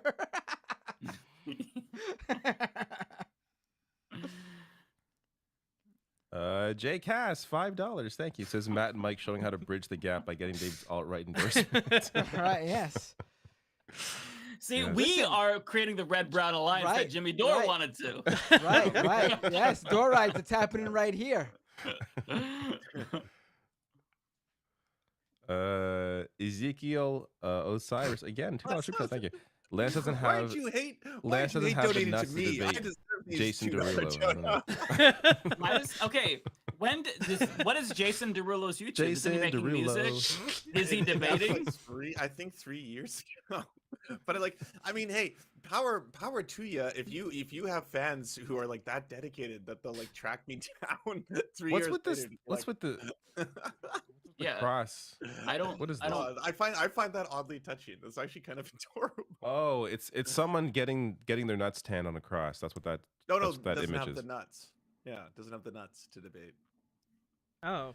No. The avatar image. No, No, the avatar. image. The avatar I is a didn't person. see it. Is the Tucker Carlson nut tanning thing? Yeah. Person on a cross. Oh, maybe. That's definitely what that is. I believe this is from me, from Nadia Yvette Chambers. $10. Thank you so much. I take issue with your disallowing donations. Maybe putting my money where my mouth is might be an overstatement, but the extradition of J.K. Rowling and mandatory homosexuality are too good to pass up. Well, yeah, that's a good point. But look, my ultimate goal is to abolish money at some point, maybe in my second term.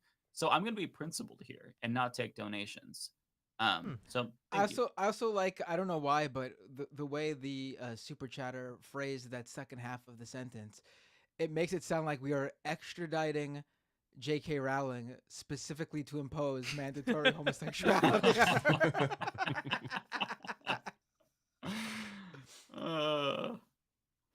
Wanda MV with a $10 super chat. Thank you, Wanda. Virginia elections, I should say, on November 7th. All state seats up for election. Governor just put 4 million in Republican races. If they win, abortion ban is imminent. Get out and vote if you live there. Wanda's been reminding us every week. It is super important to do that. This is going to be a huge election in Virginia. Unfortunately, because it's on an off election, like a off election year, it's not a presidential election or midterms, so probably be overlooked by a lot of mainstream media outlets. But I actually think, being that it's every single state seat, it should get some pretty good play in at least like the major political outlets like Politico, and then CBS News and those things will cover it. But please get out and vote. This is super important, and these are going to be elections that really matter and will matter in the years going forward. If you're someone who only goes out and votes during the midterms or even just the presidential election because that's just what counts, no, this is what counts. Yeah.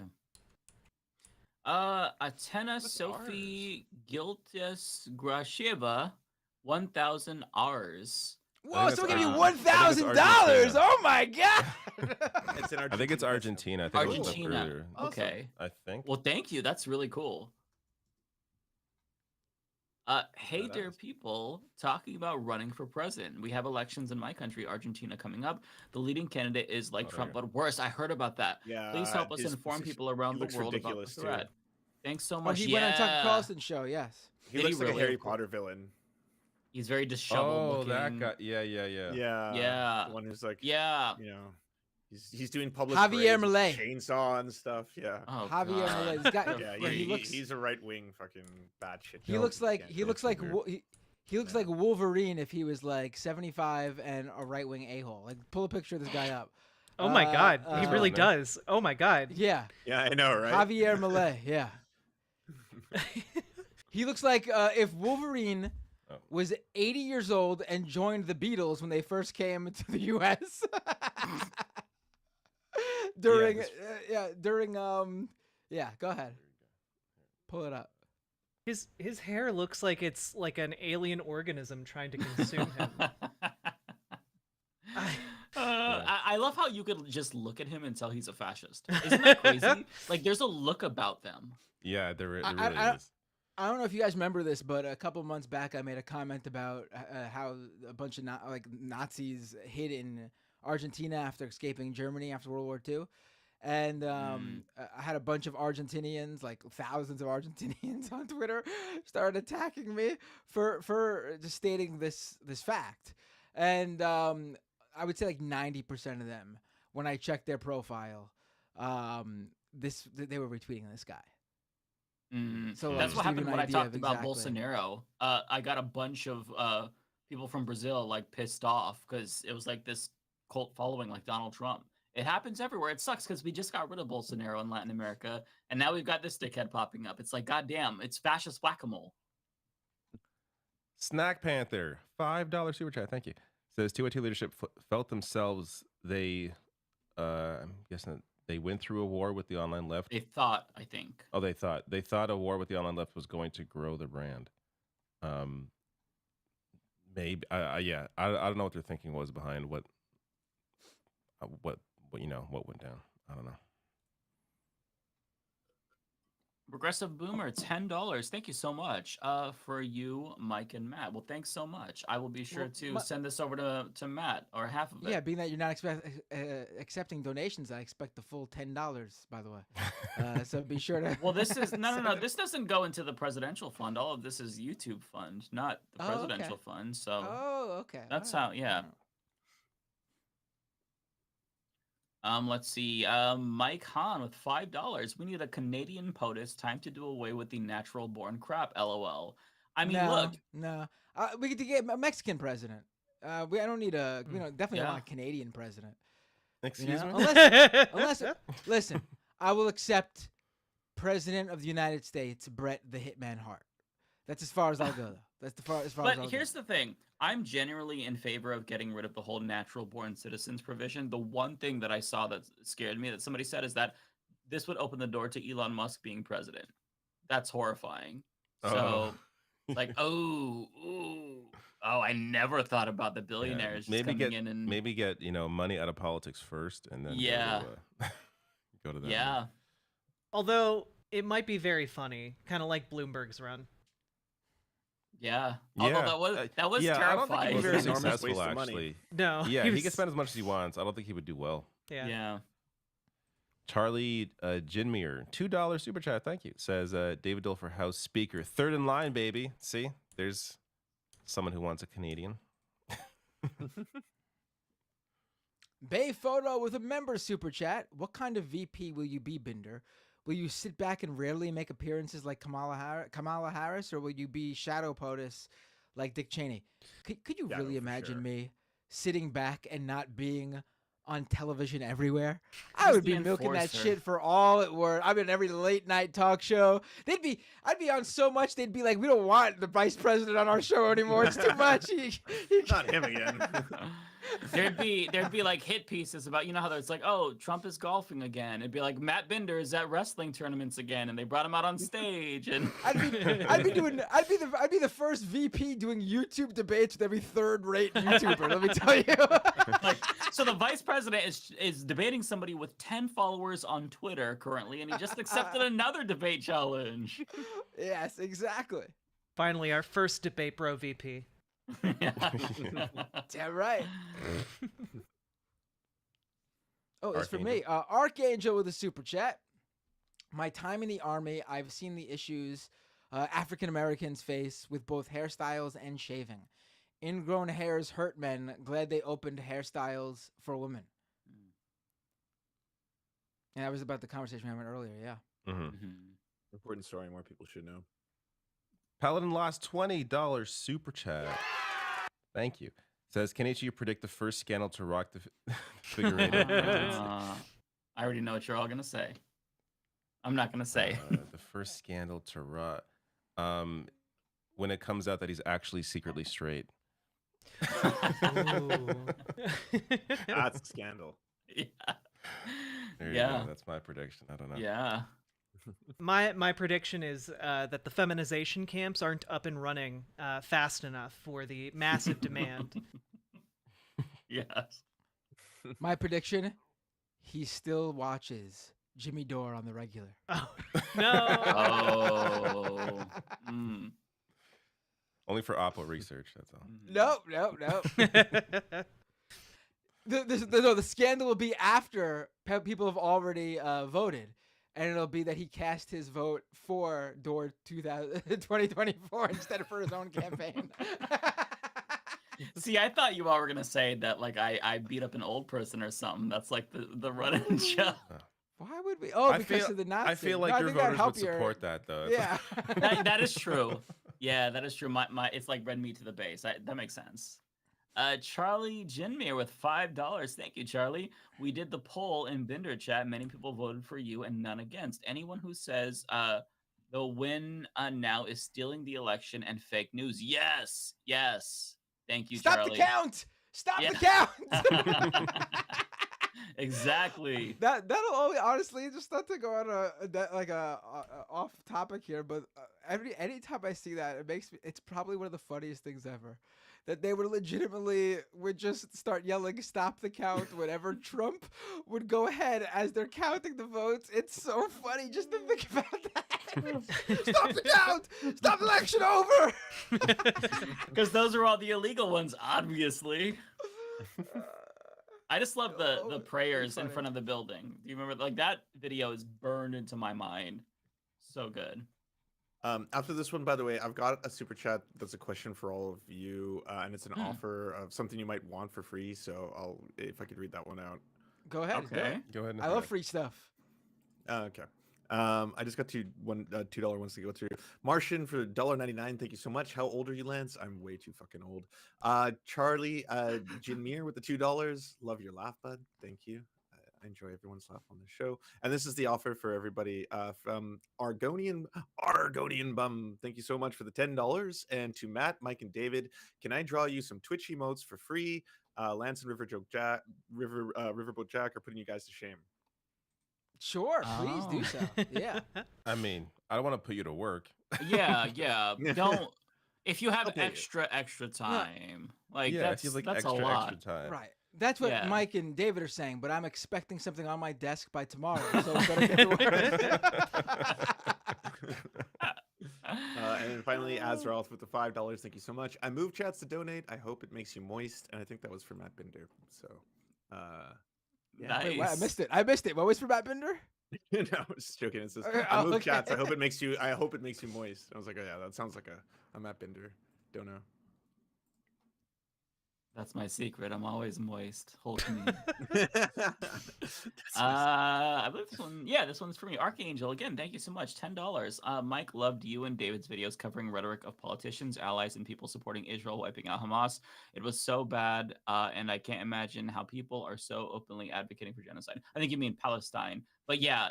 I after I finished my video, and getting all the brain rot into my brain, I watched David's video about like, he's going crazy, and I thought it was really good. It's really like therapeutic to see other people's takes. But yeah. I was enjoying reading the comments and being like, okay, I'm not crazy. Like, there's a lot of people who agree with us, and it's great. It's the media and it's politicians who are out of their goddamn minds. Getting that affirmation feels really good in times like this. Like I was reading my comment. I don't read the comments super often, but yeah, it felt really good to see people like be like, no, thank you. I agree with the way you put it and the way you framed it. So yeah. Narrator. Oh, narrator with a $20 super chat. NBC is calling their live coverage of Israel-Hamas war as Israel indiscriminately bombs Palestinians. This conflation of Hamas with Palestinians is exactly why mainstream media keeps asking every Palestinian to condemn Hamas. I mean, I appreciate the fact that they do use the word Hamas instead of Israel-Palestine or something like that, I guess.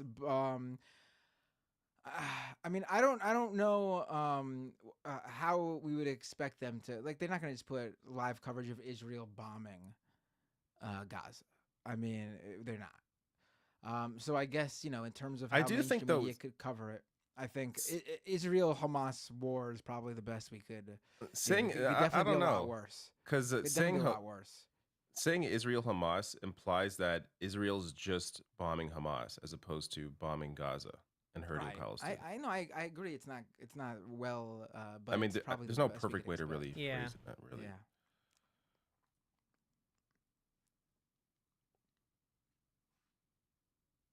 For Mike? Oh no, it's for me. Narrator, another $10 super chat. Pod Save America unironically compared the Hamas attack in response to 9/11 to support Israel. Had to turn it off when they said it's wrong and evil to even contextualize the violence of Hamas. Oh my God! What do you mean unironically compared the Hamas attack in response to 9/11 to support? Well, they basically said the attack was like 9/11. That's what it sounds like to me. And then didn't care about. And then I guess you can say the attack was like 9/11 if you're talking about the context where both happened as in the broader picture due to the historical involvement of what Israel has done to Palestine and the U.S.'s role in destabilizing the Middle East. I mean, again, 9/11 horrible. The attack, obviously despicable, disgusting, the people who carry that out. But again, if you really want to understand why things happen, you need to understand like these horrible people did not just wake up and decide to be evil. Like there's too much in this world of people just going like the bad guys, the evil. Yeah. Like, they hate us because they hate the us. axis of evil. And acts people commit can certainly be horrendous, horrible, evil atrocities, but no one just wakes up and decides to just be evil or the bad guy. Yeah, and that's how this is treated a little. Yeah. Tayray88, thank you for the super chat. Says Gaza Fights for Freedom is a great documentary by Abby Martin. Yes, it's free on Means TV. And Very subscribe good. to Means TV. Yeah, if you're looking for a worker co-op Netflix alternative that has a lot of lefty documentaries, go subscribe to Means TV. Yeah, Lance and I are both on there, so. Also, I got a dono just real quick. If with an offer. If Mike follows through on his promise to use eminent domain to seize Trump's properties, I will be his campaign organizer. I have IRL experience for it. That's from GamerG for $5. Okay, well, I absolutely intend to follow through on that. You have a campaign organizer already. Wow. In a single day, we built this massive movement, mobilized This thousands. is a revolution. This is.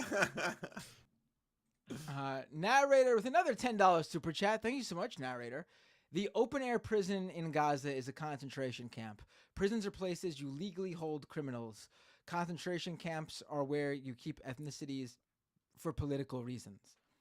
I mean, I think I think open-air prison has sort of become the vernacular used by, like, even Palestinians and its most strongest advocates. So, I think that's just become the vernacular for that reason. I don't think there's any sort of anything else behind it's that, not supposed to be a honestly. defense. That's for sure. Yeah. Right. And it also elicits like a really, I think, accurate image of the situation, right? And you think prisons, you can't leave. There are walls up, people are controlling. They control what goes in and out. Yeah. Oh, so someone on Twitter seriously, this reminded me, someone on Twitter seriously tried to refute that by point that it was an open air prison by sending me a link to hotels available in Gaza on TripAdvisor. I could not believe it. Like, even with the analogy of it being an open air prison, like you realize that outsiders can visit a prison. Yeah, like you can go visit a prison. prison. The point is the prisoners cannot leave. Yeah. And that's what's happening in Gaza. The Palestinian people cannot leave. If you visit there as a tourist or someone visiting a family member or something, yeah, there's hotels for you to stay in. Just like there's whole economies and towns built around prisons and employing people and people coming to visit and things like that. It's true. Fam, I gotta take off. I love you all. You're awesome. Riverboat, it was awesome to have you on the show and good to see you again. And thanks for all the hard work you do. If everyone doesn't know, Riverboat Jack does a lot of kind of like organizing to try and get people out to vote, especially youth, and it's really, really good. She's an MVP. Awesome. Thanks for remembering that, because I totally forgot to talk about that at all. Bye, everybody. Take care, See ya. Lance. Pitchfork's Dragon, member for 3 months, says, who's going to tell Republicans Jesus was from Palestine? Jesus is actually white. He's from I don't know, what's a white state? All of them? He's from Connecticut. There you go. Rhodesia.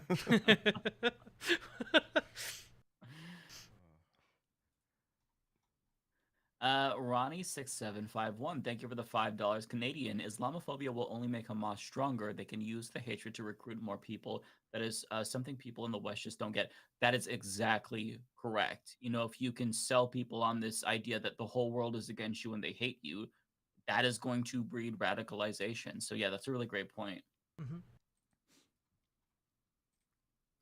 Prairie Fire Kowalski with $1.99. Thank you so much, President Mike. I'd like to be Secretary of Agriculture. Done. Oh, Kowalski would actually completely not. You could actually be really good at that. Yeah. I mean, you literally couldn't think of a better person than Kowalski. He's a farmer, so yeah. Oh, okay. I'm glad someone named Prairie Fire is qualified to be in charge of agriculture. Too. He sometimes calls in while he's on his tractor. Like you that's could so see cool. him in the thing and on my stream, and then he calls in the majority report. You would hear it in the background. Yeah, he's legit. That's so cool. He also has a YouTube channel as well where he kind of goes over it. Yeah. Social Lust, thank you for the super chat. Says, remember Shireen Abu Akleh, and in her casket they beat the Palestinians carrying it. Yeah. I actually saw a journalist. Yeah, I saw a clip of actually Hasan today, and he was talking to Ethan about it, and he broke down like it's the amount of atrocities and just the inhumanity that is on full display on a constant basis is just insane. Dusty Partition with $5. Fascism is hating people of other races and or other religions and or from another place and or disagree with you. More than that, but how many apply? Yeah, I mean, fascism is it's a criteria. Like, it's kind of a difficult thing to describe because there's a lot that goes into it. It's, the demonization, the otherization. But yeah, you certainly got some of the components there. There's more to it than that. Hold on, I gotta say, the viewers can't see this. Maybe one of you could screenshot it and pull it up. But I looked down at the guests in the room, and I was like, "Who the fuck's that guy next to David Dole?" And then I realized. Yeah, it shows the host my screen. So you gotta I still have people. You gotta show people. Hold on, I still have it. Yeah, it does look like he's like another guest down there. Yeah, everyone's seeing this guy down there. That's down there, like just in a box with the rest of us. Yeah. I was like, wait a minute, what? Cleat and Beans, $10. Thank you so much. Thank you for the book suggestion. I've been looking for one. Yeah, it's a really, really great book. I read the first chapter last night. It seems like it's going to be a great read. I would highly recommend it based on what I've got so far. Oh, for me. Brandon, 1999. Wow, very generous. Thank you. Says, curious to get the panel's thought on how Destiny is covering this. I don't watch Destiny. I don't even know how Destiny. Yeah, I have no idea. I have no idea. I thankfully do not. I'm not really. I'm gonna go out on a limb and guess it's probably not the best. Yeah. Probably. Yeah, I don't know. I don't know. Maybe it's perfect. It could be. Idea.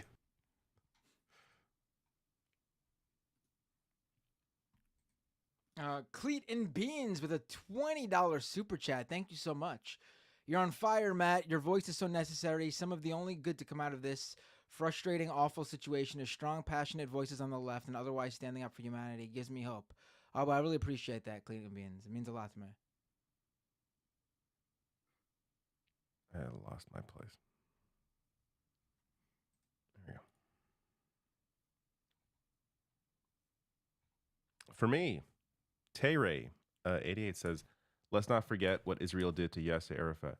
Yet there's I went through a list of some of the, assassinations that have gone on, including like Israeli leaders who were trying to, fight for peace and they were also taken out. So yeah, I'm not I don't have all the history. Like I'm not, an expert in the history on all that, but yeah, it's definitely been an ongoing. It seems like it's been an ongoing project to ensure that Hamas has been propped up, and as a way to ensure that there cannot be a Palestinian state or some kind of lasting peace.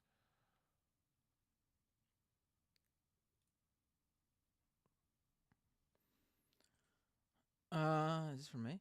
Yeah. Narrator with another super chat. Thank you so much, narrator. Israel either has enough intelligence to know where not to bomb because Hamas has the hostages there, or are willing to bomb the hostages.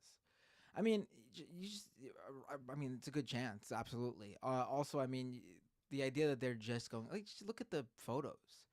Yeah. Is Hamas hanging out on entire blocks and in one neighborhood? Like, it's when it's half the not- population yeah. is children, every bomb is going to hit a child. Like that's the reality. And let's be real, like, do they care if the hostages are killed? No, because they'll just blame Hamas. They'll just say, Hamas just killed the hostages, so we bombed them. They call them. They claim that they're being used as human shields. Like that's the excuse. Oh, they're being used as human shields. That's why they died. No, you bombed an apartment building. Like that's. Right. What?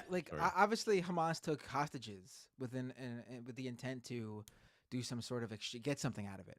Otherwise, they wouldn't have taken hostages. And if the whole claim is that they use the Palestinian women and children as human shields, then they don't need hostages as human shields. Hostages are for another purpose altogether. Also, you wouldn't drop white phosphorus at all. You would not commit an active war crime. Yeah, that literally suffocates you. It burns your lungs. There's a reason why it's a war crime. Yeah, and it's indiscriminate. They would not be they would not be dropping these types of munitions. They would not be bombing to the degree they are if they cared about hostages. Archangel with a $10 super chat. Matt, love to see your fire on this issue, but the rest of the world ignores it. Both in the West Bank and Gaza, Israel's being horrible to Palestinians. Thank you all for talking about this. Yeah, I mean, I do think like my feelings on this is like sort of like two-sided. Like one, I am actually genuinely surprised about the bloodlust and like thirst for revenge and retribution from a lot of voices. It's the first time it's felt as it's the closest it's felt to post 9/11-esque as possible. Yeah. In terms of like people's reaction. On the same note, though, I am also hardened by the fact that the support for the Palestinians and the understanding of the situation from the average person seems to be much more than it would have been in the past at the same time. Yeah, well, we haven't learned from 9/11. I think a lot of us have. A lot of us grew up with those mistakes. So I think that that is one thing to keep in mind. Some of us are never going to unlearn that horrible time because it is, but it is really scary to see the level of Islamophobia because you would think that it wouldn't be that bad ever again. Like we've had Zed Tabani on the show who's talked about it. As a kid growing up after 9/11, how bad it was to be the brown kid in school and everybody is just like looking at you. So to think that like we're right back there like that, it honestly is distressing, but I'm gonna run through mine, guys, because I need to go ahead. Just trying to find where I am here. Paladin Lost says, just remember, when the people I hate do it, it's terrorism. When it's the people I like, it's justice. Kowalski says, we need Jason Miles on LM, one of the good ones. I just looked up and I recognize him. I've seen him on, I think he was on Majority Report before. Anyways, I recognize the guy. He seems like a good person. Narrator, where are you?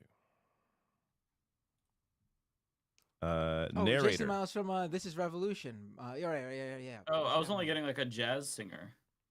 No. He may also, well, he's also a musician, I think.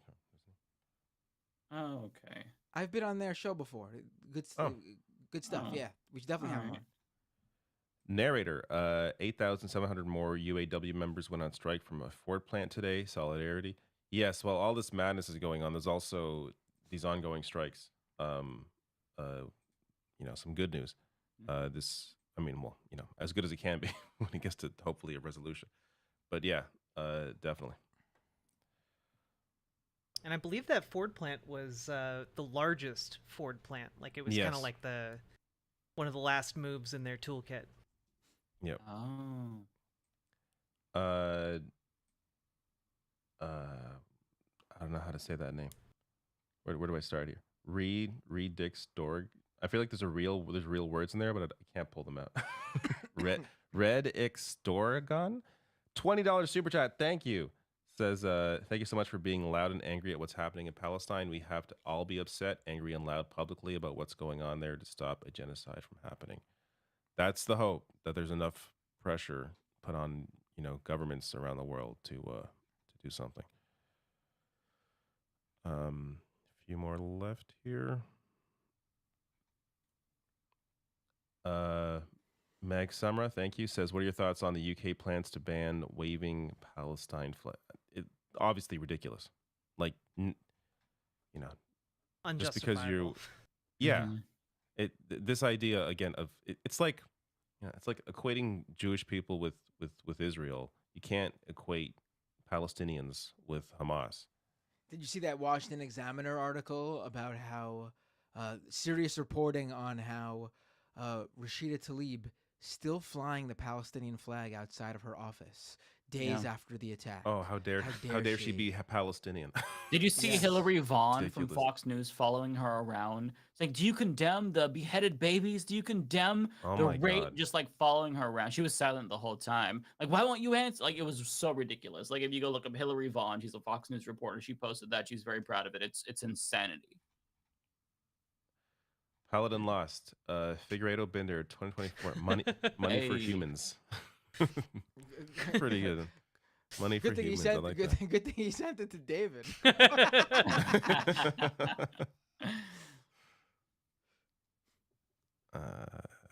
we go. Emo Dragon 499, thank you, says, hey David, I just want to say you did a great job on your video about Israel and Palestine. You've all done great coverage and remained principled. Thank you. Appreciate it. Tony Clark, super sticker, thank you. William Kelly. David, do you have any thoughts on the independent media group Canada Land? I like Canada Land. They're not always, I don't think they're always 100%, but I like that Jesse. This is like a podcast in Canada that's clearly focused, obviously, based on the name on Canada. But Jesse brings on a lot of people that can disagree with him from the left, which I like to see, including people who others claim are too extreme left in Canada. So I think it's a good podcast. It's definitely one of my main Canadian podcasts that I check out. Okay. Brandon K. I didn't know they had podcasts over there. They do, surprisingly. Actually, it's also worth mentioning. Sorry, go ahead. Wasn't sure if you had the technology. Well, we are a few years behind the U.S. on many things, but technology, we're right there with you.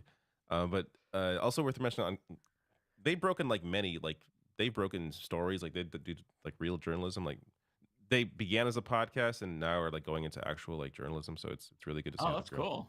Mm-hmm. Brendan K says, do y'all remember Vermin Supreme? Yes. Why does that sound familiar? I don't. He's always I recognize the name. President. Every year he runs for president. Oh, okay. He wears the boot on his head. Boot on his head. He stopped the limo with Pete Buttigieg in it and just stood in the middle. He's like, "Stop!"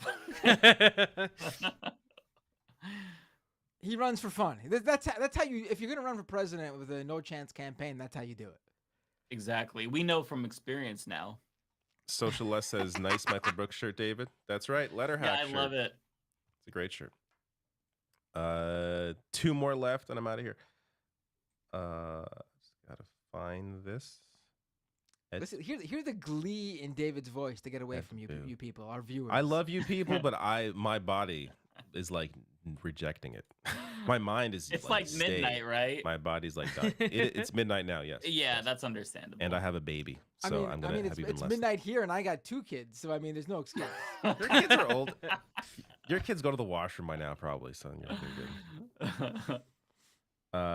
Etboo, $5 says next federal Canadian election. If the election is tight, what is worse? What is worse between let conservative winning and voting liberal?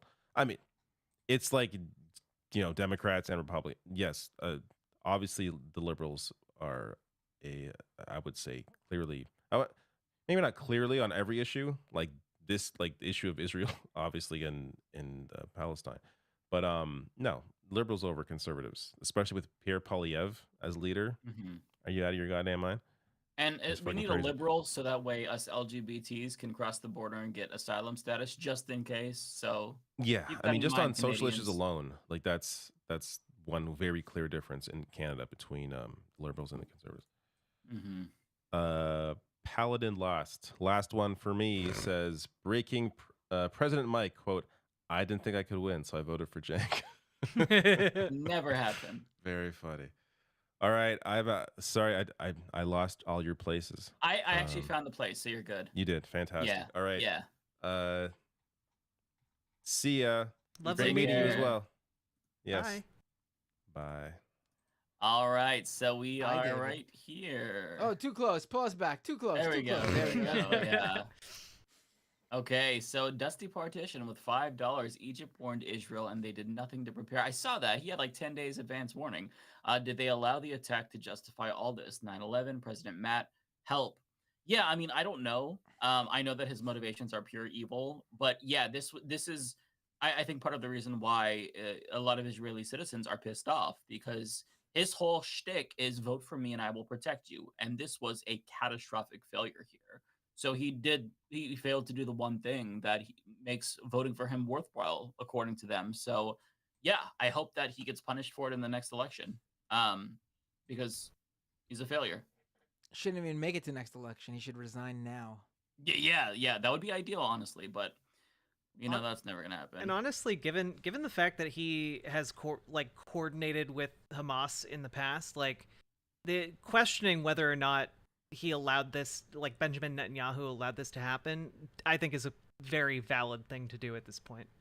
Yeah, you think that would be so outrageous that he would never show his face in public again, right? Like, yeah. But he's trying to become a dictator. He's straight up said in 2019, like if you are against Palestinians, you should be in favor of funding Hamas. Like he's publicly made these statements. It's wild that I think that he is the Trump of Israel. I believe this is for you, Matt. Oh, narrator with a super chat. Olay for U.S. Attorney General. Yeah, I think you're the second person to say that. Yeah. Yeah. I said it first. I mean, obviously. Yeah, it's the no-brainer for sure. Narrator with $5. What cabinet positions will you fill with leftist mafia members and affiliates? Well, of course, all of the homies are going to be part of the administration for sure. We're gonna have like a whole new crowd of Twitch streamers because we're gonna pluck all of them out, and they're gonna have government jobs in the cabinet. Right. We already said Rebecca will be press secretary. Yeah. David Dole will get some made up bullshit video game position.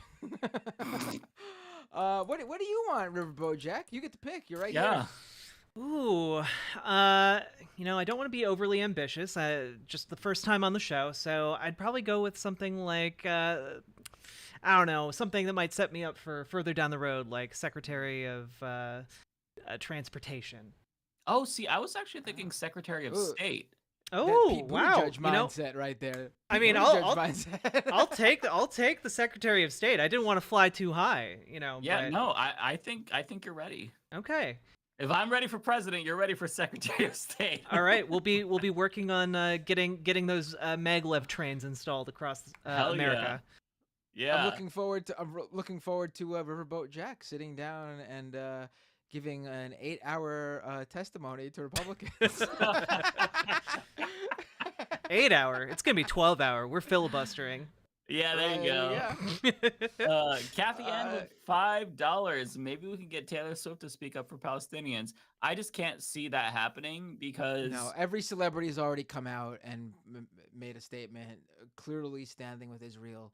A number of celebrities have literally used pictures of Palestinian children crying. They've literally used photos of completely demolished homes and buildings in Gaza.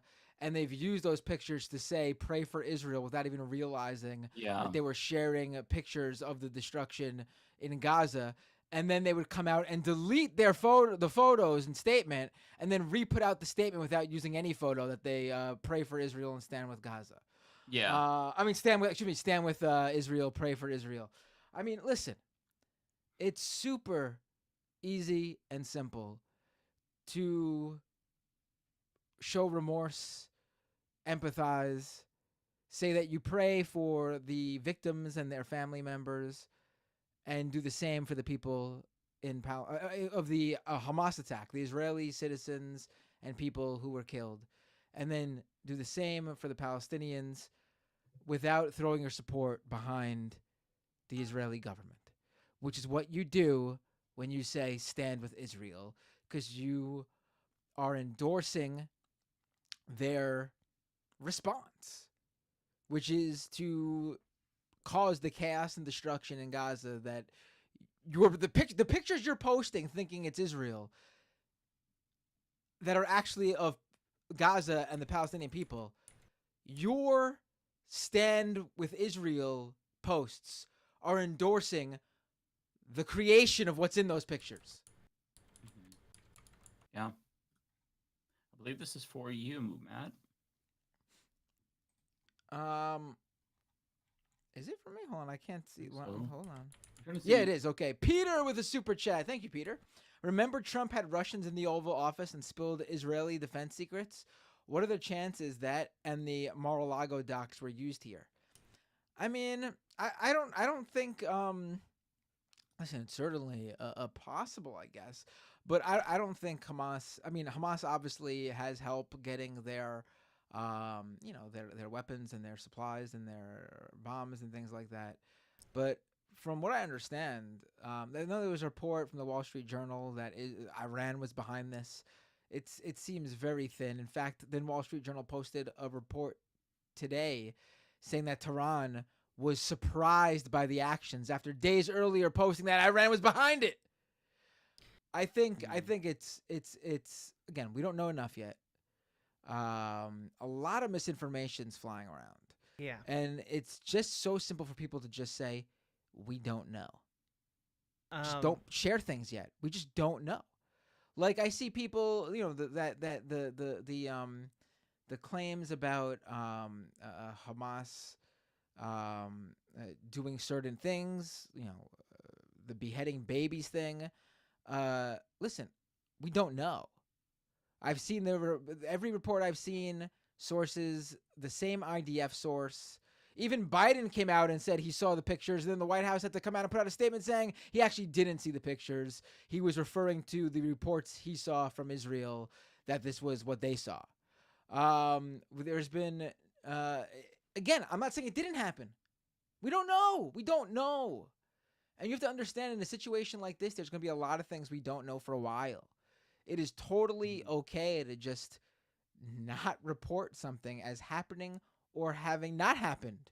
We just don't know. Yeah. So, speaking of that, the Reuters UN bureau chief just like less than an hour ago tweeted out, Israeli military informed the United Nations that all Palestinians north of Wadi Gaza should relocate to southern Gaza in the next 24 hours. That's approximately 1.1 million people. And the UN has strongly appealed for any order to be rescinded to avoid a calamitous situation. Oh so my that's... God. That's horrifying. Yeah. Wow. And people, Gaza's not very big. it's 141 square miles, but I mean that much people. That's oh yeah. I believe It'd this be is like from- it'd be like asking half of Upper Manhattan to relocate to Lower Manhattan in 24 hours. Yeah. I Well, mean, and they don't have electricity. They how are they going to Right. get that message? yeah. My God. I believe this is for you, probably Matt. hold on, Yeah. This is Tokyo Han says, can you make curling the new national pastime instead? I love watching curling. It is so addicting to watch. I really I don't think play I've it too. ever seen curling before. Like I know what it is, but I don't think I've ever watched it. Oh, it's so I got satisfying. really Yes, Huh. I got really into it like 3 or 4 Winter Olympics ago. It was so amazing to watch. It's really like yeah, the problem is that it's just really only popular in like Minnesota and Canada. Yeah. Like I actually Yeah. remember I was like, oh shit, where do they play? I want to know like how can you, and literally like the entire professional curling industry in the United States is entirely in Minnesota. Yeah. Like, There if you are wanna- I live in Minnesota. It's the only place I've ever seen like they have buildings made for curling. And there are more of them the closer you get to Canada. Oh, really? Yeah. Interesting. I think in New York City there is one curling place, like, and it's like just like not just a curling place, like a sports place that just has a curling thing, and it's new. It came after one of the Olympics where like curling went viral. So yeah, it is a very cool sport though. Hard.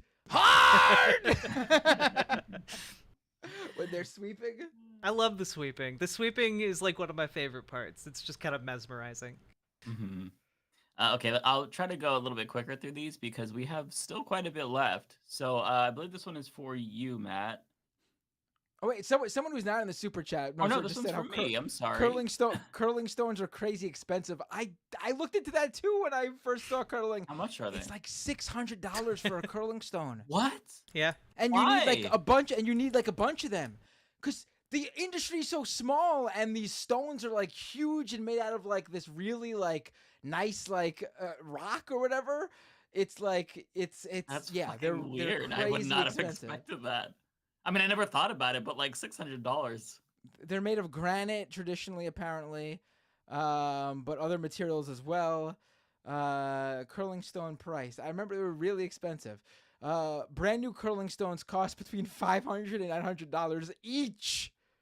Wow, that's stupid. And you need multiple curling stones. You need multiple curling stones to play. That's so weird. Wow. Okay, this one is actually for me. So Philip H, $25. Thank you so much. Insert soundbite here. I don't have access to David's soundboard, but that's a lot. I really appreciate that. Because I wanted to beat the $20 guy. Also, John Stewart for president. Otherwise, I'm investing in Brondo. Thank you. I appreciate that. I think this one was for David. So let's see here. Okay. Is this for you? Let me check mine really quick. Oh no, this is for me. Okay, Zaid Awise, $11.99. Just to clarify, I only asked the Canadians because the lady I mentioned is Canadian who married someone from Israel and is a self-proclaimed Zionist activist now. Was shared by someone I follow on Instagram. Okay. I don't remember what we were talking about. We move on so quickly, and I'm getting tired. So I'm now just focused on. I want to ask Riverboat Jack so many questions about curling. I didn't know you were in Minnesota. This is amazing. Have you ever played? Oh, I've never played it, but it is like kind of like a stereotype that kind of like middle-aged dads will like watch curling and be like, I could do that, and then like go through a curling phase, you know, like really, like it's one of like the stereotypical Minnesota midlife crises that people go That's to. so funny. And like to like one day maybe be in the Olympics, you know? How many people in Minnesota sound like Bobby's mom from Bobby's World? I gotta know. Oh, it's Don't you know? It gets really it gets really bad the further north and west you get. It gets the accent gets so much stronger. I think it's such a fun accent. Oh, it's so much fun. Every Minnesotan Yeah. can do it, by the way. Like, it's just Really? imprinted into us. Oh yeah. Oh yeah. Oh my you God, know? that's it right there. Oh yeah, you know, Amazing. you get your boat, you go fishing, you know. Oh, That's great. catch yourself a nice big walleye, you know. I also got to say your comment about how every Minnesotan middle-aged dad goes through a phase where they think they could take up curling. Oh, absolutely. That would be me because I'm going through that phase. Do right it now. Do it. But there's no curling. I started playing soccer again in a league. Oh. I looked up pro wrestling schools and I actually attended one for like a trial. Oh, that's awesome. I'm going through a total do everything I ever wanted to do before it's too late phase right now. Do it. Do you have a pro wrestling name? Like, did you come up with a? Over the years, I've actually had a number. Because like back in high school, I would do backyard wrestling with my friends. Oh, that's so much fun. But I wouldn't use any of those names now because they're looking back, they're lame. But no, I don't have any current one. I would have to come up with a new persona. Okay. The Bender Blender. So I think this is for you, Matt. Kind of echoing what Axios with $5 super chat from just user O. Axios 20 minutes ago, we just mentioned this, right? Israel tells UN to evacuate northern Gaza Strip within 24 hours. That was so chilling. It's not going to be good, and I don't know when it's going to. There's no end in sight here. That's the thing too. Like, what is the end game here? When will it stop, and what's going to be the response after? I don't understand. There's no calls for anything. It's just have at it. Well, it's so horrifying. And the unity government that Netanyahu put together, like, has a war cabinet, and basically everyone, the 4 of the members are people who have actively been saying that all Palestinians should be wiped out, and the one other one is the opposition leader, who is also conservative and was like the defense minister for like several years. So like none of them are in favor of keeping Palestinians alive, and I'm terrified of what 500,000 boots on the ground are going to do. Yeah. God. Okay, so we have Archangel, $2 following up. Thank you, Archangel. Mike, I don't know why I added SWYD. Okay, 'cause I wasn't quite sure. I was very confused. So I appreciate the follow up, but you didn't have to send a super chat for the follow up. But thank you for making it clear. So this one was for David Dole. Hold on. We missed one of the older super chats that were sent to me. I don't think we put it up, so I'll just read it. For Resto with a super chat. Careful, guys. Jenk might have very strong words of complaint about Ole for your criticism. That would be really funny if they went after. Yeah. So this one is from me, Mr. Sushi, 22, 199. Thank you. Did you guys see Tim Pool wage war on OnlyFans? I did not see this. That is very stupid because I'm assuming he's subbed to some of them. Subbed to a number of them, I'm sure. But I mean, if he's not, like, dude, get a life. I'm really enjoying the Tim Pool like trying to set himself up as like a red pill influencer, because he's is he? Absolutely. It's been like part of his recent content coverage. And he said I did see a clip where he recently said something like he goes down the street and women check him out because he looks like a rock star or something like that. Yeah. He did not fucking say yeah, that. He Please. did. Yeah. Oh my god, I cannot handle. I cannot. This world is too fucking stupid. He's such a nincompoop. Yeah, he is. Celeste with $4.99. Can I be your VP? I will be the first Gen Z and Latina in history. Well, hey, if it doesn't work out with Bender, I'll give you a call, Celeste. I will say I'm sure when Tim Pool walks down the street, there are some women who stop and turn and stare, but it's usually probably because they're saying, hold on, wait a minute, is that the fucking beanie guy who gets owned all the time on Twitter? Yeah. Or like, do you smell that? I think it's him. I think this is Charlie you. DeGenemer with a super chat. As long as they keep Christmas in the bedroom. Aw, you gotta let Christmas out sometimes. Lyrida with a super chat. Victory to the moletariat. Yeah, we're gonna be mole people. It'll be good. The mole of America. I love it. Right. Steven with $2. Pineapple pizza. In that case, bananas and grapes too. Oh, come on. That's a straw man of the pineapple pizza argument, okay? Okay. I get it. It sounds weird. It's a fruit on a pizza, but look, it works.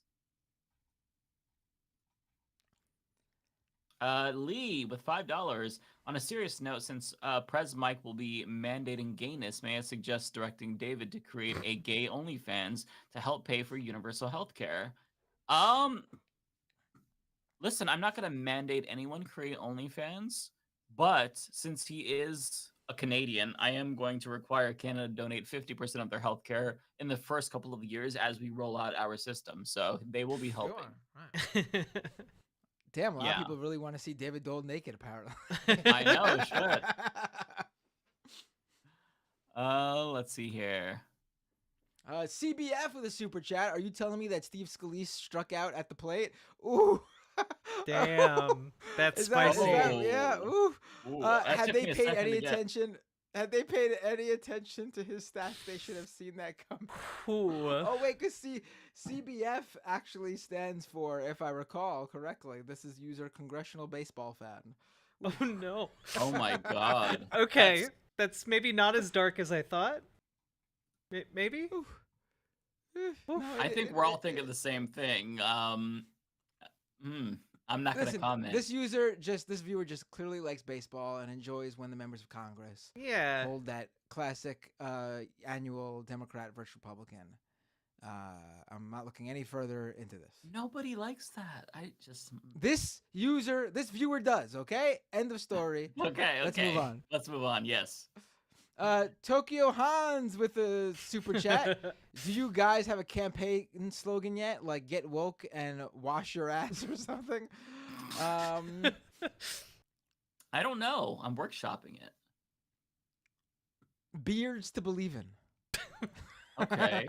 From the podcast to the presidency. No, that's not really a slogan. That's like a autobiography title. I don't know. We'll have to think of something. Maybe you all in the chat can give us some recommendations. Kosh 963 with $5. One solution for the people in Gaza. They could do a mass walkout. Well, they can't because they're not allowed to leave. So there's not really anything that they can do. So they're just kind of stuck. Like they're at the whims of Israel, unfortunately. Emo Dragon with $1.99. Mike, will you run negative ads against Jenk? No, listen, I'm going to run a very substantive campaign. We're going to talk about the policies. Having said that, though, if he draws first blood, I will be forced to defend myself and respond to an attack ad. But I don't see it coming to that. I think we can keep it clean and focus on the issues here. Also, just fun fact, last president to have a beard in the White House, the last beard in the White House, presidential beard, was in 1893. You'd be making history. Wow. Yeah. That's amazing. And I would be the third gay president ever, so there's that as well. There you Wait, go. who are the other two? Obama, and because right. obviously, remember, and I forgot the name. Andrew. What is the name Lincoln? of the dude who was thought to be gay, where he had letters with a friend? I am blanking on his name, and he's a president. I can't remember, but I know you all know what I'm talking about. I think Lincoln. William Taft? No, I don't know. There were a lot of rumors that Lincoln was gay too. Was there really? Let me see. See, I wasn't thinking. James Buchanan? Yeah. So when I Google gay president James Buchanan comes up. maybe there was rumors. I'm not sure. I'd be the first openly gay one though. Whoa, hold on. Who was James Buchanan's first lady? This is the question just search first gay president on Google. Harriet Rebecca Lane Johnston acted as First Lady of the United States during the administration of her uncle, lifelong bachelor, President James Buchanan. Oh my God. I did not know that. I did not know that. I can't believe they had an acting How did we first just lady. find this out? Yeah. Wow. Okay. Well, certainly wouldn't be the first gay then, because that is that's weird and yeah. I never even knew we had a bachelor president. Yeah. Yeah. That's the gay one. That's the one they all thought was gay.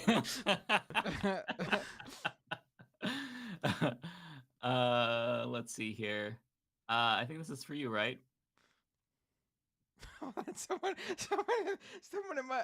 I think my Twitch chat just said just 2 words, Uncle Fucker. No. Oh no. Okay, Ryan Lennon fan with a member super chat. Good job not falling for the meme about mass leftist support for Hamas. That viewpoint is super niche and has no material effect, unlike support of IDF. It is the dumbest thing for. I've seen some people writing for major news outlets.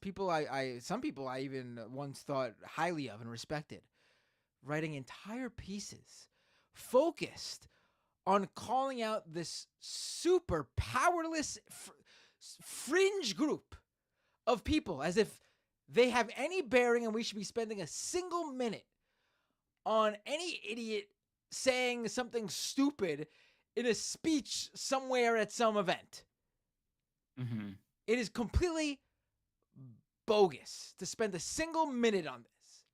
Agree. Yeah. We abhor the death of any innocent civilian. We abhor and condemn what happened to innocent Israeli civilians included. It goes without saying. If you care about human rights and have basic human empathy, you do not want to see any innocent party injured, dead, inconvenienced in any way by something that they have no role in. Yeah. And to think you need to come out and say something because some people are requiring it of you to show that that's how you feel. It is a tactic for them to talk about anything but the real issues here. And the fact that that's what people are concerned about and not the people who are very open, like the people in power, the politicians who are saying we're going to turn Gaza into a parking lot, the fact that that's not the concern, I think it really tells you everything that you need to know.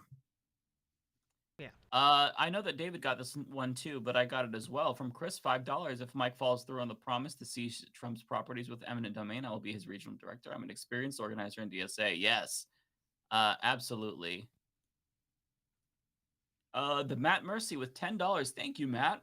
Some don't feel the need to condemn civilians, conscript Hamas deaths, because Zionists don't condemn IDF murders. I hate violence, but eventually the chickens come home to roost and make a peaceful revolution.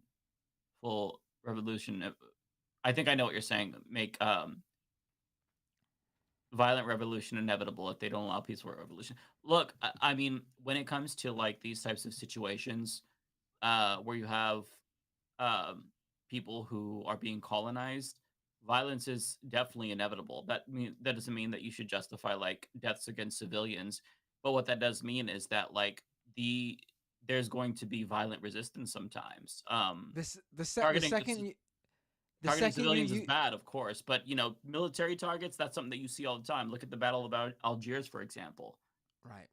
The second you lose your humanity and morality, is the second you become just as bad as the people that you're speaking out against. Yeah. You always. It's important that you maintain that. It's that simple to me. I mean, if you care about people, if you're truly a leftist and care about, I mean, that's what we advocate for. Why do we want Medicare for all? It's not Medicare for all, but the far right, like even they need it because there's a number of reasons why.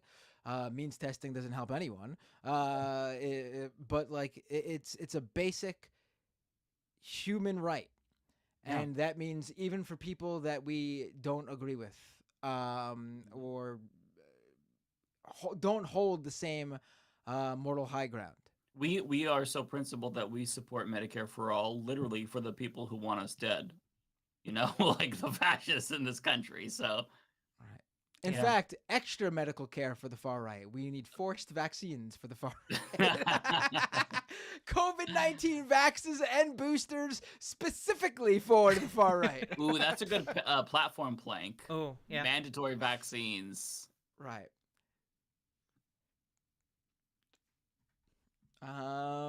Charlie Degenemer with a super chat reminds me add and emotes.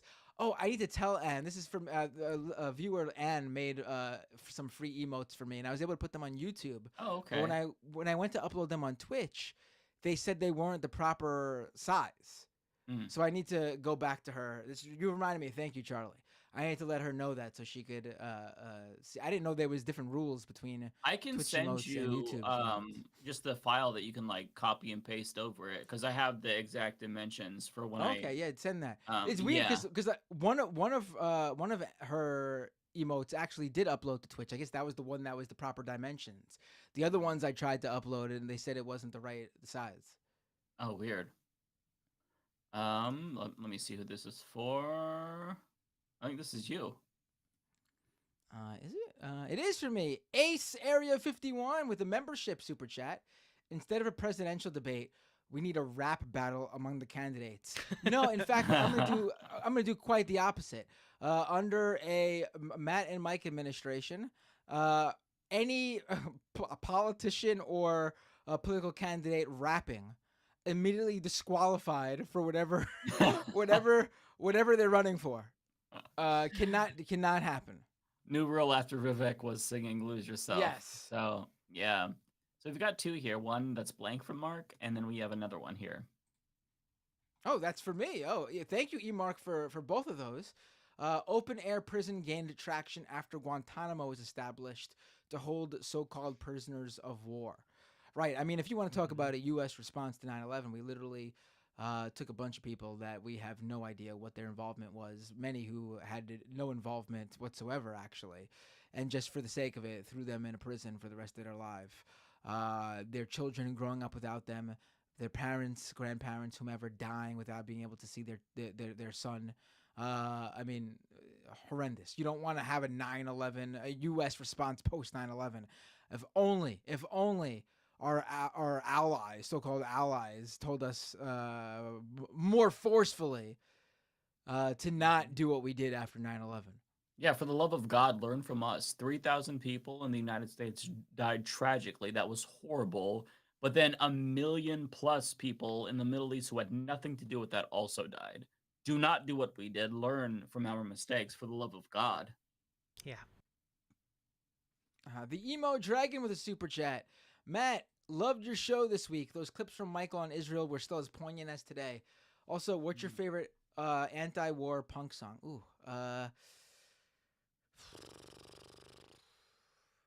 there's a lot. Probably some I can't even think of right now. One that's coming to mind right now is White People for Peace by Against Me. That's a really good one. Fight War Not Wars by Crass is another good one. We have 0PE 499. Thank you so much, 0PE. Thank you, Mike and David, for your Israel-Palestine coverage. You're very welcome. I'm glad you enjoyed it. It's really helped me stay sane through all the propaganda and explain this to others. Thank you. I tried to, I think a lot of you probably realized that the way that I created the videos was to like appeal to normies who don't know about this, because in the first video that I did on Monday, I had a lot of comments saying, oh, wow, I didn't know about this backstory here when it comes to Israel-Palestine, because I have a lot of newer subscribers. So I'm like, okay, I need to appeal to people who are maybe normies or don't know. So I really tried to be as nuanced and thorough as possible. So I really appreciate you saying that. T-Types with a super chat. Curious whether every panelist here identifies as a humanist. Personally, I see leftism as humanism in a political form. I don't. I mean, honestly, I don't really know too much about what humanist is. I never really looked too much into it, honestly. Even though Mike's show is called The Humanist Report. An advocate or follower of the principles of humanism. But what is humanism really? An outlook or system of thought attaching prime importance to human rather than divine or supernatural matters. It's secular, Humanist basically. beliefs. Oh, secularism, right. Yeah.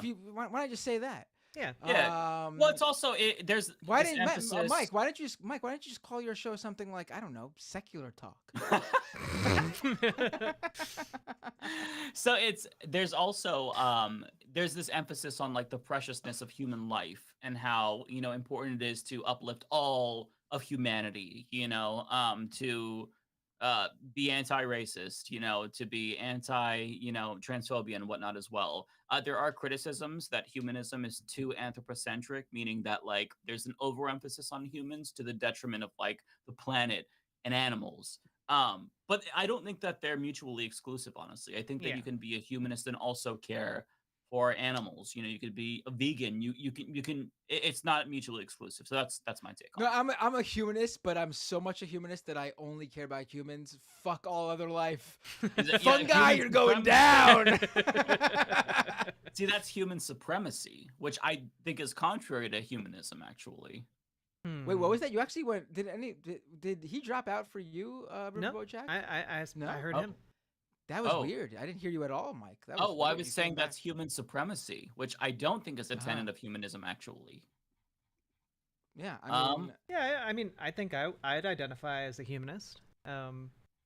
Like, seems like I don't think if we identify as something other than humanist, generally speaking, it's going to lead us to wrong-headed solutions to problems or things that just don't make sense. Like, I don't see there really being a place for that in a global society. And people are welcome to their different religious beliefs, but that probably shouldn't be what dictates policy.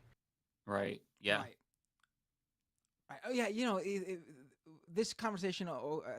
I've had this conversation before with people, and it always reminds me of like people who say like, oh, if you're not like religious and like, then how do you have any morals? Like, how do you know right from wrong? And it's like, oh, it's really simple. Like, I don't. In fact, I think it's even more of a good standing than like, oh, you do good because you want to go to heaven, or you want a nice afterlife. I mean, for me, you're a good person because it's the right thing to do. We're here on Earth for such a short period of time. Why would you want to create pain and suffering for anyone? We're here for what? 50, some people, unfortunately, that's even 60, 70, 80 years, 90, 100 if you're lucky. Or unlucky. True. But the point is, we're here for such a short time. Why would you not want to? I mean, this is what you got. This is your one life. Everyone should enjoy it and do what they want as long as it does no harm to others. Yeah.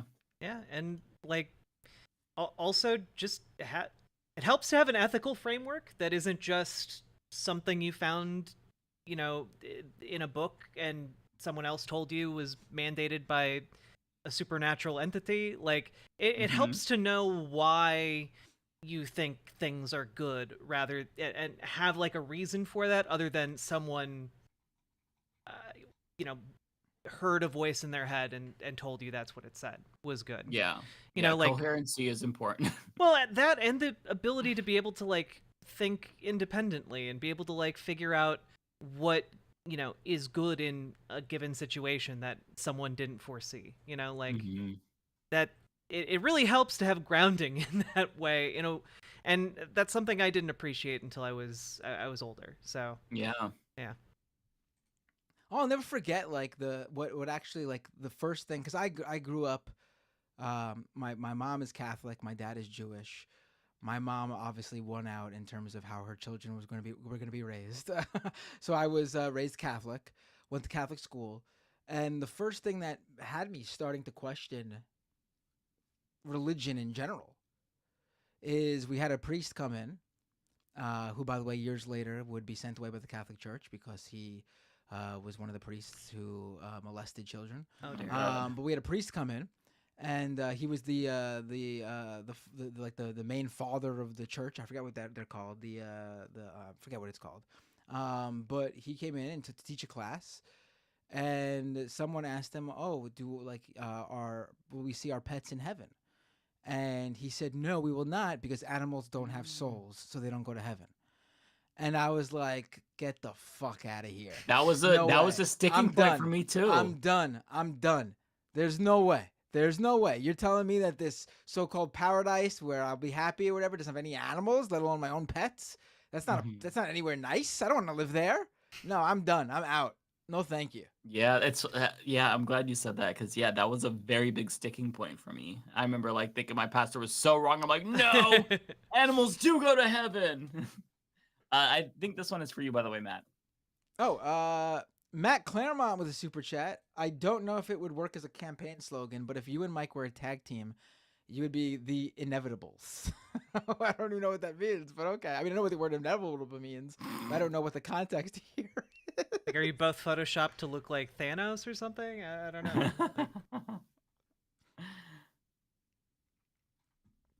know. So Ren with a super chat. The Matt and Mike administration would have the best flags outside of their office. The America-ist flags ever. Believe me. Tremendous. Rara Lady with $9.99. Thank you so much. Did you guys see Bree and Robbie from the Hill debate Israel-Palestine? I did not. Robbie basically cursed at her and said the left supports Hamas. He definitely needs to get put in his place. He is a wannabe Ryan Seacrest weirdo who he's going to take the most mainstream views that he could find to attack the left and just copy paste. He is an empty suit. He's I don't. He's a Weasley little fascist. Like I'm just call it out. Like he you can see the glee in his face when he just talks about like the concept of oppression. Like that's all I have to say about him. Nothing else is going to be helpful. Yeah. So Donald James, thank you for 3 months being a member. Also, we have Joshua Sean with 150 rupees. Thank you. How should we look at Hamas, a terrorist organization or resistance force? Even Nelson Mandela had to resort to violent uprising to eventually succeed. I mean, they're a terrorist organization. There's a difference between just doing violence for the sake of violence or violent resistance in the sense that like you're targeting like military infrastructure and power structures, not innocent people. So that's the way that I would differentiate. I don't know if you all wanted to add to that. No, I think it's over the past like couple of decades, it seemed like they were moderating. They were trying to be more of what we would call a militant group instead of a terrorist organization. Straight up, I mean there are differences. That's why one of the reasons why this attack was so surprising. I read a report that even people within the Israeli government had lines with leaders of Hamas because they were legitimizing themselves and like they viewed like the rocket attacks as like just like a part of them needing to show their resistance and fighting for Palestinians, but the Israeli people didn't take those rockets seriously. I mean, the Israeli government didn't take those rockets seriously. Yeah, it was a lot. It's been a while since there's been a major attack like this. I mean, I don't know what they're thinking, but clearly it seems like you also have to think too that like again the makeup of Hamas is obviously very different. We talked about how the people who voted for Hamas in 2006, half the country weren't even old enough to vote then. In the same time, Hamas in 2006. Not the same Hamas it is now either. It's certainly a lot more young people who clearly have been radicalized because, again, like I said earlier, they have seen no movement on the situation. They've seen nothing else. Their parents, their grandparents were alive when there were talks and actual negotiations. These kids have never seen that. It did. There was a poll that said that like, so it was something like it was like a question of like how many Palestinians people support two-state solution or something like that, and like the older people still have hope for something like that, whereas young people are like it's not happening. There's nothing happening. We are here forever. I mean. There are certainly young people who are part of Hamas who've been brainwashed, and you have to understand why. It's because to them, I'm sure Hamas is a resistance group. because they're the only people they see fighting for them. It's I mean, the most. Yeah, it's a whole, Hamas without a doubt uses that power over the Palestinian people to portray themselves in a propagandized way, I'm sure. That as if they care more about them than they actually do. I mean, if they wouldn't have done this knowing that innocent people would die. But you have to understand the entirety of the situation to see how people get radicalized. I mean, people get radicalized in the middle with the attacks on America. There've been young terrorists because they get radicalized because of what they've seen happen. Yeah, I mean, and like a resistance force, in this sense, like if Hamas were resorting to violence against colonialism in the sense that they show up armed and they are trying to stop a violent eviction of a Palestinian and they fight back with violence, I think that would make them, a resistance force. But like if you're just targeting civilians, that is not a resistance force. Yeah, You're not targeting the power structure. I used the example earlier of like they could have surely done something in terms of like stopping evictions as they're happening in motion. Right. Like, if there was a violent act like that, it would have been way more understandable by the vast majority of people as a defense of people being wrongly removed from their homes, violently removed from their homes. If they did something like that, this was when you target something like a music festival. That's just you're losing there. Yeah.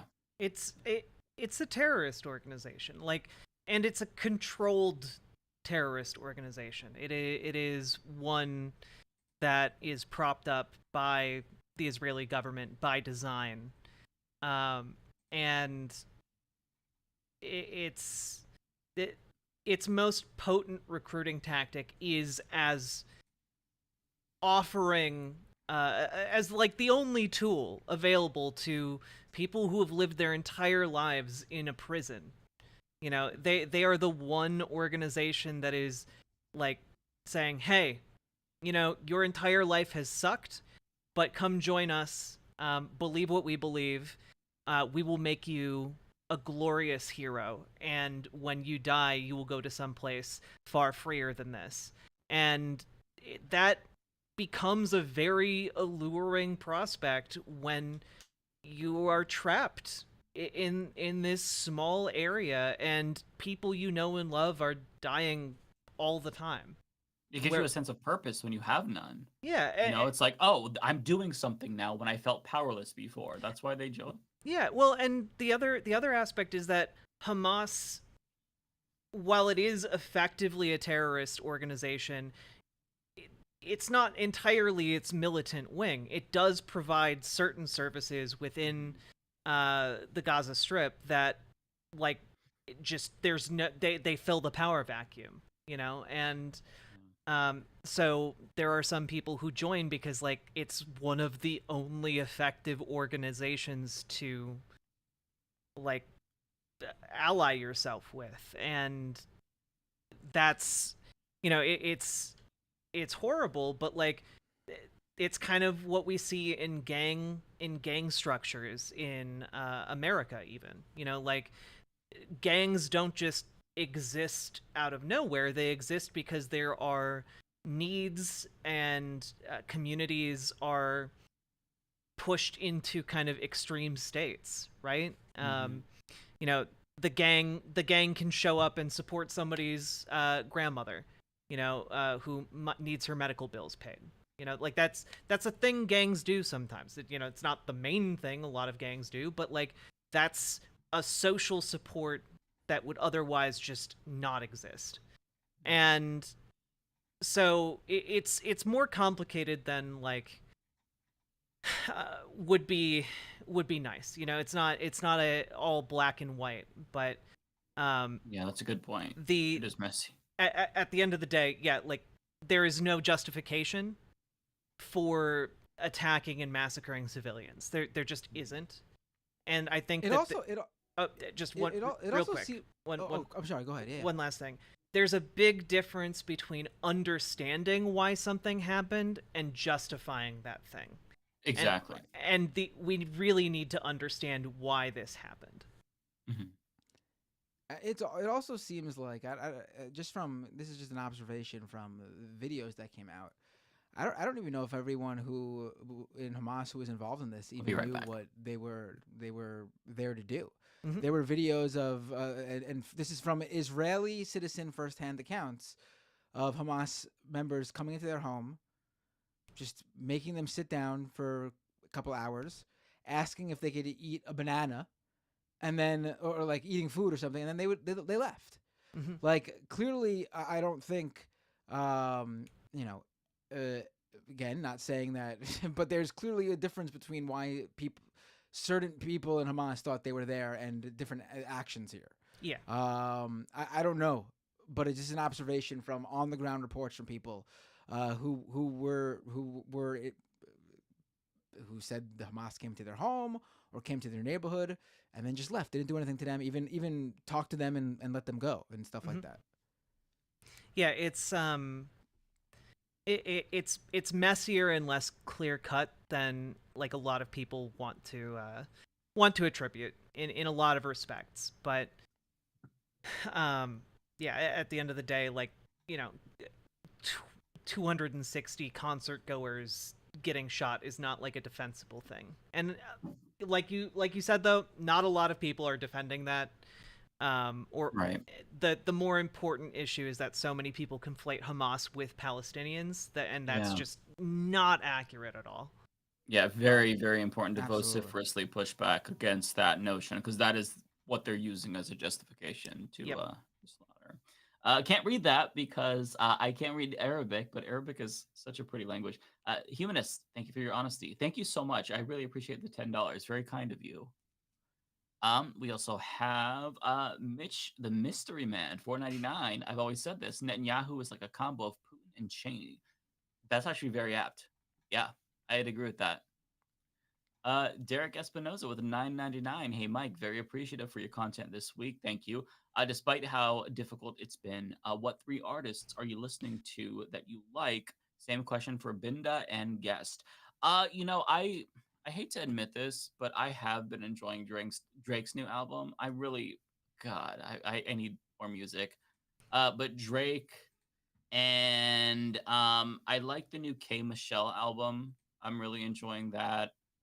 And that's really it. I don't think I can name a third one. I'm kind of in a music hole right now where I don't have much. But how about you both?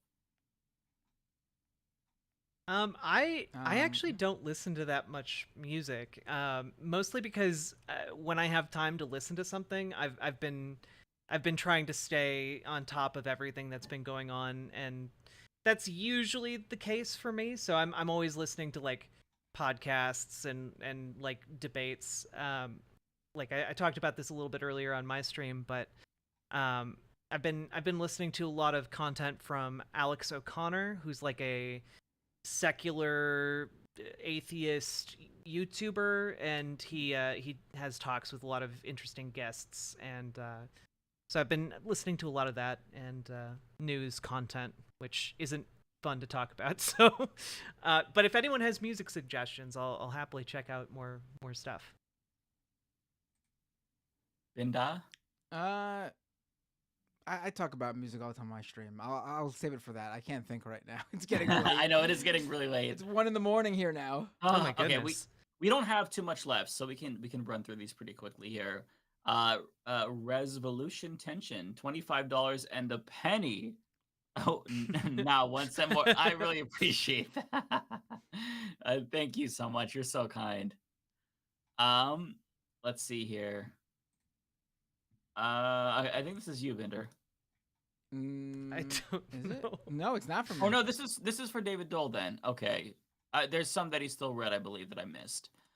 E. Mark with $5 slogan. Their left is best. Their face is beard. Figure 8 of Binder's money. I like that. Rick Robin Cagnan. Oh God, is it Kanan? I know I butchered your name. 125. P. Thank you. I don't know what currency that is. Not surprised. The Philippines happens to be one of the countries that support Israel because both are U.S. allies. Yeah, I mean, the international community has not met this moment with a few exceptions. So, yeah. I also have a membership from Kenzie Page also, and then I'm done. Oh. Just got binders.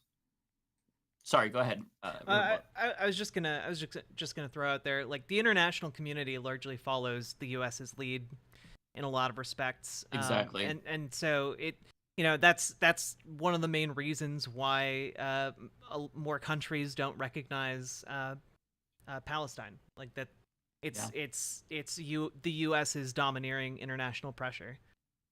Yeah, exactly. Well, I'm gonna duck out right here because the remainder are actually all binders. So I will see you all next week. I have this one highlighted, Binder, so you can just go next one after that. Actually, I'll highlight the next one for you. But yeah, I'll see you all later. Oh, you're done. All right, cool. I'm bouncing. See So ya. I can edit. Wait, before you go, send your Twitch people to my Twitch so then I could send everybody to somewhere else. Okay, I will do that. Okay. Okay, I'm gonna bounce and do that. But I'll see you all next week. See ya. Nice talking to you again, Riverboat Jack. Always a pleasure. I have no idea where we are right now. Let's see.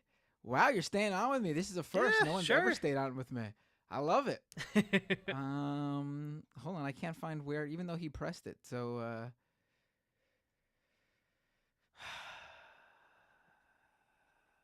I don't see it. But let me check. Hold on.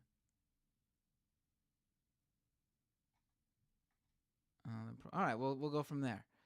The prof says Jenk sees the more replies section on X as the left. LOL. I mean, that's just accurate. That's a good one. Wow, that's really. Smeghead1312. Keep it on. Thank you. Narrator with a super chat. Terrorist has lost all meaning. It's just a xenophobic term that serves to say don't question how we killed these people. A CIA hit list term. Brett Taylor with a super chat. Israel has all the power. Don't they have more responsibility for all outcomes? Especially being that they are the official entity here. It would be like in a skirmish between a robber and the cops, not expecting the cops to act. I mean, again, maybe this is really asking too much, but not accepting the cops to act as the professional ones here, and not put innocent people's lives in danger. Like, yeah, the armed robber might decide to. I'm thinking of the movie Heat. Where Tom Sizemore's character picks up the kid as to be the literally a human shield. You expect the police not to just start shooting regardless of him holding a small child. And you would rightly condemn the police for not caring that he's holding a small child and just shooting and hitting the small child and killing the girl. Yeah, but here we apparently don't care, right? Yeah. I think people would be a bit upset in America if there was a situation like that and one of the cops just threw a grenade in. That's like the equivalent of what's happening right now. Israel absolutely bears so much of the responsibility for creating the conditions and the backdrop under which this violence happens. In innumerable different ways. Like we literally tell our children to be the bigger person and not retaliate. If you're religious, turn the other cheek is a major thing here. Now I'm not expecting the Israeli government to turn the other cheek at this, but a little bit of responsibility and care for the innocent human lives. And coming up with a plan of action that's a little bit more accurate at the very least than what they're doing. Or even having any care for accuracy whatsoever would be helpful too. Yeah.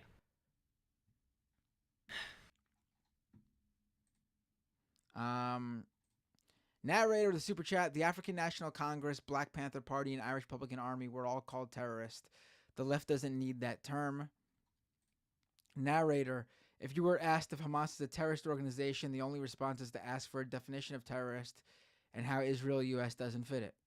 I think that's, we put, yeah. I mean, I'd definitely argue the United States and Israel engage in terroristic acts, for sure. Yeah. Ignore Husky with a super chat. Apparently, Israel just issued an exodus order and a full invasion is likely soon. This keeps getting worse, and what's about to happen will be insane. Yep. Yeah. I mean, I hope I'm not right, but all the indications are it's going to be genocidal. And Randy Randleson with a $10 super chat. Good night, folks. I appreciate ending on that note, Randy. Yeah. Good last super chat. Riverboat Jack, thank you so much for joining us. It was an absolute pleasure. Absolutely. Thank you for having me on. I'd love to do this again sometime. It's been. I mean, the topics have been heavy. But yeah, usually we are able to have, I guess, a little bit more fun, I guess, if that's the word I want to use. It's usually not this heavy, I guess you can say. Yeah. But the situation requires it. Yeah. Well, hopefully, if I come on again sometime, it'll be under better circumstances. You absolutely will. Yes, for sure. Anytime. Who should I rate on Twitch? Who should I rate? Are you staying on, or are you jumping off too? I am gonna stay on for a little while. So if you wanted to rate into me, I would appreciate it. I'll raid you, of course. Makes total sense. Thank you. Let's do that now. All right, folks. That is this episode of Leftist Mafia. If you want more, twitch.tv/riverboatjack. That's correct, right? That's the right username, right? You got it. There you go. Go right there right now. You'll get even more. There's nothing else to really say because rarely does a guest continue after we go 4.5 hours. But let's do this. Everyone, go to Riverboat Jack's Twitch channel right now, and I will see you all on my stream at youtube.com/MattBinder on its usual nights of either Tuesday or Wednesday. And then, of course, next Thursday right here. Take care, everyone. And Riverboat Jack, I am now clicking start raid. Thank you so much. Ooh, they're piling up. Let's see. 34, 47, 59, 69, 72, 73. That might be it. Let's see. I'll give it one more second here. And I am going to raid you. Have a great night, everybody. Thank you so much. See ya. You get good sleep. I will, yes. Bye.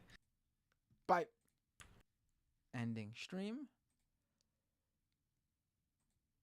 And see ya. Whew. All right. Let me get my camera back.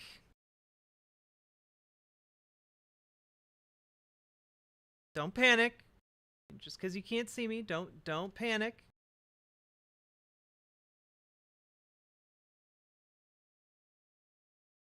There we go. Hello, everybody.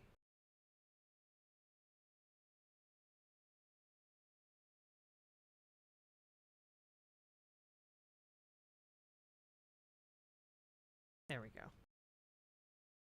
Howdy! How y'all doing? I really want to panic? Don't panic. Do not do it. Oh, don't want to press that button. Not going to do that. Whew, my makeup's pretty good for 8 hours into stream, huh? Hello, everybody. Yes, I will hydrate.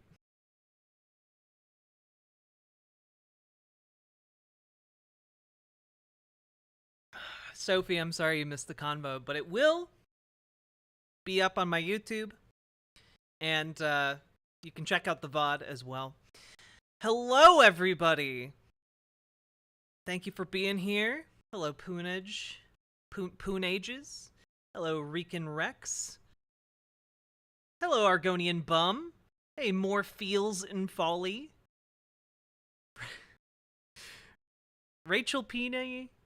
Peni, thank you very much for the follow. Thank you all for hitting the follow button, by the way. I do really, really appreciate that. Cats, what up? Thank you both for navigating really heavy topics so delicately. I'm glad you guys appreciate it. Hadn't tuned into this branch of Binder's content before, but I'm glad I had because you were so educational. I'm glad that you guys found my input to be good. I was a bit nervous going into Leftist Mafia because they were all extraordinarily knowledgeable people, and I feel like I was able to contribute pretty well. Binder, I have massive respect for Matt Binder. I've been watching Majority Report since he was on, and it's just it was actually really cool to be able to talk with him. Marianne McDiarmid, Diarmid, or is it just McDiarmid? Thank you for your kind words over in YouTube chat. You did good. Thanks, Cross Crescent Creed. I appreciated your nuance. Thanks, Mello. Discovered you just today because of the stream. You had some great takes, more than earned my follow as a fellow trans woman. Thanks, Toxic. Yeah. And also, we have a bunch of new people coming in, so in case you guys don't know much about me, I'm a socialist. I believe in getting workers in control of the means of production. And generally speaking, that's something I like talking about a lot. I'm also a trans person. I'm a trans woman. She, her pronouns. If you guys got questions about that or questions about the socialism, I'm happy to answer those questions. Also, let's see. Oh, I also do political organizing. So as we get closer to elections, we'll be seeing if any of you can do phone banking or volunteer to knock doors, because honestly, we can make that happen. And my community has helped, make the difference in some extraordinarily close races around the country. So let's get out there, and we can, in fact, elect better representatives. Had no idea you were trans until you mentioned it. It's always really exciting to see trans people get larger platforms. Yeah, I'm not gonna lie, there have been some times where people discover that I'm trans, multiple weeks into, watching my content, because I'm talking about different topics. I'm not usually talking about myself that much. So, I just wanted to throw that out there because, I had a large platform, and if, people... I feel like some responsibility to be a bit more visible and answer people's questions, because I know I grew up as someone who did not know what trans people were and had no one to ask those questions to. And if I had been able to ask questions and knew any trans people, would have saved me a whole lot of time and effort. I'll turn alerts back on. I turned them off a while back. But we do have text-to-speech, so you guys can say things with words. Hey, lovely pariah. Enjoyed your contribution on Leftist Mafia tonight. We'll be following your channel. Hell yeah. Paladin Lost, thank you for the 5 gifted subs to newbies over on Twitch. And also, folks, if you would like to watch without any Twitch ads, because I don't have the ability to not run Twitch ads, you can come on over to riverboat.gg and chill in the on-screen chat here. Also, if you financially support me over there, 100% of it goes to me instead of Twitch taking 50% or YouTube taking 30%. So, hey, Freedom Evie. Hello, Sweet Agony. Let's see. Trans Woman Solidarity. Rachel Penny, thank you very much for subscribing with Prime. I do appreciate Prime bucks. Always appreciate Jeff Bezos' money going to me. Also, just a shout out to people who donoed during stream when I had the alerts off. Charlie Jinmir, thank you for the $5 dono, and salute to fellow trans peeps. Anthony Berg, thank you for the $2 super chat. Just sub to the channel. My man. J Manuel, thank you for the $9.99 super chat. No message even, just sending me that sweet siren song of money. Also, I'm really awkward, and if anyone's wondering about my background, I got my start as a video game journalist, so I also really like talking about video games. And Logan MC, thank you for the $2 dono. America's addicted to both sides, but not for Israel. Yep. Toxic Audrey, thank you for subscribing with Prime. Ellipses, thank you for the 100 biddies. Lovely Pariah, already thanked you. No, you're not getting a double thank you. Nero Sludge, thank you for the 10 gifted tier 1 subs. That is incredibly generous of you. Damn, okay. Thank you so much. The hardest question to ask any game player this year, best game of 2023 for you so far. It's got to be Baldur's Gate 3. Like, Baldur's Gate 3 is just amazing. Though I am going to say Super Mario RPG Remake is going to give it a run for its money because I love that game so much. Also, sometimes I do streams where I play retro games and I do the voice acting because it's fun to do and people seem to like it. Same. It's so good! I can't wait to get to the end of Baldur's Gate 3. I haven't finished it yet, but I'm in Act 3, and I'm really looking forward to finishing it so I can then try an evil playthrough. Because I kind of want to try smooching that evil drow that I pushed into a bottomless pit. So we'll see how that goes. I subbed again, month 2. Oh damn! Okay, lovely Pariah. You subbed again, month 2. Let's go. Thank you so much. I'm only near the start of Act 2, struggling to not start over. Yeah, there are just so many different pathways through Baldur's Gate 3. It's lovely.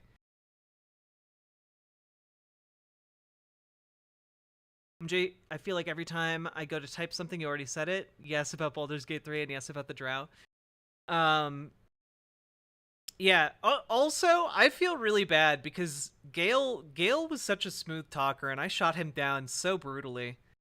I kept thinking that when Gale offered to show me something magical in the nighttime, I thought he was actually going to show me something magical, and I did not realize he was hitting on me. So, my character that I'm currently playing through is just me in real life. Gale fucked my wife and my best friend.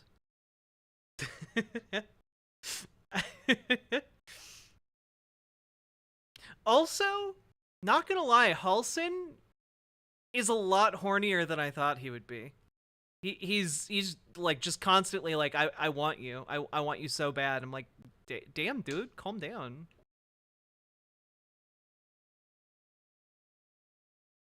Let's see. You like Prime Books? Have some more of Bozo's money? Hell yeah. This Gemini recently discovered non-binary gives you half their solidarity. Non-binary people are full trans people, okay? You don't need to give half solidarity for nobody. You got all my solidarity, friend.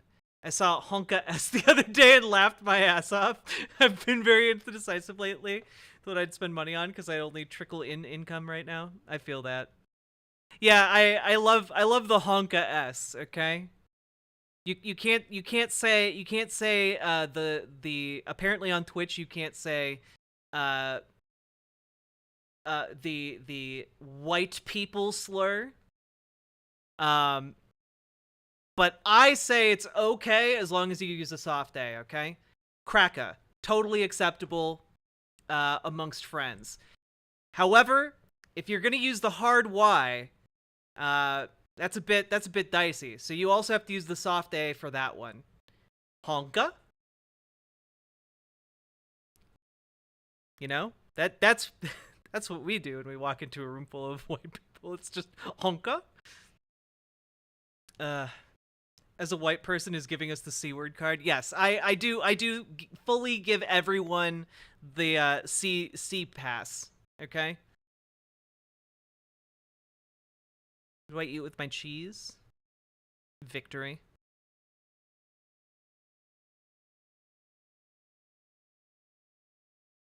I wish they had a romance-related achievement or something. I collected the companions and romanced them in Fallout 4 like Pokemon.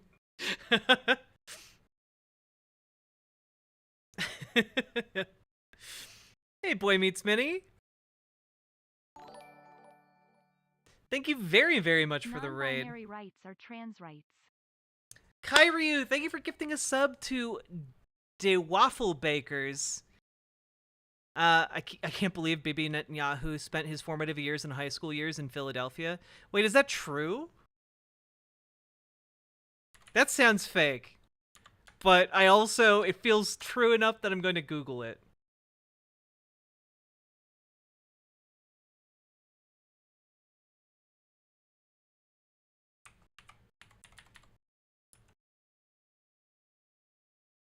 Oh, nope, yep, it's true. Netanyahu was raised in Jerusalem, but also for a time in Philadelphia. Damn.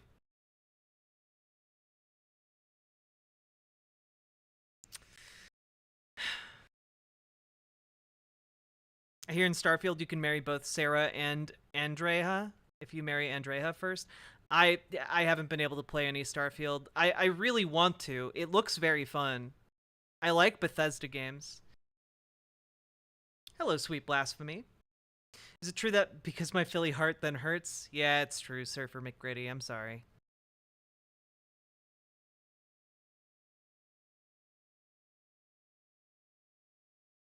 Boyfriend Dungeon was my romance collection. Fair.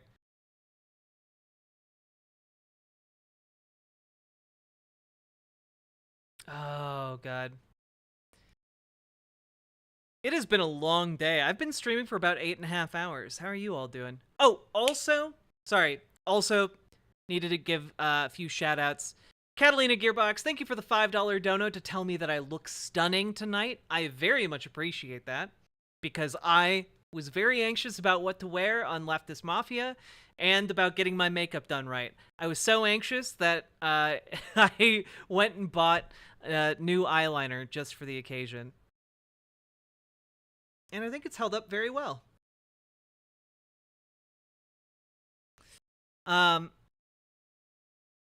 Additionally, Kairyu, thank you for gifting a sub to Mbiata.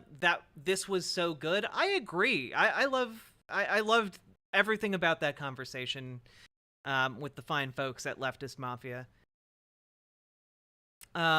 This Juan, thank you for subscribing at tier 2. Any recommendations for horror movies tomorrow on Friday the 13th? Oh, God, I love horror movies. I mean, I don't want to, recommend just, The Thing. The Thing is one of the greatest movies of all time. But I don't want to recommend a movie you've absolutely seen, and if you haven't, that's the movie you should watch. What's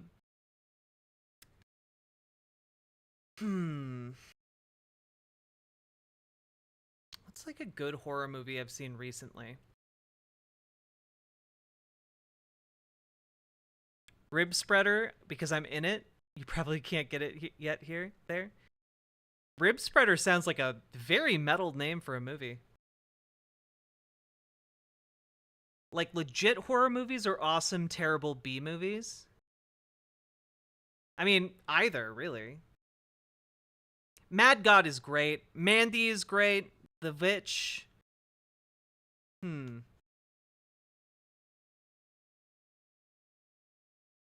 Zombievers. Oh, please.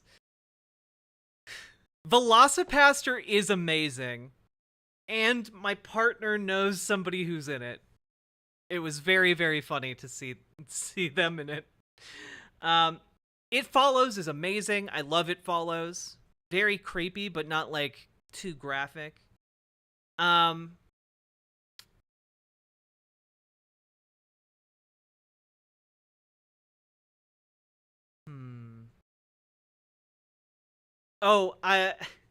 if you're looking for something that's kind of campy but also like kind of a horror movie, I saw Night of the Comet recently, which is a very like Night of the Comet is just a cool movie. Like, imagine if someone made Zombieland, but it was made like 30 years prior to Zombieland coming out. Like, it's so good. It's so good. It's so cheesy and funny.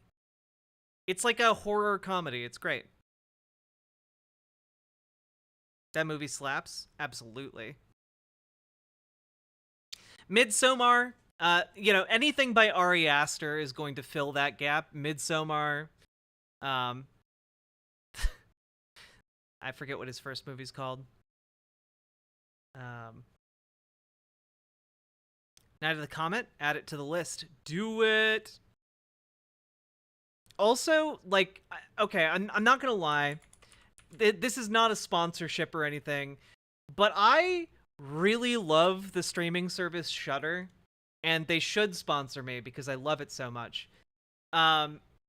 If you guys are looking for like a recommendation, VHS 85 is just a very, very fun movie.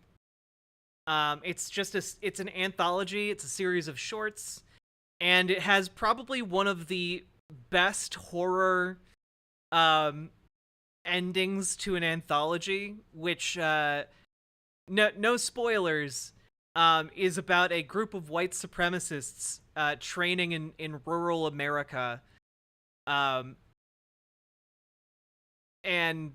they have a vampire, and things go poorly for them. It's very fun. It's very, very fun.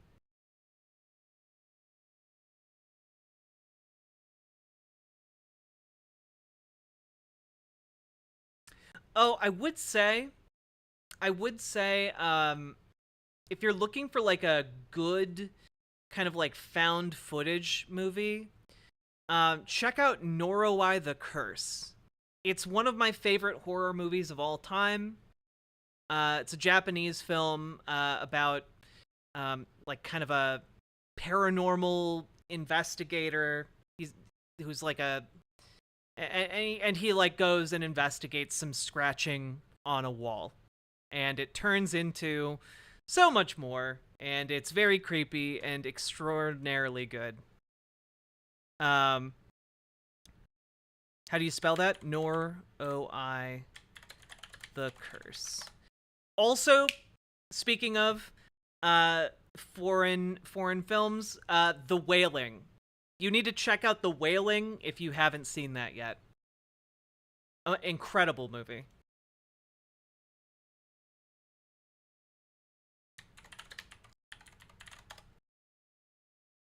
Sounds interesting. Might need to check that out. Yeah, you know what? We might do like some sort of horror movie stream on the Discord if any of you are interested. By the way, we do have a Discord. You can use !Discord in chat to get a link to it. Good stuff. If you're into like something kind of like a slow burn, I'd recommend A Dark Song.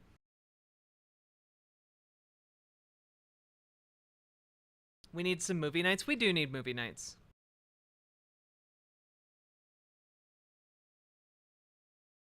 I hear horror anthology and my elder millennial brain immediately thinks of the tiny doll running around with the spear. Trilogy of Terror. Oh, Hereditary. There we go. Yeah, that's the movie I was thinking of. If you're willing to watch subtitles, Thailand does excellent horror. The horror is mostly based on ghosts. Yeah, Thai horror is very, very interesting.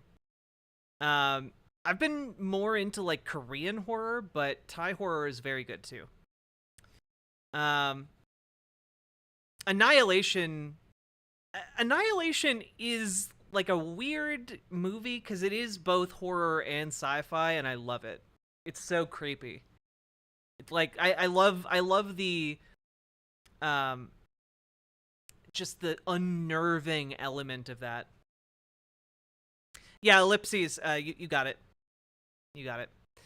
A Dark Song is a movie about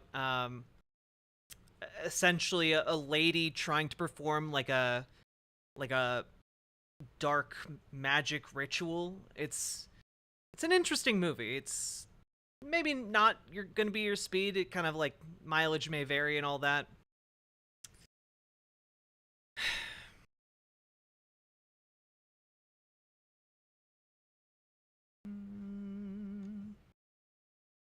I do have a fondness for found footage films. It's probably more than most people do.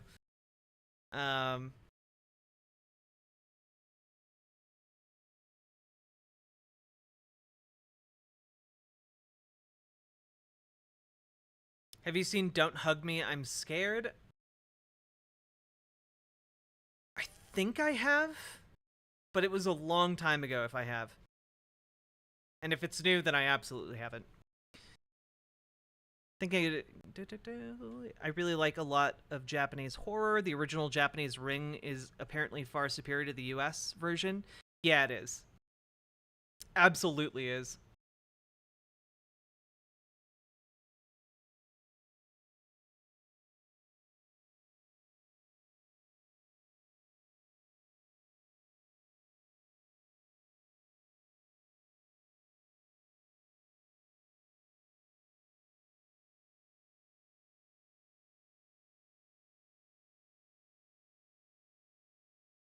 There are just so many really fun horror movies.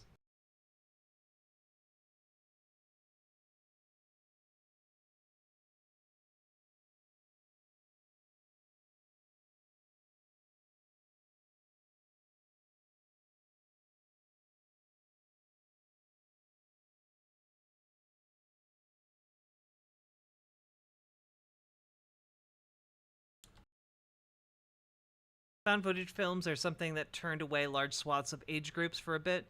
Blair Witch prank movie launched some comes to mind.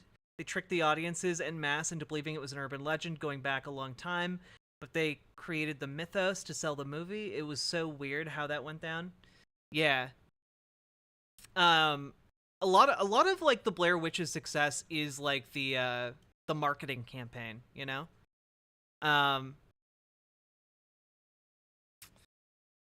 Oh, there was one that just came out, or that I just learned about.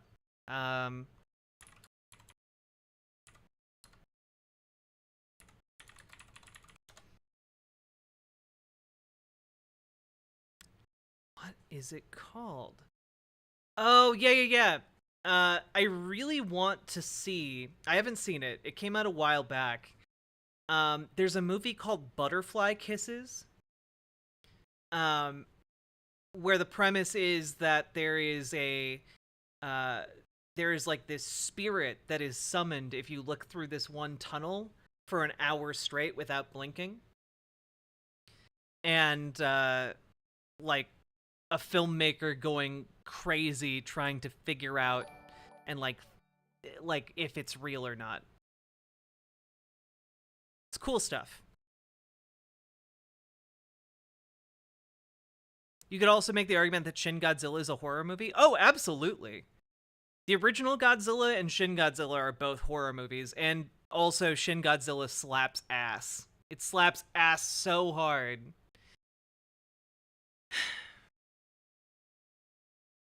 Like, I guess I don't feel the need to feel like found footage is real in order to enjoy it. You know?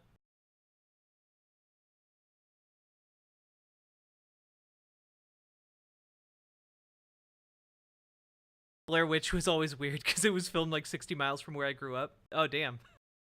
Wait, Diamond Dynamo, are you the Blair Witch? You lived in the woods? That was your house? Damn.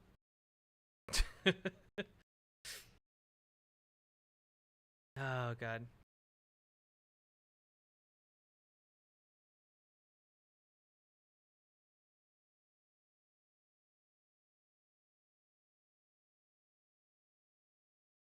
The White Reindeer is an awesome folk horror Finnish vampire movie. Oh, that's cool. I'll definitely keep that one in mind. That's very fun. I'm from Pennsylvania, but I saw her at marching band competitions. I feel like politics junkies like you all would dig Punishment Park, a found footage mockumentary from the 60s about like the government dragging dissidents out of the desert, making them trek across the desert without food and water as punishment for their crimes. Damn. Okay.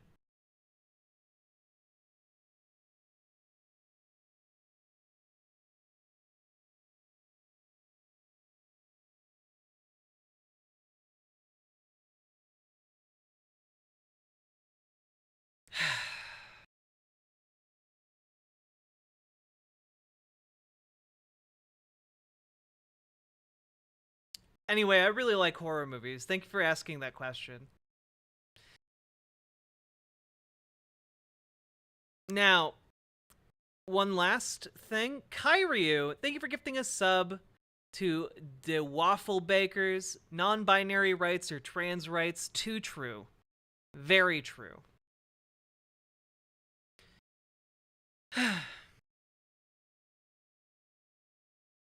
Maggie May Fish did a video on Punishment Park a while back, I think. I need to catch up on Maggie May Fish videos. Red State. Yeah. Good stuff.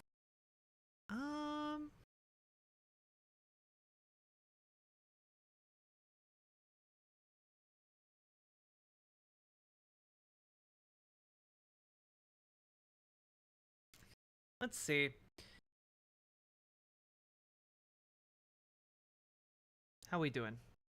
Oh, also, if you've been enjoying the stream, consider dropping some subs or donos over on riverboat.gg. I would very much appreciate them. And, let's see. Do we got any other questions about me or my content or socialism or anything like that? Danny Boy to Great, thank you very much for the follow. Where you been, you silly goose? The gooses are silly. Oh, I would also recommend, there is a movie about indigenous, like a zombie apocalypse, except only non-indigenous people get infected by the zombie outbreak. It's pretty great. I'd recommend it. It's actually a very good film.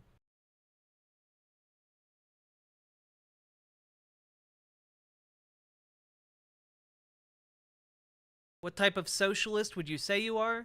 I mean, I guess I would say libertarian socialist, because my fundamental ideology is that I want people to be as free as possible, and I think that that is only possible within democratic systems. And those democratic systems should extend to the workplace, as well as, like, you know, your everyday life, you know? So, like, not libertarian in like the current conservative sense, but libertarian in the kind of, I'm a classical libertarian. But like my fundamental ideology is that I want people to be as free as possible. And I believe that in the immediate future that entails bringing democracy into the workplace via like democratic co-ops. And yeah, in the future, like, I think that would also include, you know, phasing out the commodity form as well as like the state, but also those two things are so far in the future that like it's really not that beneficial for me to talk about them, because most people can't even conceive of what society would be like without the commodity form or the state. So mostly I talk about the initial goal of workers controlling the means of production via democracy.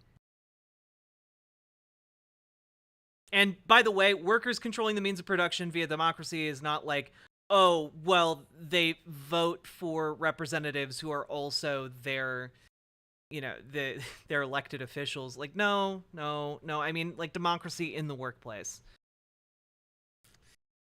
Yes, Blood Quantum. Thank you, Mello. Be in my brain when I've been live for 9 hours here. Yeah, like Toxic Audrey, I would say, like, generally speaking, I would describe myself as an anarcho-communist, but, like, that's also not a terribly useful label when most people cannot, like, conceive of, like, the many of the steps towards that goal. So, and, like, frankly, I can't even conceive of what, like, a world without states or a world without money would look like, or how it would function. Just that I think that, generally speaking, that would be a preferable system. And I think the same of democracy in the workplace. So I like to talk about the tangible things we can do to get us to a better world. The ones in the immediate sense are like, what policies can we pursue to kind of embrace democracy in the workplace and get workers in control over their workplaces, you know? I envision it as somewhat like Star Trek 2, but like then the question is how the fuck do we get there?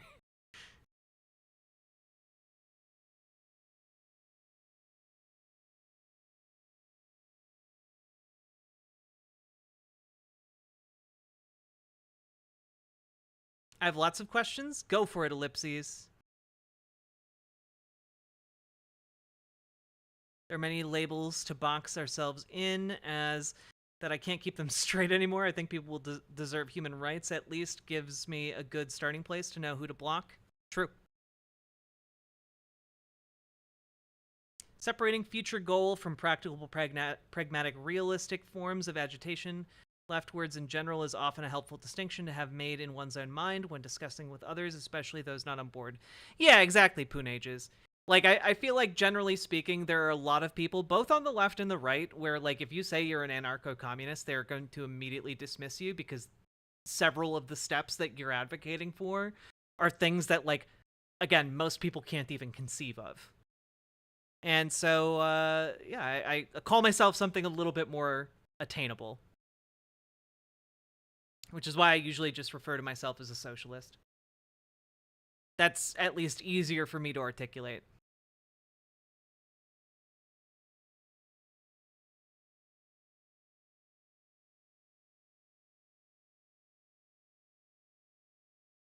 I'm new to Star Trek, going through all of it chronologically. I love Star Trek. It's so good. It's so good. I'm ANCOM, but usually just say leftist. I mean, that's usually enough, you know? I call myself an anarcho-communist, not because I think it's a goal we'll ever achieve in our lifetimes, but because it's an ideal that the closer we get to it, the better things will be. Yeah. Energy matter conversion equals socialism? I mean, not necessarily. Energy matter conversion is cool, though.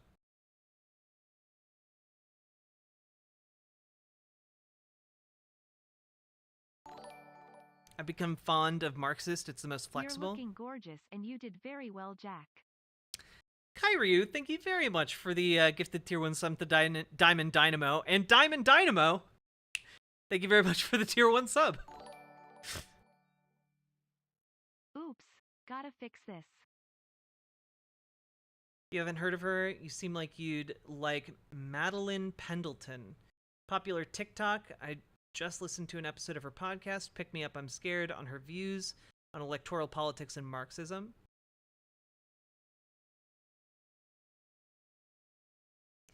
Yeah, like, the one thing I can never get behind is, like, the abandoning electoral politics or using electoral politics as, like, some kind of virtue signal.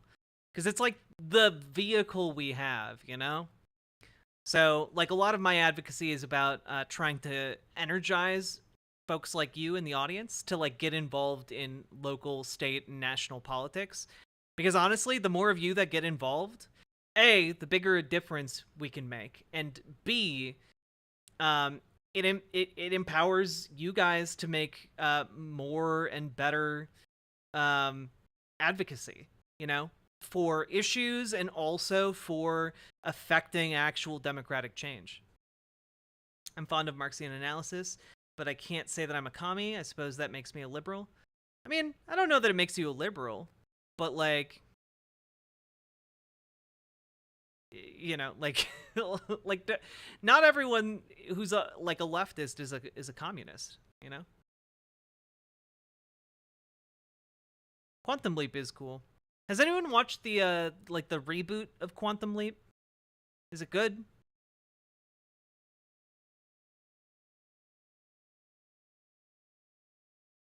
My anarchism mostly comes from distrust of institutions.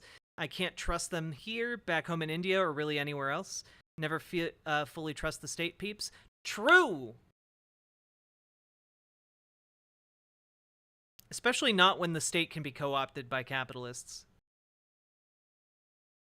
The reboot of Quantum Leap isn't too bad. Oh, that's cool. Maybe I'll give it a shot. I was worried it was going to be really bad.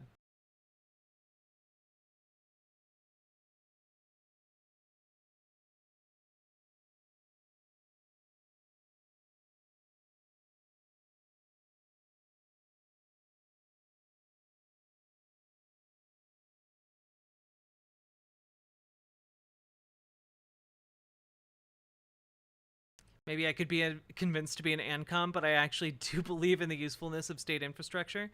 Well, that's the thing, right? Like, anarcho-communism in practice would still, I think, require infrastructure. I just don't know if that. I don't think that infrastructure would be maintained by a state apparatus. But that's kind of the thing. I don't know how to conceive of how that would function. Like the idea being that as conditions improve for humanity, you would have less of a need for money and you'd have less of a need for a state, and over time those would kind of like fall away as needs. We would replace them with other systems that maintain things like infrastructure and logistics. Maybe that's basically like technological advancement. Maybe it's something else. I don't know. Yeah, and you can have governing institutions without a state. True.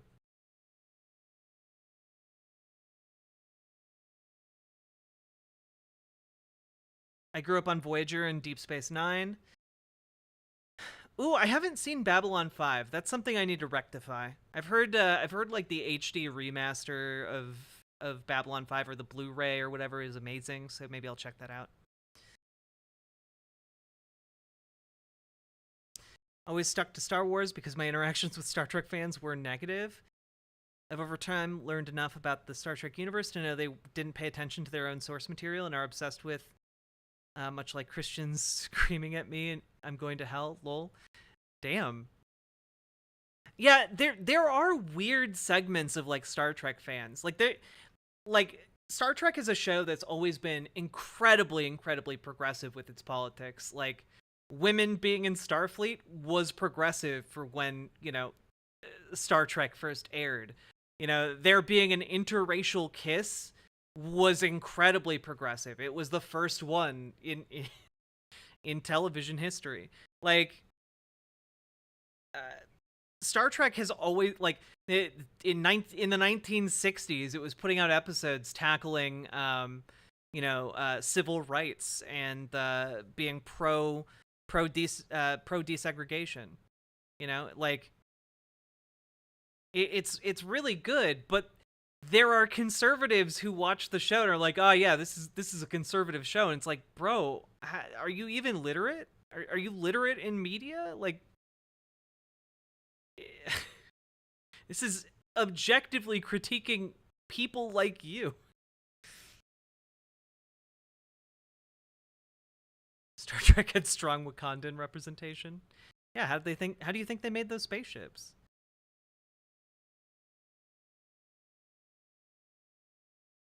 Yeah, it's definitely a product of its time, for sure.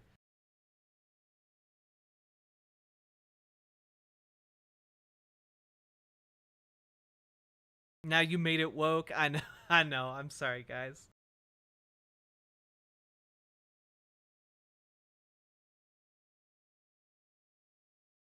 Oh god. Well, I mean, I could say The Ferengi aren't great. They're salvaged in Deep Space Nine to a degree, but like their society is totally effed.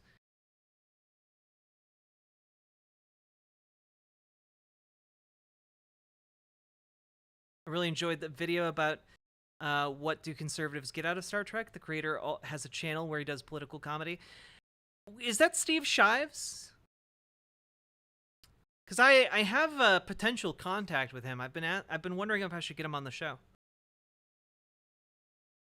I like Steve Shives. It's 2 a.m. almost, so my words are no longer functioning at full word power. Well, I have been live on camera for about 9 hours, so I'm right there with you.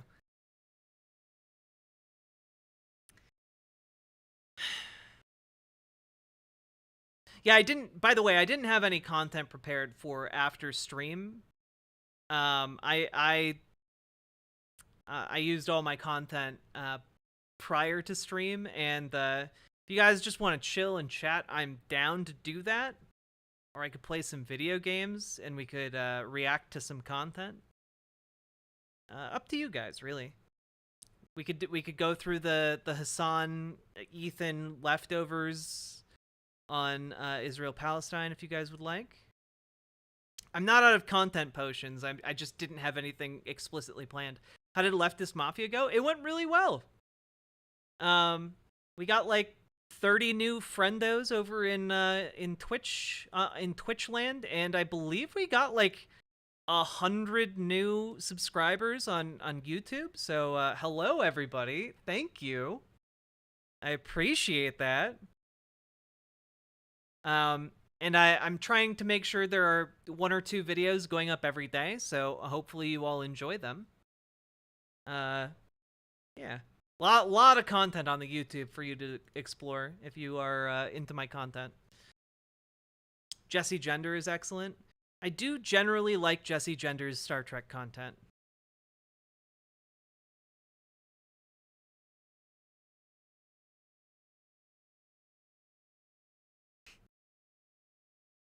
Wait, what do I think about Lower Decks? I haven't seen Lower Decks yet.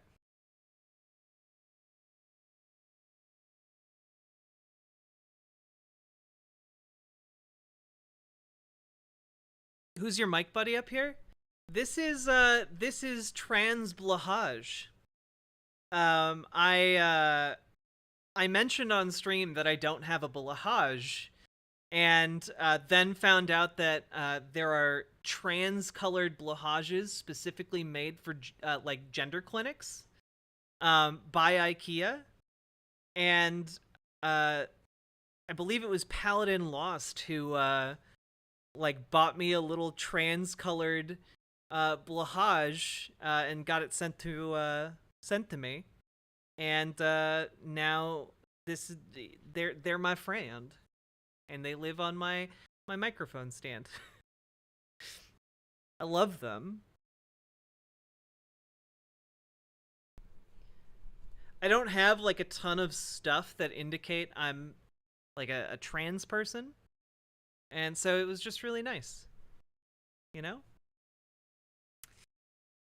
Orville was a lot better than I expected it to be. Well, yeah, like the Orville like feels like a joke,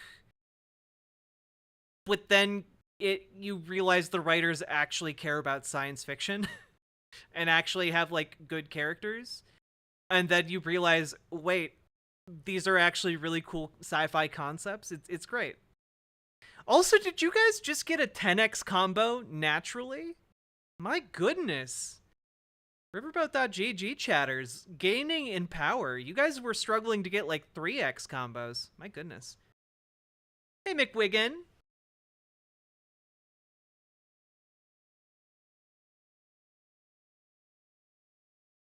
Also, look, I know it's not political content, but I love having breasts. I worked very hard to grow them.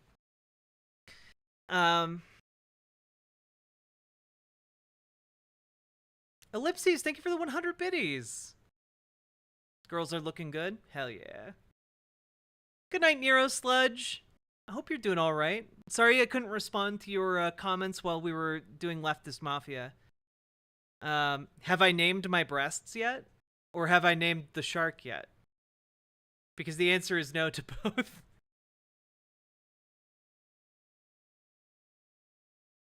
Danny Boy to great, never. Babylon 5's take on geopolitics seems like it's only gotten more relevant over the years. Yeah, I'll have to check out Babylon 5. I remember checking out the new Battlestar Galactica when it was, spanking new, and really liking it, but that show did not stick the landing. In honor of Trans Blahaj, fins up, chat, show newbies how to BWA proper. BWAHAHAHABWAHAHAHABWA. Thank you for the big BWA energy in chat, Paladin. Also, for those of you new to my community, when people don't know, they usually include BWA, which doesn't really mean anything. It's born out of me saying, telling a story about how when I was a kid I wanted to play the word bwahaha in Scrabble, and I was denied unfairly, despite the fact that Bowser says bwahaha all the time in video games. So, it's clearly a word. Villains say it all the time. And then chatters started posting, bwahahaha. But the text-to-speech read out bwahahahahahaha, and then, someone added BWA, bwa, but it couldn't read out bwa. So it just read BWA, and it was very funny, and now everyone does BWA, and it's a part of the community now, and we got an emote for it and everything.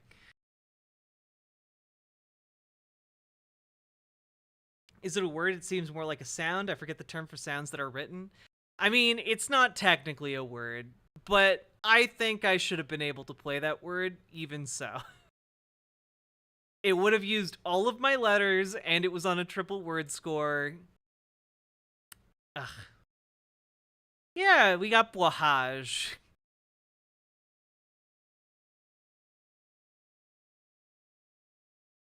I would have won the game. I would have won the game, McWiggin. It was stop the steal.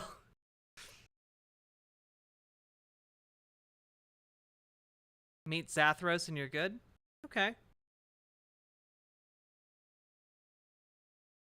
Community in-jokes are the best kind of jokes. My community makes new in-jokes every dang day. Thought it was something completely different. I thought it was similar to Pog. Nah. I just am Pog.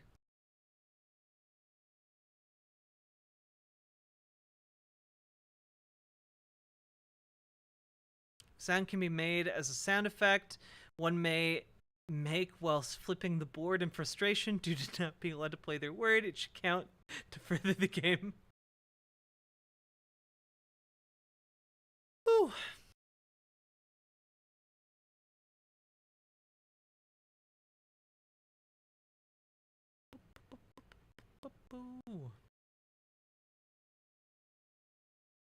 Bwah!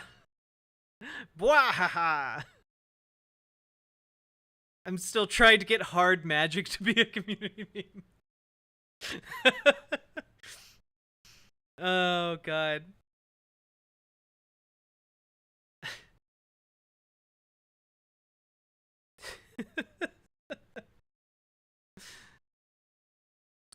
I just... Also, the other day, we were making fun of a YouTuber who does medieval weaponry, and he's also, a Christian fundamentalist who does reviews on YouTube. We were making fun of him a little bit, and we found that he has a fantasy novel series. Yep, it was Shadiversity, and he has a fantasy novel series, and we read the back cover of one, and it talks about hard magic. And I fucking lost it. I just laughed for 5 minutes. Oh god, Toxic Audrey, I need to pace myself on his videos because they're so fucking funny to me. One of the recent videos that came out was talking about whether or not Oppenheimer was communist propaganda. And the argument was that it talked about communism in the movie. So therefore it's communist propaganda. Oh god. It's magic, but we like it hard.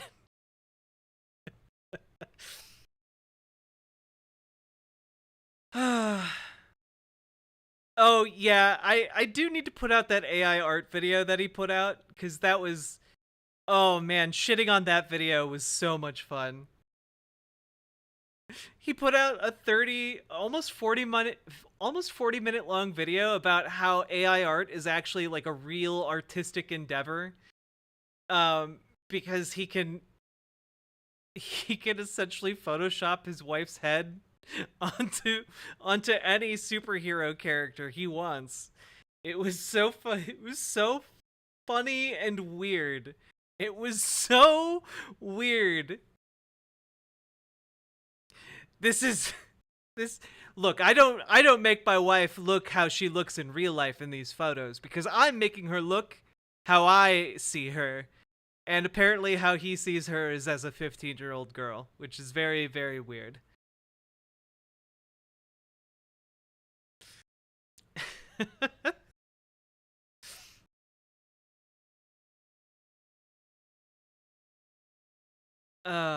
God.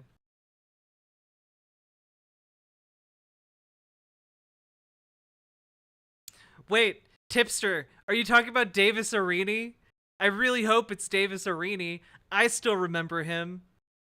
I haven't watched any of his videos in ages. Is he dead? Did he finally drink the skull vodka and die?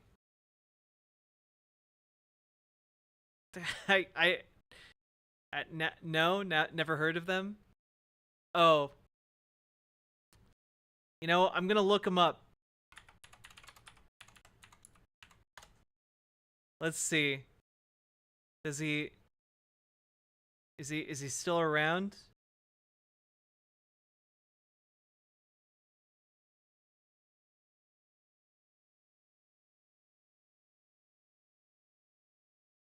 Okay, he's still tweeting. He's still tweeting. Oh. Oh, it looks like he's no longer on YouTube.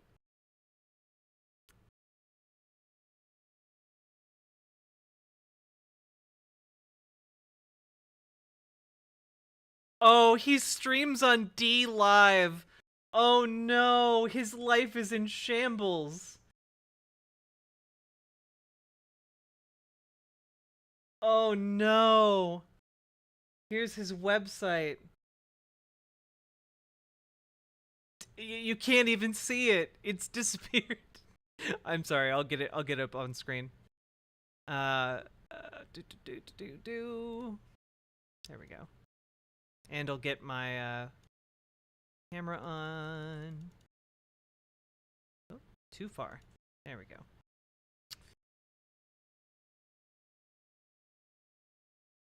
Camera.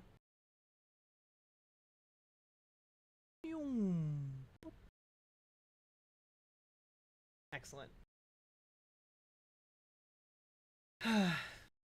Stares at the world. Carpe futurum. Tene traditum.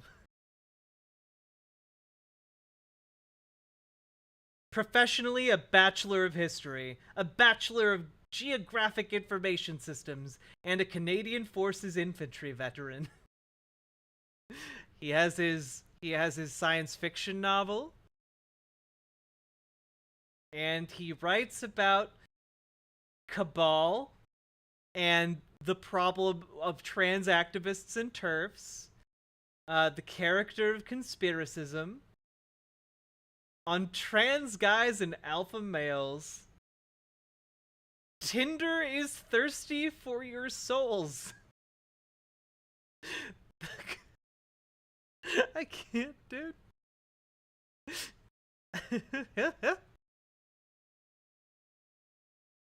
A farewell to niceness. Oh, God. Dude.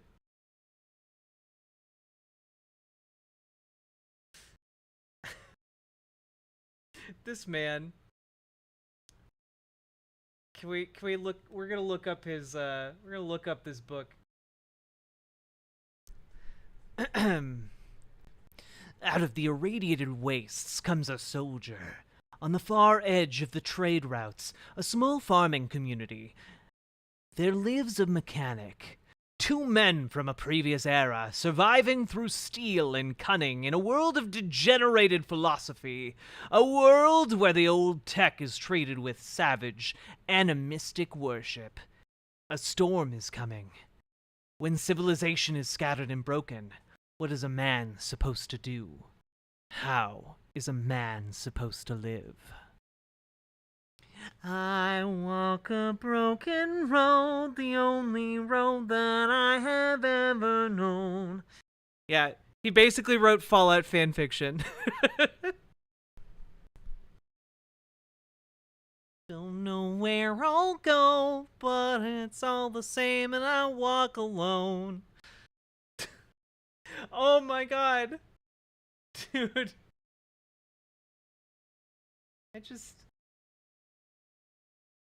Oh, we can read a sample.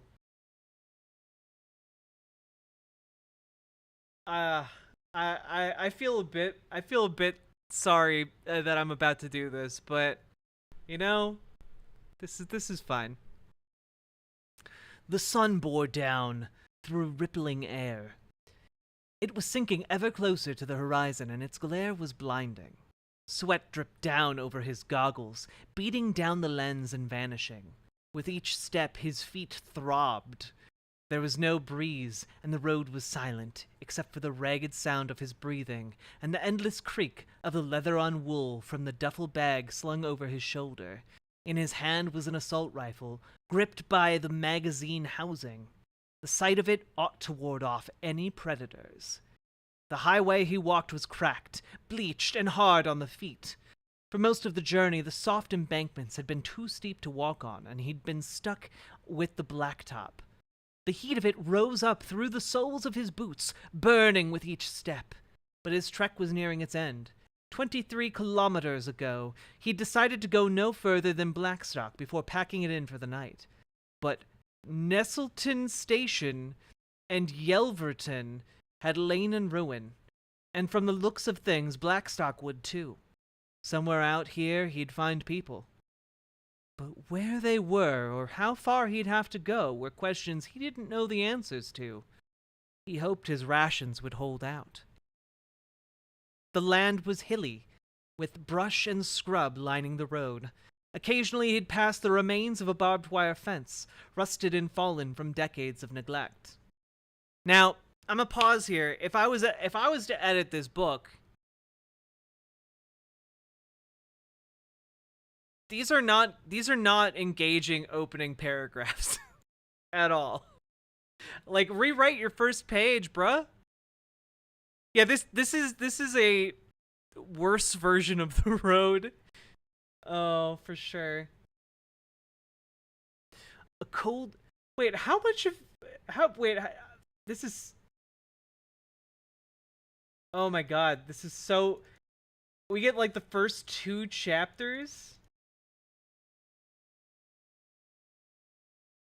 Okay, wait. I want to get to dialogue. Here. 5 minutes later, Rax felt a kick on... His name's Rax? Okay, whatever. Rax felt a kick on his boot. He looked behind him to see Wentworth looking back at him. The man nodded, and they both started crawling back the way they'd come. Once they reached the bottom of the hill, Rax whispered, "Is it okay to talk now?" "Yeah. I didn't see anything. I take it you didn't either?" "Nothing." Wentworth nodded. "You think I might be paranoid? Wait, you might think I'm being paranoid, but I'd feel pretty stupid if I died in some sort of fuck-off way. No worries, I would too. You take this shit pretty seriously, don't you? I mean, he hefted his shotgun. I know how to use this thing, but that crawling around, I noticed how you were using the land to hide us. I never thought of that before. Makes sense, though. Wentworth shrugged. Thanks.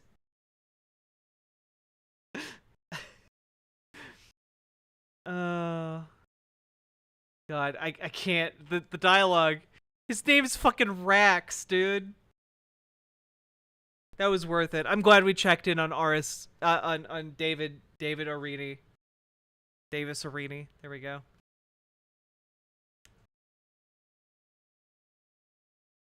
OMG, it's post-apocalypse. Butthead, yeah. I have done creative writing before. Oh my god, the book is 325 pages long. I mean, congrats on the length, I guess. But length doesn't make it good.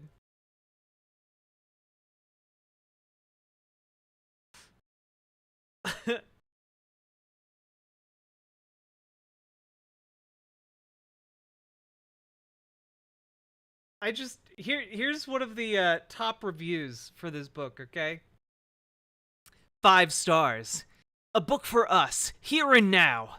In the past, when we tried to imagine what society would be like after World War III, we let our imaginations go wild.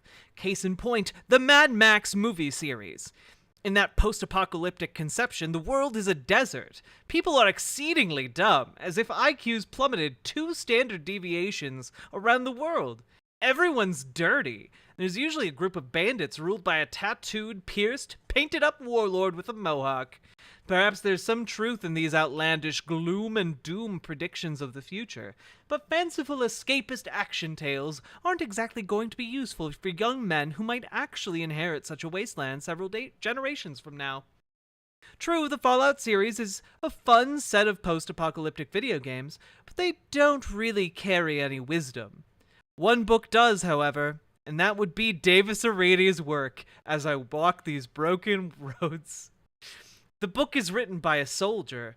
As such, it sets a masculine tone that is sorely needed in our effeminate day. The book goes beyond the cliches and describes... Riverboat gang strong. Kyrie, thank you for gifting Mello a sub. Effeminate day. The book goes beyond the cliches and describes our bleak future in a manner that is so practical that it actually reads like a post-apocalyptic version of Zen and the Art of Motorcycle Maintenance. Rather than exploding into an escapist fantasy, this work explores the human condition in a broken world where people struggle with machinery in a way that we do not. We see that this isn't even a lack of this isn't the lack of education that keeps future people down, but it is their own lack of willpower to relearn what was left to them. There is no new construction, and post-war buildings are scraped together. Rebuilding is too challenging for future, weaker men who would rather forget the past than try to rebuild. Old tech is everywhere, but nobody knows how to duplicate it. As one fellow says, we're squatting on the shoulders of giants. We live in their houses, use their tools. We even keep the same names for their cities.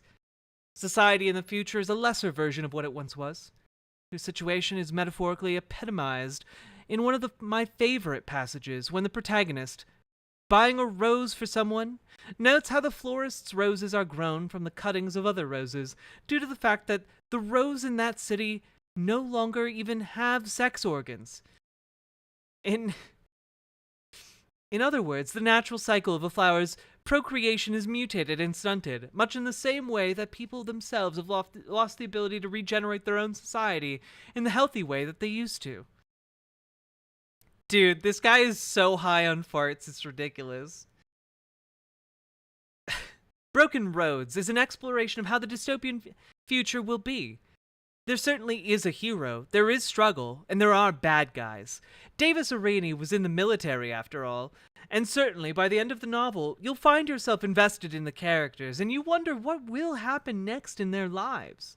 But more than that, you are following these main characters across a sundered landscape of a confused world that suffers from post-traumatic stress disorder and amnesia. We're paying the cost, but because of the war, we've lost the agency. We got all the tech, knowledge, and wisdom, but we're living in a state of nature, like savages. We'll never get it back, the agency, because we've fallen too far behind. We work as hard as people without tech, just to maintain our tech, and nothing's left over to go forward. We can't be moral, because we're not free. We've got no choice. All we've got is necessity. He paused to spark up a cigarette. We're blinded wise men, wandering along broken roads, past decaying ruin. Our throats have betrayed us and we can't tell our tales. Our hands tremble when we try to write them down. Our memories have faded and our exploits have become meaningless. We have all the solutions, but we've forgotten the questions. Oh my god, dude. We're intimately familiar with the primitive struggle to survive, but unlike him, we've got the wisdom to fully appreciate it. We got the wisdom, but no means to emancipate ourselves. So that was one of his favorite quotes from the book that I just read. Broken Roads is not just an escapist novel written for amusement. It is a prescient conceptualization of our dim future. Already here and there, parts of the West have fallen into ruin, and the people have become as benumbed as the willfully ignorant denizens of Irene's world. Reading this not only provides insight into the groupthink of that day, but we also catch a glimpse of what brought those people to behave this way. This psychological lesson is the most important takeaway in Broken Roads and is woven throughout from beginning to end. As I Walk These Broken Roads is a must-have book for preppers. Wait. As I Walk These Broken Roads is a must-have book for preppers, village movements, and newsies who can see the writing on the wall when they check the daily headlines.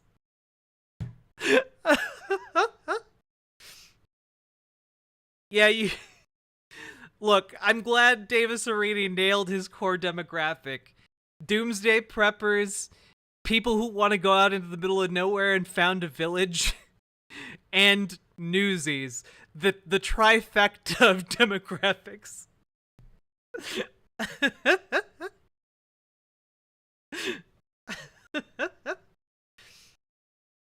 Oh, it is a red pill book for woke people.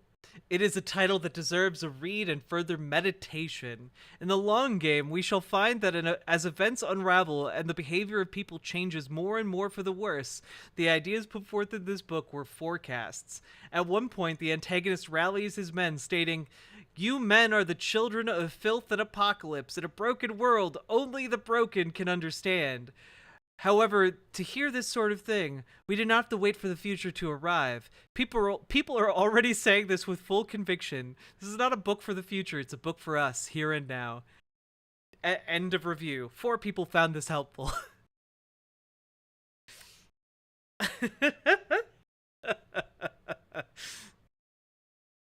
Speaking of nailing your core demographic, yeah, if you would like to nail my core demographic, you can drop some subs or donos over on riverboat.gg, because you guys doing the subs and donos are the only people that make it possible for me to stream for 9.5 hours as my job.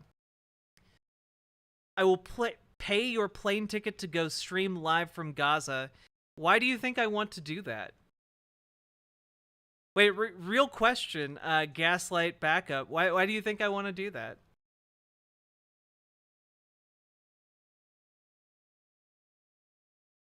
Though, if you would like to send me $1,200 to do that, I will not say no.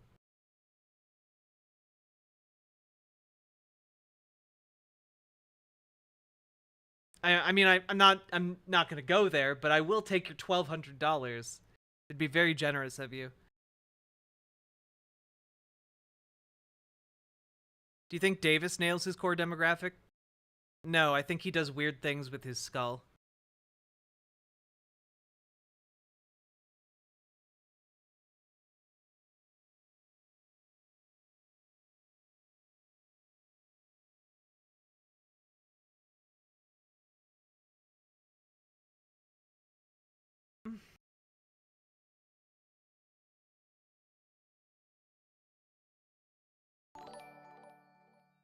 Dude!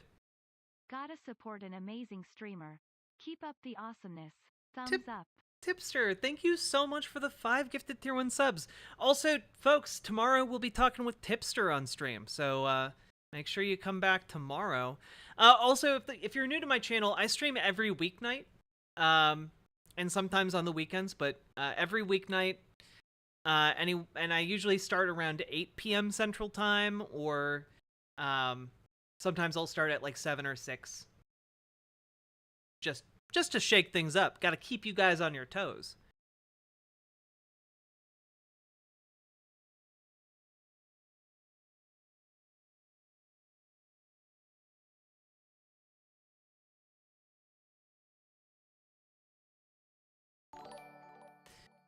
Win B, thank you for the 5 gifted Great stream 5 today, gifted subs. Jack. $5 Love the dono. outfit. Looking great. As a DM, I'd love to implement some things from BG3 into tabletop. Any ideas yourself? Ooh, any idea? Win B, do you mean any ideas that I got from Baldur's Gate 3, or just any ideas that I want to implement in a tabletop?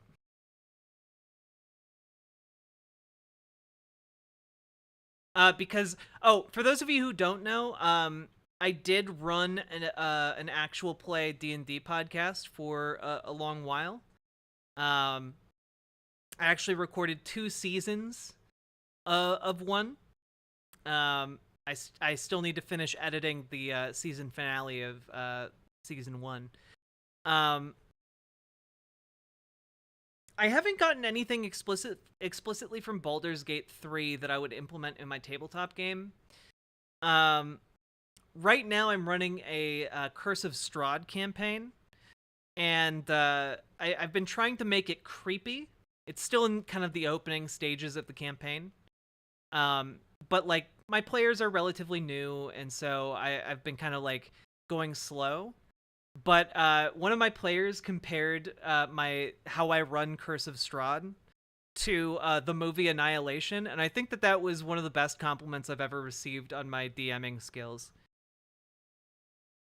I really like playing D&D, and I made it creepy as hell.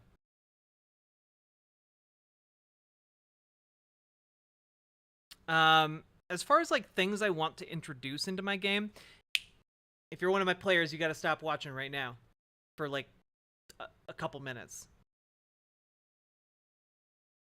Okay. So, one of the things I really want to implement is like I have like an idea for a longer story arc.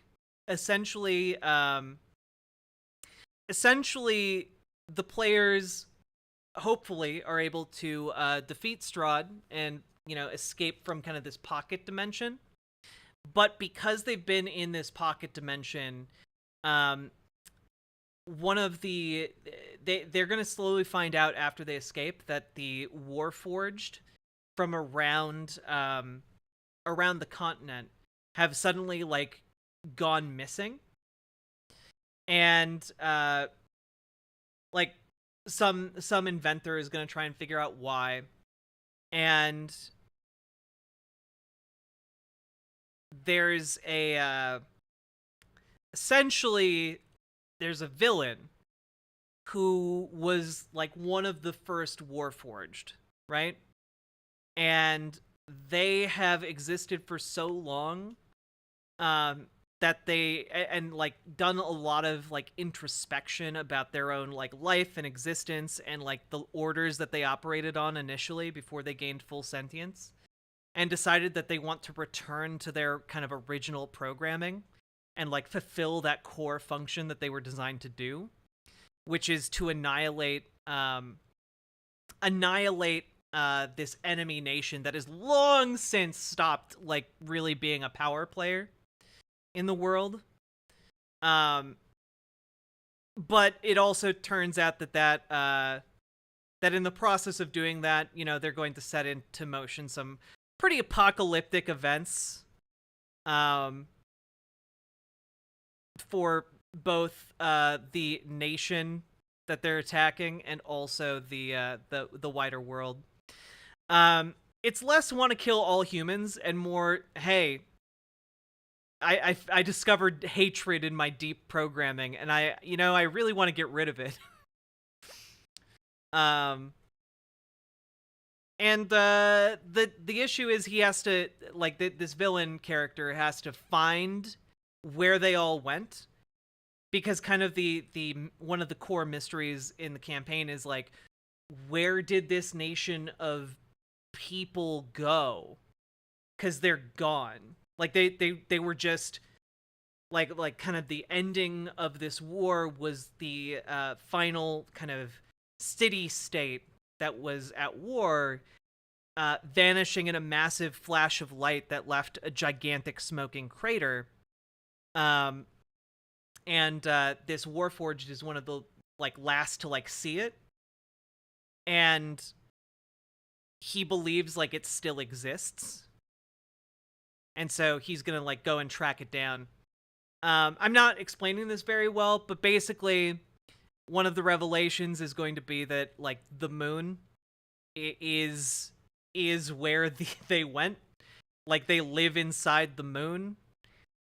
So it's going to be a campaign involving the villain declaring war on the moon, and a Warforged army flying up into the stars to attack the moon. And that having apocalyptic kind of a dead man switch situation. It's going to be real good. I think it's going to be fun. It's going to have a lot of revelations, a lot of world danger, and then I think it would also allow us to spiral off into kind of like some I think it would allow us to spiral off into, like, some Starfinder. Is that the name of the space stuff? And at that point, I want to reintroduce Strahd. Because Strahd is going to be this entire time figuring out how Starjammers. Strahd is going to be figuring out how the fuck he can kill these people in the worst way imaginable.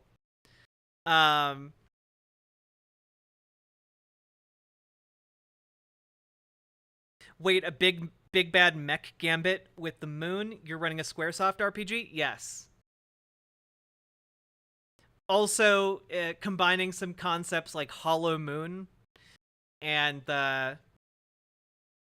like an apocalyptic dead man switch situation.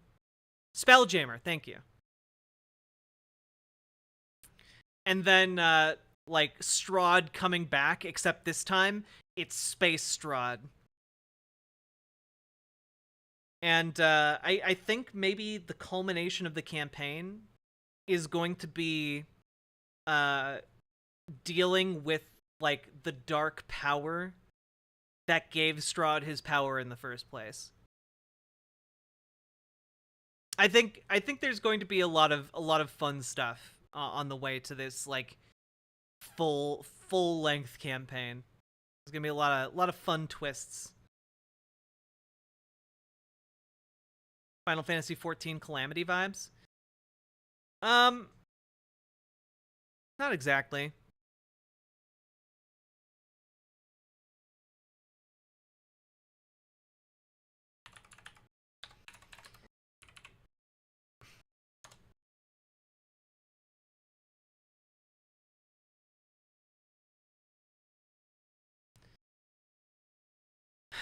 Like,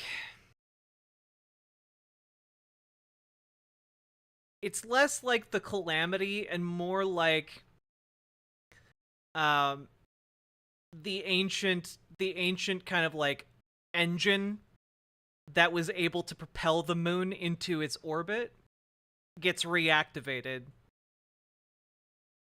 on a collision course with the material plane. So more like Moonfall? Is that Moon Crash? Moonfall, where the moon is just crashing into the planet.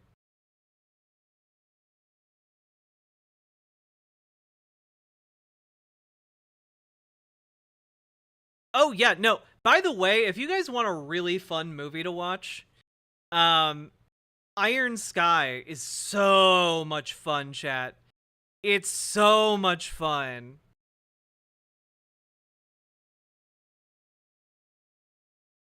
Iron Sky, Nazis on the Moon movie, it's so good. And there's a sequel, and it is also one of the most fun movies I've ever seen in my life.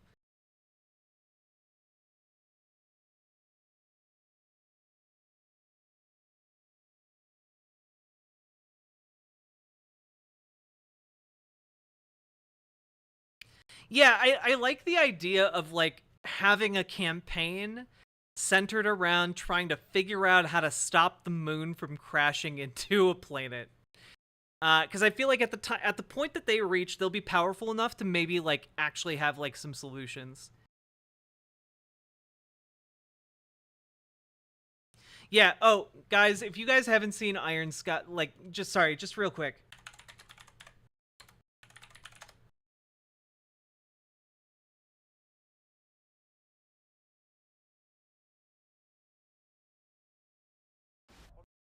Here.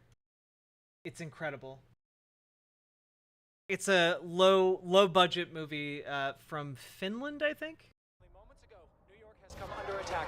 Witnesses claim to have seen hundreds of UFOs. It's opening fire! Oh my God!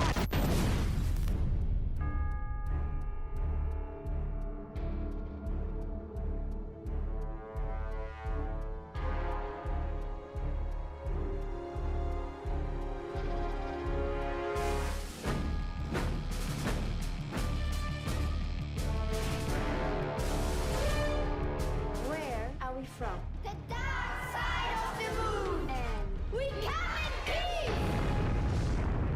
Who are these guys anyway? Nazis from the moon. That's too much. One word from me, and the invasion from the moon begins. Invasion? Y'all must be tripping. Now my question is, what do y'all plan to do about it? Because we just happen to have a little something up our own sleeve. All presidents who start a war in their first term get reelected. Und fegen alle diese Untermenschen von der Erdkarte. Shit, this just keeps getting better and better. We are the promise delivered to all mankind. We raise our hands to one nation. We march to the beat of one heart.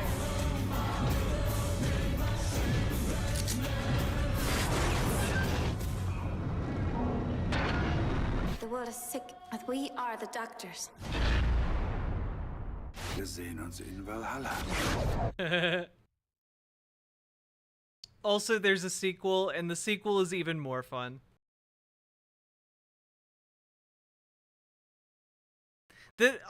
Like, real talk, the sequel is kind of like a Star Wars movie. Like, in like, the best possible way.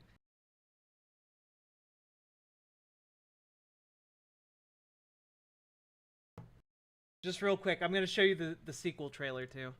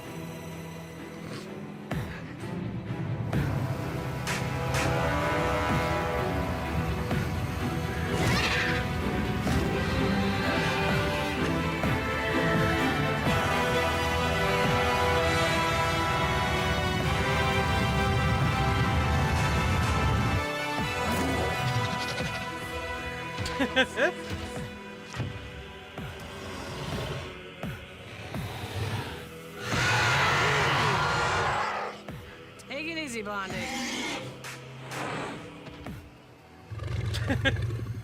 It's done. Good. Then we can begin.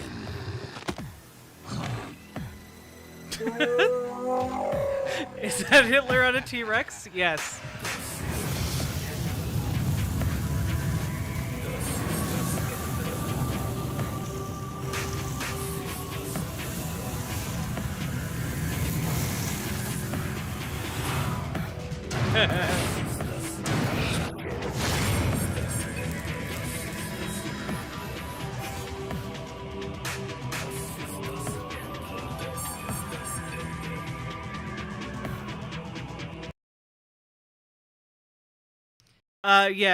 So yes, that was Sarah Palin being revealed to be a lizard person, and being going to the center of the earth, which is actually hollow, and Hitler is on a T-Rex. Yep. They're lizard people. Oh, I hope a third one comes out. If there's any justice in the world, it will come out.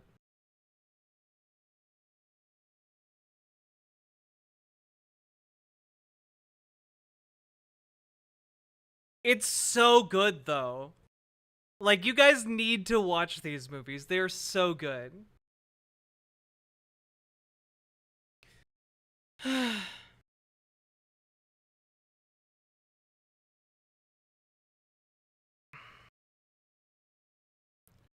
That looks so fun and funny. It really is.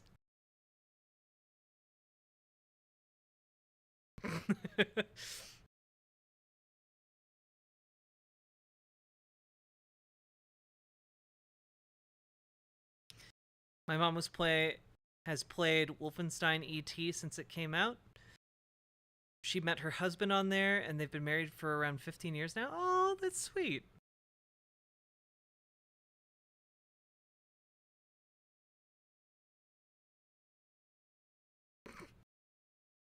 Wolfenstein is based.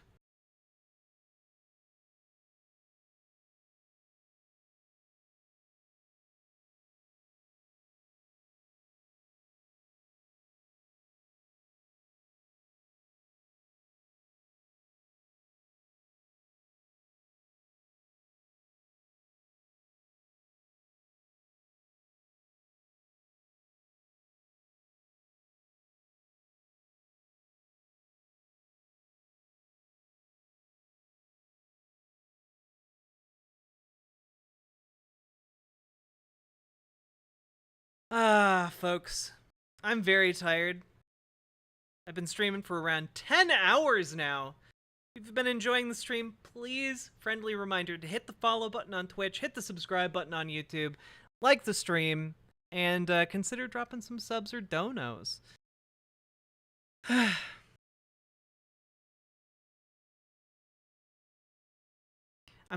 I did want to play more Armored Core 6 on stream, but maybe I'll just do that tomorrow. I think 10 hours is a pretty good run.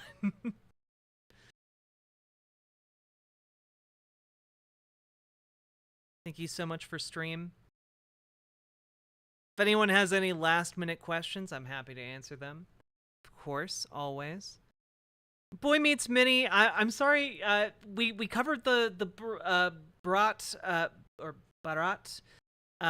India question yesterday. It would have been great to have you there, but maybe you'll come on sometime and talk about India. I'm trying to be better at doing outreach to my fellow content creators. I'd love to come on. Shoot me a message on Twitter. When is the last time you had some water?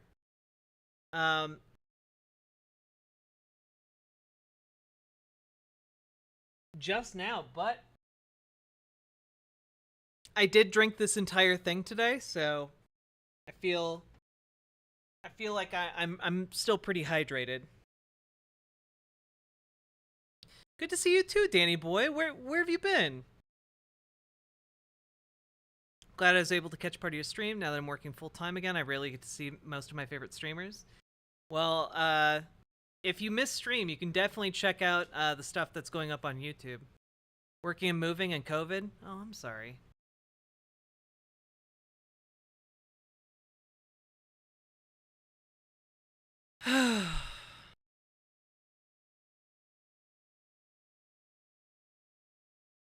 Anyway, I will see you all again tomorrow.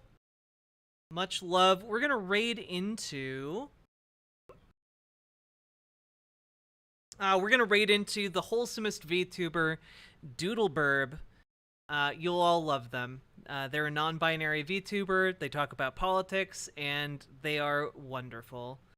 And have some of the cutest emotes on Twitch. So y'all have a good time over there, okay?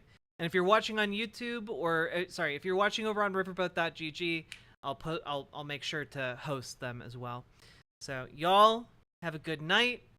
I'm gonna go take this makeup off, and before I do that, probably like sit here and squish my boobs together and take a few more selfies because that's just how I'm wired. And yeah, we'll see you again tomorrow. Hope you enjoyed your stay, chat. I hit the start raid button, and now I'm just sitting here like a jackass for 10 seconds.